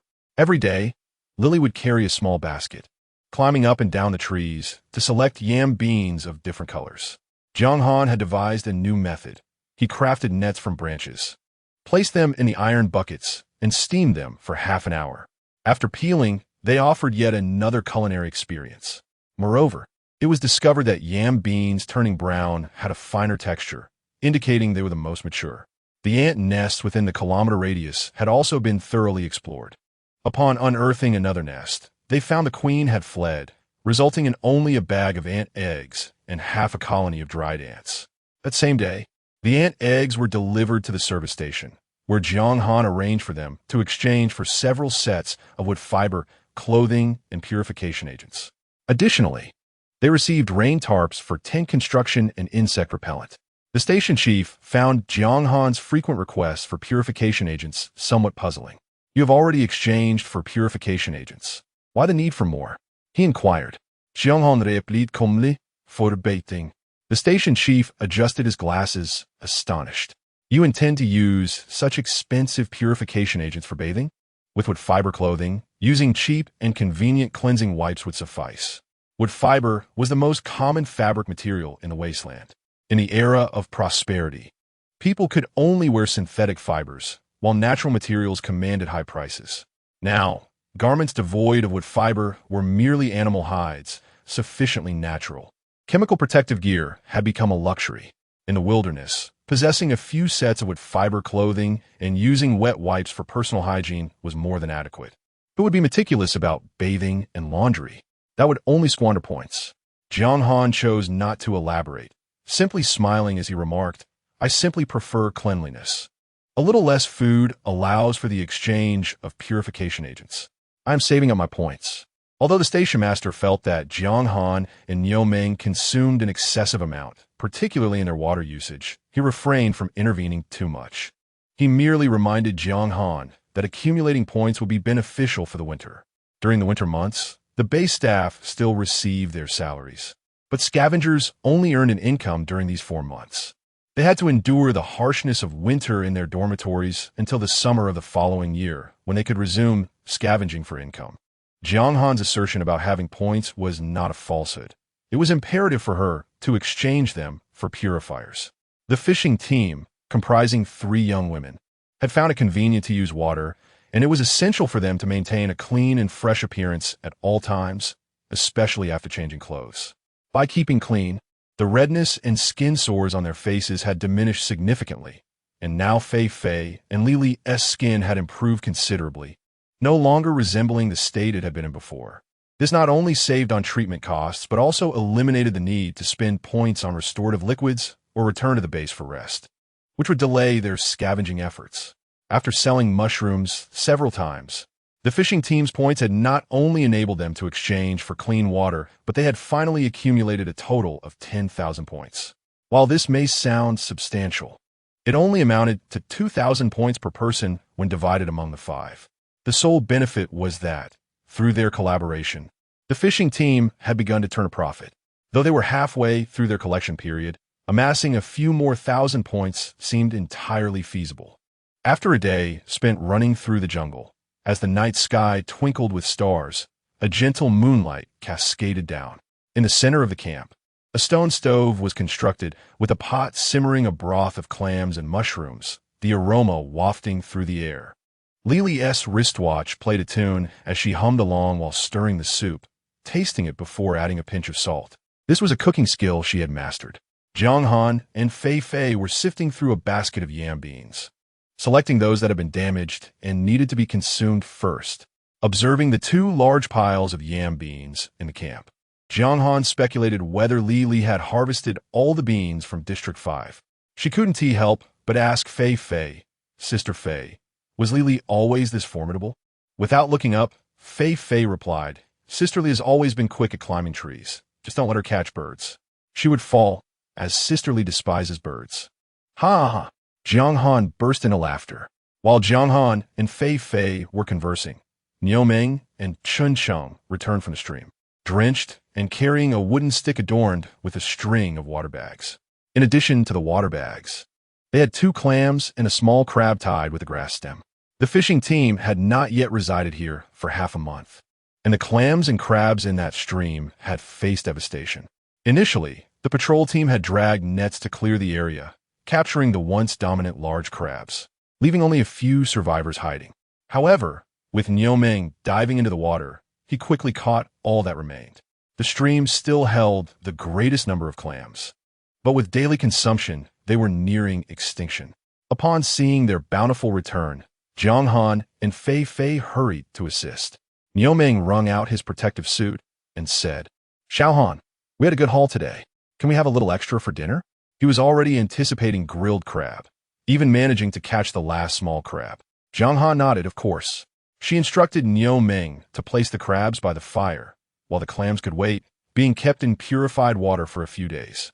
Just then, the music from Li Li's watch halted, and the base's radio broadcast announced, "Weather forecast. Heavy rain is expected in many areas over the next few days, with a significant likelihood of green rain. Residents are advised to prepare and stay safe." Li Li abandoned her pot of soup and stood in the open, looking anxiously at the surrounding firewood. "Oh no, green rain again. What will happen to my pots and stoves?" Nioming set down the clams and joined her in the open space between the tents. "What does the weather report say? Is it 3 days from now? Or is it going to rain soon?" "I don't know. We might need to prepare," Chun Chung remarked.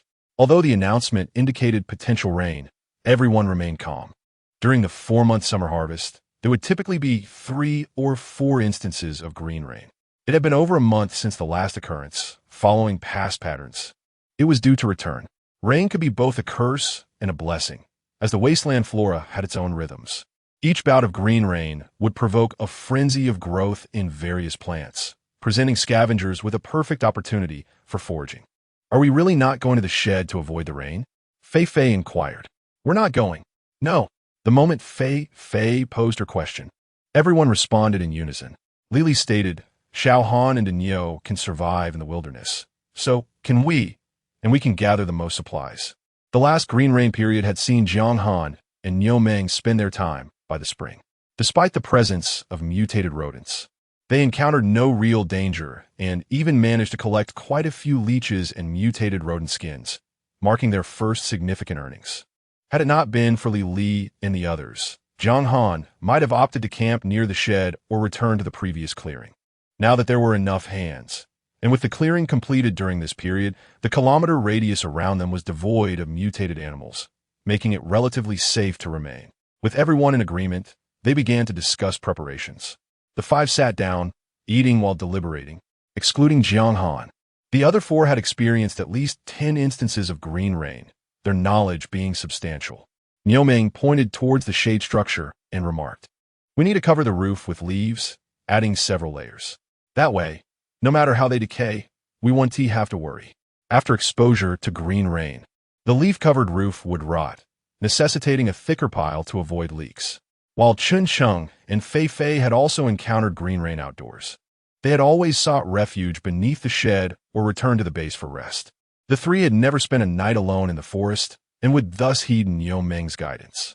The first task of the day was to gather firewood, as it was challenging to find and burn during the rainy season. However, in the wasteland, while many things were scarce, dry firewood was not. Trees grew swiftly and aged rapidly, leaving plenty of dry twigs beneath each tree, which could be collected for burning. However, with the rain approaching, it was essential to gather and store them properly, avoiding the need to scavenge in the rain and create smoke. Among the preparations, aside from firewood, food was essential. The 5-person ration included 50 portions, along with additional reserves for their private cooking. Fei Fei turned to the corner of the camp, where the harvested yam beans were piled, simply covered with leaves, needing to be moved under the shelter. If exposed to green rain, these beans would quickly rot. As the leader of the fishing team, Lily also needed to organize the protective measures for the 5. This task was of utmost importance. Aware of the impending green rain, everyone had a simple meal before resting. The next day, they began preparations for enduring the rainy period. Following the previous lone wolf incident, the camp had constructed sturdy walls for protection. However, the canopy was merely constructed from simple branches and leaves, serving only to shield against the sun. To safely endure the green rain, such a flimsy roof was evidently insufficient. It necessitated a thick layer to withstand the continuous erosion of the green rain. Consequently, Nio Meng and Chun Chung took charge of erecting a wooden shelter, while the others continued with their usual foraging tasks. Lily and Fei Fei were eager to collect mushrooms with their gathering bags. Jiang Han called out to them, "Sister Lily, Sister Fei Fei, let us explore a different location today." "Where to? Is it interesting?" Lily and Fei Fei immediately halted, feeling weary of the monotonous routine of mushroom picking and bean gathering. In the past, with 2,000 points, they would have returned to the base for leisure. However, since Jiang Han now managed the points and had promised to distribute them only after the scavenging season ended, they found themselves without any currency and had to abide by the rules. Jiang Han wished to check on the vegetable patch by the spring, which had been on her mind.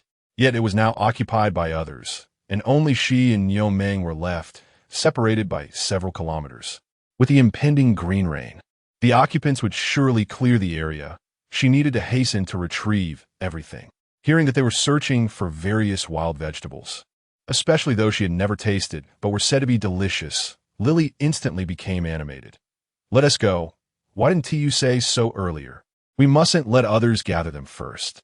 Fei secured her folding spear back to her waist and slung her backpack across her shoulder. Jiang Han, lead the way.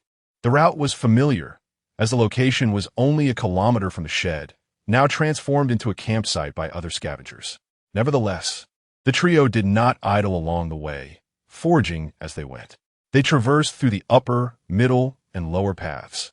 Lily climbed the trees, Fei dug in the ground, and Jiang Han searched through the grass. By the time they reached the spring campsite, their backpacks held a modest collection of foraged goods. Aside from beans and mushrooms, Fei had uncovered a mutated rat, which she wrapped in paper for later processing. Having previously stayed at the spring campsite for over 10 days, Jiang Han now found it nearly unrecognizable. The might of humanity was undeniable. All the surrounding trees had been felled, and the once expansive open area was now filled with haphazardly constructed tents. Scattered around the tents were patches of low wild grass, connected by paths trampled by people.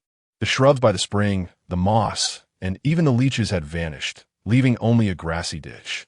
The wooden cabin that Niu had built was long gone. After being drenched in green rain, the foliage had rotted away in just a couple of days. When Jiang Han and Niu left, the sky was already visible, with only the wooden walls barely standing. This was also the reason why the base's structures were primarily wooden. It was economical, and decaying wood was easily replaced. Currently, there were 2 tents at the site, indicating that many people resided there, with an area of at least 20 to 30 square meters. Lily and Fei had visited this place before and were accustomed to such scenes. At that moment, the two leaned closer to Jiang Han and whispered, "Jiang Han, do you think the vegetables are still here?" Observing the situation, Jiang Han felt a pang of disappointment and shook her head. "I don't know yet. We must first search for them." Lily, equally disheartened and recalling the delicious vegetables Jiang Han had mentioned, suggested, "Then let us start looking." At that time, the campsite was sparsely populated, with most individuals scavenging outdoors, making Jiang Han and her companion's presence quite conspicuous. Ignoring everything else, the trio entered the campsite and circled around each tent, hoping to find vegetables among the wild grass. The unkempt grass between tents seemed to delineate territories, making the search relatively easy. Jiang Han did not need to check her wristwatch. She simply followed the path and soon discovered several young cabbage sprouts nestled in the grass. Previously broken, only a single stalk remained, but a few large leaves still flourished. "Sister Lily, these are the ones. Hurry and gather them." Jiang Han's eyes sparkled as she reached out to pull them up. These cabbages were not the tender varieties. They were wild plants with slightly prickly leaves, deeply rooted and robust, making them difficult to uproot. Fei stepped forward to assist her, pulling out part of the root, which came up with a clump of mud. "Use a bag to collect them." Jiang Han quickly opened a pouch meant for collecting nutrient liquid and packed them carefully, roots and soil intact. They had previously agreed that if they found any wild vegetables, they would uproot them for replanting, as they were essentially the same as the wild varieties and equally edible. Now that they had found them, they would certainly take them along. Fei and Jiang Han soon discovered several ancestral cabbages. By the edge of the ditch, they also found plenty of lettuce and coriander. This pungent plant, when detected by the wristwatch, would indicate toxic, deterring anyone from foraging it. Since leaving the spring campsite, Niu had not tasted coriander, and Jiang Han eagerly uprooted every last one, quickly stowing them in her backpack to avoid attracting attention. Additionally, Jiang Han was particularly keen on locating chili peppers.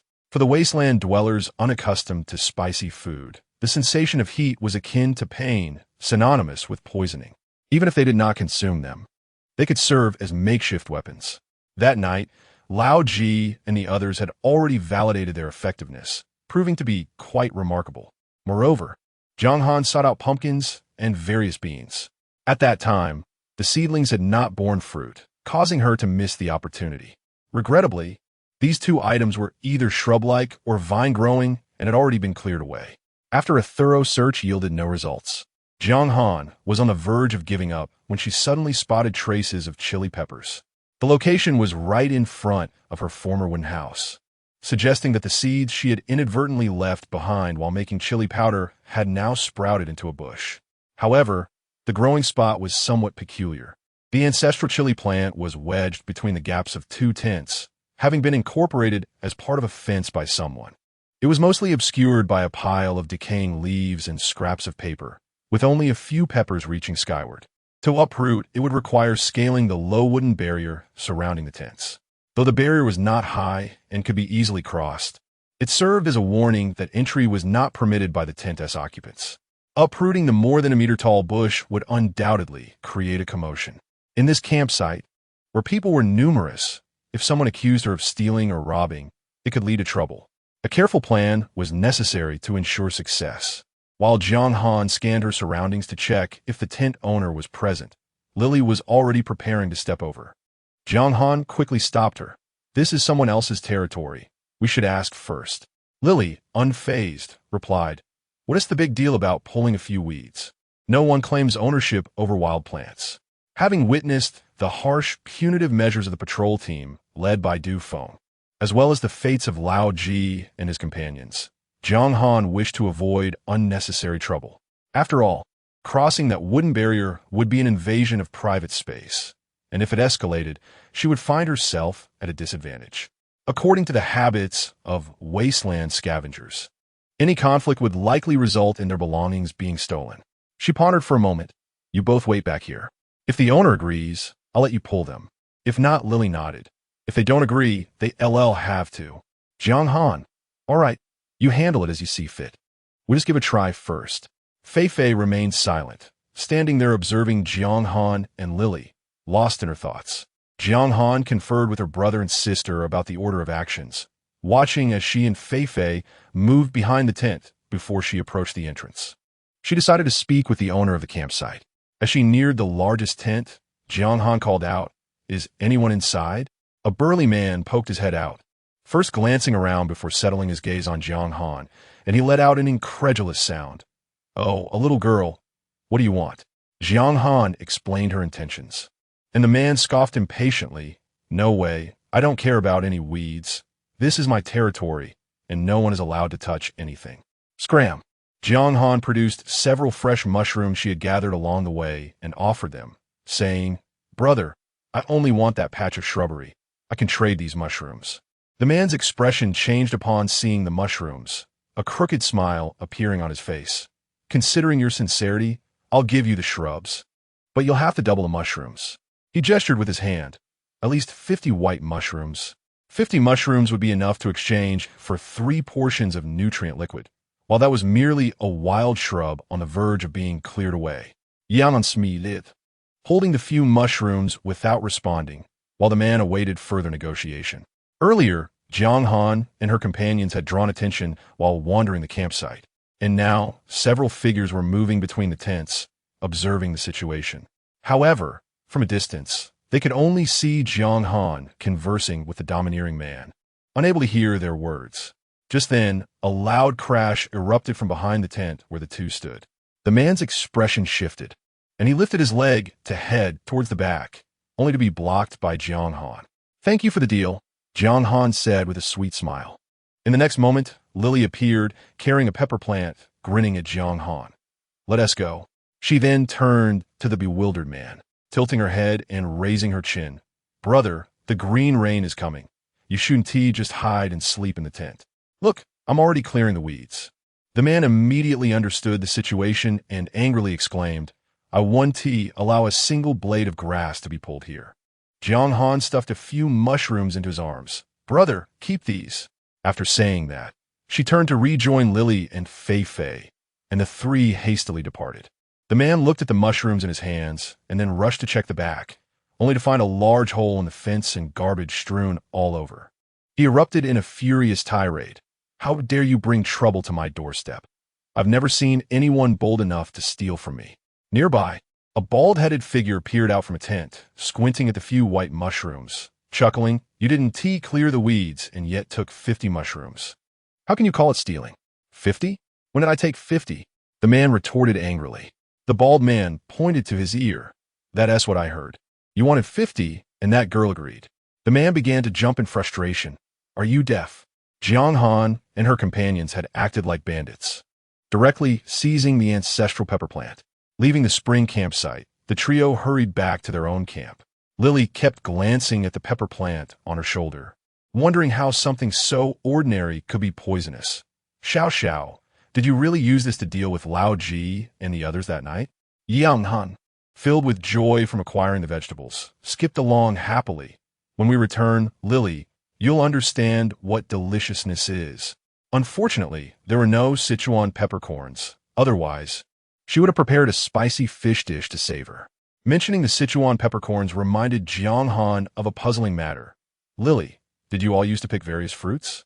Having been in the wilderness for nearly 2 months, apart from gathering mushrooms and wild vegetables, she had scarcely seen any fruits, and flowers were a rarity. It seemed that the plants here did not rely on seeds for reproduction.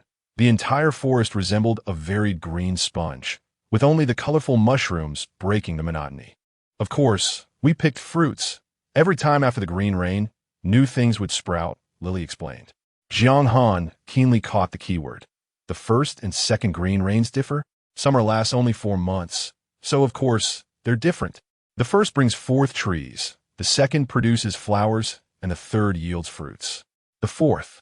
Hey, Xiao, what were you doing before? Why do you know nothing about this? Lily was astonished. These were basic survival facts in the wasteland. Jiang Han blinked, her expression earnest. I was always busy studying and didn't think about these things. In the past, she had relied on Yomeng to earn points for meals, never stepping outside, and thus remained unaware. What were you studying? Fei inquired, intrigued.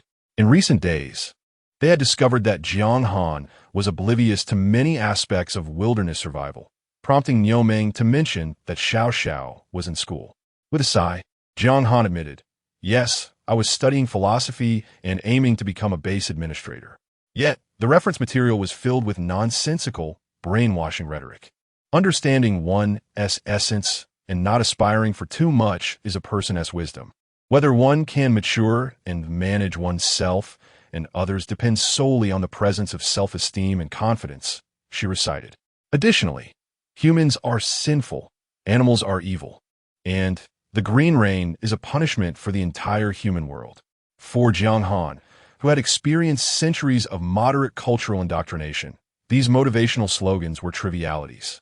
However, for Xiao, born in a test tube and raised in a nursery, consuming industrially produced meals and studying in isolation, the concepts were baffling. She recognized the words but grasped not a hint of their meaning, having acquired no survival skills, only a mind filled with misplaced confidence, inferiority, and guilt. It was ironic that a child raised in a wasteland needed to ask others about the green rain. Faced with Lily and Fei's confusion, Jiang Han was at a loss for how to explain the guilty philosophy she had learned, so she merely smiled and changed the subject. Lily, where do we plant these wild vegetables? The mention of wild vegetables sparked a shared enthusiasm among the three. Lily exclaimed, Xiao Han, do you really want to plant wild vegetables? The notion of Jiang Han wanting to dig up wild vegetables to cultivate left the 4 wasteland natives incredulous.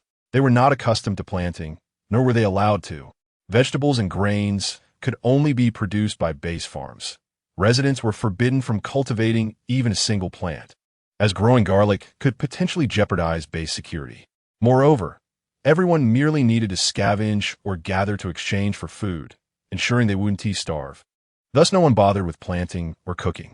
Jiang Han offered no further explanation, simply stating that these wild grasses, once purified, could be consumed. Upon hearing they were edible, Lily and Fei immediately agreed, eager to dig them up before the green rain arrived. Jiang Han declared, the green rain is imminent. We just need to scatter the seeds of this poisonous pepper around the campsite.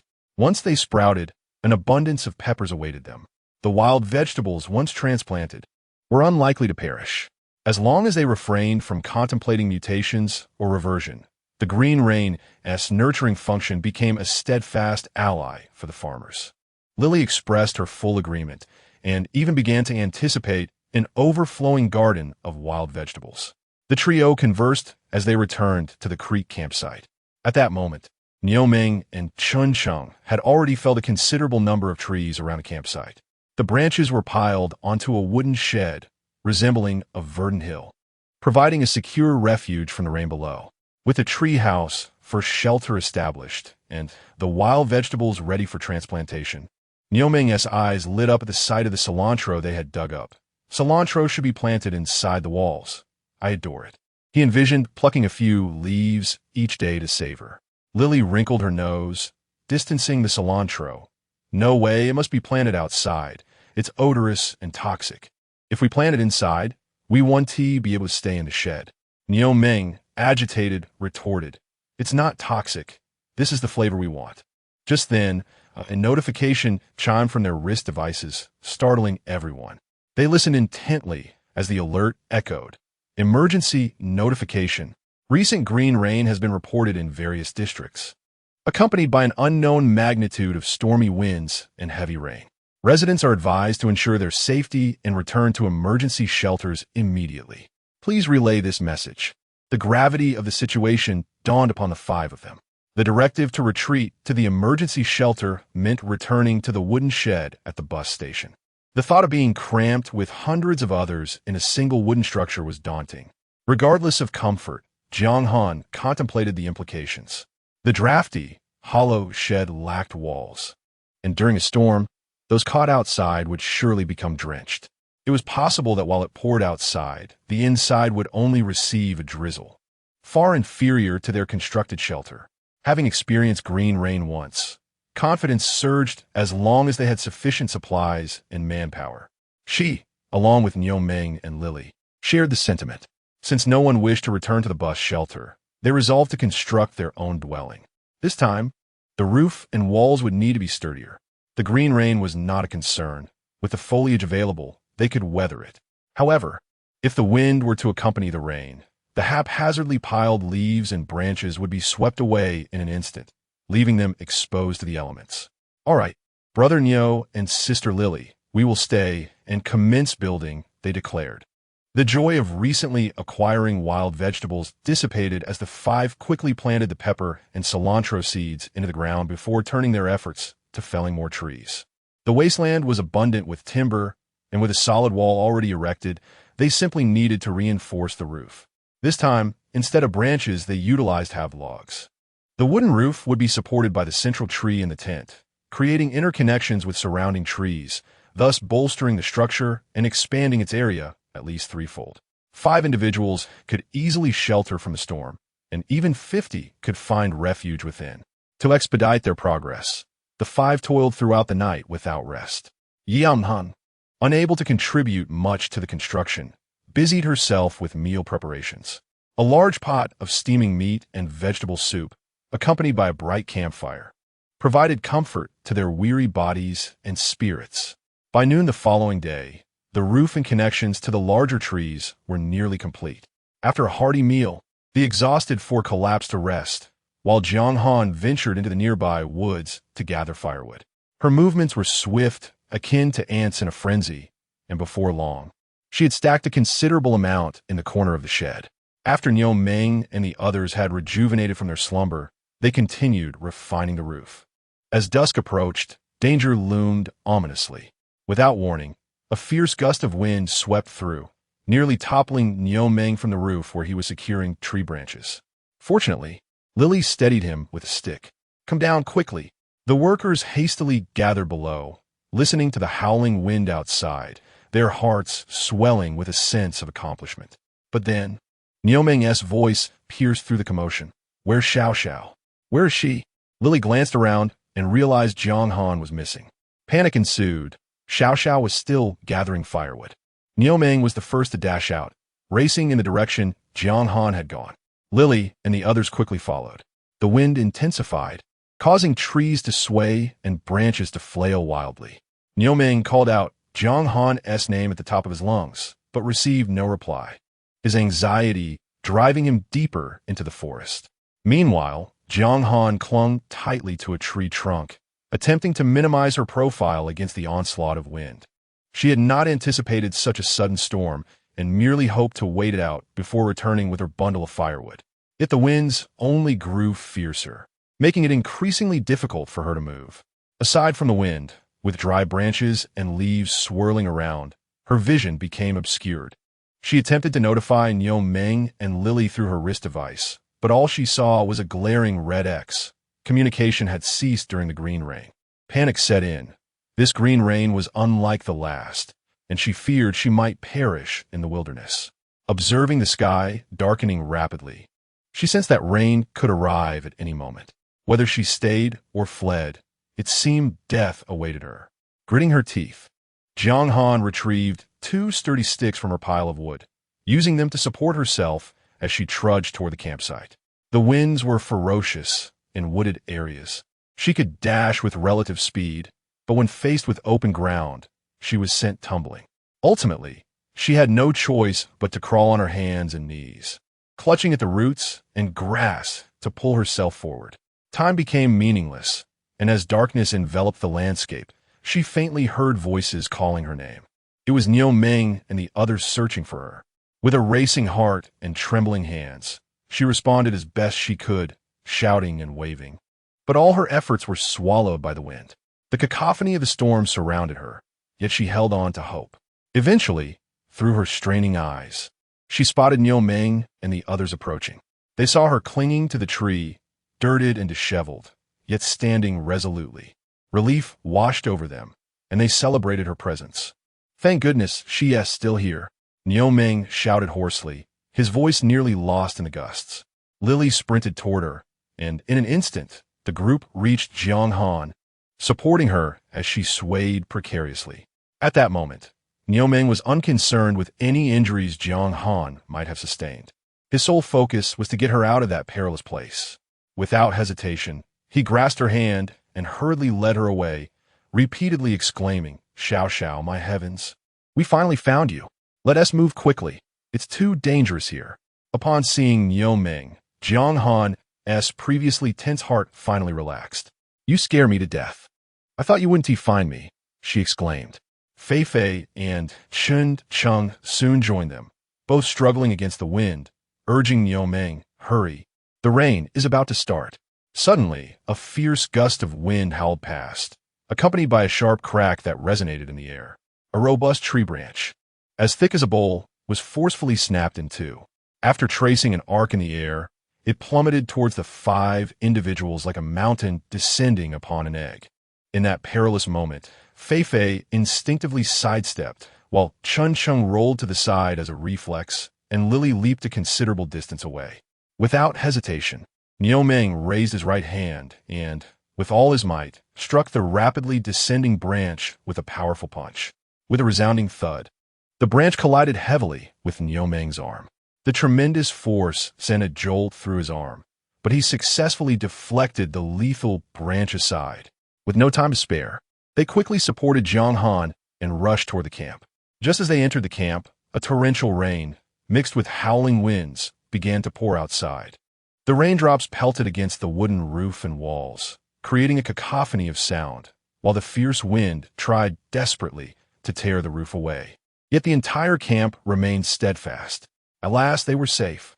The 5 looked at one another, all disheveled like flowers in a storm, and burst into hearty laughter. Indeed, they were safe. This was the strength of teamwork. Gathered together, still shaken, Jiang Han gazed at everyone with gratitude. "Thank you all for coming to find me." Niu Meng chuckled, insisting no thanks were necessary. Lily patted Jiang Han on the shoulder. "Jiang Han, we are a team, after all. Your points in the fishing team are still with you. And I haven't even had a taste of your chili sauce yet." That night, they sheltered in the relatively sturdy wooden house, listening to the tempest rage throughout the night. By the following day, the winds had ceased, but the green rain continued unabated. Looking out from the camp, the tree stumps left from a few days prior had sprouted into small trees, over a foot tall, and the ground was a lush green with tender grass. The broken branches and leaves scattered across the ground presented a scene of both desolation and vitality. The sudden storm had caught all the scavengers off guard. Even the train returning to the base had not departed in time, becoming stranded in Zone 5. Most scavengers remained near the shed and the spring camp, but the tents could not withstand the wind. The first wave of strong gusts uprooted the tents set up in the open, tossing the occupants and their belongings into the air before they landed heavily back to the ground. In mere minutes, the spring camp and shed camp had been devastated, and cries for help filled the air. Some individuals were making their way to the shed, encountering situations akin to Jiang Han's. However, unlike Jiang Han, they were not fortunate enough to have someone come looking for them or a partner to rescue them, and they lacked a safe camp, relying solely on their own wits for survival. With communication severed, Jiang Han and her companions remained unaware of the plight of others, while they too were caught in the rain. The green rain fell in torrents. Although the wooden roof could withstand the strong winds, the relentless downpour of rain seeped through. Despite using several rainproof tarps to shield the fire pit and tent area, the wooden roof camp still dripped incessantly. Fortunately, there were plenty of used nutrient solution bags and water containers available to catch the leaks. Fei and Chun busily propped these bags under the dripping spots with wooden sticks. The sight of dozens of bags swaying within the wooden house was quite amusing. The green rain, rich in oxygen, made Jiang Han feel slightly lightheaded and somewhat intoxicated, yet it was far better than her first experience. She sat cross-legged beside the fire pit, diligently preparing coriander porridge. Nioming sat nearby, sharpening his axe, occasionally leaning over to inhale the aroma, his face a picture of delight. Meanwhile, the older siblings were at the camp entrance, experimenting with Jiang Han's birdbeak knife, swinging it to find their rhythm, preparing to deal with the skittering, mutated rats in the grass. With the onset of the green rain, these usually reclusive, mutated beasts grew agitated. They not only emerged during the day, but also approached with red eyes, seemingly drawn closer to humans. However, the camp was sturdily built, although there was no wooden door. A half-meter-high barrier was set at the entrance to prevent the mutated rats from scurrying in. Additionally, if any particularly frenzied, mutated rats approached, the older siblings could easily fend them off. Squeak, squeak, squeak, they successfully dispatched 3 rats within half a day, pulling them back by the rope tied to the wooden stick. Xiao Han, another one caught, she shouted, holding up the rat by its tail. Jiang Han did not lift her head. Ensure you drain all the blood before hanging it up. Understood. Lily swiftly severed the rat's head, then hung on the outer wall to let the blood drain before skinning it. Everything proceeded normally, but during dinner, this tranquility was shattered. The camp erupted in noise. Nioming shielded his bowl of coriander porridge, bellowing at Lily. If you're not eating, then I will. Lily clutched the rice bucket with one hand and grasped Chun with the other, her eyes wide. Chun, if you dare eat that foul thing, I want to let you follow along. Chun looked innocently at Jiang Han. Xiao Han, I've only had a taste. Outside, the rain poured relentlessly. Jiang Han felt exasperated. Among the 5 of them, 2 were coriander enthusiasts, 2 were indifferent, yet Lily was vehemently opposed. She couldn't even stand the scent of coriander and forbade Chun from eating it. Chun appeared somewhat intimidated by the older sister, straining against her grip.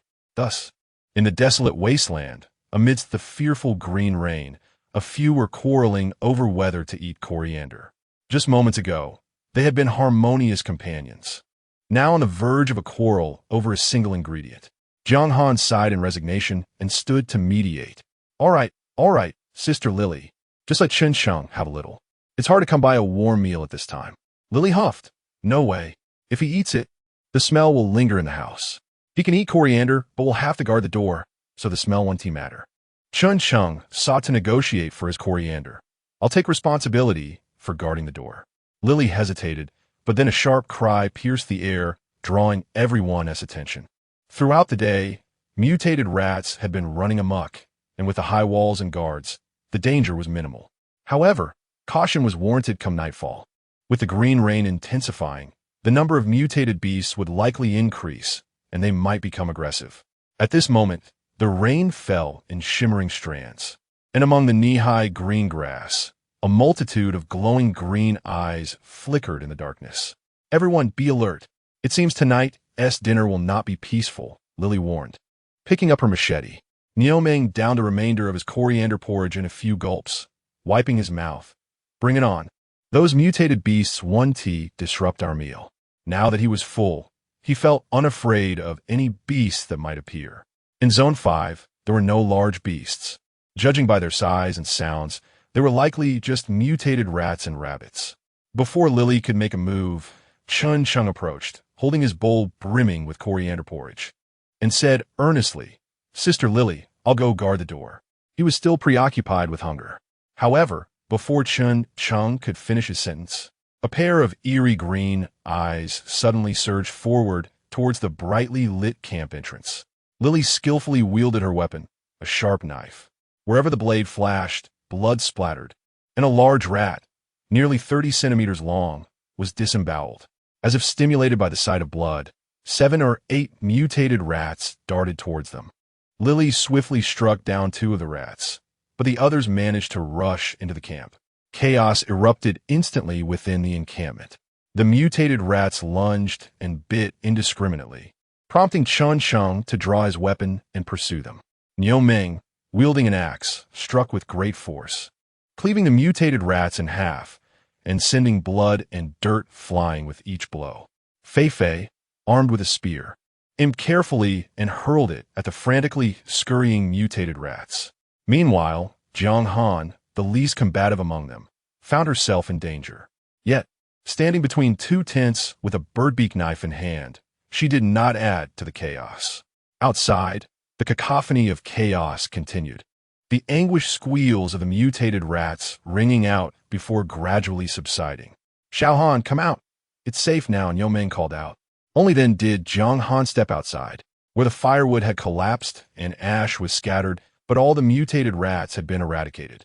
8 bloodied rats lay on the ground, the pungent smell of blood permeating the camp. "Come, skin them and drain the blood." The group sighed in relief and gathered to process the rats. A fortuitous bounty of points from the heavens.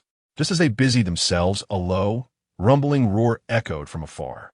This sound was not the high-pitched shrieks of the mutated rats, but rather deep and penetrating. The expressions of the group shifted, realizing that there might be a more formidable, mutated beast nearby, which had caused the rats to flee into the camp. "Shen Sheng Sulutor, glancing at Jiang Han. Xiao Han, what should we do?" Although they had only been a team for less than a month, they had grown accustomed to seeking advice from the timid Jiang Han, who was adept at avoiding calamity. With her brow furrowed, Jiang Han quickly devised a strategy, recalling that mutated beasts were afraid of bright lights and fire. She rummaged through their supplies and found 2 worn-out headlamps, remnants from when Lao Ji and his group had raided them. Handing the headlamps to everyone, she declared, "We can use these." "Ah, how could we have forgotten about the headlamps?" The others quickly realized that they had previously possessed only 1 headlamp, which had to be used cautiously. They had never considered using it to ward off beasts. Now, with 3 available, they need not worry about power for several nights. The group hurriedly activated all 3 headlamps, adjusting the brightness to its maximum, and took turns shining the beams towards the source of the roar. The lights illuminated the forest and grassland, dispelling the darkness. Under the brilliant light, the growls indeed ceased, slowly retreating into the distance. The group let out a collective sigh of relief, and Lily patted Jiang Han on the shoulder, expressing gratitude. "Thanks to you, Xiao Han." Jiang Han smiled wryly. "You all can defend yourselves. I cannot handle the mutated rats. I can only rely on my wits while keeping an eye on our meager supplies." They left 1 headlamp shining continuously, while the others built a fire right at the camp entrance. Under the looming threat of the roaring flames, they managed to pass the night safely. However, the haunting cries of various creatures in the forest continued, preventing anyone in the camp from truly sleeping. 2 guards stood watch at the camp entrance, vigilant not to let the fire die down, even adding 2 more piles of wood. This method was safe but consumed their firewood rapidly. By morning, Jiang Han noticed that the firewood she had collected over the past 2 days had dwindled by half. Fortunately, when dawn broke, the rain had transformed from mysterious green to an ordinary downpour. During the day, the mutated beasts hid away, leaving the forest silent, save for the incessant patter of heavy rain. "What should we do? We need to gather firewood quickly," Jiang Han lamented, gazing at the darkened sky. Uncertain of how long the rain would persist, she fretted that if an unknown beast appeared again that night, their fire might extinguish before dawn. At that point, they would rely solely on the headlamps for illumination, significantly increasing their risk. Nioming approached with his axe. "I'll go chop some trees." He too recognized the dwindling supply of firewood. Although the newly chopped wood could not be burned immediately, the principle of intense fire needs dry wood meant they could roast it while burning. Lily, casually donning protective gear, emerged from the small tent. "Jiang Han, let me join you." The intention was noble, but she had spent the previous day on watch and had stayed up late. Now, her energy was visibly waning. With half-closed eyes, she spoke while stifling a yawn, looking utterly fatigued. "You seem too tired. You might fall asleep on the way. I'll go out with Nyogo instead." Jiang Han desired no assistance from others, as Fei Fei and Chun Chung remained fast asleep. Lily held a particular aversion to water. If her vibrant red hair were to be drenched by the rain, it would take her an eternity to dry it. Outside, there was no green rain, only the ordinary rainwater, which was not intimidating. Accompanied by Niu Meng, she believed they could evade danger. Lily was not insistent. If she chose not to go, so be it. She comfortably lay beside the fire, curling up to continue her deep slumber. Thus, Niu Meng and Jiang Han ventured out of the campsite. After a day and night of rain, the ground was now puddled, with each step sending splashes of water in all directions. Jiang Han and Niu Meng donned their protective clothing and hoods, wielding an axe and a small knife, navigating through the forest with uneven footing. The recent fierce winds had scattered dead branches and toppled trees everywhere, making it exceedingly easy to gather firewood without needing the axe. Along the way, Jiang Han continuously picked up fallen twigs, while Niu Meng stowed them in his backpack. In this season of turbulent rains, animals were particularly agitated, necessitating caution. The raindrops fell heavily upon the branches, producing a crisp and resounding sound. Jiang Han meandered through the thickets, pausing intermittently to stand still and gaze vacantly into space. To an observer, her behavior appeared peculiar. During these moments, Niu Meng stood vigil beside her, silent, mirroring her occasional Newton stance, pausing briefly to listen for any unusual sounds in their surroundings. Once assured that the only noise was the rain tapping against the leaves, they resumed their activities. As their collection of firewood grew, Jiang Han felt a swell of pride, despite her unfortunate transformation into a defenseless rabbit devoid of combat prowess. She could still navigate this perilous world with the innate skills of animals and her own astute intellect, thriving amidst adversity. She had acclimatized to the harsh realities of wasteland life. Indeed, whether in the wasteland, jungle, society, city, or workplace, the spirit of struggle was omnipresent. With a decade of societal trials behind her, she was determined to emerge victorious, ascending the ranks to become a distinguished figure. Her heart swelled with joy, and even her steps through the water felt lighter. Unbeknownst to them, they arrived at the base of a colossal dead tree. Following the previous night's green rain, the trunk was now adorned with moss and tender ferns, the new leaves glistening with raindrops. Jiang Han could not help but exclaim that this rain would hasten the time for gathering mushrooms and ferns. Ordinary rainwater diluted the radiation levels of the green rain, increasing pollution, allowing scavengers to harvest newly sprouted mushrooms for a few more days. However, Niu Meng interjected that after the second occurrence of green rain, people grew reluctant to gather mushrooms. "Why is that?" Jiang Han inquired, having learned from Lily that each instance of green rain altered the forest vegetation. But what was the reason behind the aversion to mushrooms? As Niu Meng inspected the dead tree, he explained that while mushrooms and ferns were easy to collect, the flowering of forest plants during this time made daytime foraging perilous due to the mutated bees, and the excessive pollen could cause many to struggle to breathe. Jiang Han recalled that the first green rain signaled growth, while the second heralded blooming. The flowering and fruiting of plants served a singular purpose: reproduction, devoid of any intention to please humans. Each flower had its unique characteristics, some fragrant, others foul-smelling, some beautiful, and some downright frightening. The summer in the wasteland was fleeting, and various plants would bloom simultaneously, saturating the forest with pollen and nectar. For those allergic to pollen, it could be a matter of life and death. The thought alone sent a shiver down Jiang Han's spine. This was far more hazardous than mushroom spores or green rain. She needed to prepare a mask. preferably the 95 dust masks sold uniformly by the base. With flowers came nectar, and the mutated bee swarms that thrived on honey would surely appear. In comparison, these mutated bees posed a greater threat to life. As she pondered, Nioming had already taken out his axe, ready to fell the dead tree. This tree had likely fallen only recently, during the previous day's strong winds, as it was not yet soaked by the rain. Though it was nearly concealed by rapidly growing ferns and grass.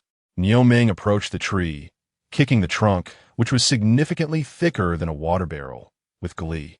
"Little one, our luck is remarkable. If we can haul this tree back to the campsite, it will provide enough fuel for several days." Suddenly, he exclaimed, "Oh no, the tree is hollow." A kick near the base of the dead tree revealed a dark hole.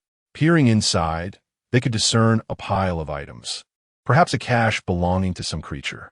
Intrigued, they leaned closer to peer into the hole, only to be startled by the sight of neatly stacked dry branches, seemingly gathered and placed there with great care. Nioming, having spent years felling trees, recognized this familiar sight and promptly declared, "This is a squirrel's nest." The wood here is ideal for burning, as the squirrel meticulously selects the sturdiest branches. The presence of mutated squirrels indicates that this part of the forest will soon bloom, and fruits will be plentiful. Nioming's wealth of experience in dealing with mutated squirrels was evident. The sight of squirrels hinted at the value of this grove, indicating the presence of fruit. Jiang Han had yet to encounter a squirrel. Though mutated rats and squirrels shared a common lineage, their connotations diverged significantly. Scavengers generally held a fondness for mutated squirrels, while they harbored disdain for mutated rats. Apart from the fact that squirrels consumed fruits and seeds, while mutated rats posed a threat to humans, squirrels also provided tangible rewards. The reputation of squirrels was impeccable. Every scavenger in the Wasteland cherished the prospect of raiding a squirrel's nest. Discovering a mutated squirrel not only yielded points through skinning, but also promised unexpected treasures, be it chestnuts or walnuts, and a variety of nuts. Now, Jiang Han had stumbled upon a squirrel's nest brimming with firewood, an answer to her immediate needs. Just as they were reveling in their good fortune, a large squirrel, its tail and back streaked with yellow and white, resembling a giant corn cob, descended from a nearby branch. This was possibly the largest squirrel Jiang Han had ever seen, measuring at least a meter from the tip of its head to the end of its bushy tail. The large squirrel perched atop the dead tree, chattering furiously at Jiang Han and Nioming, as if protesting the discovery of its hidden treasure. Jiang Han chuckled. "This little fellow is quite amusing. May we borrow some of your firewood? I promise to repay you with even more in the future." The squirrel, of course, could not comprehend the words spoken by Jiang Han. Its cries grew increasingly frantic, and it stood on its hind legs, leaping about like an exuberant puppy. It was in distress, yet Nioming showed no compassion.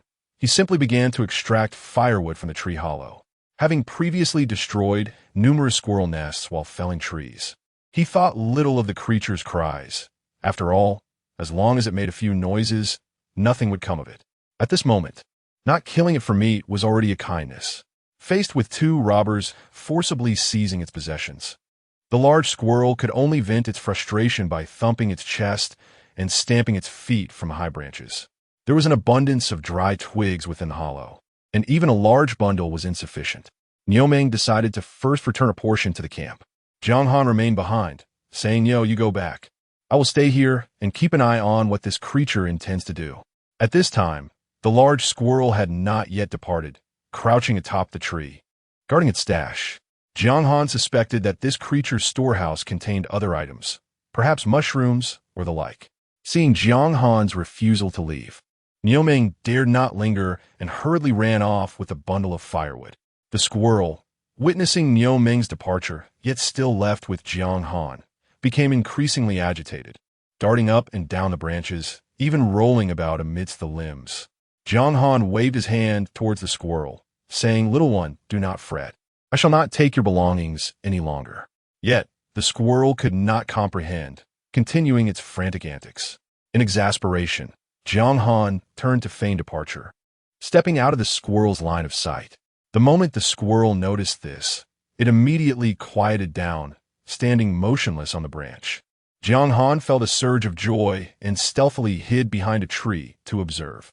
He soon saw the squirrel cautiously descend the trunk, quickly scurrying to the base of the dead tree. After glancing about, it reached deep into the hollow and retrieved a plump mushroom. A light of understanding dawned upon Jiang Han. Indeed, the squirrel had been hoarding food within the tree hollow. However, as he discerned the object that fell, disappointment washed over him. Mushrooms were abundant. How wonderful it would have been had it hoarded hazelnuts, acorns, or walnuts. Those were the truly nourishing nuts. Meanwhile, the yellow and white squirrel, clutching the mushroom, attempted to flee, only to be startled by Jiang Han's sudden appearance, causing it to scurry back up the branches. But the mushroom it had been holding fell to the ground. Jiang Han picked up the mushroom and chuckled. "You are worried over such a trivial mushroom? It is of no interest to me. I only require your firewood. The mushroom shall not be taken from you." Upon seeing the mushroom in human hands, the squirrel's eyes widened, and it let out an indignant chitter.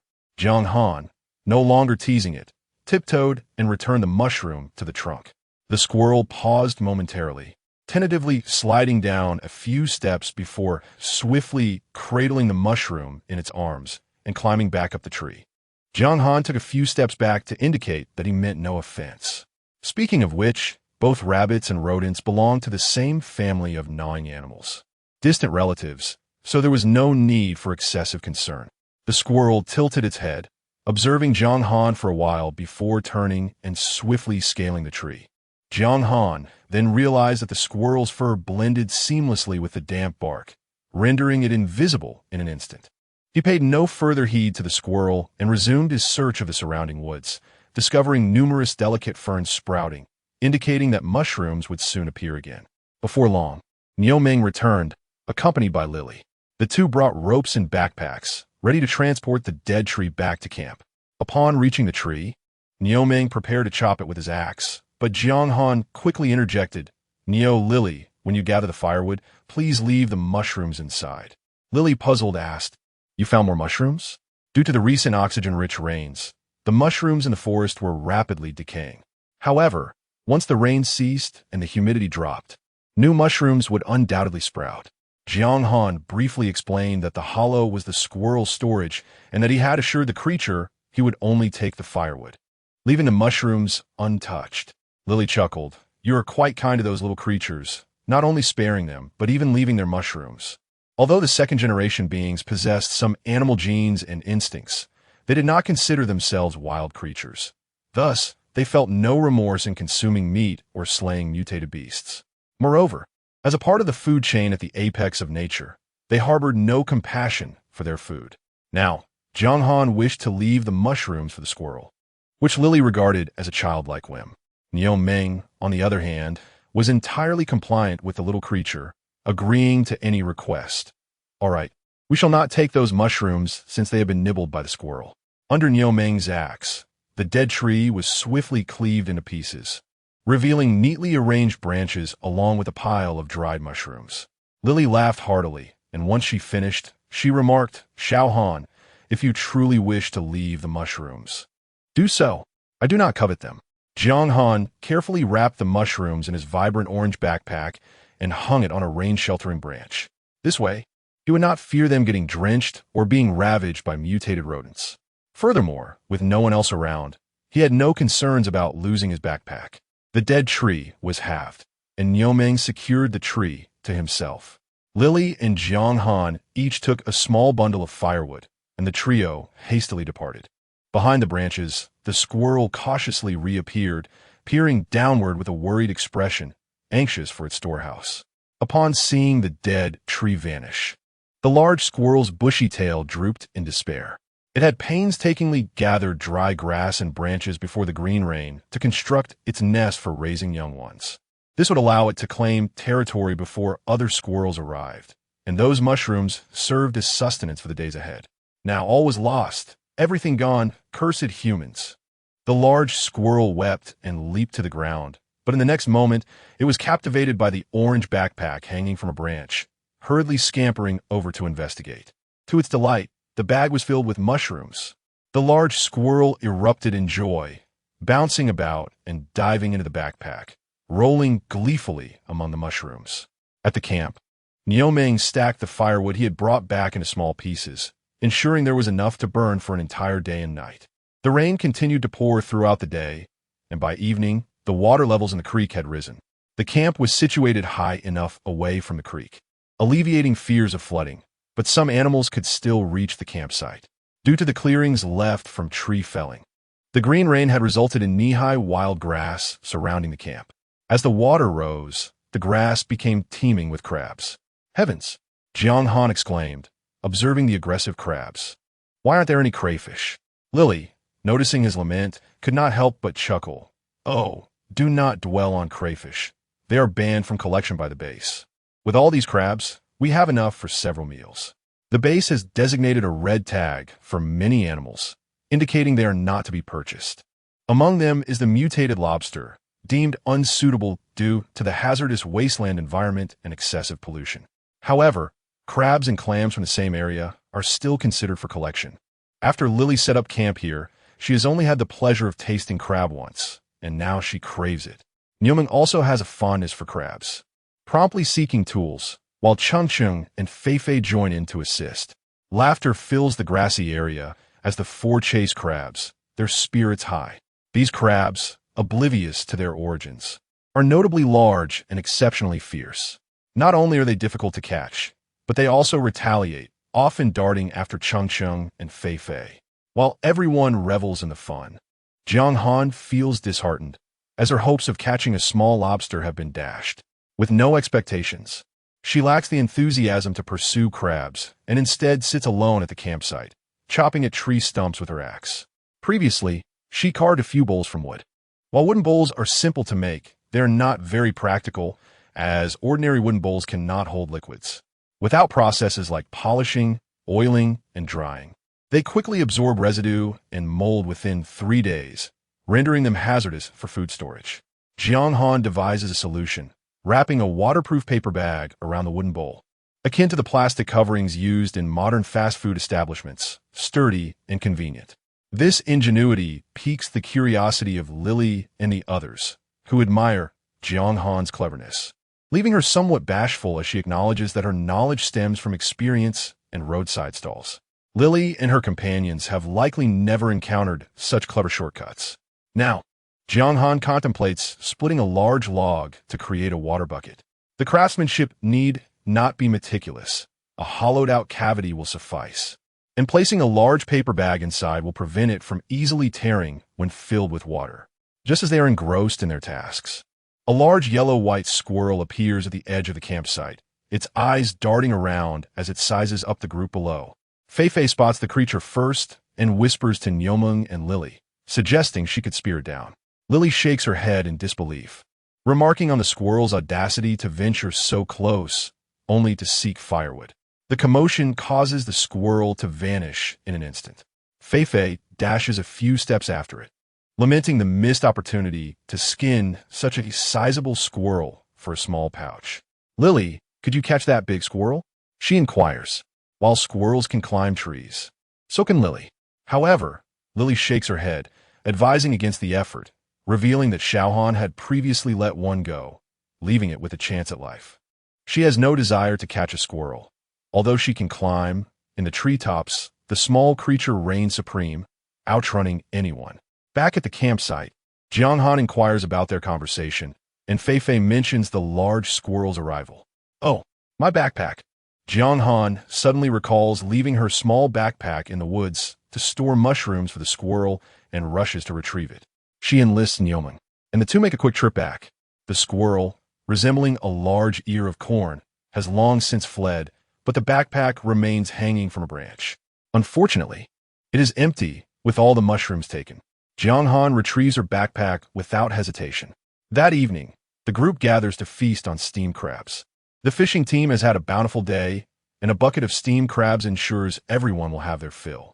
With no dipping sauce available, just a sprinkle of salt, Nioming douses the crab meat in his versatile nutrient solution, adding cilantro for flavor. As Jiang Han bites into a crab leg, she casts a disapproving glance at the voracious Nioming and Chengcheng. Chengcheng offers a sheepish smile, promising, Jiang Han, "We won't be so greedy next time." Newman grins, Jiang Han, "Once the rain stops, I'll gather more plant." Before the green rain, Jiang Han, along with Lily and Fei Fei, had planted the ancestral vegetables they dug up in a vacant area. Thanks to the nurturing green rain, all the ancestral vegetables thrived, growing to an impressive height of 1 meter within 3 days. Niuming and Cheng eagerly anticipate this delicacy.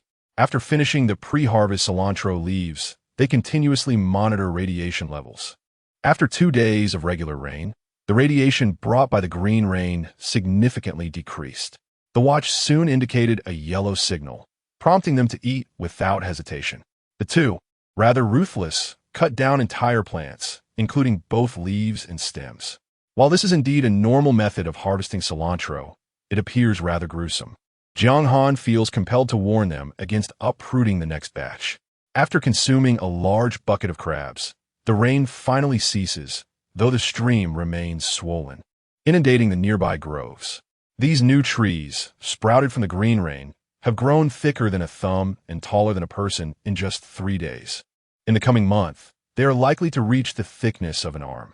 The grass retains water, unable to drain, and the wooden roof leaks, rendering the ground of the campsite damp and soggy. Jiang Han spreads burnt charcoal ash on the ground to absorb moisture. Meanwhile, Lily rummages through the mutated rat meat drying near the fire, while Niuming sharpens his axe. Having idled for a couple of days, he prepares to venture out to chop wood, his mind still set on completing his tasks. Just as they are busy with their respective activities, the watch suddenly emits a series of beeps after several days of silence, signaling that a connection has been restored. The sound is piercingly loud, yet to their ears, is akin to celestial music. Having been cut off from base communications for several days, they are eager to learn the current situation, especially following the fierce winds that surely caused significant damage. Everyone immediately tunes into the messages from their watches. The watch announces in a melodious voice, "The second green rain of the year has passed, and due to strong winds, casualties have been severe across all districts. Damage has been reported in the first district's agricultural buildings, and 2 grape trellises have collapsed in the second district." The announcement provides detailed information for each area, but the subsequent statement sends a wave of anxiety through the fishing team. Attention! The 5th District Patrol Team is to quickly assess the damage and report to headquarters. Jiang Han jumps to her feet, astonished. The rain has stopped. Why hasn't the 5th District Service Station reported the numbers yet? Last time, news came swiftly after the rain ceased about casualties in various districts. Now, the 5th District remains silent, indicating a potential issue at the service station. She recalls the frenzied, mutated rats from the night of the green rain and the unexplained cries, even though they did not appear at the campsite afterwards. Jiang Han cannot shake the suspicion that other scavengers may have suffered harm.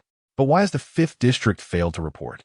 Could the district administrator be attempting to conceal something? Jiang Han doubts this is the case, as the last green rain resulted in fatalities, and the base only reported losses without imposing blame. This was not the administrator's fault. As time drags on, the watch falls silent once more, resembling a lifeless object. A new cross appears on the screen, indicating another signal interruption. Lily sets down the rat meat and squats at the entrance, peering outside. What could have happened to the 5th District Patrol Team? No one dared to utter a word, for none could discern what had transpired. Why had the signal been interrupted once more? The 5th District, being the most distant from the base, relied heavily on the train and service stations for communication and safety. Losing contact with the base would render them an island amidst the verdant sea. Essential supplies, such as meal packages, drinking water, and medicines would soon run scarce. The atmosphere grew tense, suffused with an oppressive air. This was the first time since the establishment of the fishing team that they encountered such a predicament. Even their previous encounter with a lone wolf had not been this grave. As time trickled by, and with no change registering on their watches, the members of the fishing team could no longer endure the suspense. Jiang Han believed that remaining idle was futile. She resolved to venture out with Li Jia to survey their surroundings. Should any issues arise at the service station or with the patrol team, it will be prudent to be prepared. However, having just emerged from the green rain period, the flora and fauna were in a heightened state of activity, posing potential dangers. Moreover, the lurking mutated creatures added an element of unpredictability. Jiang Han felt a personal reconnaissance was essential. Upon hearing Jiang Han's intention to leave, Niu Ming secured his axe at his waist and declared, "Xiao Xiao, I will accompany you." Among the five, Niu Ming possessed the greatest combat prowess, and his presence would offer additional safety. Yet, Jiang Han shook her head. "Brother Niu, you should remain at the camp. We have all our belongings here, and your vigilance will provide peace of mind. If you find yourself with spare time, focus on chopping trees and repairing the camp entrance." She preferred to prioritize speed alongside Li Jie, as Niu Ming's presence might hinder their agility and could become a liability in a crisis. Furthermore, should danger arise, Li Jie's agility would allow her to assist Jiang Han in climbing trees. Niu Ming contemplated her words and, realizing he could not join them, resolved to fortify the camp further. Chun Sheng picked up a saw, saying, "Niu, I will help you with the chopping." In recent days, he and Niu Ming had been diligently felling trees and splitting wood to construct the camp. Jiang Han also asked Fei Fei to remain at the camp, ensuring there were 3 of them for mutual assistance in case of danger. Once the camp was secured, Jiang Han and Li Jie set forth toward the shed. The fishing team's camp lay neither too far nor too close to the shed, with a direct distance of merely 10 miles. In the past, an ordinary person could traverse this distance in an hour on foot. However, the forest offered no clear path, no straight lines, making such a journey impractical. Following the green rain, even the trails once carved by human passage had vanished. The forest had undergone a renewal, transforming into an unfamiliar realm where once familiar paths were now obscured by rampant wild grasses. Knee-high grasses grew densely, creating a verdant sea that rendered movement arduous. Each step demanded caution to avoid hidden stones or depressions that could cause a stumble. Fallen trees, toppled by the tempest, lay scattered across the ground, creating formidable obstacles. Some were as thick as columns, while others intertwined, completely obstructing their way forward. Despite Jiang Han's prior familiarity with the jungle, navigating such terrain proved challenging. She frequently halted to listen for any sounds, carefully weaving through the undergrowth and fallen timber. Fortunately, Li Jie was remarkably adept, her movements as agile as a nimble leopard, darting around Jiang Han with ease. As they ran, she chattered incessantly, "Xiao Xiao, it's exhilarating to be out here with you." Though Fei Fei and Chun Sheng had been her companions, the urgency of their pace prevented them from enjoying the journey. After all, they were merely human, and Jiang Han, despite her clumsiness, was swifter than them. Jiang Han replied succinctly, "Yes, Li Jie, you should accompany me more often." She intended to hone her agility and develop her running skills, provided she maintained her health. After nearly 2 months of scavenging in the 5th District, she had not entirely broken free from meal packages, but was relishing a variety of fresh foods daily. The vegetables, carbohydrates, proteins, and fats had gradually restored her health, alleviating her previous frailty. Additionally, she had finally discovered a walking style that suited her. While her speed could not rival that of the swift Niu Ming and Li Jie, she was at least able to match the pace of Fei Fei and Chun Sheng, albeit with a somewhat ungraceful bounce. Fortunately, the members of the fishing team refrained from mocking her. The journey proved arduous, compounded by the treacherous terrain. Lacking a wristwatch for navigation, the two found themselves wandering through the shadowy forest, nearly losing their way. At long last, upon reaching a familiar vicinity 2 kilometers from the shed, they recognized their surroundings. This area was frequented by scavengers, marked by large trees and stone piles that served as landmarks. Moreover, Jiang Han stumbled upon another scavenger camp, albeit one that appeared somewhat eerie. This camp lacked wooden structures, consisting solely of 2 rudimentary single-person tents. Due to the green rain, the surrounding grasses had sprouted anew. The wild grass, standing tall to the thigh, formed a pristine enclosure around the tents, showing no signs of recent disturbance. Even more unsettling was the sight of the 2 tents now toppled, one of which bore a substantial tear. Jiang Han and Li Jie stood at a distance, their ears attuned to detect any sounds from within, but silence prevailed. Li Jie, suppressing her excitement, whispered, "I'll go take a look." with curiosity piqued, her gaze fixated on the two tents. Jiang Han cautioned, "Be careful. There may be mutated beasts lurking inside." Li Jie, undeterred, replied, "I'm not afraid. I can run fast." Her unwavering belief was that speed would shield her from danger. Under Jiang Han's watchful eye, Li Jie approached the tents, calling out, "Hello, is anyone there?" No reply came, only an eerie stillness. As Li Jie drew nearer, she suddenly recoiled in horror, sprinting back to Jiang Han's side, exclaiming, "Xiao Han, there is no one inside, but it's full of blood, lots of blood, and plenty of bones and flesh." She had glimpsed the dried bloodstains within the tents and some unidentifiable shapes, suggesting that the occupants had fallen victim to a mutated creature's attack.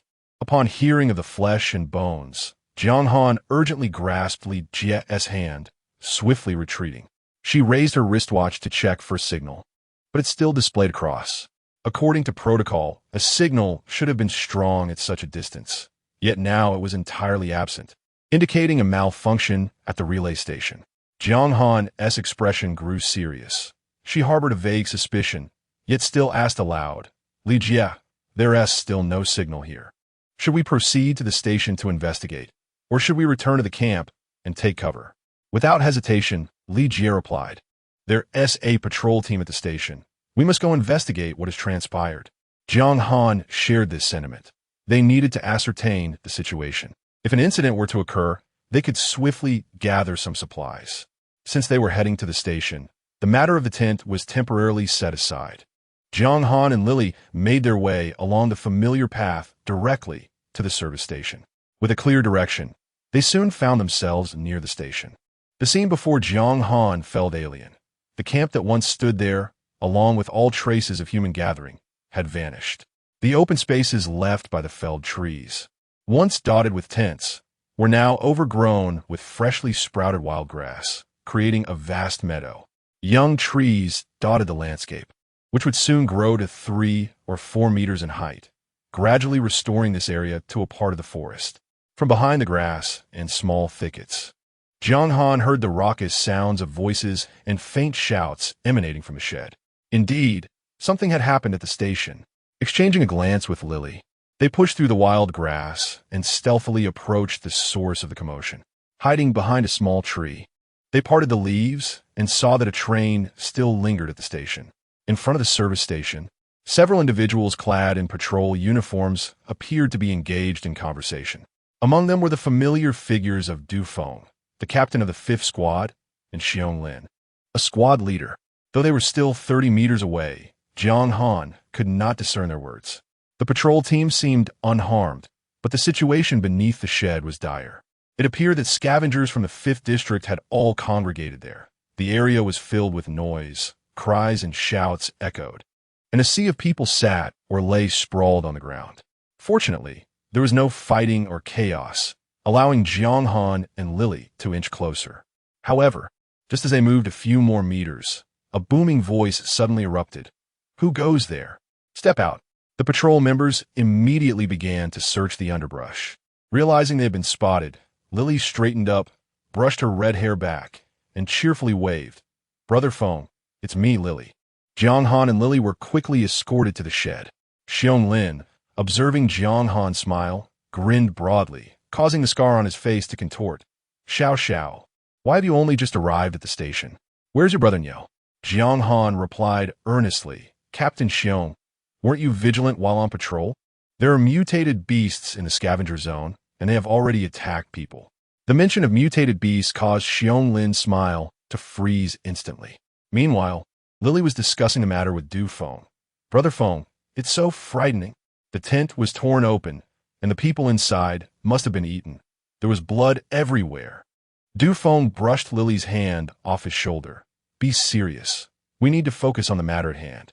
Jiang Han caught a glimpse of this exchange, suppressing a smile. It was said that certain animals could be endearing, and Lily was certainly a prime example. If one overlooked her face, she could indeed be quite enchanting. They needed to discuss serious matters, as the news Jiang Han and Lily brought was critical. Many scavengers had been injured during the storm and had subsequently gathered beneath the shed, where even a few patrol teams had taken refuge from the green rain. Of course, Those who remained outside in the forest also faced danger. Some audacious individuals like the fishing team had set up their own camp, relying on their experience without returning to crowd together. Therefore, the patrol team was unaware of how many people were injured outside. Upon hearing that 2 tents had been torn apart by animals, alongside blood and suspected body parts, it was imperative to investigate immediately. For safety's sake, Du Feng and Xiong Lin organized a joint operation with 20 men, led by Jiang Han and Lily. Before long, the 2 patrol teams arrived at the scene of the incident. Upon seeing the devastation described by Jiang Han and Lily, Du Feng's expression darkened. The situation was indeed grave. Tattered tents, bloodied sleeping bags, and several torn meal packages lay scattered about. Those who entered to investigate quickly surmised that a mutated beast had indeed caused harm. Du Feng led others to scour the nearby woods for clues, while Xiong Lin stayed behind to manage the remains of the ruined tents. Driven by curiosity, Lily followed Du Feng and his team to seek further insights. Meanwhile, Jiang Han remained preoccupied with the communication issues regarding her wristwatch. Unable to restrain herself, she inquired of Xiong Lin, "Brother Xiong, what's the situation with the wristwatch communication? We can't contact the patrol team." Xiong Lin, now devoid of his earlier jovial demeanor, explained that while the wasteland was fraught with high mortality rates, each incident during the Green Rain required a report detailing the cause of death. If chaos ensued, with rampant looting and violence, it wouldn't be long before the various collection zones ran out of manpower, and the base could not sustain itself. The management at the base was rather stringent. Among the documented causes of death for residents, accidental deaths and fatalities from fights bore no relation to the patrol teams. However, should mutated beasts be responsible for any harm, the patrol would be held accountable. Xiong Lin hoped that the current situation stemmed from mutual conflict among scavengers. Upon hearing Jiang Han's inquiry about the service station's communications, Xiong Lin sighed. The strong winds have damaged the signal tower, and repairs are currently underway. Supply transport has also been halted. The message was relayed after the Green Rain ceased, but it was the last to be sent. Jiang Han felt that Xiong Lin's explanation was inadequate. The scar on Xiong Lin's face twitched slightly.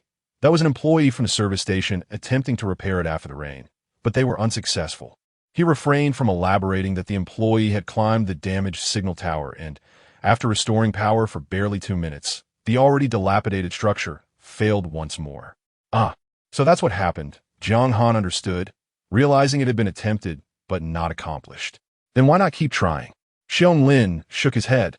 It's beyond repair. The service station in the 5th district lacks replacement equipment, which is stored at the base.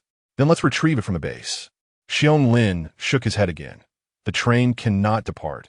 We must notify the various zones along the route to clear the tracks. Then just send the notification. Communication is impossible.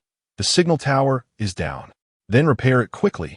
Jiang Han felt a rush of impatience, only to feel defeated.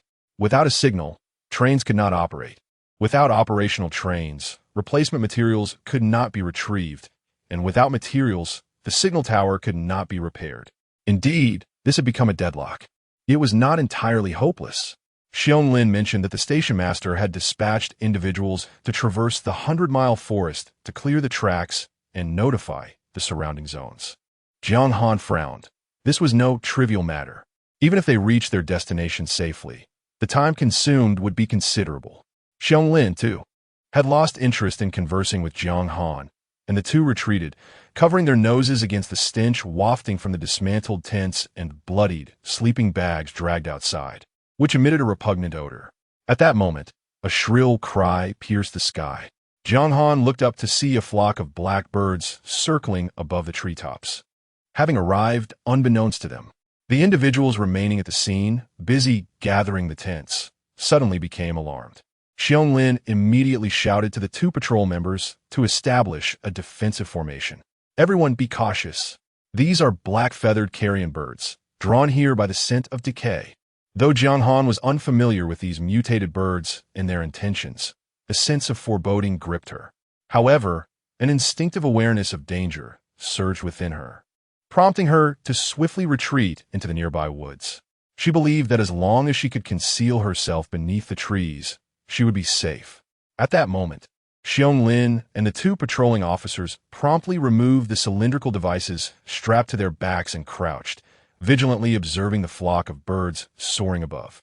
The mutated scavenger birds had evidently spotted their target below and began to circle, their movements gradually slowing.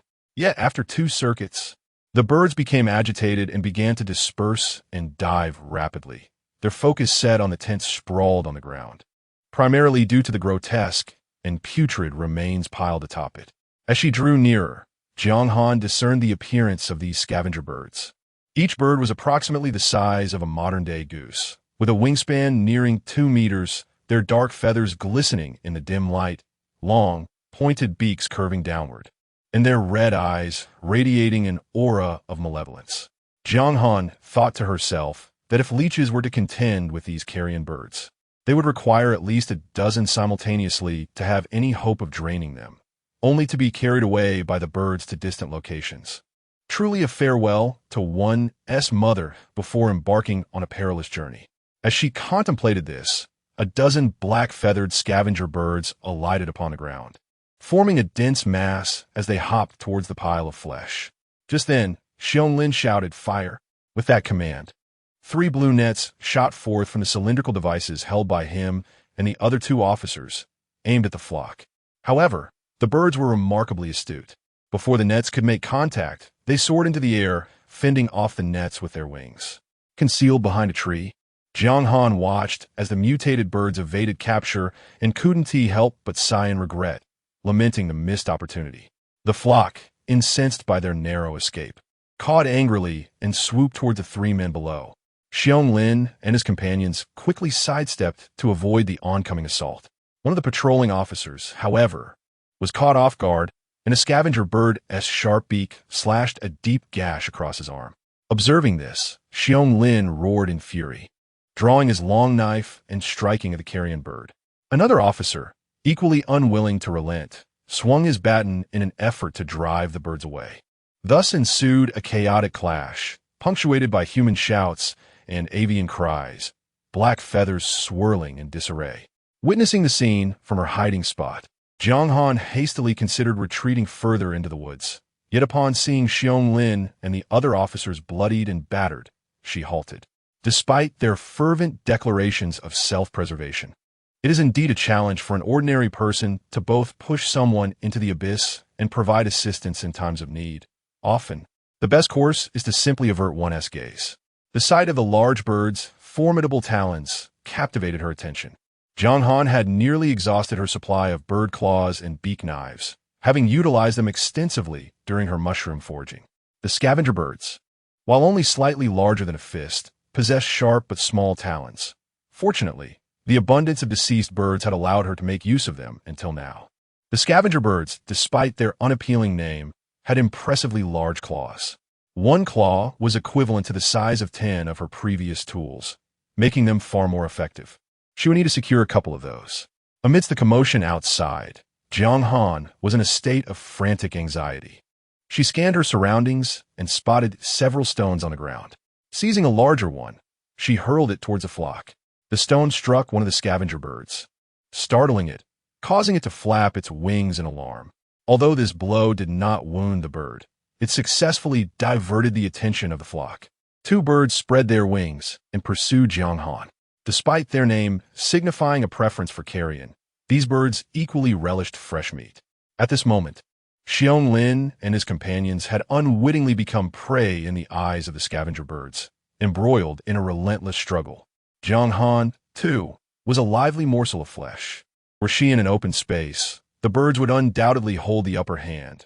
Yet now, with the large birds grounded, their agility was significantly diminished. Thus, Jiang Han led the 2 birds in circles through the forest. Outside, after a brief skirmish, the birds' aggressive onslaught momentarily subsided as they returned to the vicinity of the tent, resuming their frenzied feasting. Seizing this opportunity, Xiong Lin and the officers took a moment to regroup. They altered their strategy. One would feign an attack to draw the birds' attention, while the other 2 stealthily approached, ready to launch their nets once more. This time, they successfully ensnared a few of the scavenger birds, but the rest, sensing impending doom, abandoned their companions, and fled with the bloody remains from the tent. With the immediate danger averted, Xiong and his team exhaled in relief. Yet Jiang Han remained pursued by two relentless scavenger birds. Within the forest, Jiang Han sprinted, two enormous birds with outstretched wings hot on her heels. Their long, hooked beaks and sharp talons posed a deadly threat. While these scavenger birds were lethal predators in the air, they were at a disadvantage now, forced to half-hop, half-fly on the ground. Though Jiang Han lacked the capacity to ascend to the skies, she could certainly outpace them on foot. Utilizing the trees as cover, she maneuvered agilely, darting between thickets and shrubs, occasionally lunging with her makeshift beak knife at the pursuing scavenger birds. Initially, the two mutated birds had intended to retreat upon entering the forest. But after being jabbed a few times, they became enraged and relentlessly pursued Jiang Han. It appeared that she had managed to delay the scavenger birds. Yet she was in peril. The scavenger birds flapped their wings, jumping and darting through the trees at a swift pace. Had Jiang Han not been so nimble, a mere brush from their beaks or claws could have cost her dearly. She circled around a large tree and darted through a dense thicket, brandishing her beak knife as she aimed to stab the bird trailing behind her. Unexpectedly, as she struck, her knife, having been utilized too frequently, snapped with a crack. The bloodied scavenger bird instantly transformed into a furious creature, disregarding the thicket before it. With a powerful leap, its claws extended, it lunged towards Jiang Han, who was concealed behind a branch. As the foul-smelling talons reached for her face, Jiang Han felt a surge of terror as her hair stood on end. Instinctively, she arched her body backward, executing a backflip, and her feet landed squarely on the bird's body. With a resounding squawk, the attacking scavenger bird was sent tumbling back into the thicket, its panicked and enraged cries echoing through the forest. Jiang Han had narrowly escaped death. Yet before she could catch her breath, another scavenger bird was already charging at her. Startled, she rolled and scrambled into another thicket. Now, armed only with a small curved knife meant for cutting grass, she realized that facing two frenzied birds was a futile endeavor, and continuing the struggle would only lead to a tragic victory. She could only hope that Xiong and the others would manage to assist her. Just as Jiang Han was frantically tumbling through the underbrush, a sudden roar pierced the air. In an instant, a flash of red light caught her eye, followed by a cacophony of strange sounds. Lily had arrived. Lily moved with remarkable agility, like a streak of crimson lightning darting between two carrion birds. With a flick of her hands, her long, elegant nails transformed into vicious talons, effortlessly plucking feathers from the birds' bodies. In an instant, the forest was awash with a flurry of feathers, and the two carrion birds appeared noticeably diminished in size. One of the birds, clearly in pain, flapped its wings desperately but failed to take flight, stumbling awkwardly away from the woods, only to be felled by a swift kick from Lily, leaving it twitching on the ground. The other bird, witnessing this, attempted to flee. Lily was not about to let it escape. She leaped forward, seized the bird by its neck, and with a powerful twist, sent it crashing to the ground, silenced forever. After dealing with the carrion birds, Lily approached the thicket where Jiang Han was hiding. "Xiao Han, you can come out now." Upon seeing Lily's impressive prowess, Jiang Han rushed out and embraced her neck, exclaiming, "You're incredible, sister." Lily gently brushed back Jiang Han's hair, which had stood on end from fear. "Don't worry, these little birds are easy to handle." Jiang Han chuckled, recalling Fei Fei's words that Lily actually did not favor birds. At that moment, Xiong and the others arrived, their expressions filled with remorse upon seeing Jiang Han's disheveled state. "Xiao, we were busy catching birds outside, and couldn't he come to help?" Xiong said, scratching his head. Jiang Han smiled reassuringly, indicating that it was no trouble. Lily proudly lifted her chin. "I knew you all were useless. Luckily, I returned just in time. Otherwise, Xiao could have been in danger."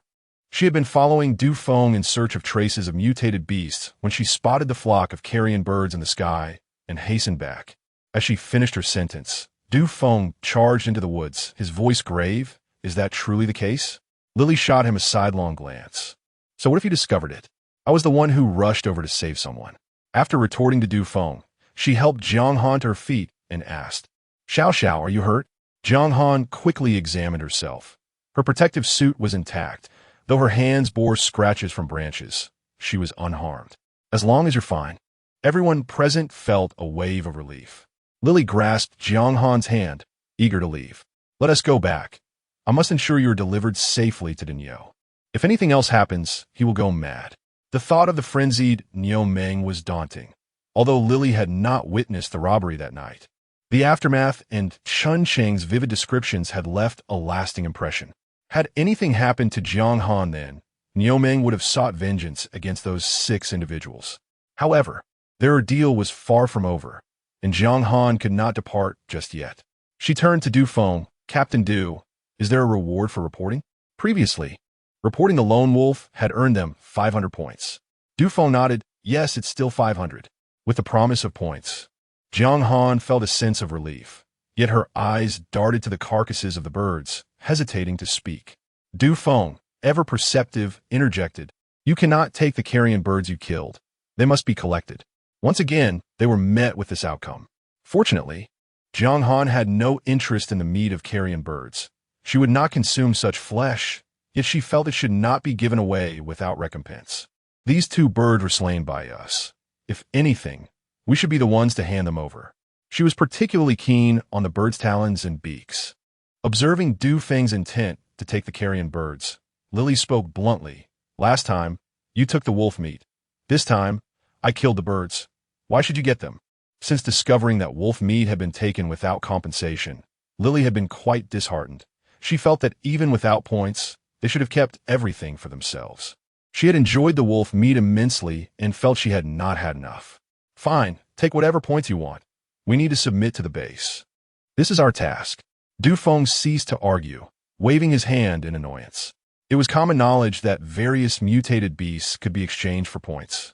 But for the patrol team, their rewards primarily stemmed from monthly fixed-point salaries and rankings from different sectors of the base. This was not something he would elaborate on. Seeing that Du Feng had granted them points, Jiang Han felt elated. Not wanting to complicate matters, she quickly said to Lily, Sister Lily, if they don't want the bird meat, that's fine. I only want the carrion bird's beaks and talons. Lily, aware that Jiang Han had short arms and legs and preferred using long-handled tools for mushroom picking, promptly approached the carcasses. With a machete in hand, she sliced off the 4 talons and 2 heads of the carrion birds right in front of Du Feng and Xiong. What are you doing?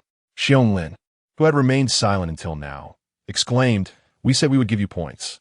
By doing this, the bird carcasses would be incomplete, significantly reducing their potential value. Lily remained unfazed, wrapping the bloodied talons and heads in paper and stuffing them in her bag. What is wrong with taking a few talons? If we hadn't come to report, you wouldn't have received anything. You'd still be waiting idly in the shed. Xiong promptly fell silent. Recalling how Jiang Han had helped him earlier, such trivial matters were not worth holding against her. Noticing Jiang Han's desire for the bird's talons and beaks, Du Feng stepped outside the woods. He casually grabbed one of the already bound carrion birds and, with a swift motion, twisted off its head and talons, handing them to Jiang Han. Thank you for coming to report. This is a reward, and the points will be credited accordingly. Jiang Han accepted it without hesitation. Thank you. Captain Du with 3 carrion bird talons. She could craft 6 fishing hooks, and given their considerable size, they would undoubtedly serve her well. Seeing Jiang Han accept the talents, Du Feng then remarked, Currently, communication is disrupted, so points cannot be transferred. Wait a few days, and I will ensure you receive all the points. Additionally, your team should return to the station. Wait until the signal tower is repaired before resuming scavenging. Do not linger in the woods. Jiang Han sensed an issue. Following the recent rains, the radiation levels had already diminished, suggesting that scavengers could collect resources earlier. Yet, with Du Feng advising against staying in the woods, she was too pressed for time to inquire further about points, and instead asked, Captain Du, have you discovered traces of that mutated beast? In response to Jiang Han's inquiry, Du Feng did not provide a direct answer, but reiterated, if you do not wish to go to the shed, you must exercise caution. Stay alert during the day. Make loud noises to scare off any threats, and keep the fire burning at night. If you have questions, you can ask Lily. With Niu Meng around, dealing with a small number of mutated monkeys should not pose a problem. Jiang Han nodded thoughtfully. All right, I understand. Meanwhile, the incident involving the tent had been thoroughly cleaned up, including the black-feathered carrion birds drawn in by the scent of blood, all packed away. Jiang Han and Lily were ready to return to their camp. Having been away for nearly half a day, the three left behind would surely be anxious. As for whether they should seek refuge at the station, further discussion was necessary. In truth, Jiang Han had already resolved not to go to the shed. With 100 or 200 people gathered, living, eating, and sleeping in a confined space of a few hundred square meters. She had only stood there for a moment and had already caught a whiff of the unpleasant odor surrounding the shed. Although there were makeshift toilets after the torrential rains, one could only imagine how terrible the conditions had become with overflowing waste. As they walked back, Jiang Han activated her senses, remaining vigilant to the sounds around her. Lily, stroking her chin thoughtfully, said, "Xiao Han, I don't think you need to be afraid." Jiang Han turned her head. "Now you can speak. What did you and Du Feng discover when you went out?" Upon the mention of mutated beasts causing harm, Lily adopted a serious demeanor. That Captain Du does possess some skill. He discovered several signs in the underbrush and found traces on the trees. We pursued for quite a distance and eventually located a torn piece of clothing beneath a tree, stained with blood. When it comes to serious matters, even the usually carefree Lily becomes exceedingly earnest. Jiang Han pressed on with his inquiry. Did Captain Du specify what kind of animal it was? Lily nodded affirmatively. He suggested it might be a troop of monkeys, not many in number, perhaps only 2 or 3, likely the advanced scouts of a monkey family. Mutated monkeys? Jiang Han furrowed his brow, realizing that the emergence of monkeys in the forest heralded a troubling omen. The fact that even a mere 2 or 3 monkeys had already begun to attack humans would surely send all scavengers retreating to the base if word spread. Unfortunately, the train services were disrupted, and the signal tower had been destroyed. Once they realized escape was futile, the terrified inhabitants of Zone 5 would likely erupt into chaos. In terms of potential danger, 100 panicked scavengers might prove more terrifying than a troop of mutated monkeys. Thus, the team had to carefully consider whether to mingle with the other scavengers while awaiting developments or to take the risk of remaining in their own camp. However, the decision would have to wait until they returned. Jiang Han and Lily swiftly made their way back to the camp, where Jiang Han recounted the discovery of the torn tent and the disappearance of several individuals to Niu Meng and the others. The remaining individuals were immediately struck with fear. Those tents were likely erected after the green rain, set up hastily to gather the freshest mushrooms and ferns before anyone else. While the tents provided some shelter from wind and rain, they offered no protection against the assaults of mutated monkeys, leaving the occupants utterly defenseless. Fei Fei, still shaken, remarked, "Thank goodness we've been preparing all along." Upon hearing about the monkey attacks and the signal tower being toppled by the wind, Niu Meng and the others grew anxious. They began to deliberate whether to head to the station to join the other scavengers or to remain alone.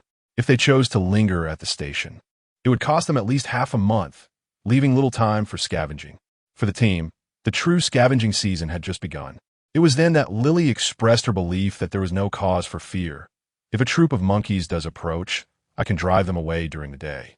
No matter how fierce they may be, they cannot rival a blade. As long as I can get them down from the trees, Dainiu can easily dispatch the mutated monkeys beneath. With that, Lily beamed with confidence. Rest assured, I will surely chase those monkeys away. Jiang Han sensed that Lily was not boasting. Given her fierce ability to pluck feathers from birds, a solitary monkey would likely fare poorly against her. However, a troop posed a different challenge, given that baboons could indeed surround and kill leopards. Furthermore, Du Feng had mentioned that if they wished to remain, they must be vigilant with the campfire, for fire was a natural enemy to wild animals. Another method was to fell trees, clearing the area around the camp of all surrounding foliage to create an open space. Although this would remove their cover, it would also leave various animals without hiding places, preventing ambushes. After hearing Lily's words, the group felt somewhat reassured. Nonetheless, Fei Fei still harbored concerns. What if there are too many monkeys? We can't just stand guard over the fire or keep chopping down trees indefinitely. After a moment of contemplation, Jiang Han replied, "Let us first heed Du Feng's advice and implement preventive measures. We will start by clearing trees, and tonight, We shall take turns tending the fire to ensure it remains lit. Later, Lily and I will scout the area to see if we can locate any definite traces of the monkeys. If there are no signs of monkeys here, we will follow Captain Dew's guidance and stay for now. However, should we discover signs of their presence, we might need to reconsider our plan to seek refuge at the station. The group nodded in agreement. This way, they would avoid blindly rushing to the station or remaining in a state of heightened anxiety. Niu Meng added, "While Chun Chung and I were chopping trees this morning, we observed the area and found no signs of any monkeys." Chun Chung confirmed with a nod. "There are certainly no mutated monkeys around. They have not been here." The assurance that encourages everyone to remain at ease lies in the sturdy barracks. The trio of Lu Meng, Chun Chung, and Fei Fei has been diligently chopping trees to reinforce their shelter. They have not only surveyed the area thoroughly, but have also felled a considerable number of trees. Within a 20-meter radius, there are no large trees left, leaving the monkey troop with no place to hide. The timber harvested has been utilized to fortify the roofs and walls of the wooden sheds, rendering them impervious to easy destruction, even by Lu Meng, and providing protection against other mutated creatures. The task of cutting trees must continue, and the cleaner the camp's perimeter, the better.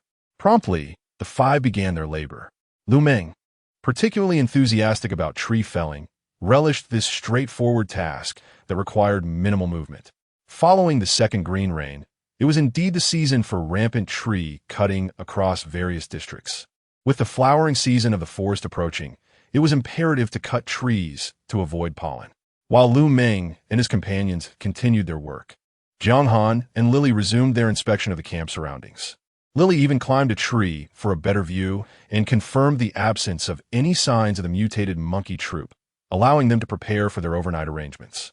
That evening, a roaring bonfire illuminated the night as the watchmen vigilantly surveyed their surroundings. Lu Meng, while listening to the sounds outside, crafted bird talon hooks and beaks for Jiang Han. However, the talons of the carrion bird brought back needed to be air-dried and could not be used immediately. The night watch was divided. Lu Meng took the first watch, Chun Chung the second, followed by Lily and Fei Fei, with Jiang Han and Lu Meng alternating on the third night, continuing this rotation. The first night passed without incident. On the following morning, Jiang Han and Lily awoke refreshed. After a simple breakfast, they left Fei Fei at camp to assist Lu Meng and Chun Chung with tree cutting and set off to forage for supplies. Although their wrist communicators were devoid of information and connection to others, basic detection functions remained operational.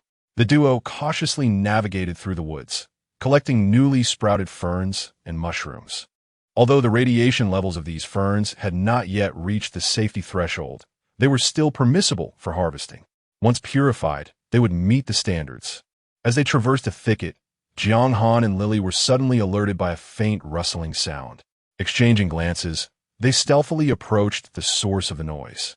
Although Jiang Han had never encountered mutated monkeys in the Wasteland, she recognized their presence immediately. Contrary to her expectations of a gorilla, it was a common monkey species. However, these monkeys were significantly larger and more ferocious than those found in a zoo, their bodies covered in long black fur. At that moment, 3 mutated monkeys were perched on a branch, gnawing on a piece of crimson flesh, which still bore a furry tail.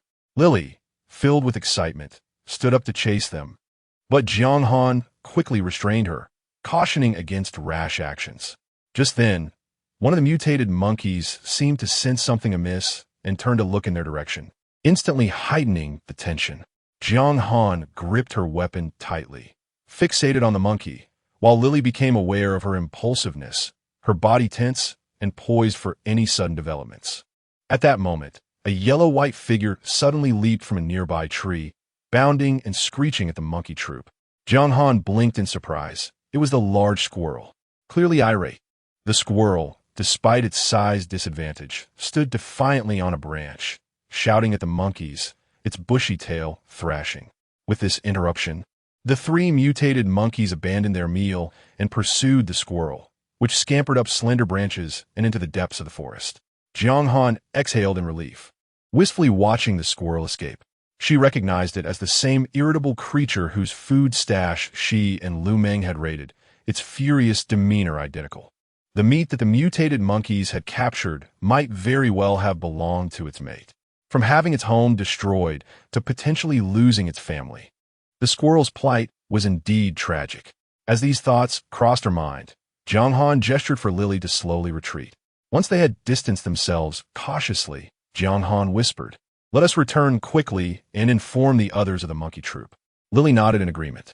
Upon returning to the camp, Jiang Han relayed her encounter with the mutated monkeys to the group. It was crucial to report the location of the monkey troop to the patrol team without delay. However, communication via their wrist devices remained unresponsive. Lily paced anxiously. What are Du Feng and the others doing? The service station still hasn't been repaired. Jiang Han had already informed them that components for the signal tower were needed from base. The train required communication services to operate, and the station master and his team were undoubtedly as restless as ants on a hot pan. Without communication, they had to devise their own solutions.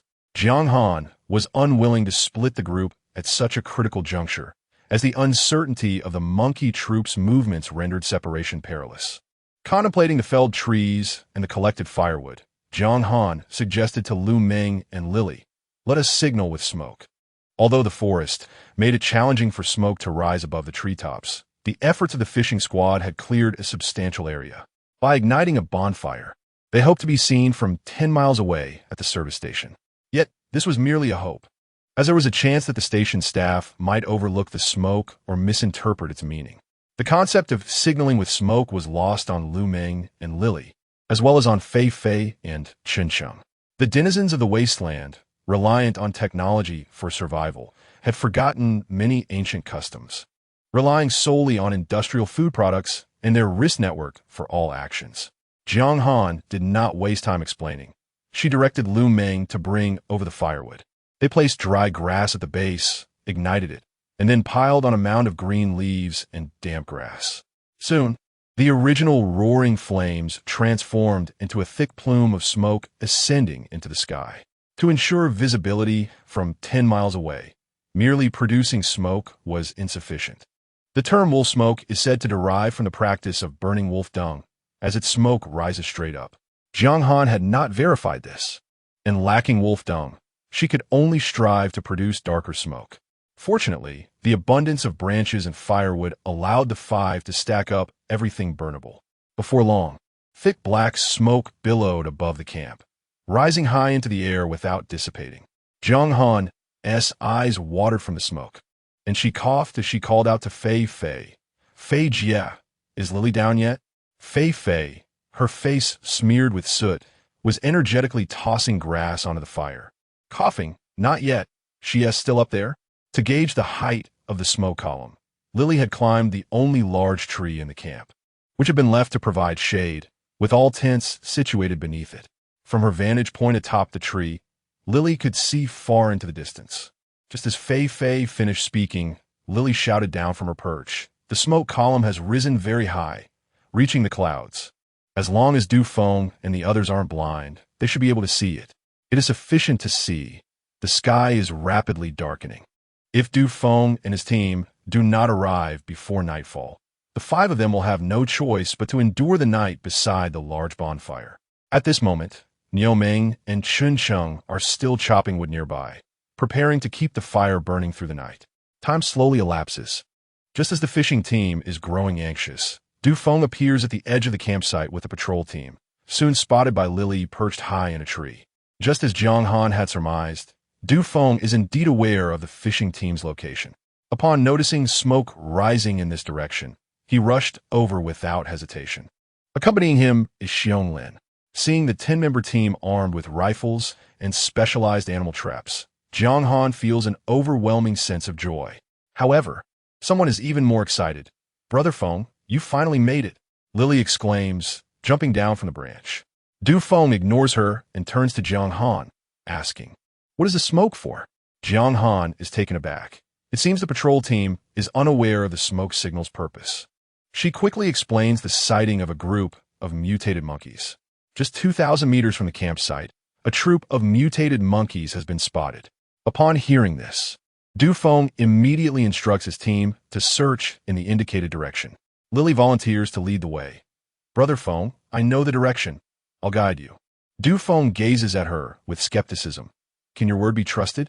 He has interacted with this fishing team several times. Jiang Han is clever, but also quite crafty. Niu Meng is too honest. And the other two are rather ordinary, while this exuberant Lily seems utterly unreliable and whimsical. Interestingly, it was Lily and Jiang Han who first alerted them to the incident at the campsite and previously searched for clues together. Because of this familiarity, Du Feng is skeptical. Lily acts on impulse, lacking any sense of organizational discipline. When questioned by Du Feng, Lily, unfazed, responds earnestly, "Why can't you trust me? I've never deceived you." Du Feng finds himself at a loss for words. He trusts no one, least of all this wild, leopard-patterned second-generation individual. Jiang Han intervenes. Team leader Du, Lily does indeed know where the monkeys disappeared. You should let her lead you. It would be best to find clues before nightfall, as searching in the dark will be challenging. After a moment of contemplation, Du Feng reluctantly nods. All right, you lead the way. Lily jumps for joy and immediately strides forward, with the patrol team trailing closely behind. Jiang Han and the others remain at the campsite, along with Xiong Lin and 3 other team members tasked with defense. Jiang Han observes Xiong Lin, making him feel uneasy. He furrows his brow and asks, Xiao, what do you mean by that look? Xiong Lin's demeanor has shifted, likely due to the assistance from the carrion birds. Previously, he viewed her as a pitiful figure in need of protection from Niu Meng. Now, it seems she has matured and can no longer be treated as a child. Jiang Han chuckles. Captain Xiong, why aren't you leading your own team? Why are you following team leader Du? During the previous encounter with the carrion birds, Xiong Lin was responsible for guarding the scene, and now he is again on duty. As a captain, what does it mean to follow the captain of another team? Shouldn't they be on equal footing? Xiong Lin bristles at the question, his expression darkening. Do you understand what it means to work in coordination? I am assisting team leader Du. Without me, he could not complete his mission. He refrains from elaborating. Since arriving in Zone 5, he has yet to achieve significant success as a captain. During the last capture of the carrion birds, he made an error that not only injured his team members, but nearly endangered the residents, significantly damaging the patrol team's reputation. Consequently, his rank and authority have diminished. Although he remains a captain, he now finds himself following Du Feng's lead. Jiang Han is unaware of these underlying issues and merely elongates her response with an O. Nodding. Indeed, Captain Xiong has been in the Hongshan base longer than team leader Du, so your assistance is certainly needed. She has heard from Fei Fei that Xiong Lin was once merely a patrol member and only became a captain this year. It is unclear how Fei Fei acquired this information, but it seems that Xiong Lin had to curry favor with the Defense Department to earn his position, which he barely holds. With no background or strength, he struggles as a captain, having lost ground within the patrol team. Given their shared upbringing, Jiang Han refrains from pressing on this sensitive topic, as Xiong Lin feels embarrassed. Hearing Jiang Han mention that Du Feng requires his help, his demeanor shifts slightly. However, before Jiang Han can speak further, Niu Meng seizes the opportunity to taunt Xiong Lin. You can't possibly compare to team leader Du yet, before Niu Meng can finish a sentence. Jiang Han quickly covers his mouth. Niu Meng and Xiong Lin aren't on friendly terms. Although their previous scuffle occurred before they turned 10 and was merely over food, there is undoubtedly some lingering tension. Xiong Lin's expression is already unfavorable, and further provocation may lead to an outburst. Niu Meng, enough. Let us focus on guarding the campsite. Jiang Han signals. Niu Meng huffs in reply and strides toward the edge of the campsite, continuing to clear away the leftover branches. Xiong Lin shoots Niu Meng a glare before moving to inspect the defensive structures. Before long, darkness envelopes the surroundings. Yet the team dispatched to locate the monkeys has yet to return. Jiang Han feels a twinge of concern. Just then, footsteps echo from the distance. Xiong Lin grows tense, calling for the remaining team members to ready their weapons. Shortly, Lily dashes back, panting heavily, without any of the others trailing behind her. This is bad. We were attacked by a massive group of monkeys, and everyone got scattered. Team Du is trapped. You must hurry to rescue them. Lily urges, her voice urgent. What happened? Where are they? Jiang Han inquires, alarmed. Lily's words send a wave of panic through everyone at the campsite. Yet, while they are anxious, Lily remains composed, simply stating, "We had only just left when we found traces. We were on the trail when we stumbled upon the monkeys, and Team Du got trapped. Don't worry, no one was injured." Despite her reassurances, Jiang Han's brow furrows as she glances at Xiong realizing that Du Feng requires support. She wonders if Xiong is willing to assist.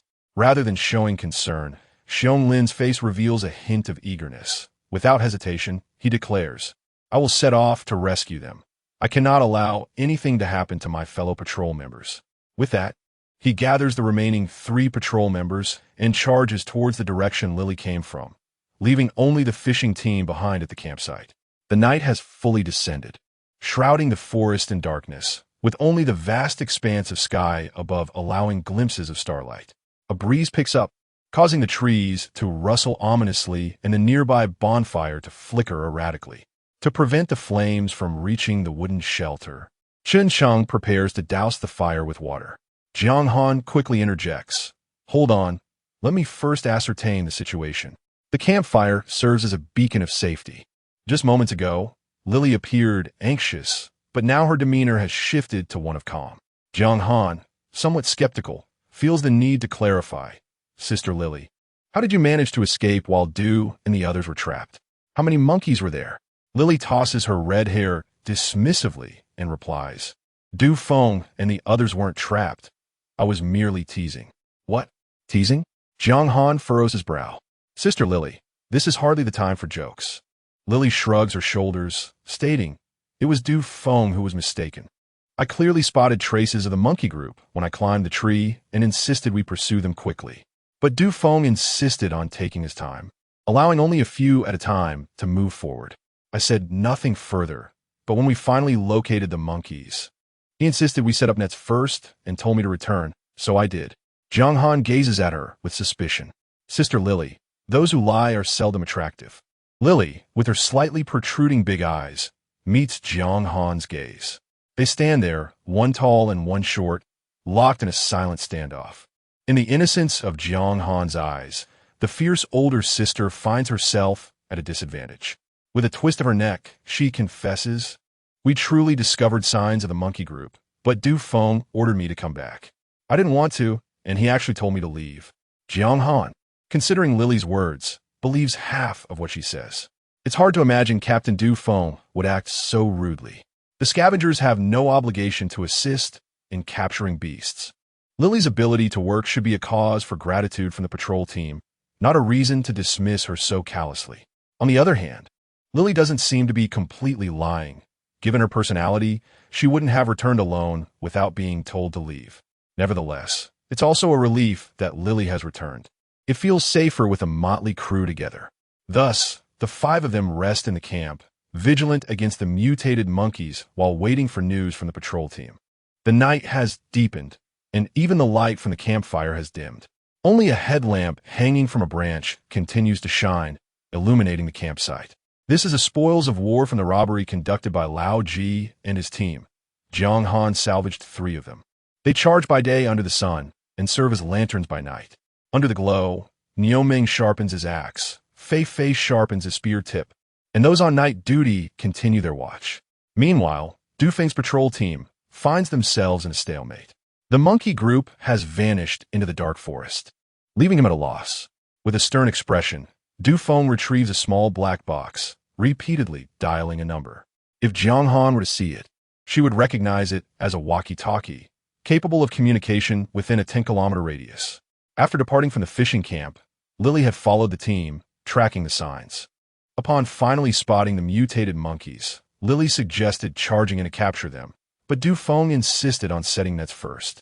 With her free-spirited nature, she was ready to leap into action.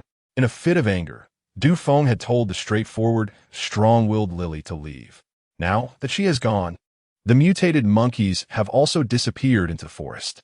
Du Feng begins contacting the nearby undeveloped areas, hoping for the presence of a hunting team. However, the walkie-talkie remains silent, indicating a failure in their monkey capture mission.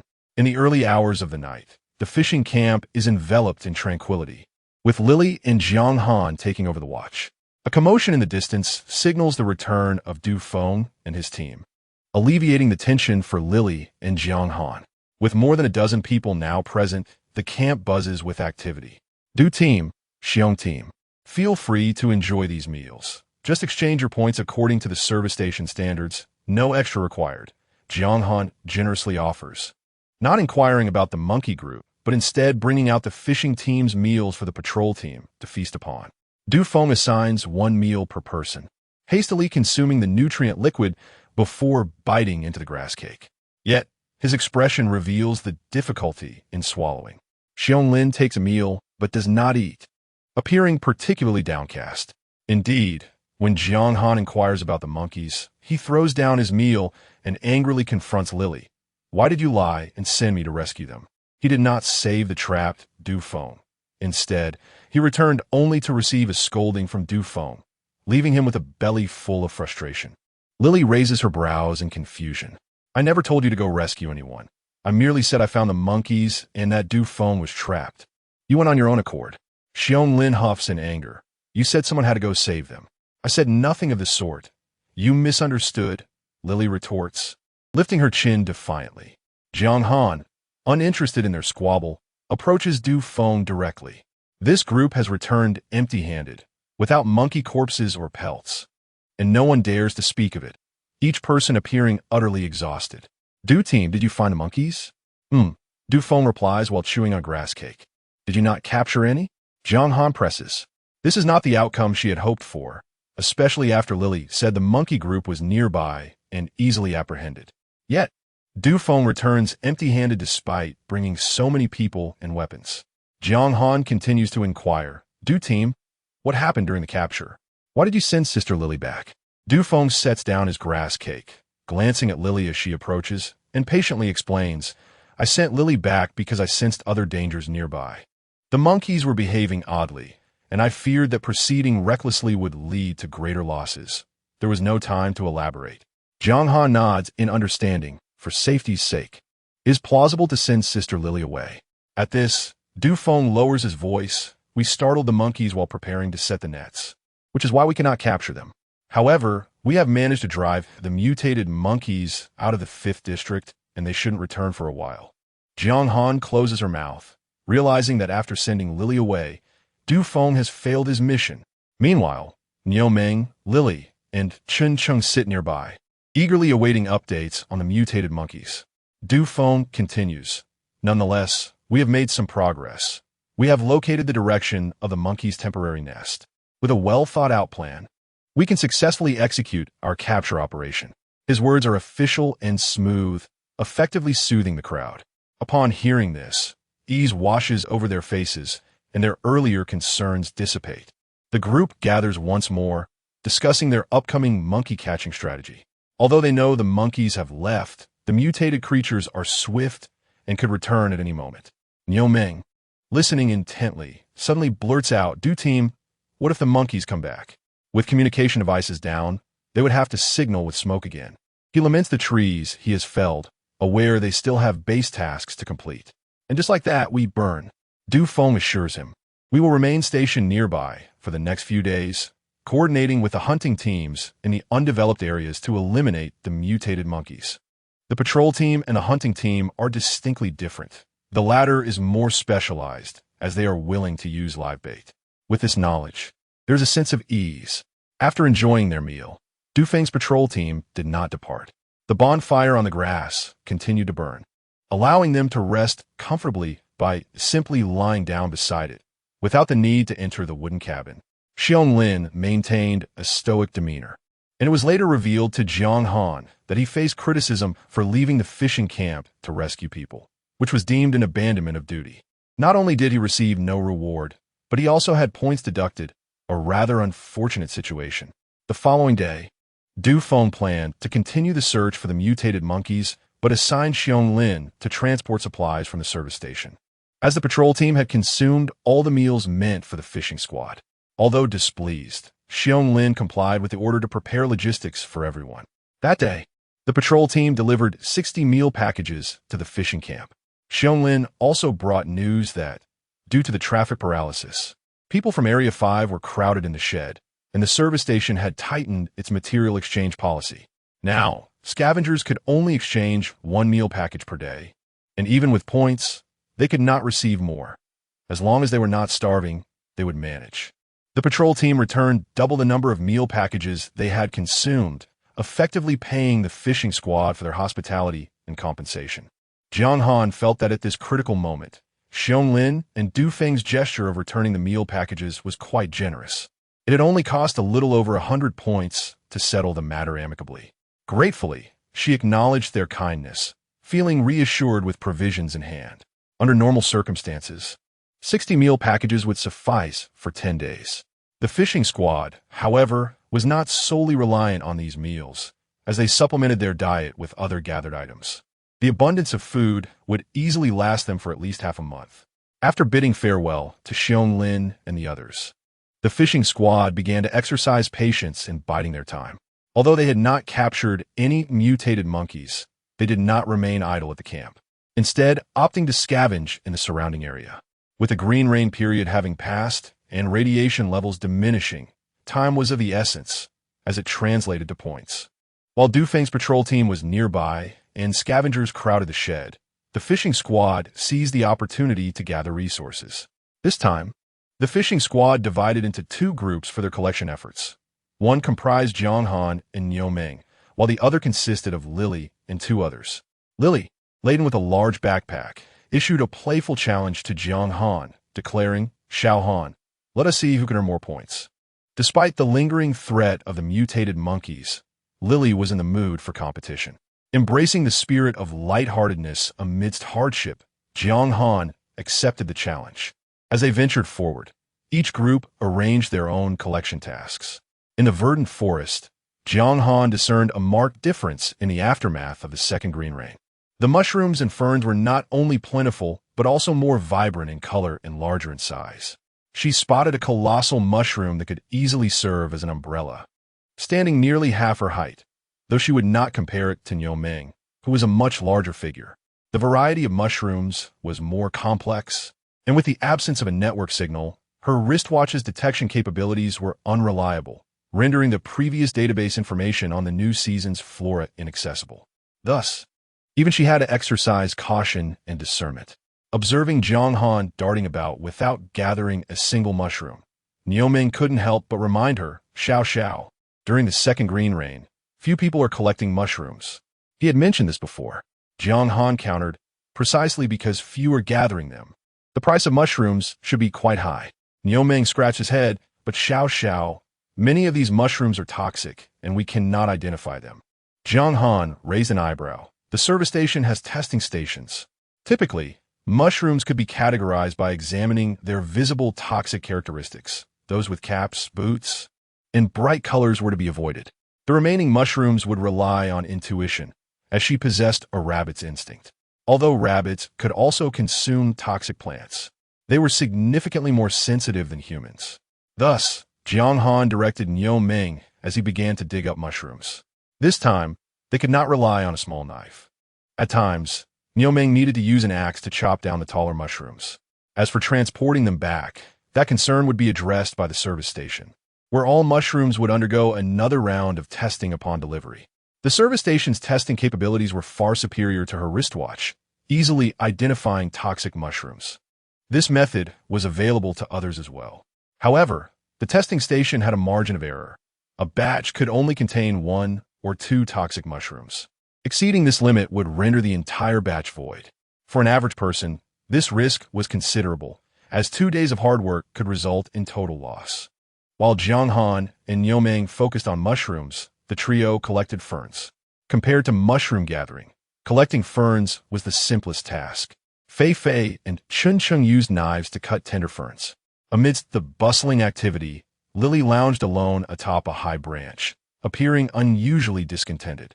With her small knife, she mindlessly scraped the bark of nearby trees. Earlier that day, while climbing the tree, she had encountered something alarming. On the newly sprouted branches coaxed by the green rain, small flower buds had begun to form. Although they were still concealed beneath the leaves, they would bloom within 3 days, marking the onset of the Wasteland's flowering season. The scavenger's collection would peak during this golden period, yet it would also be the most perilous time. pollen, mutated hornets, mutated bees, and various animals dependent on flowers and fruits would emerge, including the large squirrels and mutated monkey groups. The mere thought of the monkey groups further darkened Lily's mood.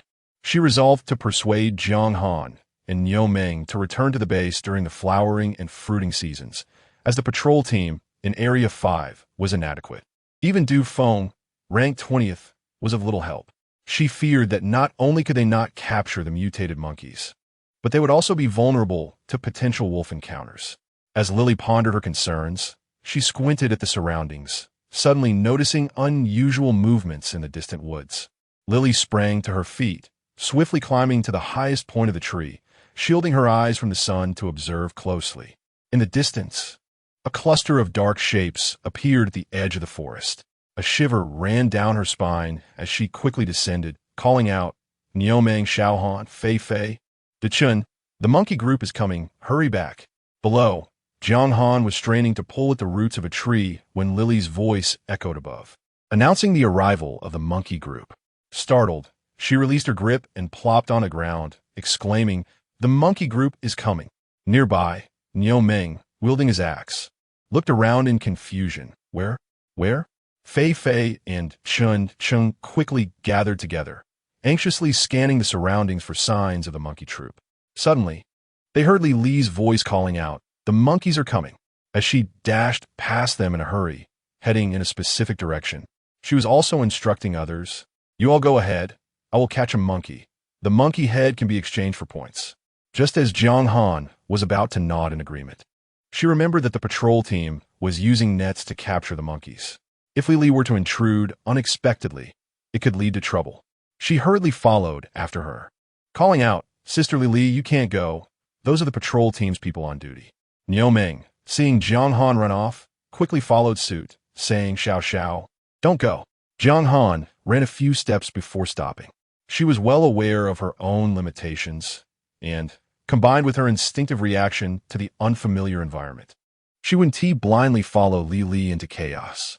Thus, she remained rooted in place, watching as Li Li plunged into the forest ahead. Curiosity can be perilous, and with a reckless disregard for danger, Li Li's audacity was indeed remarkable. By the time Niu Meng, Fei Fei, and Chun reached Jiang Han's side, Li Li had already vanished from sight. Fei Fei reassured, "Everyone need not worry. Sister Li Li mentioned yesterday that she can kill monkeys to exchange for points."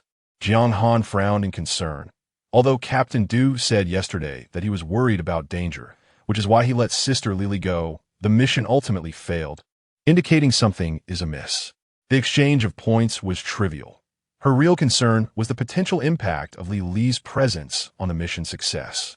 After all, the patrol team operated with their own coordination, and the behavior of the monkey troop was highly unpredictable.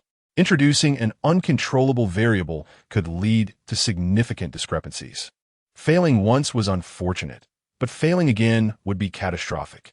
If the patrol team attributed the failure to Li Li's actions, the repercussions would fall solely on her shoulders, making it impossible to reason with the higher-ups at the base. However, Li Li was already out of sight, and there was no opportunity to warn her now. The fishing team neither pursued her nor departed.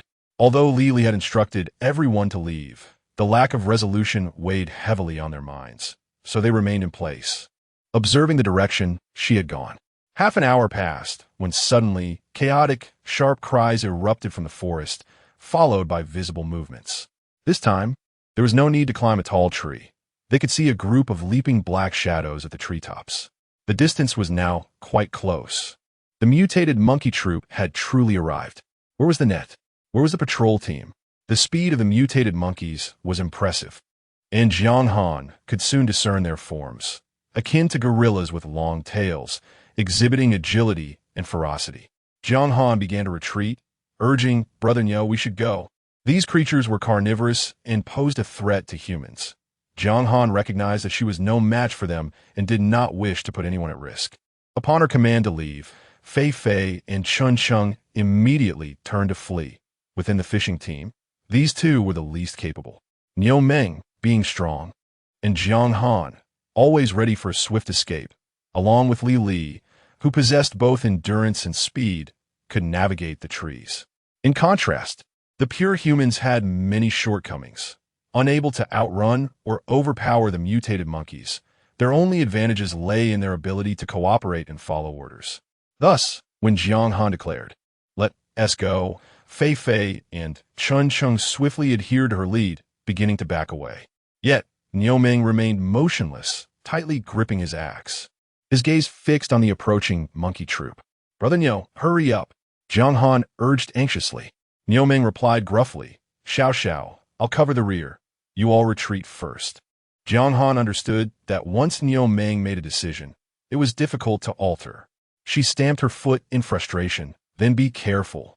The mutated monkey troop had evidently come under attack from the patrol team, and at this moment, half of them were injured, their movements hindered as they leapt about. At that moment, several individuals emerged from the forest behind the monkey troop. With a swift motion, they launched several blue nets, aimed directly at the monkeys perched in the trees. The monkeys shrieked in panic and scattered, the nets falling futilely to the ground. However, one injured mutated monkey tumbled down from the branches. More people poured out of the woods, among them a red-haired individual who sprinted off, vanishing into the thicket. The other mutated monkeys fled in terror, 3 of them charging in the direction of Jiang Han. Upon spotting humans ahead, the fleeing monkeys let out furious roars, prepared to fight desperately. As the distance closed, Jiang Han could clearly see the grotesque faces of the mutated monkeys, their expressionless eyes, and the menacing 10-centimeter-long fangs protruding from their mouths. Jiang Han lamented her misfortune. She was no hero, while Li and the others were safe. She found herself embroiled in a struggle with the monkeys. There was no escape from the situation. In that instant, Niu Ming had already charged forward with his axe, engaging the 3 mutated monkeys. The axe wielded great force but lacked agility, and in a single strike, a mutated monkey leaped onto him. Jiang Han felt an urgency. She could not abandon Niu Ming. Moving swiftly, she reached his side. Yet, with the 3 mutated monkeys flailing their 6 claws and Niu Ming swinging his axe wildly, she found it impossible to approach. Employing her grass-on-the-fly technique, she executed a maneuver akin to Qin Wang, circling the pillar, managing to position herself beside Niu Ming. Raising her hand, she plunged her small curved knife deep into the rear of the monkey clinging to Niu Ming's arm, piercing it to the hilt. The mutated monkey let out a chilling scream, releasing its grip and turning to claw at Jiang Han. She quickly withdrew and fled. Just as Fei Fei arrived, seizing the opportunity to thrust her spear into the monkey's neck, causing blood to spurt forth. The injured monkey, having taken 2 strikes, immediately fell to the ground and attempted to escape. Fei Fei's spear remained embedded in its body as the creature fled. Without a weapon, Fei Fei hurried to retrieve it, but was deterred by the thrashing, mutated monkey.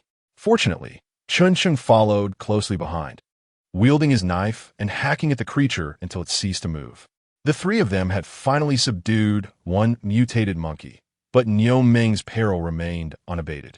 This unfortunate lad was ensnared by 2 mutated monkeys, his protective gear soaked in blood, rendering it impossible to distinguish between human and monkey.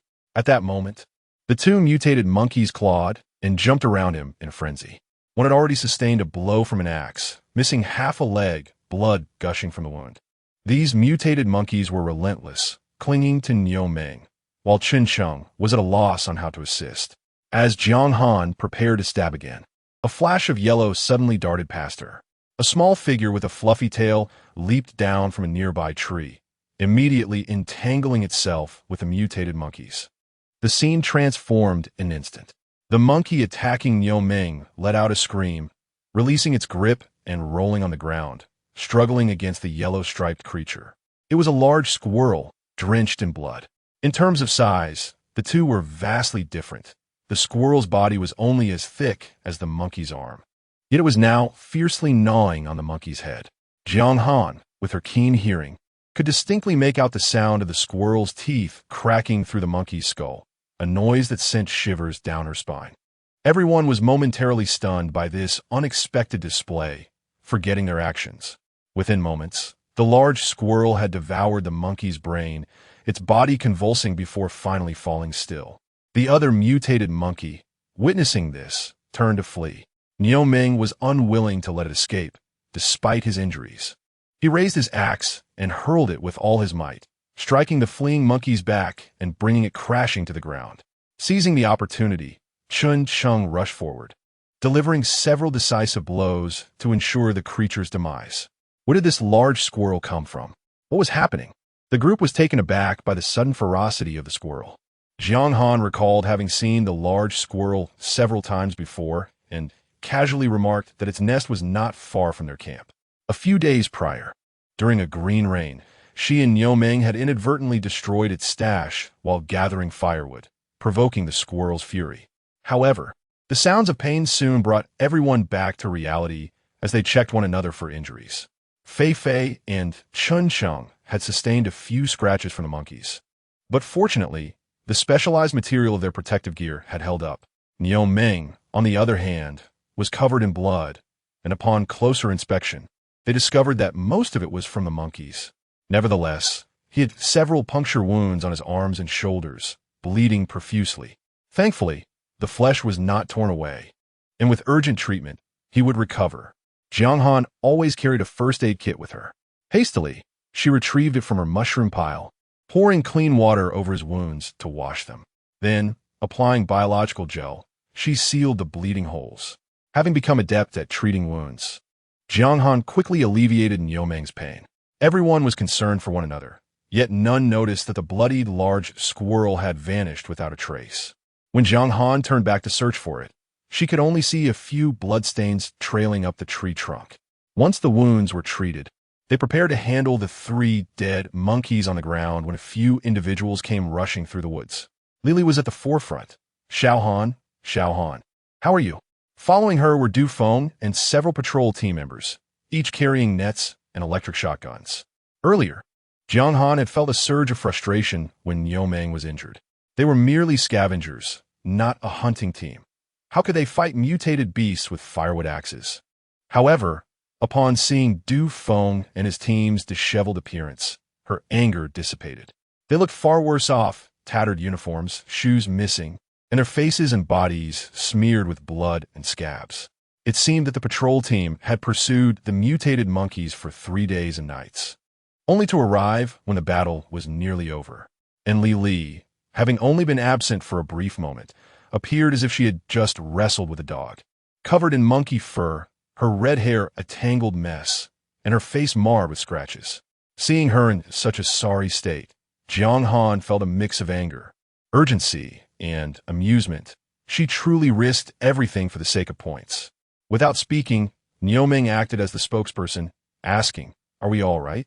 Are there any more monkeys?" He was concerned about any remaining escaped, mutated monkeys. Du Feng rushed over, panting, and replied, "There were 38 of them, and we have hunted them all down. The ones that escaped are just these. Thankfully, you managed to hold them off. We are grateful for your assistance." Jiang Han nodded slightly, feeling a measure of relief. It was indeed prudent to have eliminated all the mutated monkeys.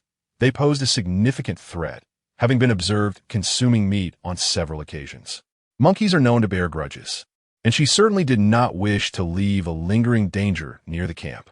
At this moment, Jiang Han had no inclination for idle chatter. She needed to hasten back to the camp with Niu Ming. Although his wounds had been bandaged, she remained uncertain about the possibility of rabies from the monkey bite and intended to inquire at the service station. Furthermore, the 3 deceased monkeys on the ground must be taken away to exchange for points. One does not seek fortune in peril in such a manner. With injuries occurring so frequently and the continual consumption of medical supplies, she felt at a loss. "Du team, this time we need to exchange points for the mutated monkeys. We require medical supplies and rabies vaccines," Jiang Han asserted, preempting Du Feng's response. Du Feng paused for a moment, surprised. "Do you still require vaccinations? Aren't your genetically enhanced individuals supposed to be immune to the mutated beasts in the wilderness? Is that truly so?" Jiang Han felt embarrassed, as she was unaware. Du Feng cast a glance at Lily beside him, choosing not to elaborate further. Although Jiang Han and Niu Ming were not genetically enhanced, Lily was designed for combat. Yet, this second-generation genetically enhanced individual seemed to lack both the looks and temperament, leading to her dismissal by the military. Du Feng, not wishing to elaborate on the issues surrounding the slacker team, waved his hand dismissively. You should return and tend to your injuries. I will calculate the points for you later. Leave the monkey corpses. Even if I give them to you now, you cannot carry them away. I will assist you in delivering them to the service station, where you can exchange them along with the carrion birds from the last time. Jiang Han did, accepting this arrangement.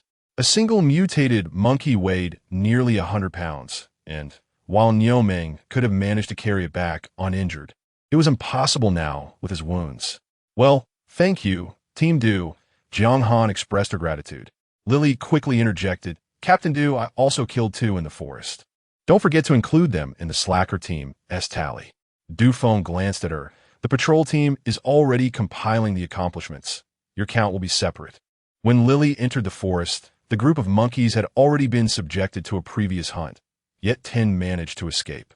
The patrol team pursued them for several miles, nearly losing them again, as the monkeys remained aloft in the trees, forcing Du Feng and his team to capture them physically.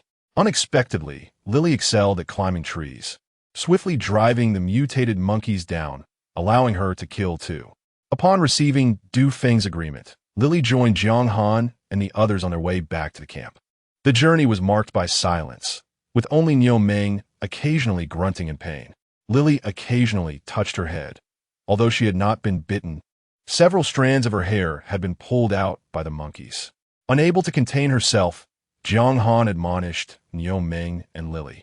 You two must refrain from such impulsive behavior in the future. We are a team. What kind of example do you set?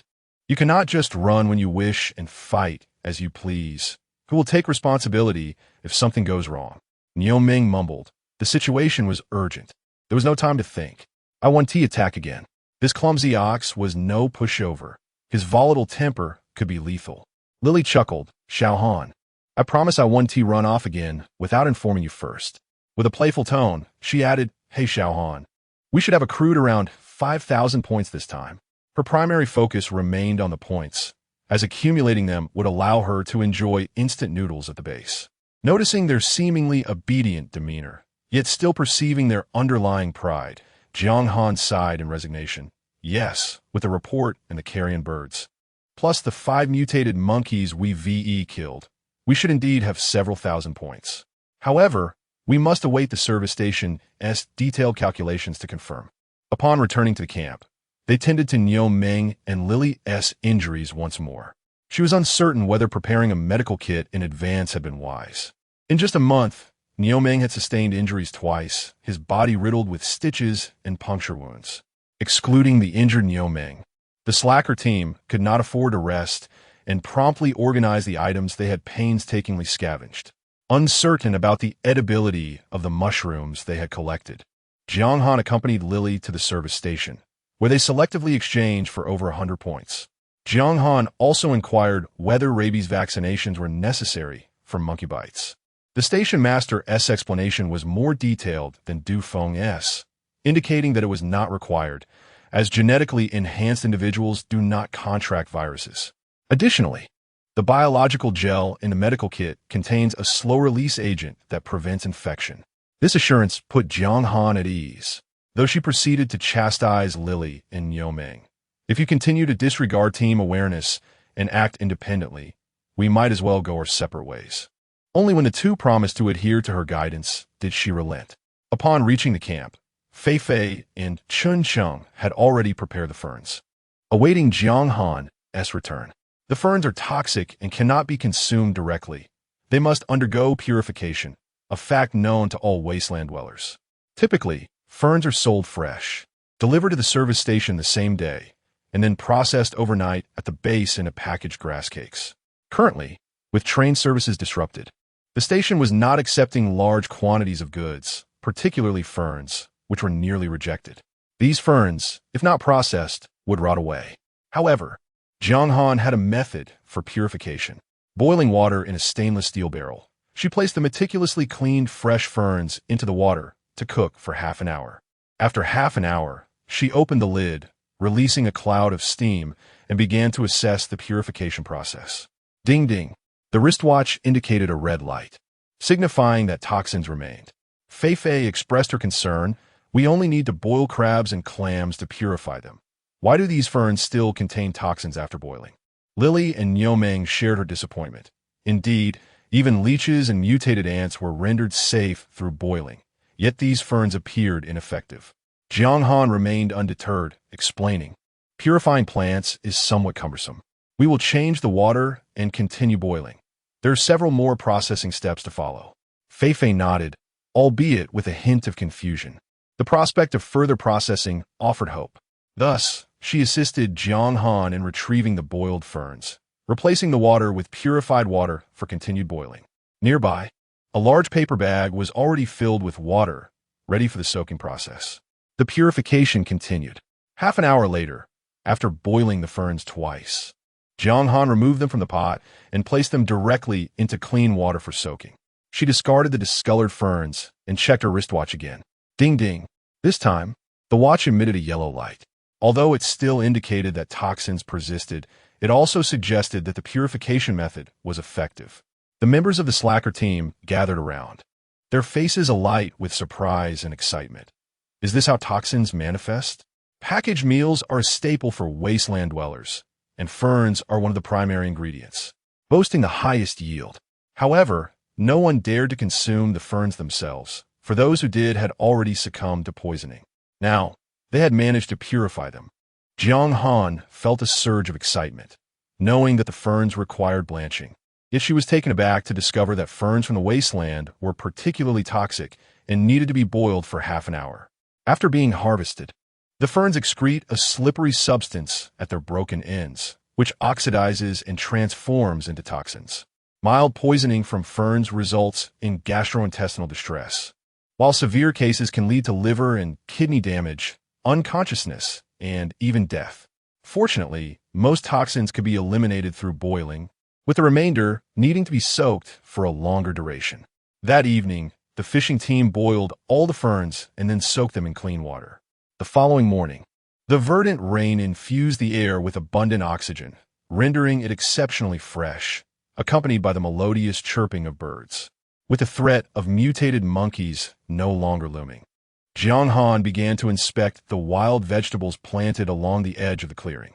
The ancestral varieties of lettuce, cabbage, and chili peppers thrived vigorously after the verdant rain. However, due to the patrol team's presence, the fishing team had not had the opportunity to harvest in recent days. The verdant rain accelerated the growth of trees and grass alike. When they had been crabbing, the grass had barely reached their calves, but within just a few days, it had flourished into a new generation.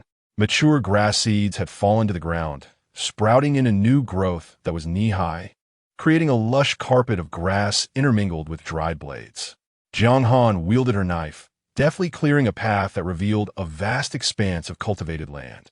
The ancestral vegetables, akin to wild grasses, now grew robustly alongside the surrounding flora.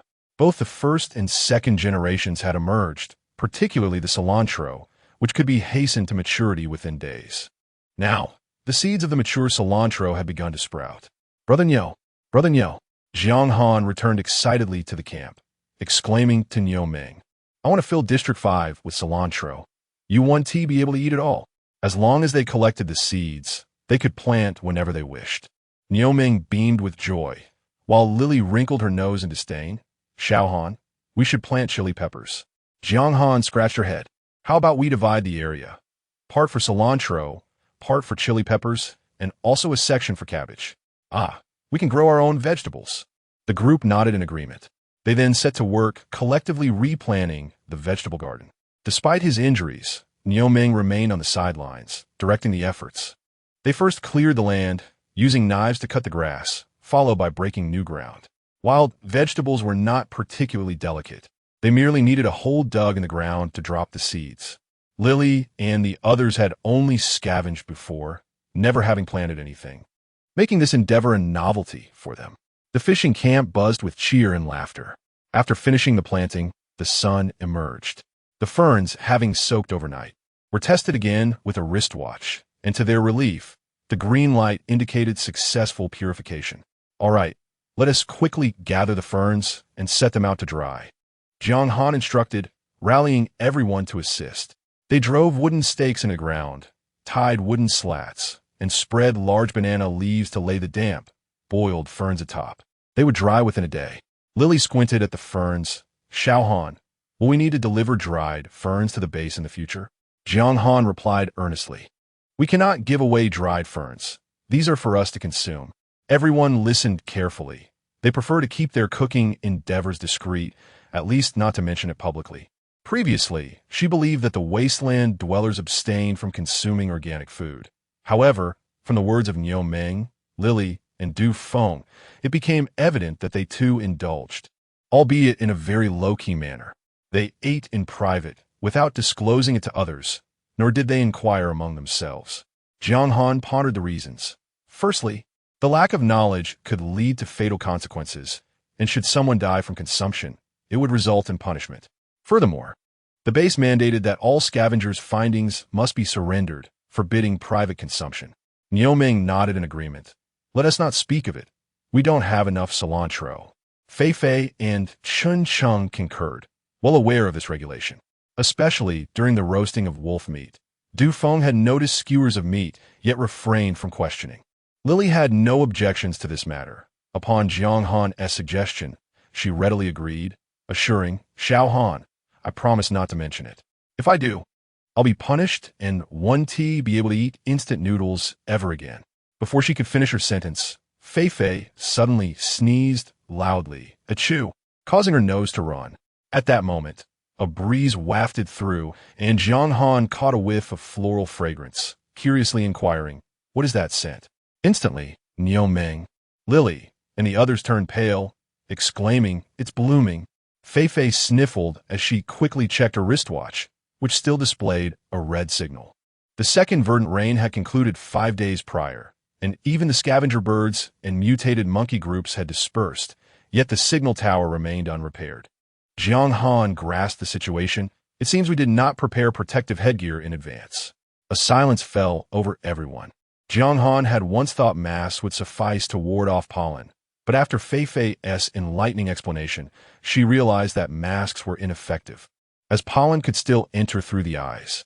The flowering season in the forest would persist until the trees shed their leaves, but fortunately, the most intense blooming would only last for about 10 days, making this period particularly arduous. For those like Jiang Han with genetic advantages, the discomfort was manageable. But for Fei Fei and Chun Chung, it was a struggle. Pollen allergies caused not only sneezing and coughing, but also swelling. In recent days, returning to the base had not spared them from pollen exposure, although the situation was significantly improved. Those severely affected could exchange points to reside in rooms equipped with air filters. While pollen could be deadly, it also served as a valuable currency for point redemption. Scavengers could not evade it, but were instead required to wear helmet-like respirators designed to collect pollen. According to past customs, following the second verdant rain, the service station would dispatch expensive helmets from the base, which scavengers could rent or purchase at a premium. However, with transportation disrupted, the helmets had not arrived on time. They were not only unable to collect pollen, but also faced potential threats to their safety. At this moment, the fishing team was not the only ones in a panic. Yu Quan from the service station was equally distressed. He stood in the lounge of the service station, shouting into a walkie-talkie, "Where are they now?" The response from the other end clearly displeased him, igniting a furious outburst. "Hurry up. The train must depart today. I can't wait any longer. The pollen has already begun to rise. Notify me as soon as you have news." After the other party hung up, he put away the walkie-talkie and turned to Du Feng. "Captain Du, what do you think we should do?" Du Feng replied with a serious demeanor. "Rest assured. Station master you. Aside from you and me, all other walkie-talkies for District 5 have been taken to the base, arranged every 10 kilometers for signal points. We can transmit over 50 kilometers. Once we receive support from District 4, we will be able to contact the base immediately. Hongshan is the most underdeveloped base within the Wasteland Alliance, relying solely on agricultural products to exchange for technological advancements. Even the communication network consists of discarded equipment from others. The signal tower has a limited range, and the patrol team is poorly armed. The 5th District has only received 5 walkie-talkies, with the hope of maintaining communication." Yu Quan nodded. though his expression remained taut. After the destruction of the 5th District's signal tower, a group was dispatched to trek through the forest to seek assistance from the nearest 4th District. However, 3 days have passed without a word from them, and they have vanished. The wasteland is plagued by radiation pollution, and each base is situated in areas with low radiation levels and minimal contamination. The scavenging zones have been selected similarly, with plans to cultivate farms once a foothold is established. Thus, these scavenging areas are not adjacent to one another, but connected through winding railways. Currently, the patrol team from the 5th District faces a heavy burden, needing to clear newly sprouted trees and weeds from the tracks while seeking aid from the nearby 4th District farm. The wasteland forest is perilous, especially after rain. And once the team is dispatched, they're like kites cut from their strings, with no further news and their fates unknown. A second team has now set out, carrying the few remaining walkie-talkies from the 5th District, allowing for communication without relying on signals. However, the communication range is limited to 10 kilometers, necessitating segmented contact. The latest reports indicate that roads within 50 kilometers are largely passable, and the team is nearing the 4th District. Yuquan has decided that the train must depart immediately. Once it reaches the 4th District, the journey ahead will become significantly easier. Moreover, the matter can no longer be delayed by him, as the station has descended into chaos. As the train finally ignites and prepares to depart, all the scavengers trapped in the service station by the strong winds gather, many yearning to return to the base. Scavengers seek points, but their desire to survive is paramount. Before scavenging begins, all mutated creatures are eradicated from the various districts, regardless of whether they have limbs or fur. Recently, wolves have appeared, and now mutated monkeys are attacking in the 5th District, causing widespread panic. The news has spread, and even the patrol team's return with the bodies of mutated monkeys has failed to quell the fears of the populace. Rumors circulate that the 5th Scavenging District is using humans as bait to capture mutated beasts. Furthermore, the service station has not provided protective helmets, leaving people feeling suffocated and trapped. Though life is cheap in the wasteland, the fear of death is universal. They wish to escape, to return to the base. Though Hongshan Base has only 4 farms and the 5th District is still in its pioneering phase, diligent work ensures survival. Teams can form to cut trees near the base, offering low income but a degree of safety. One can also scrape moss in the buffer zone outside the base, which can be exchanged for minimal sustenance. At least they will not be stranded in the farthest reaches, at the mercy of fate. However, the train from the 5th District must prioritize the transport of supplies before personnel, meaning not everyone can be evacuated at once. When all is well, words come easily. But in a crisis of trust, it can lead to a catastrophic collapse. The more the service station explains the impossibility of transportation, the less people believe them. Consequently, scavengers begin to climb aboard the train, attempting to force their way into the cargo hold. This is clearly not permitted by the service station, and staff members intervene, leading to chaos as cries and screams fill the air. Those attempting to instigate trouble are no match for the patrol team, which employs electric stun guns, taking down one troublemaker after another. Ultimately, the most impulsive scavengers achieve their goal of boarding the train, albeit in a different manner. In stark contrast to the turmoil at the station, another scene unfolds on the other side of the dense forest with the fishing team. Recognizing the need for helmets that can cover the mouth and nose, Jiang Han rummages through everyone's clothing. The scavengers typically wear the unified protective gear from a base, along with sturdy, dense fabric clothing. The lack of restored wristwatch signals that the signal tower remains unrepaired, and the base's helmets are not to be overly relied upon. In the absence of suitable conditions, one must create them. In the absence of difficulties, one must invent them. And in the absence of tasks, one must find work to do. Jiang Han resolves to craft a bandit hood for each team member. Given that the base's clothing is loose and cape-like, it easily envelopes the head and face. However, complete coverage obstructs vision, so adjustments are necessary. Jiang Han finds a piece of wood and carves into a very thin slice, drilling 3 rows of small holes to ensure visibility. This piece is then sewn in front of the eyes of the hood. This employs the principle of pinhole imaging, allowing for an unobstructed view from the small holes close to the eyeball, while blocking out a significant portion of pollen from the outside. The excess fabric of the hood drapes down to cover the body, giving the overall appearance reminiscent of certain women's headscarves.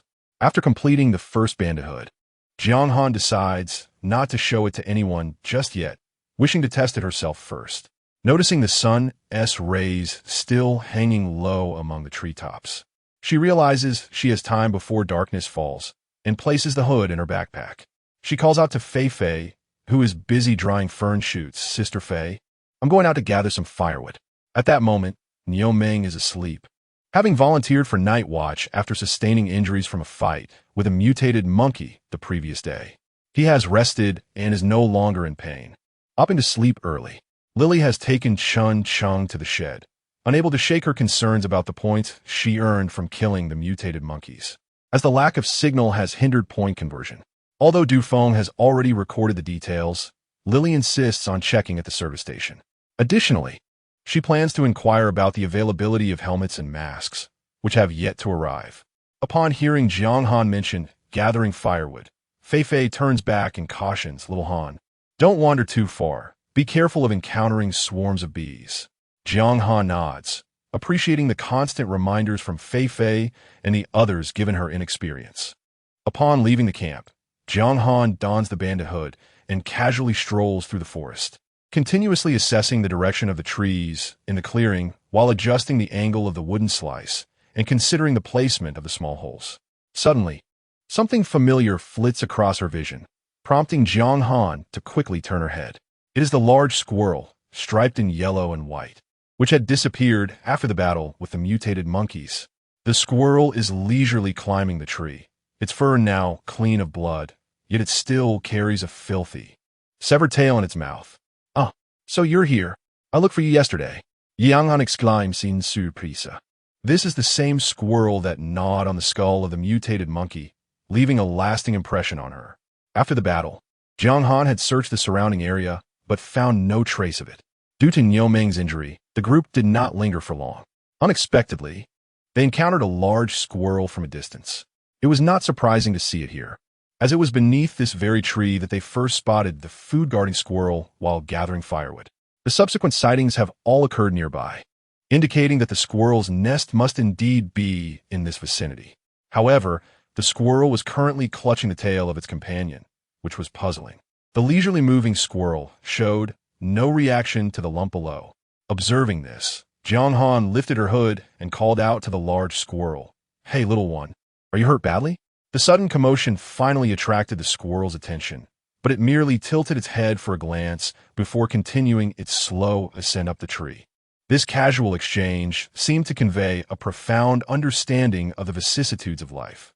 Yet, after a couple of steps, it turned to gaze at Jiang Han, fixating on the small backpack behind her. In the next moment, the previously languid squirrel suddenly perked up, scampering over the branches and leaping onto Jiang Han's backpack. Caught off guard, she stumbled slightly, but the squirrel was undeterred, digging eagerly at the opening of the bag with its front paws. The bag was still tied shut, and the squirrel could not get it open. Anxious, it dropped the severed tail and attempted to bite the backpack. Alarmed, Jiang Han realized that those sharp teeth could easily puncture her bag, and she shouted, "Get down." She reached out to grasp the squirrel's bushy tail, but instead caught hold of the back of its neck, pulling it downward. The large squirrel clamped its mouth back onto the severed tail and clung tightly to the backpack with its tiny paws, squeaking in distress.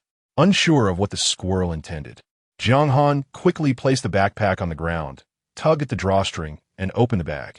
The squirrel immediately poked its head inside, rummaging through the contents. Jiang Han watched in astonishment as the bag contained only the essentials for forest activities, a small amount of food, water, a lighter, and a paper bag. After a brief search, the squirrel discarded the lighter and paper bag, extracting half a leftover grass cake. Jiang Han, who did not drink nutritional liquids, preferred snacks, and always kept a grass cake handy to nibble on, which was both good for her teeth and healthy for her body. Unexpectedly, the squirrel found it at that moment. The large squirrel stepped on the severed tail it had been holding in its mouth and began to munch on the grass cake. In front of its human owner, it quickly stuffed the cake, larger than its own face. into its cheek pouch before finally biting onto the severed tail and energetically scampering back up the tree, disappearing from sight. Jiang Han picked up her backpack, staring blankly at the tree, feeling utterly speechless. She had just been robbed by a squirrel, with the squirrel now out of sight. Only the flower buds on the tree swayed gently. Jiang Han jolted back to reality, promptly securing her backpack and recovering her head. Although she had lost half a grass cake, the protective mask she crafted remained functional. Upon returning to the camp, Jiang Han recounted her encounter with the thieving squirrel, eliciting chuckles from Yao Ming. "Little one, you can't even best a squirrel." In the past, Jiang Han would have argued with Yao Ming, asserting her superiority over the squirrel. However, having witnessed the formidable incisors of the large squirrel, she conceded, no matter how strong she was. She couldn't contend against a creature capable of gnawing on a monkey's head. After all, humanity's strength lies not in sharp teeth, but in intellect and the knowledge of wielding tools. Nevertheless, everyone was puzzled as to why that squirrel would dare to attack a troop of monkeys, suspecting it had something to do with the severed tail. Engaging in idle chatter could not truly be idle. Since the mask was effective, Jiang Han decided to craft one for each person. Yao Ming assisted in shaving wooden pieces, while Fei Fei joined in to sew. Here, sewing did not involve needles and threads. Rather, it entailed using a knife tip to pierce holes in fabric and wood, then binding them together with sturdy hemp thread, a simple endeavor. Lili and Chun Cheng returned only after dark. Upon reaching the camp, Lili excitedly recounted the event she had witnessed near the vehicle shelter, filled with both concern and excitement. "Xiao Han, Fei Fei, you won't believe it. Today, as the train departed the area, many people rushed back to the camp, and fights broke out." Jiang Han, intrigued by the train's departure, inquired, "Is the railway cleared?"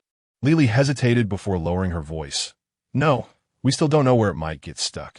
She had inquired with Du Feng, who was on duty at the station, and he had not concealed the situation on the road, advising them to stay if possible.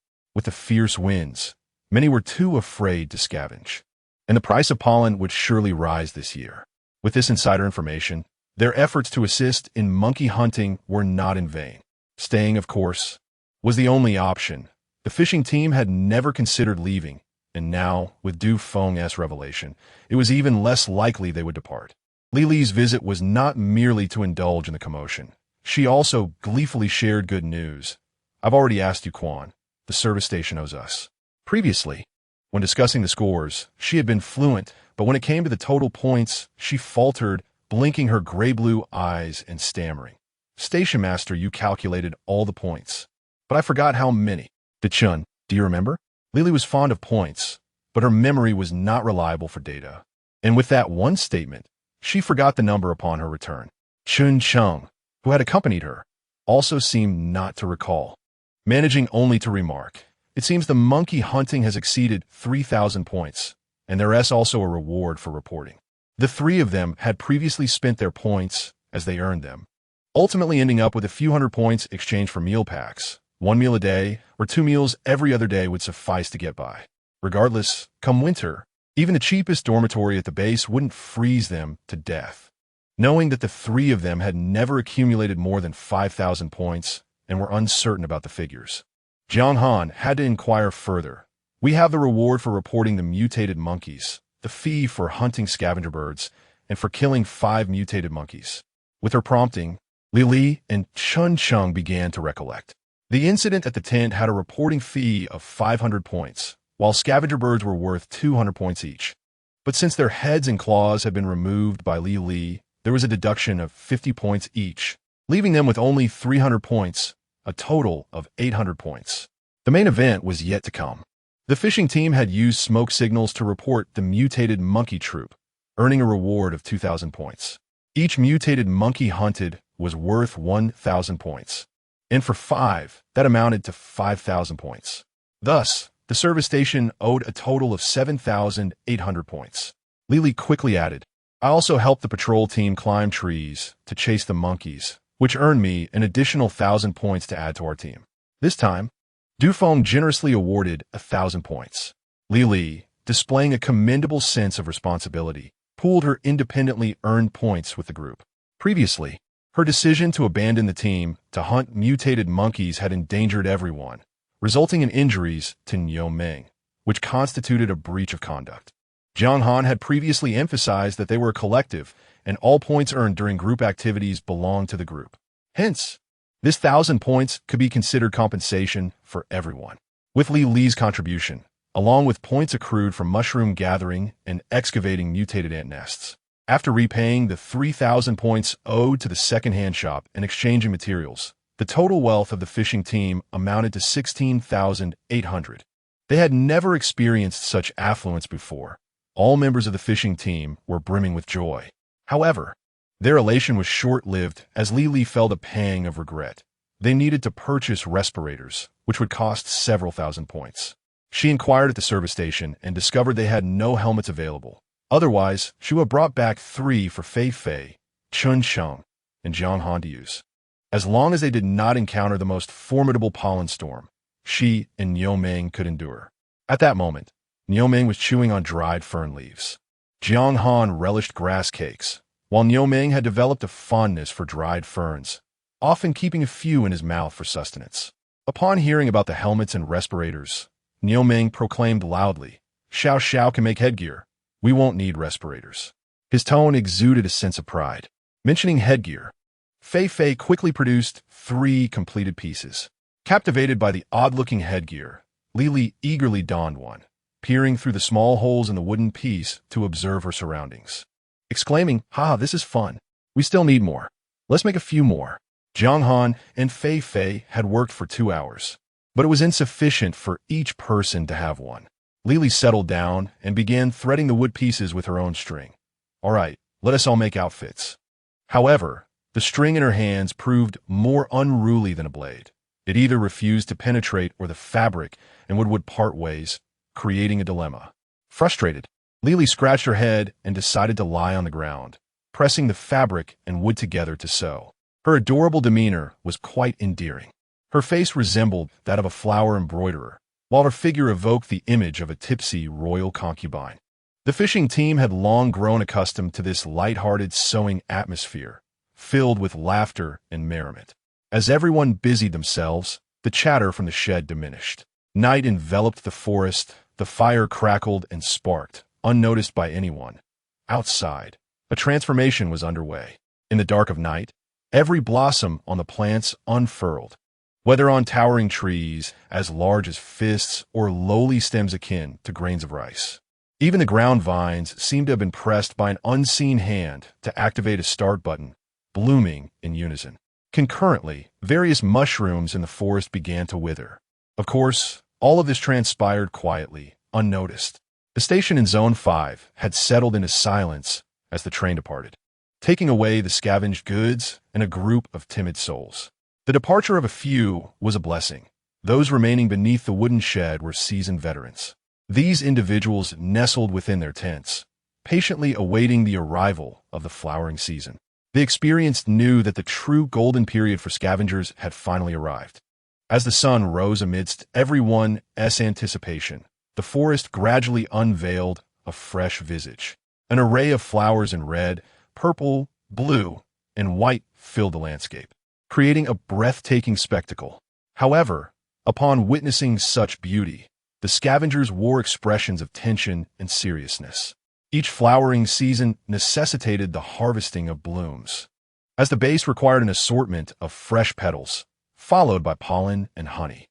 The time for petal collection was early, best undertaken before the morning blooms dried, when humidity was high and pollen had yet to disperse.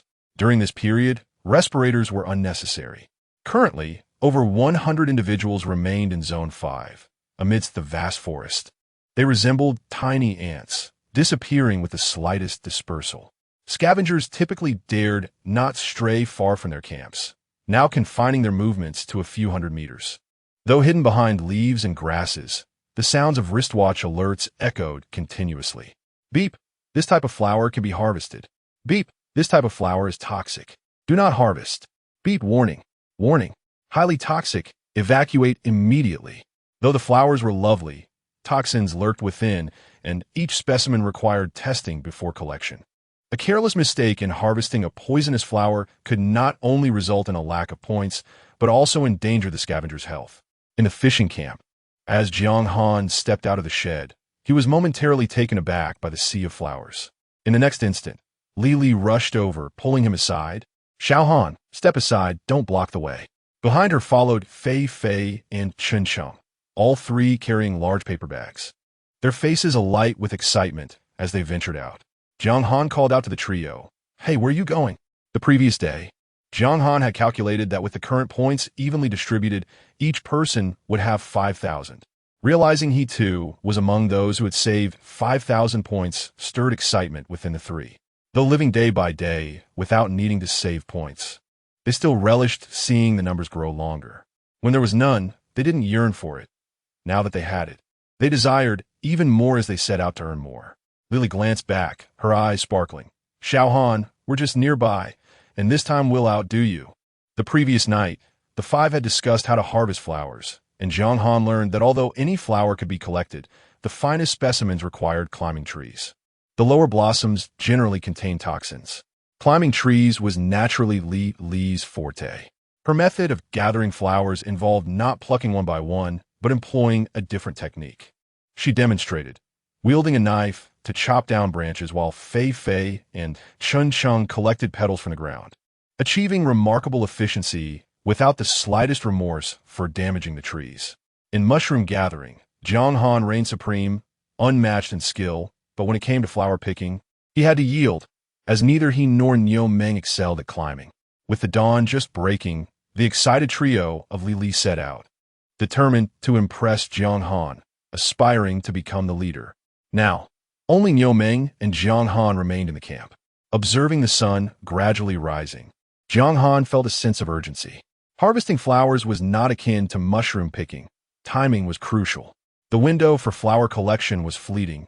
Once the sun shone, pollen would disperse, making it challenging for them. "Niu Ge, let us get moving." Jiang Han hastily stuffed a grass cake into his mouth, ready to commence their labor. Niu Meng nodded, finishing his nutritional drink. "All right, we'll start picking immediately. Time is of the essence, and there is no opportunity to even prepare a simple porridge." Thus, they hastily fill their stomachs. Jiang Han and Niu Meng quickly immersed themselves in the task of flower gathering. Outside the camp lies a thicket of grass and shrubs. Jiang Han moves with agility, her eyes swiftly scanning each blossom, her wristwatch continuously scanning the surroundings. Although the signal remains down, the base's wristwatch system retains its data, enabling their scavenging efforts. Beep beep toxic. Beep beep toxic. Indeed, the flowers nestled in the low grass are unsuitable, and none bear the promise of edibility post-purification. Nonetheless, Jiang Han has grown immune to the designation of toxic in this wasteland. In this desolate terrain, any sour flavor is deemed toxic, including the snakeberry flower she had just scanned. Snakeberries are inedible when immature and bland when ripe. How can the flowers be considered toxic? Yet, Jiang Han refrains from gathering them, for there are shrubs nearby and branches farther afield where more blossoms await collection.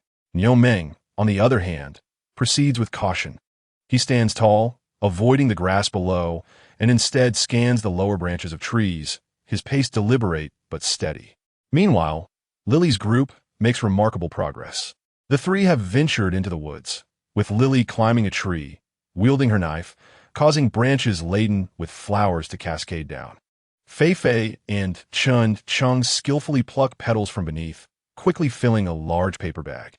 However, as the sun ascends, some anticipated occurrences begin to unfold. Along with the blooming flowers, mutated bees emerge. Although only a few mutated bees appear, Lily and her companions dare not provoke them. From her perch, Lily shouts, "Find cover." Fei hastily conceals herself in the surrounding bushes, while Chun Chung crouches low, paralyzed with fear. After the mutated bees flit among the blossoms, they eventually depart, seemingly in search of their nectar sources. Once the mutated bees vacate, the trio resumes their flower gathering, aware that the blooming period is fleeting, and no one wishes to miss this rare opportunity to earn. Meanwhile, Jiang Han is similarly ensnared by the intoxicating fragrance of the flowers, which beckons the mutated bees. At this moment, One bee is hovering around a flowering tree. Niu Meng stands frozen, anxiously whispering, "Xiao Xiao, don't move. The black-waisted bee will soon take flight." The mutated bee circles directly above Jiang Han, its size akin to that of an egg, its body a striking yellow-brown, resembling a helicopter suspended in midair. This creature possesses extraordinary capabilities. The wind generated by its wings causes Jiang Han's hair to sway gently. At this juncture, not only does Niu Meng advise her to remain still, but Jiang Han herself dares not budge. The proximity allows her to observe the bee's tail, where a stinger, akin to a steel needle, retracts and extends incessantly. Were she to don even a basic protective suit, let alone oilskin, that stinger would penetrate effortlessly. There's another reason for their stillness. Although a single mutated bee could easily be dispatched, it serves as a scout. These bees exhibit a strong sense of unity. Should one be attacked and perish, it releases pheromones that summon others for vengeance. However, mutated bees possess a peculiar trait. They only target moving beings, and the more one resists, the more ferocious they become. Thus, both Niu Meng and Jiang Han remain motionless until the mutated bee finally ascends and departs, allowing them to exhale deeply. Jiang Han, patting her chest, exclaims, "Oh dear, that stinger looks truly terrifying. Brother Niu, we cannot harm it. Can we capture it instead?"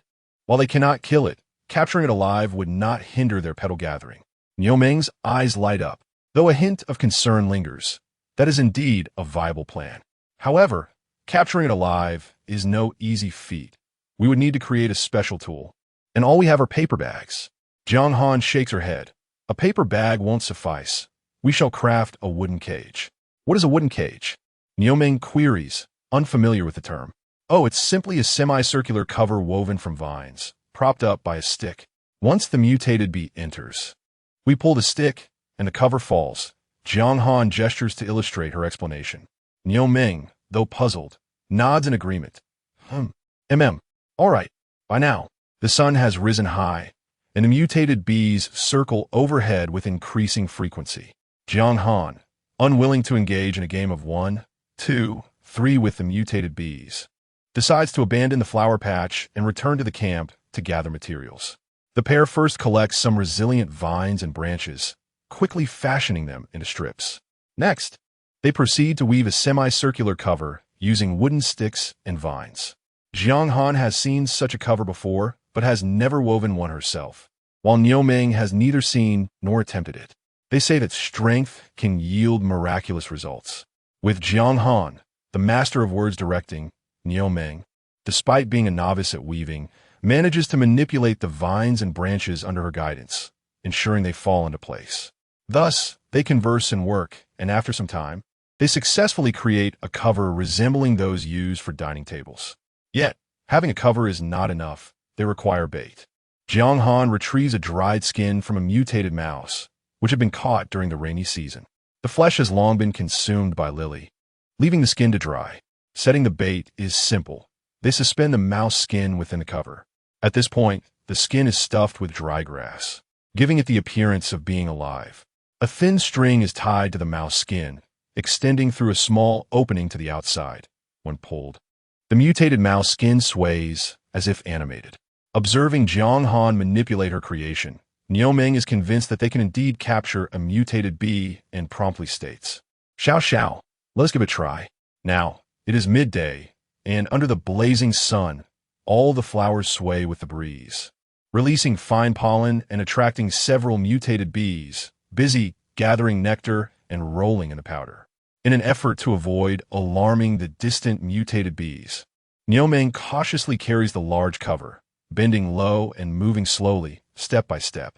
On the grass lies a wooden frame, previously constructed for drying mushrooms, fern, and flowers, already covered with large leaves. Atop these leaves rests a pile of flowers, the entirety of what the two had gathered that morning. Once the flowers are arranged, the cover is placed above them, with one edge propped up by a wooden stick, and the foam mouse is suspended inside. Jiang Han then crouches beneath the wooden frame. Niu Meng expresses concern. "Xiao Xiao, you must remain still while hiding here." Jiang Han reassures him with a smile. "Rest assured, I will not be discovered by the mutated bees." She donned protective gear, secured her hat, and positioned herself beneath a wooden frame. The cover was substantial and well-crafted, assuring her that the mutated bees would be unable to lift it, and thus, she felt confident that no mishap would occur. She first signaled for Niu Ming to retreat, while Jiang Han discreetly tugged at the rope. Above her, the suspended skin of a mutated rat swayed gently within the cover. Despite being inside, the vibrant array of flowers was strikingly conspicuous. Before long, a mutated bee began to hover over the grassy expanse, prompting Jiang Han to hastily pull the rope. The animated mutated rat soon captured the bee's attention. The bee, with its simplistic instincts, perceived the flowers as intruders, exhibiting immediate hostility and lunging toward the rat skin. Just as it was about to strike with its venomous stinger, Jiang Han yanked the rope with force, causing the supporting wooden pole to topple and envelop the mutated bee beneath the cover. Startled, the bee abandoned the rat skin and began to frantically struggle to escape through any crevice. Realizing that fleeing was no longer an option, Jiang Han swiftly emerged. Grasping a handful of grass stems at her side, she targeted the bee's movements, aiming to stun rather than kill. Through the vine-covered barrier, she managed to strike the bee a few times, rendering it disoriented and unable to maintain flight. However, this commotion attracted other mutated bees, which began to swarm toward her. One solitary bee was manageable, but a multitude was daunting. Abandoning the cover, Jiang Han quickly retreated to the safety of the wooden frame. The unity and collaboration of the mutated bees were far from exaggerated. With one bee trapped, 7 or 8 others descended upon the cover, gnawing at the vines. In a mere 5 minutes, they chewed through the vines, creating a breach in the cover, allowing the group to escape with their ensnared companion. Niu Ming, hiding behind the wooden wall, was too frightened to emerge. Only when the mutated bees departed did he rush over to Jiang Han, finding her in a daze, staring at the tattered cover in silence. Niu Ming hurried to console her. Xiao, don't worry, I can fix the cover. After a brief moment of shock, Jiang Han finally spoke. Brother Niu, I recall that the base's inventory includes a procurement for bee venom. Niu Ming blinked in confusion. I don't know. The simple-minded Niu Ming had always been focused on chopping wood, oblivious to such intricate details. Jiang Han quickly checked her wristwatch, and indeed, found bee venom listed at the bottom of the inventory alongside mutated bees. Each mutated bee was worth 50 points, while the venom commanded a staggering 10,000 points per bottle, requiring a volumetric flask from the service station. Yes, that was it. Time to get to work. Jiang Han, filled with excitement, slapped the ground, only to wince in pain as the sharp grass blades pricked her hand. Niu Ming, alarmed, exclaimed, Xiao, that SA killer bee. He had assumed that Jiang Han's intention was merely to trap the mutated bees so she could safely gather flowers. He never anticipated her growing audacity, not only in catching mutated bees, but also in seeking their venom. Jiang Han's reasoning was sound. Just moments earlier, as the bee lunged at the bait, she distinctly heard the sound of its stinger piercing the desiccated rat skin, a sharp, crackling noise.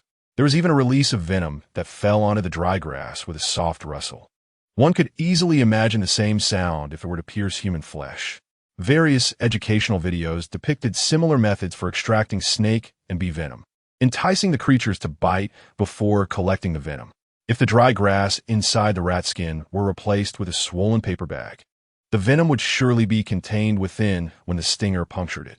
Jiang Han contemplated using a paper bag to collect the bee venom. The base had also published collection methods, which involved capturing the bees and extracting the stinger along with the venom sac using tweezers. The venom would then be squeezed in specially designed glass vials, each worth 10,000 points. However, a single mutated bee's venom was limited, and collecting an entire vial would necessitate capturing over 100 bees, as just 10 could be lethal. Only the truly daring scavengers possessed specialized bee-proof suits, heavy and thick enough to prevent stings. They would capture the bees and turn them over to the base for venom extraction, knowing full well the inherent dangers involved. Niu Ming began to regret assisting Jiang Han with the cover. Seeing Niu Ming's conflicted expression, Jiang Han smiled. Brother Niu, did you find the cover dangerous? Before they had constructed it, Ming had been visibly anxious, yet it had proved effective. Now that Jiang Han mentioned extracting venom, Ming's concern resurfaced. She needed only to explain the situation, and he would no longer worry without cause. Indeed, once Jiang Han unveiled the rat skin to reveal the residual venom on the dry grass, Ming quickly grasped the concept. Although not particularly bright, he was not foolish and immediately exclaimed, "Xiao Xiao, you intend to make the mutated rat skin come alive, deliberately attracting the bees to sting." Jiang Han widened her eyes in surprise. "Brother Niu, how did you guess that so quickly?" "That's exactly my plan." Understanding her intentions, Ming felt a surge of joy, believing that being with Jiang Han was making him increasingly clever. The two wasted no time. During a rain of green, they captured 7 or 8 mutated rats, skinning them to dry. They had not yet redeemed their points at the service station, and now was the perfect opportunity. When Lily and her companions returned in the evening, they were greeted by the sight of 7 remarkably lifelike mutated rats hanging in the barracks. "Ha ha, what are you up to?" Lily inquired, playfully poking at a rat skin that spun due to a stone dangling beneath it. Jiang Han beamed with pride at her creativity. "This is a venom-scraping rat, Sister Lily. Doesn't it look alive?" Indeed, it resembles a living creature exceedingly well. The mutated rats had been deprived of their heads and limbs, and their appearance was questionable at best. Remarkably, Jiang Han managed to carve a head from wood, resembling the original in spirit if not in form, evoking a sense of theft. 3 other mutated rat skins were adorned with the heads of carrion birds, lacking pointed beaks, leaving only bald surfaces. Without their skins, it was difficult to distinguish between the rat and the bird heads, especially with objects dangling below that swayed without the need for tugging.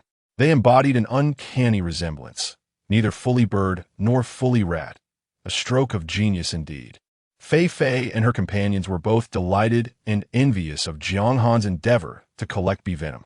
Lily and her group had toiled throughout the day, gathering 3 large bags of petals. Previously, a single bag could yield at least 200 points. Today, they could exchange it for 600 points. The prospect of earning 600 points in a single day was unfathomable just days ago. While Jiang Han could gather mushrooms and Ming could transport them, it typically took them 2 to 3 days. With Li's group's earnings today, they would accumulate 6,000 points in merely 10 days. Imagining the rewards at the end of the gathering season, they envisioned a splendid winter for everyone. Thus, even though they were paralyzed by fear from the mutated bees today, Fei and Chun Chung felt a swell of pride. However, that pride was fleeting, for Jiang Han's earnings from bee venom would undoubtedly surpass theirs.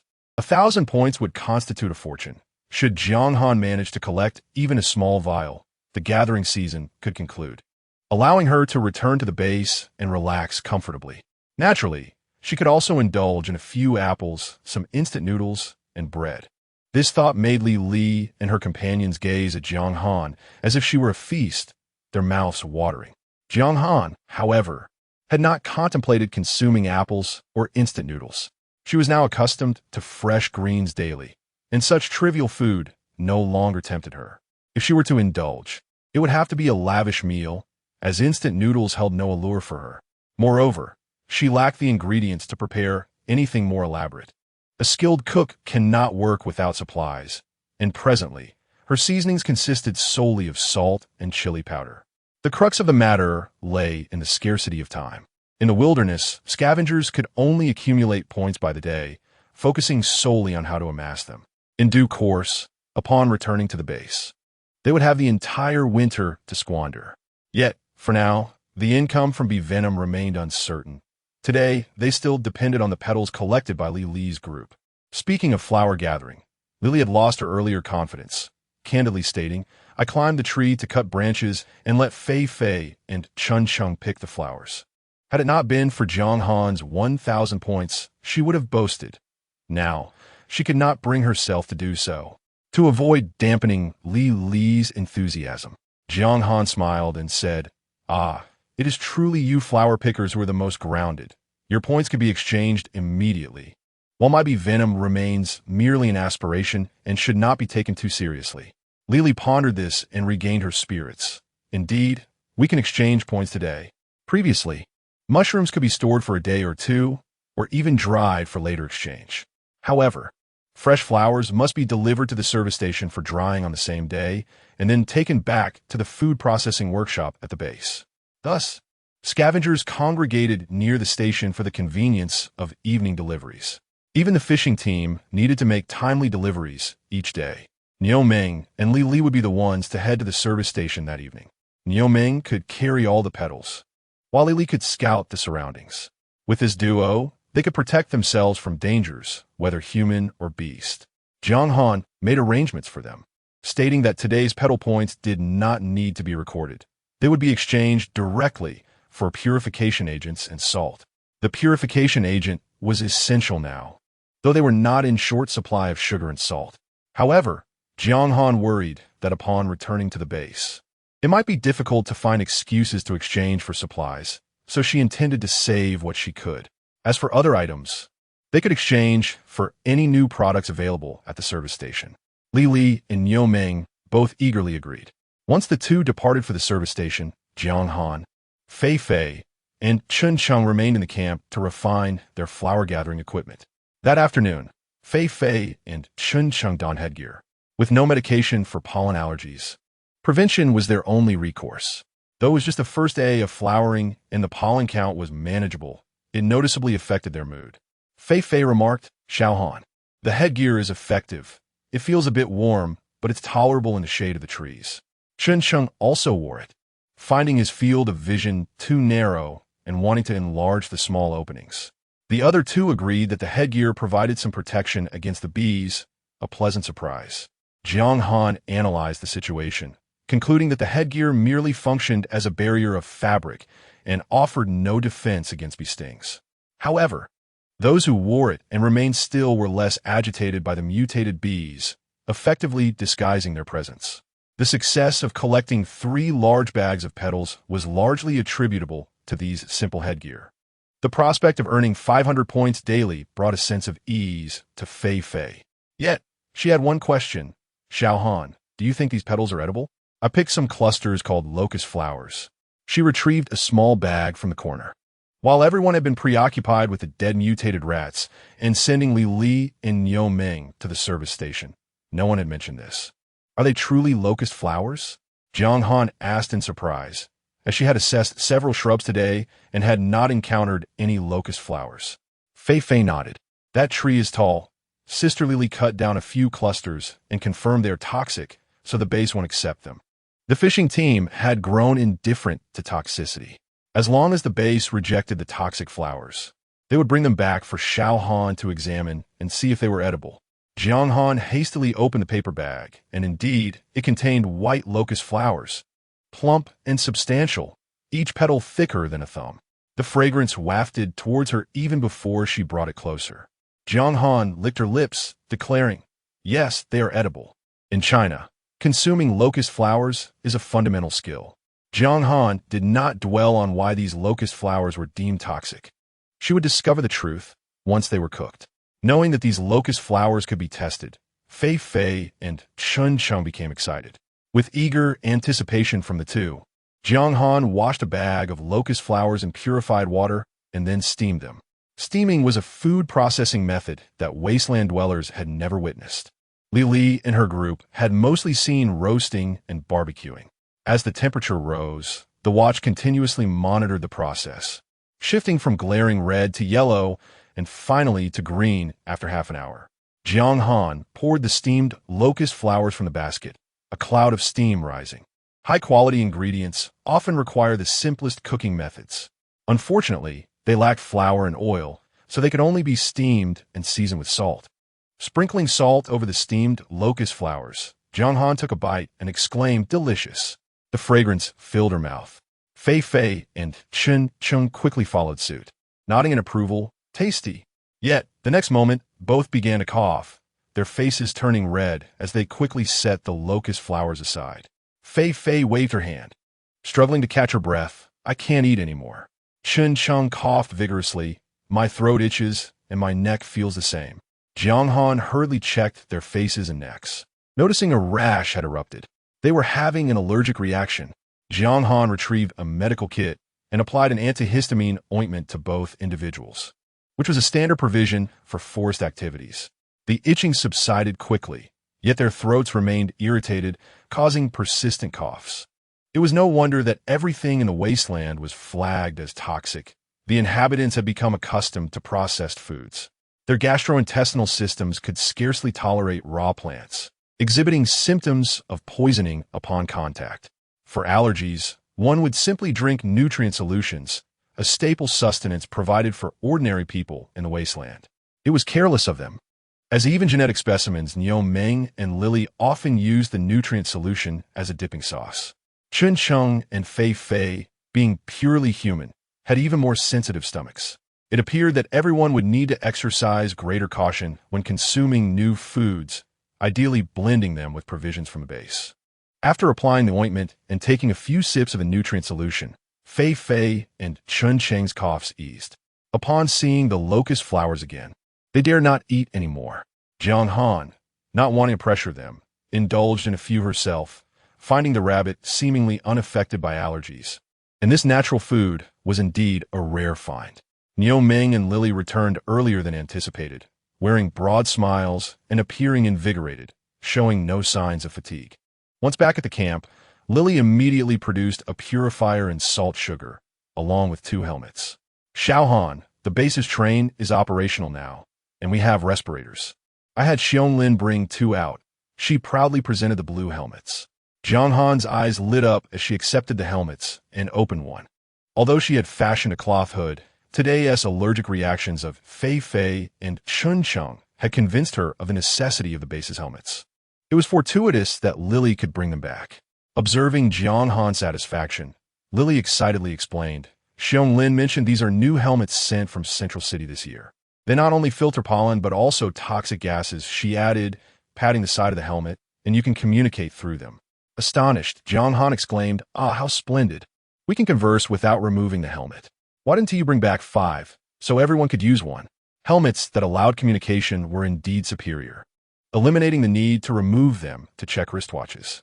However, upon her remark, Jiang Han noticed Lily's eyes darting in Niu Meng's silence, as he attempted to conceal his bulk.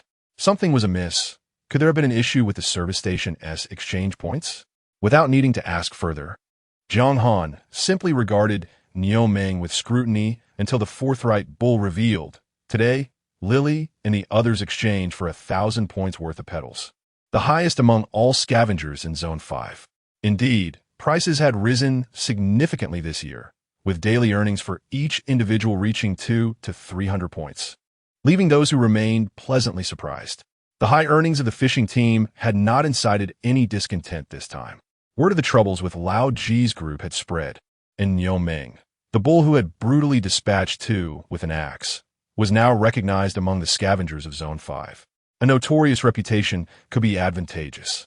At least now, no one would dare to provoke trouble. Moreover, with the flamboyant Lily around, even the 2 genetic specimens were not to be trifled with. The journey went smoothly, and the delivery process was equally seamless, filled with praise and commendations. The points earned today were exchanged for purifiers and salt sugar, with some remaining. This was indeed a positive outcome. Why, then, did the 2 appear so troubled? Lily, fiddling with the helmet, chuckled, "Xiao Han, each helmet requires 8,000 points. I exchanged for 2, clearing our previous debt with the service station." Jiang Han felt a wave of darkness wash over her. Words of disapproval for the helmet exchange caught in her throat. They were indeed necessary, yet the price was exorbitant. 8,000 for a single helmet, 16,000 for 2. The collective account held only 16,800 points, which included the 8,000 owed to the fishing team. Lily not only settled all prior debts, but also contributed an additional 7,200 from their original capital. The collective account now stood at a mere 800 points. Jiang Han winced at the thought, gritting her teeth. How many helmets were exchanged? Niu Meng, with his head down, hesitated before responding. Xiongling said only our team had the means to buy helmets. We are the most formidable. Although he had initially planned not to purchase helmets since he had fashioned a hood, Xiong Lin's praise had swayed him, leading him to agree to the helmet exchange. Unbeknownst to Xiao Xiao, she had exhausted the team's entire points reserve, leaving Niu Meng feeling anxious and guilty. In contrast to Niu Meng's remorse, Lily took pride in their praise from others. Yes, no one else has so many points, Jiang Han. We should take two. Jiang Han refrained from approaching Lily. No matter the cost, they were essential for survival. Moreover, Niu Meng and Xiong Lin had never seen eye to eye, and any provocation would surely lead to expense. Jiang Han could only lament the base's methods of extracting points from scavengers. Would you like to earn points? To earn, you must first invest. Reflecting on how Lily and her companions could earn 1,000 points a day, she contrasted it with her own floating 10,000 points.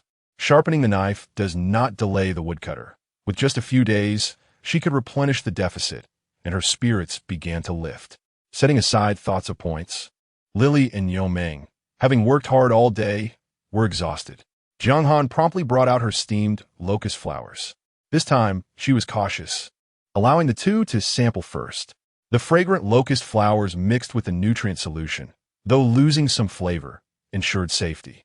Indeed, the two experienced no adverse effects this time. Niu Meng relished the locust flowers, filling a wooden bowl and devouring them heartily, adding his personal ground coriander for extra flavor.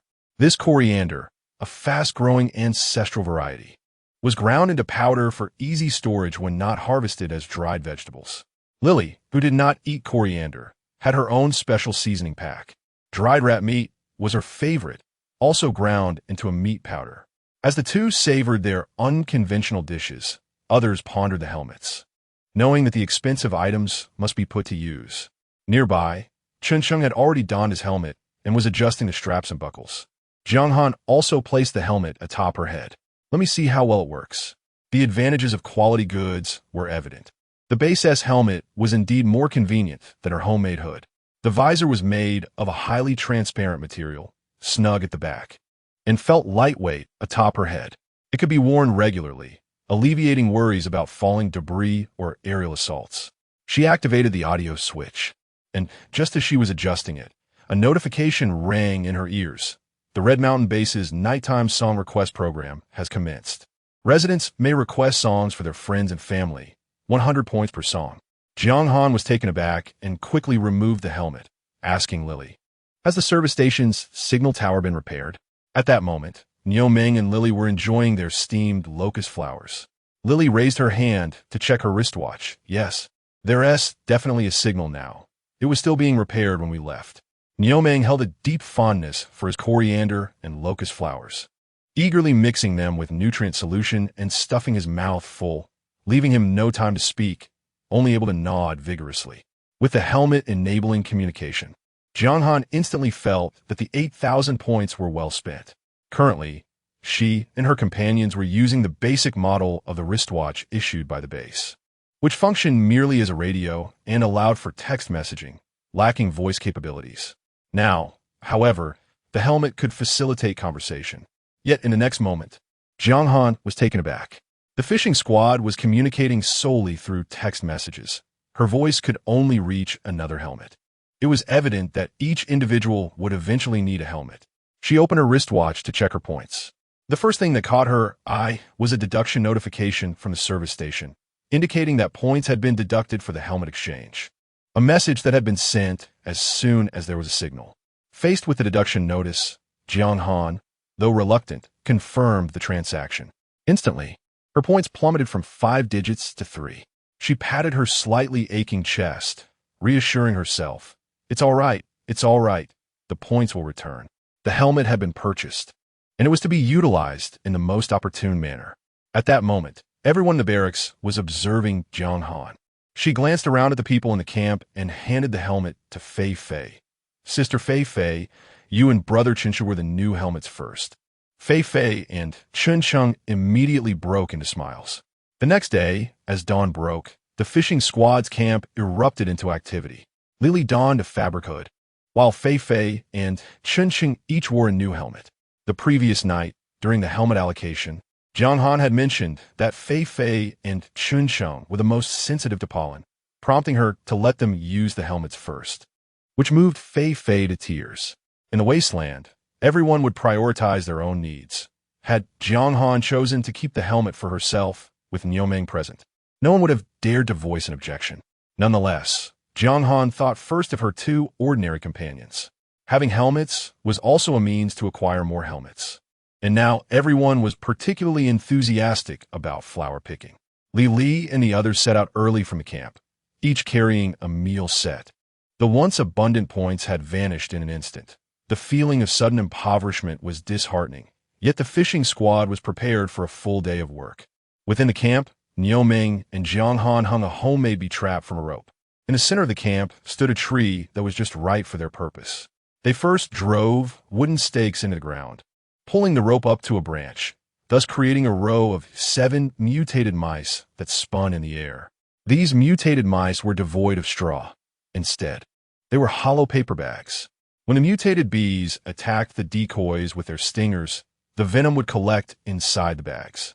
Additionally, from previous experience, Jiang Han knew that capturing mutated bees alive was not feasible, so she abandoned any thoughts of trapping them under a cover.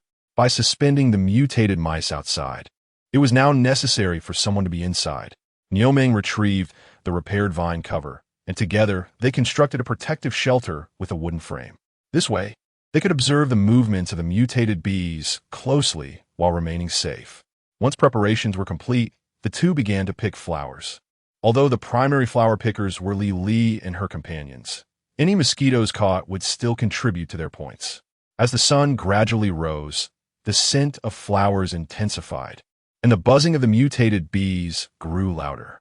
Shadows of the bees began to appear above the camp. They were coming. Jiang Han and Niuming continued their flower picking, keeping a vigilant eye on the mutated bees and the few mutated mice swaying in the wind. Indeed, the mutated bees were provoked by these ostentatious decoys, especially since they were in the air, which was undeniably their territory.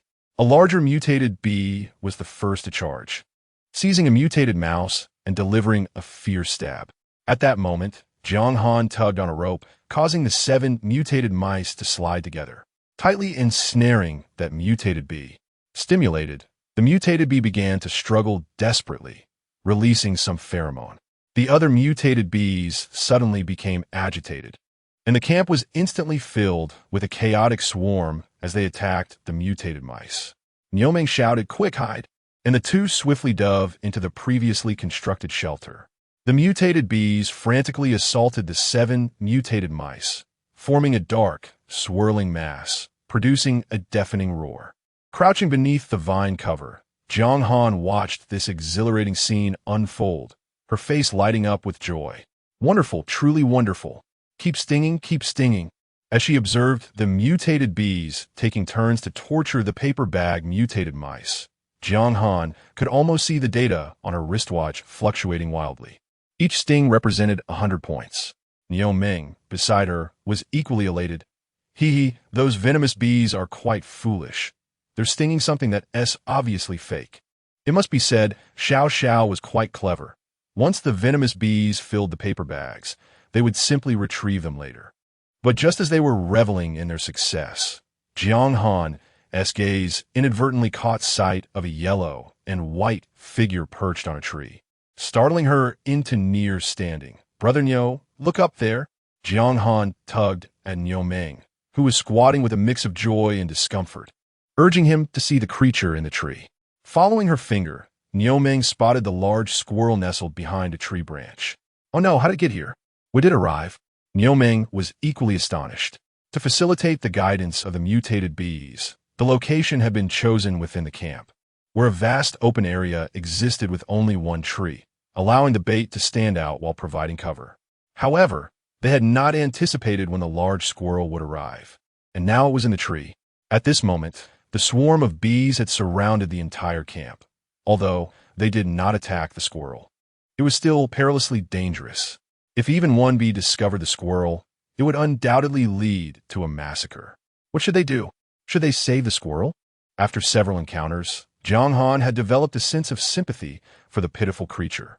Daily, it carried the lifeless tale of its deceased partner around, a true lover. On the other hand, Niuming was more inclined to rescue the squirrel. Not only had he taken its hoard, but the squirrel had also assisted him in defeating a mutated monkey. Now, spotting the large squirrel, he felt the urge to repay the favor. "Xiao Xiao, What if I lure the venomous bees away? Jiang Han was taken aback by his suggestion. No way. Don't be fooled by your strength. Fighting isn't the same as dealing with bee venom. Then what should we do? Xiao. Think of something quickly, Niu Ming urged, growing anxious. Finding a solution was not something one could conjure up on a whim, especially when a single misstep could lead to peril. Jiang Han bit her lip, her eyes fixed on the squirrel in the tree. Suddenly, a spark of inspiration struck her as she glanced at the surrounding flowers. Brother Niu, let us try using the flowers, Jiang Han whispered softly, while Niu Ming gazed at her in bewilderment. Soon, Jiang Han articulated her thoughts. They still needed to lure, but with particular caution. Thus, under Jiang Han's direction, Niu Ming hoisted the protective shield upon his back and cautiously maneuvered towards the distant thicket. Previously, in the interest of safety, they had cleared the trees and shrubs surrounding their camp, but now the distance felt too great. At a 200-meter span, Niu Ming, exhausted, crouched as he moved. As they approached the thicket, Jiang Han extended her bird claw stick through the gaps, vigorously shaking the branches. Although no petals fell, clouds of pollen were sent soaring into the air. The rich fragrance of the flowers attracted the attention of several mutated bees, prompting a few to dart towards the blossoms. Observing the efficacy of their efforts, Jiang Han hurriedly shook the flowers again. With Niu Ming joining in, his considerable strength made the branches sway wildly, accompanied by the sound of snapping. This commotion drew even more mutated bees to their location. However, a significant number of mutated bees still lingered around the mutated rat and the tree. Without hesitation, Jiang Han extended her bird claw stick from within the shield and directly swatted several mutated bees that were patrolling around the perimeter to the ground.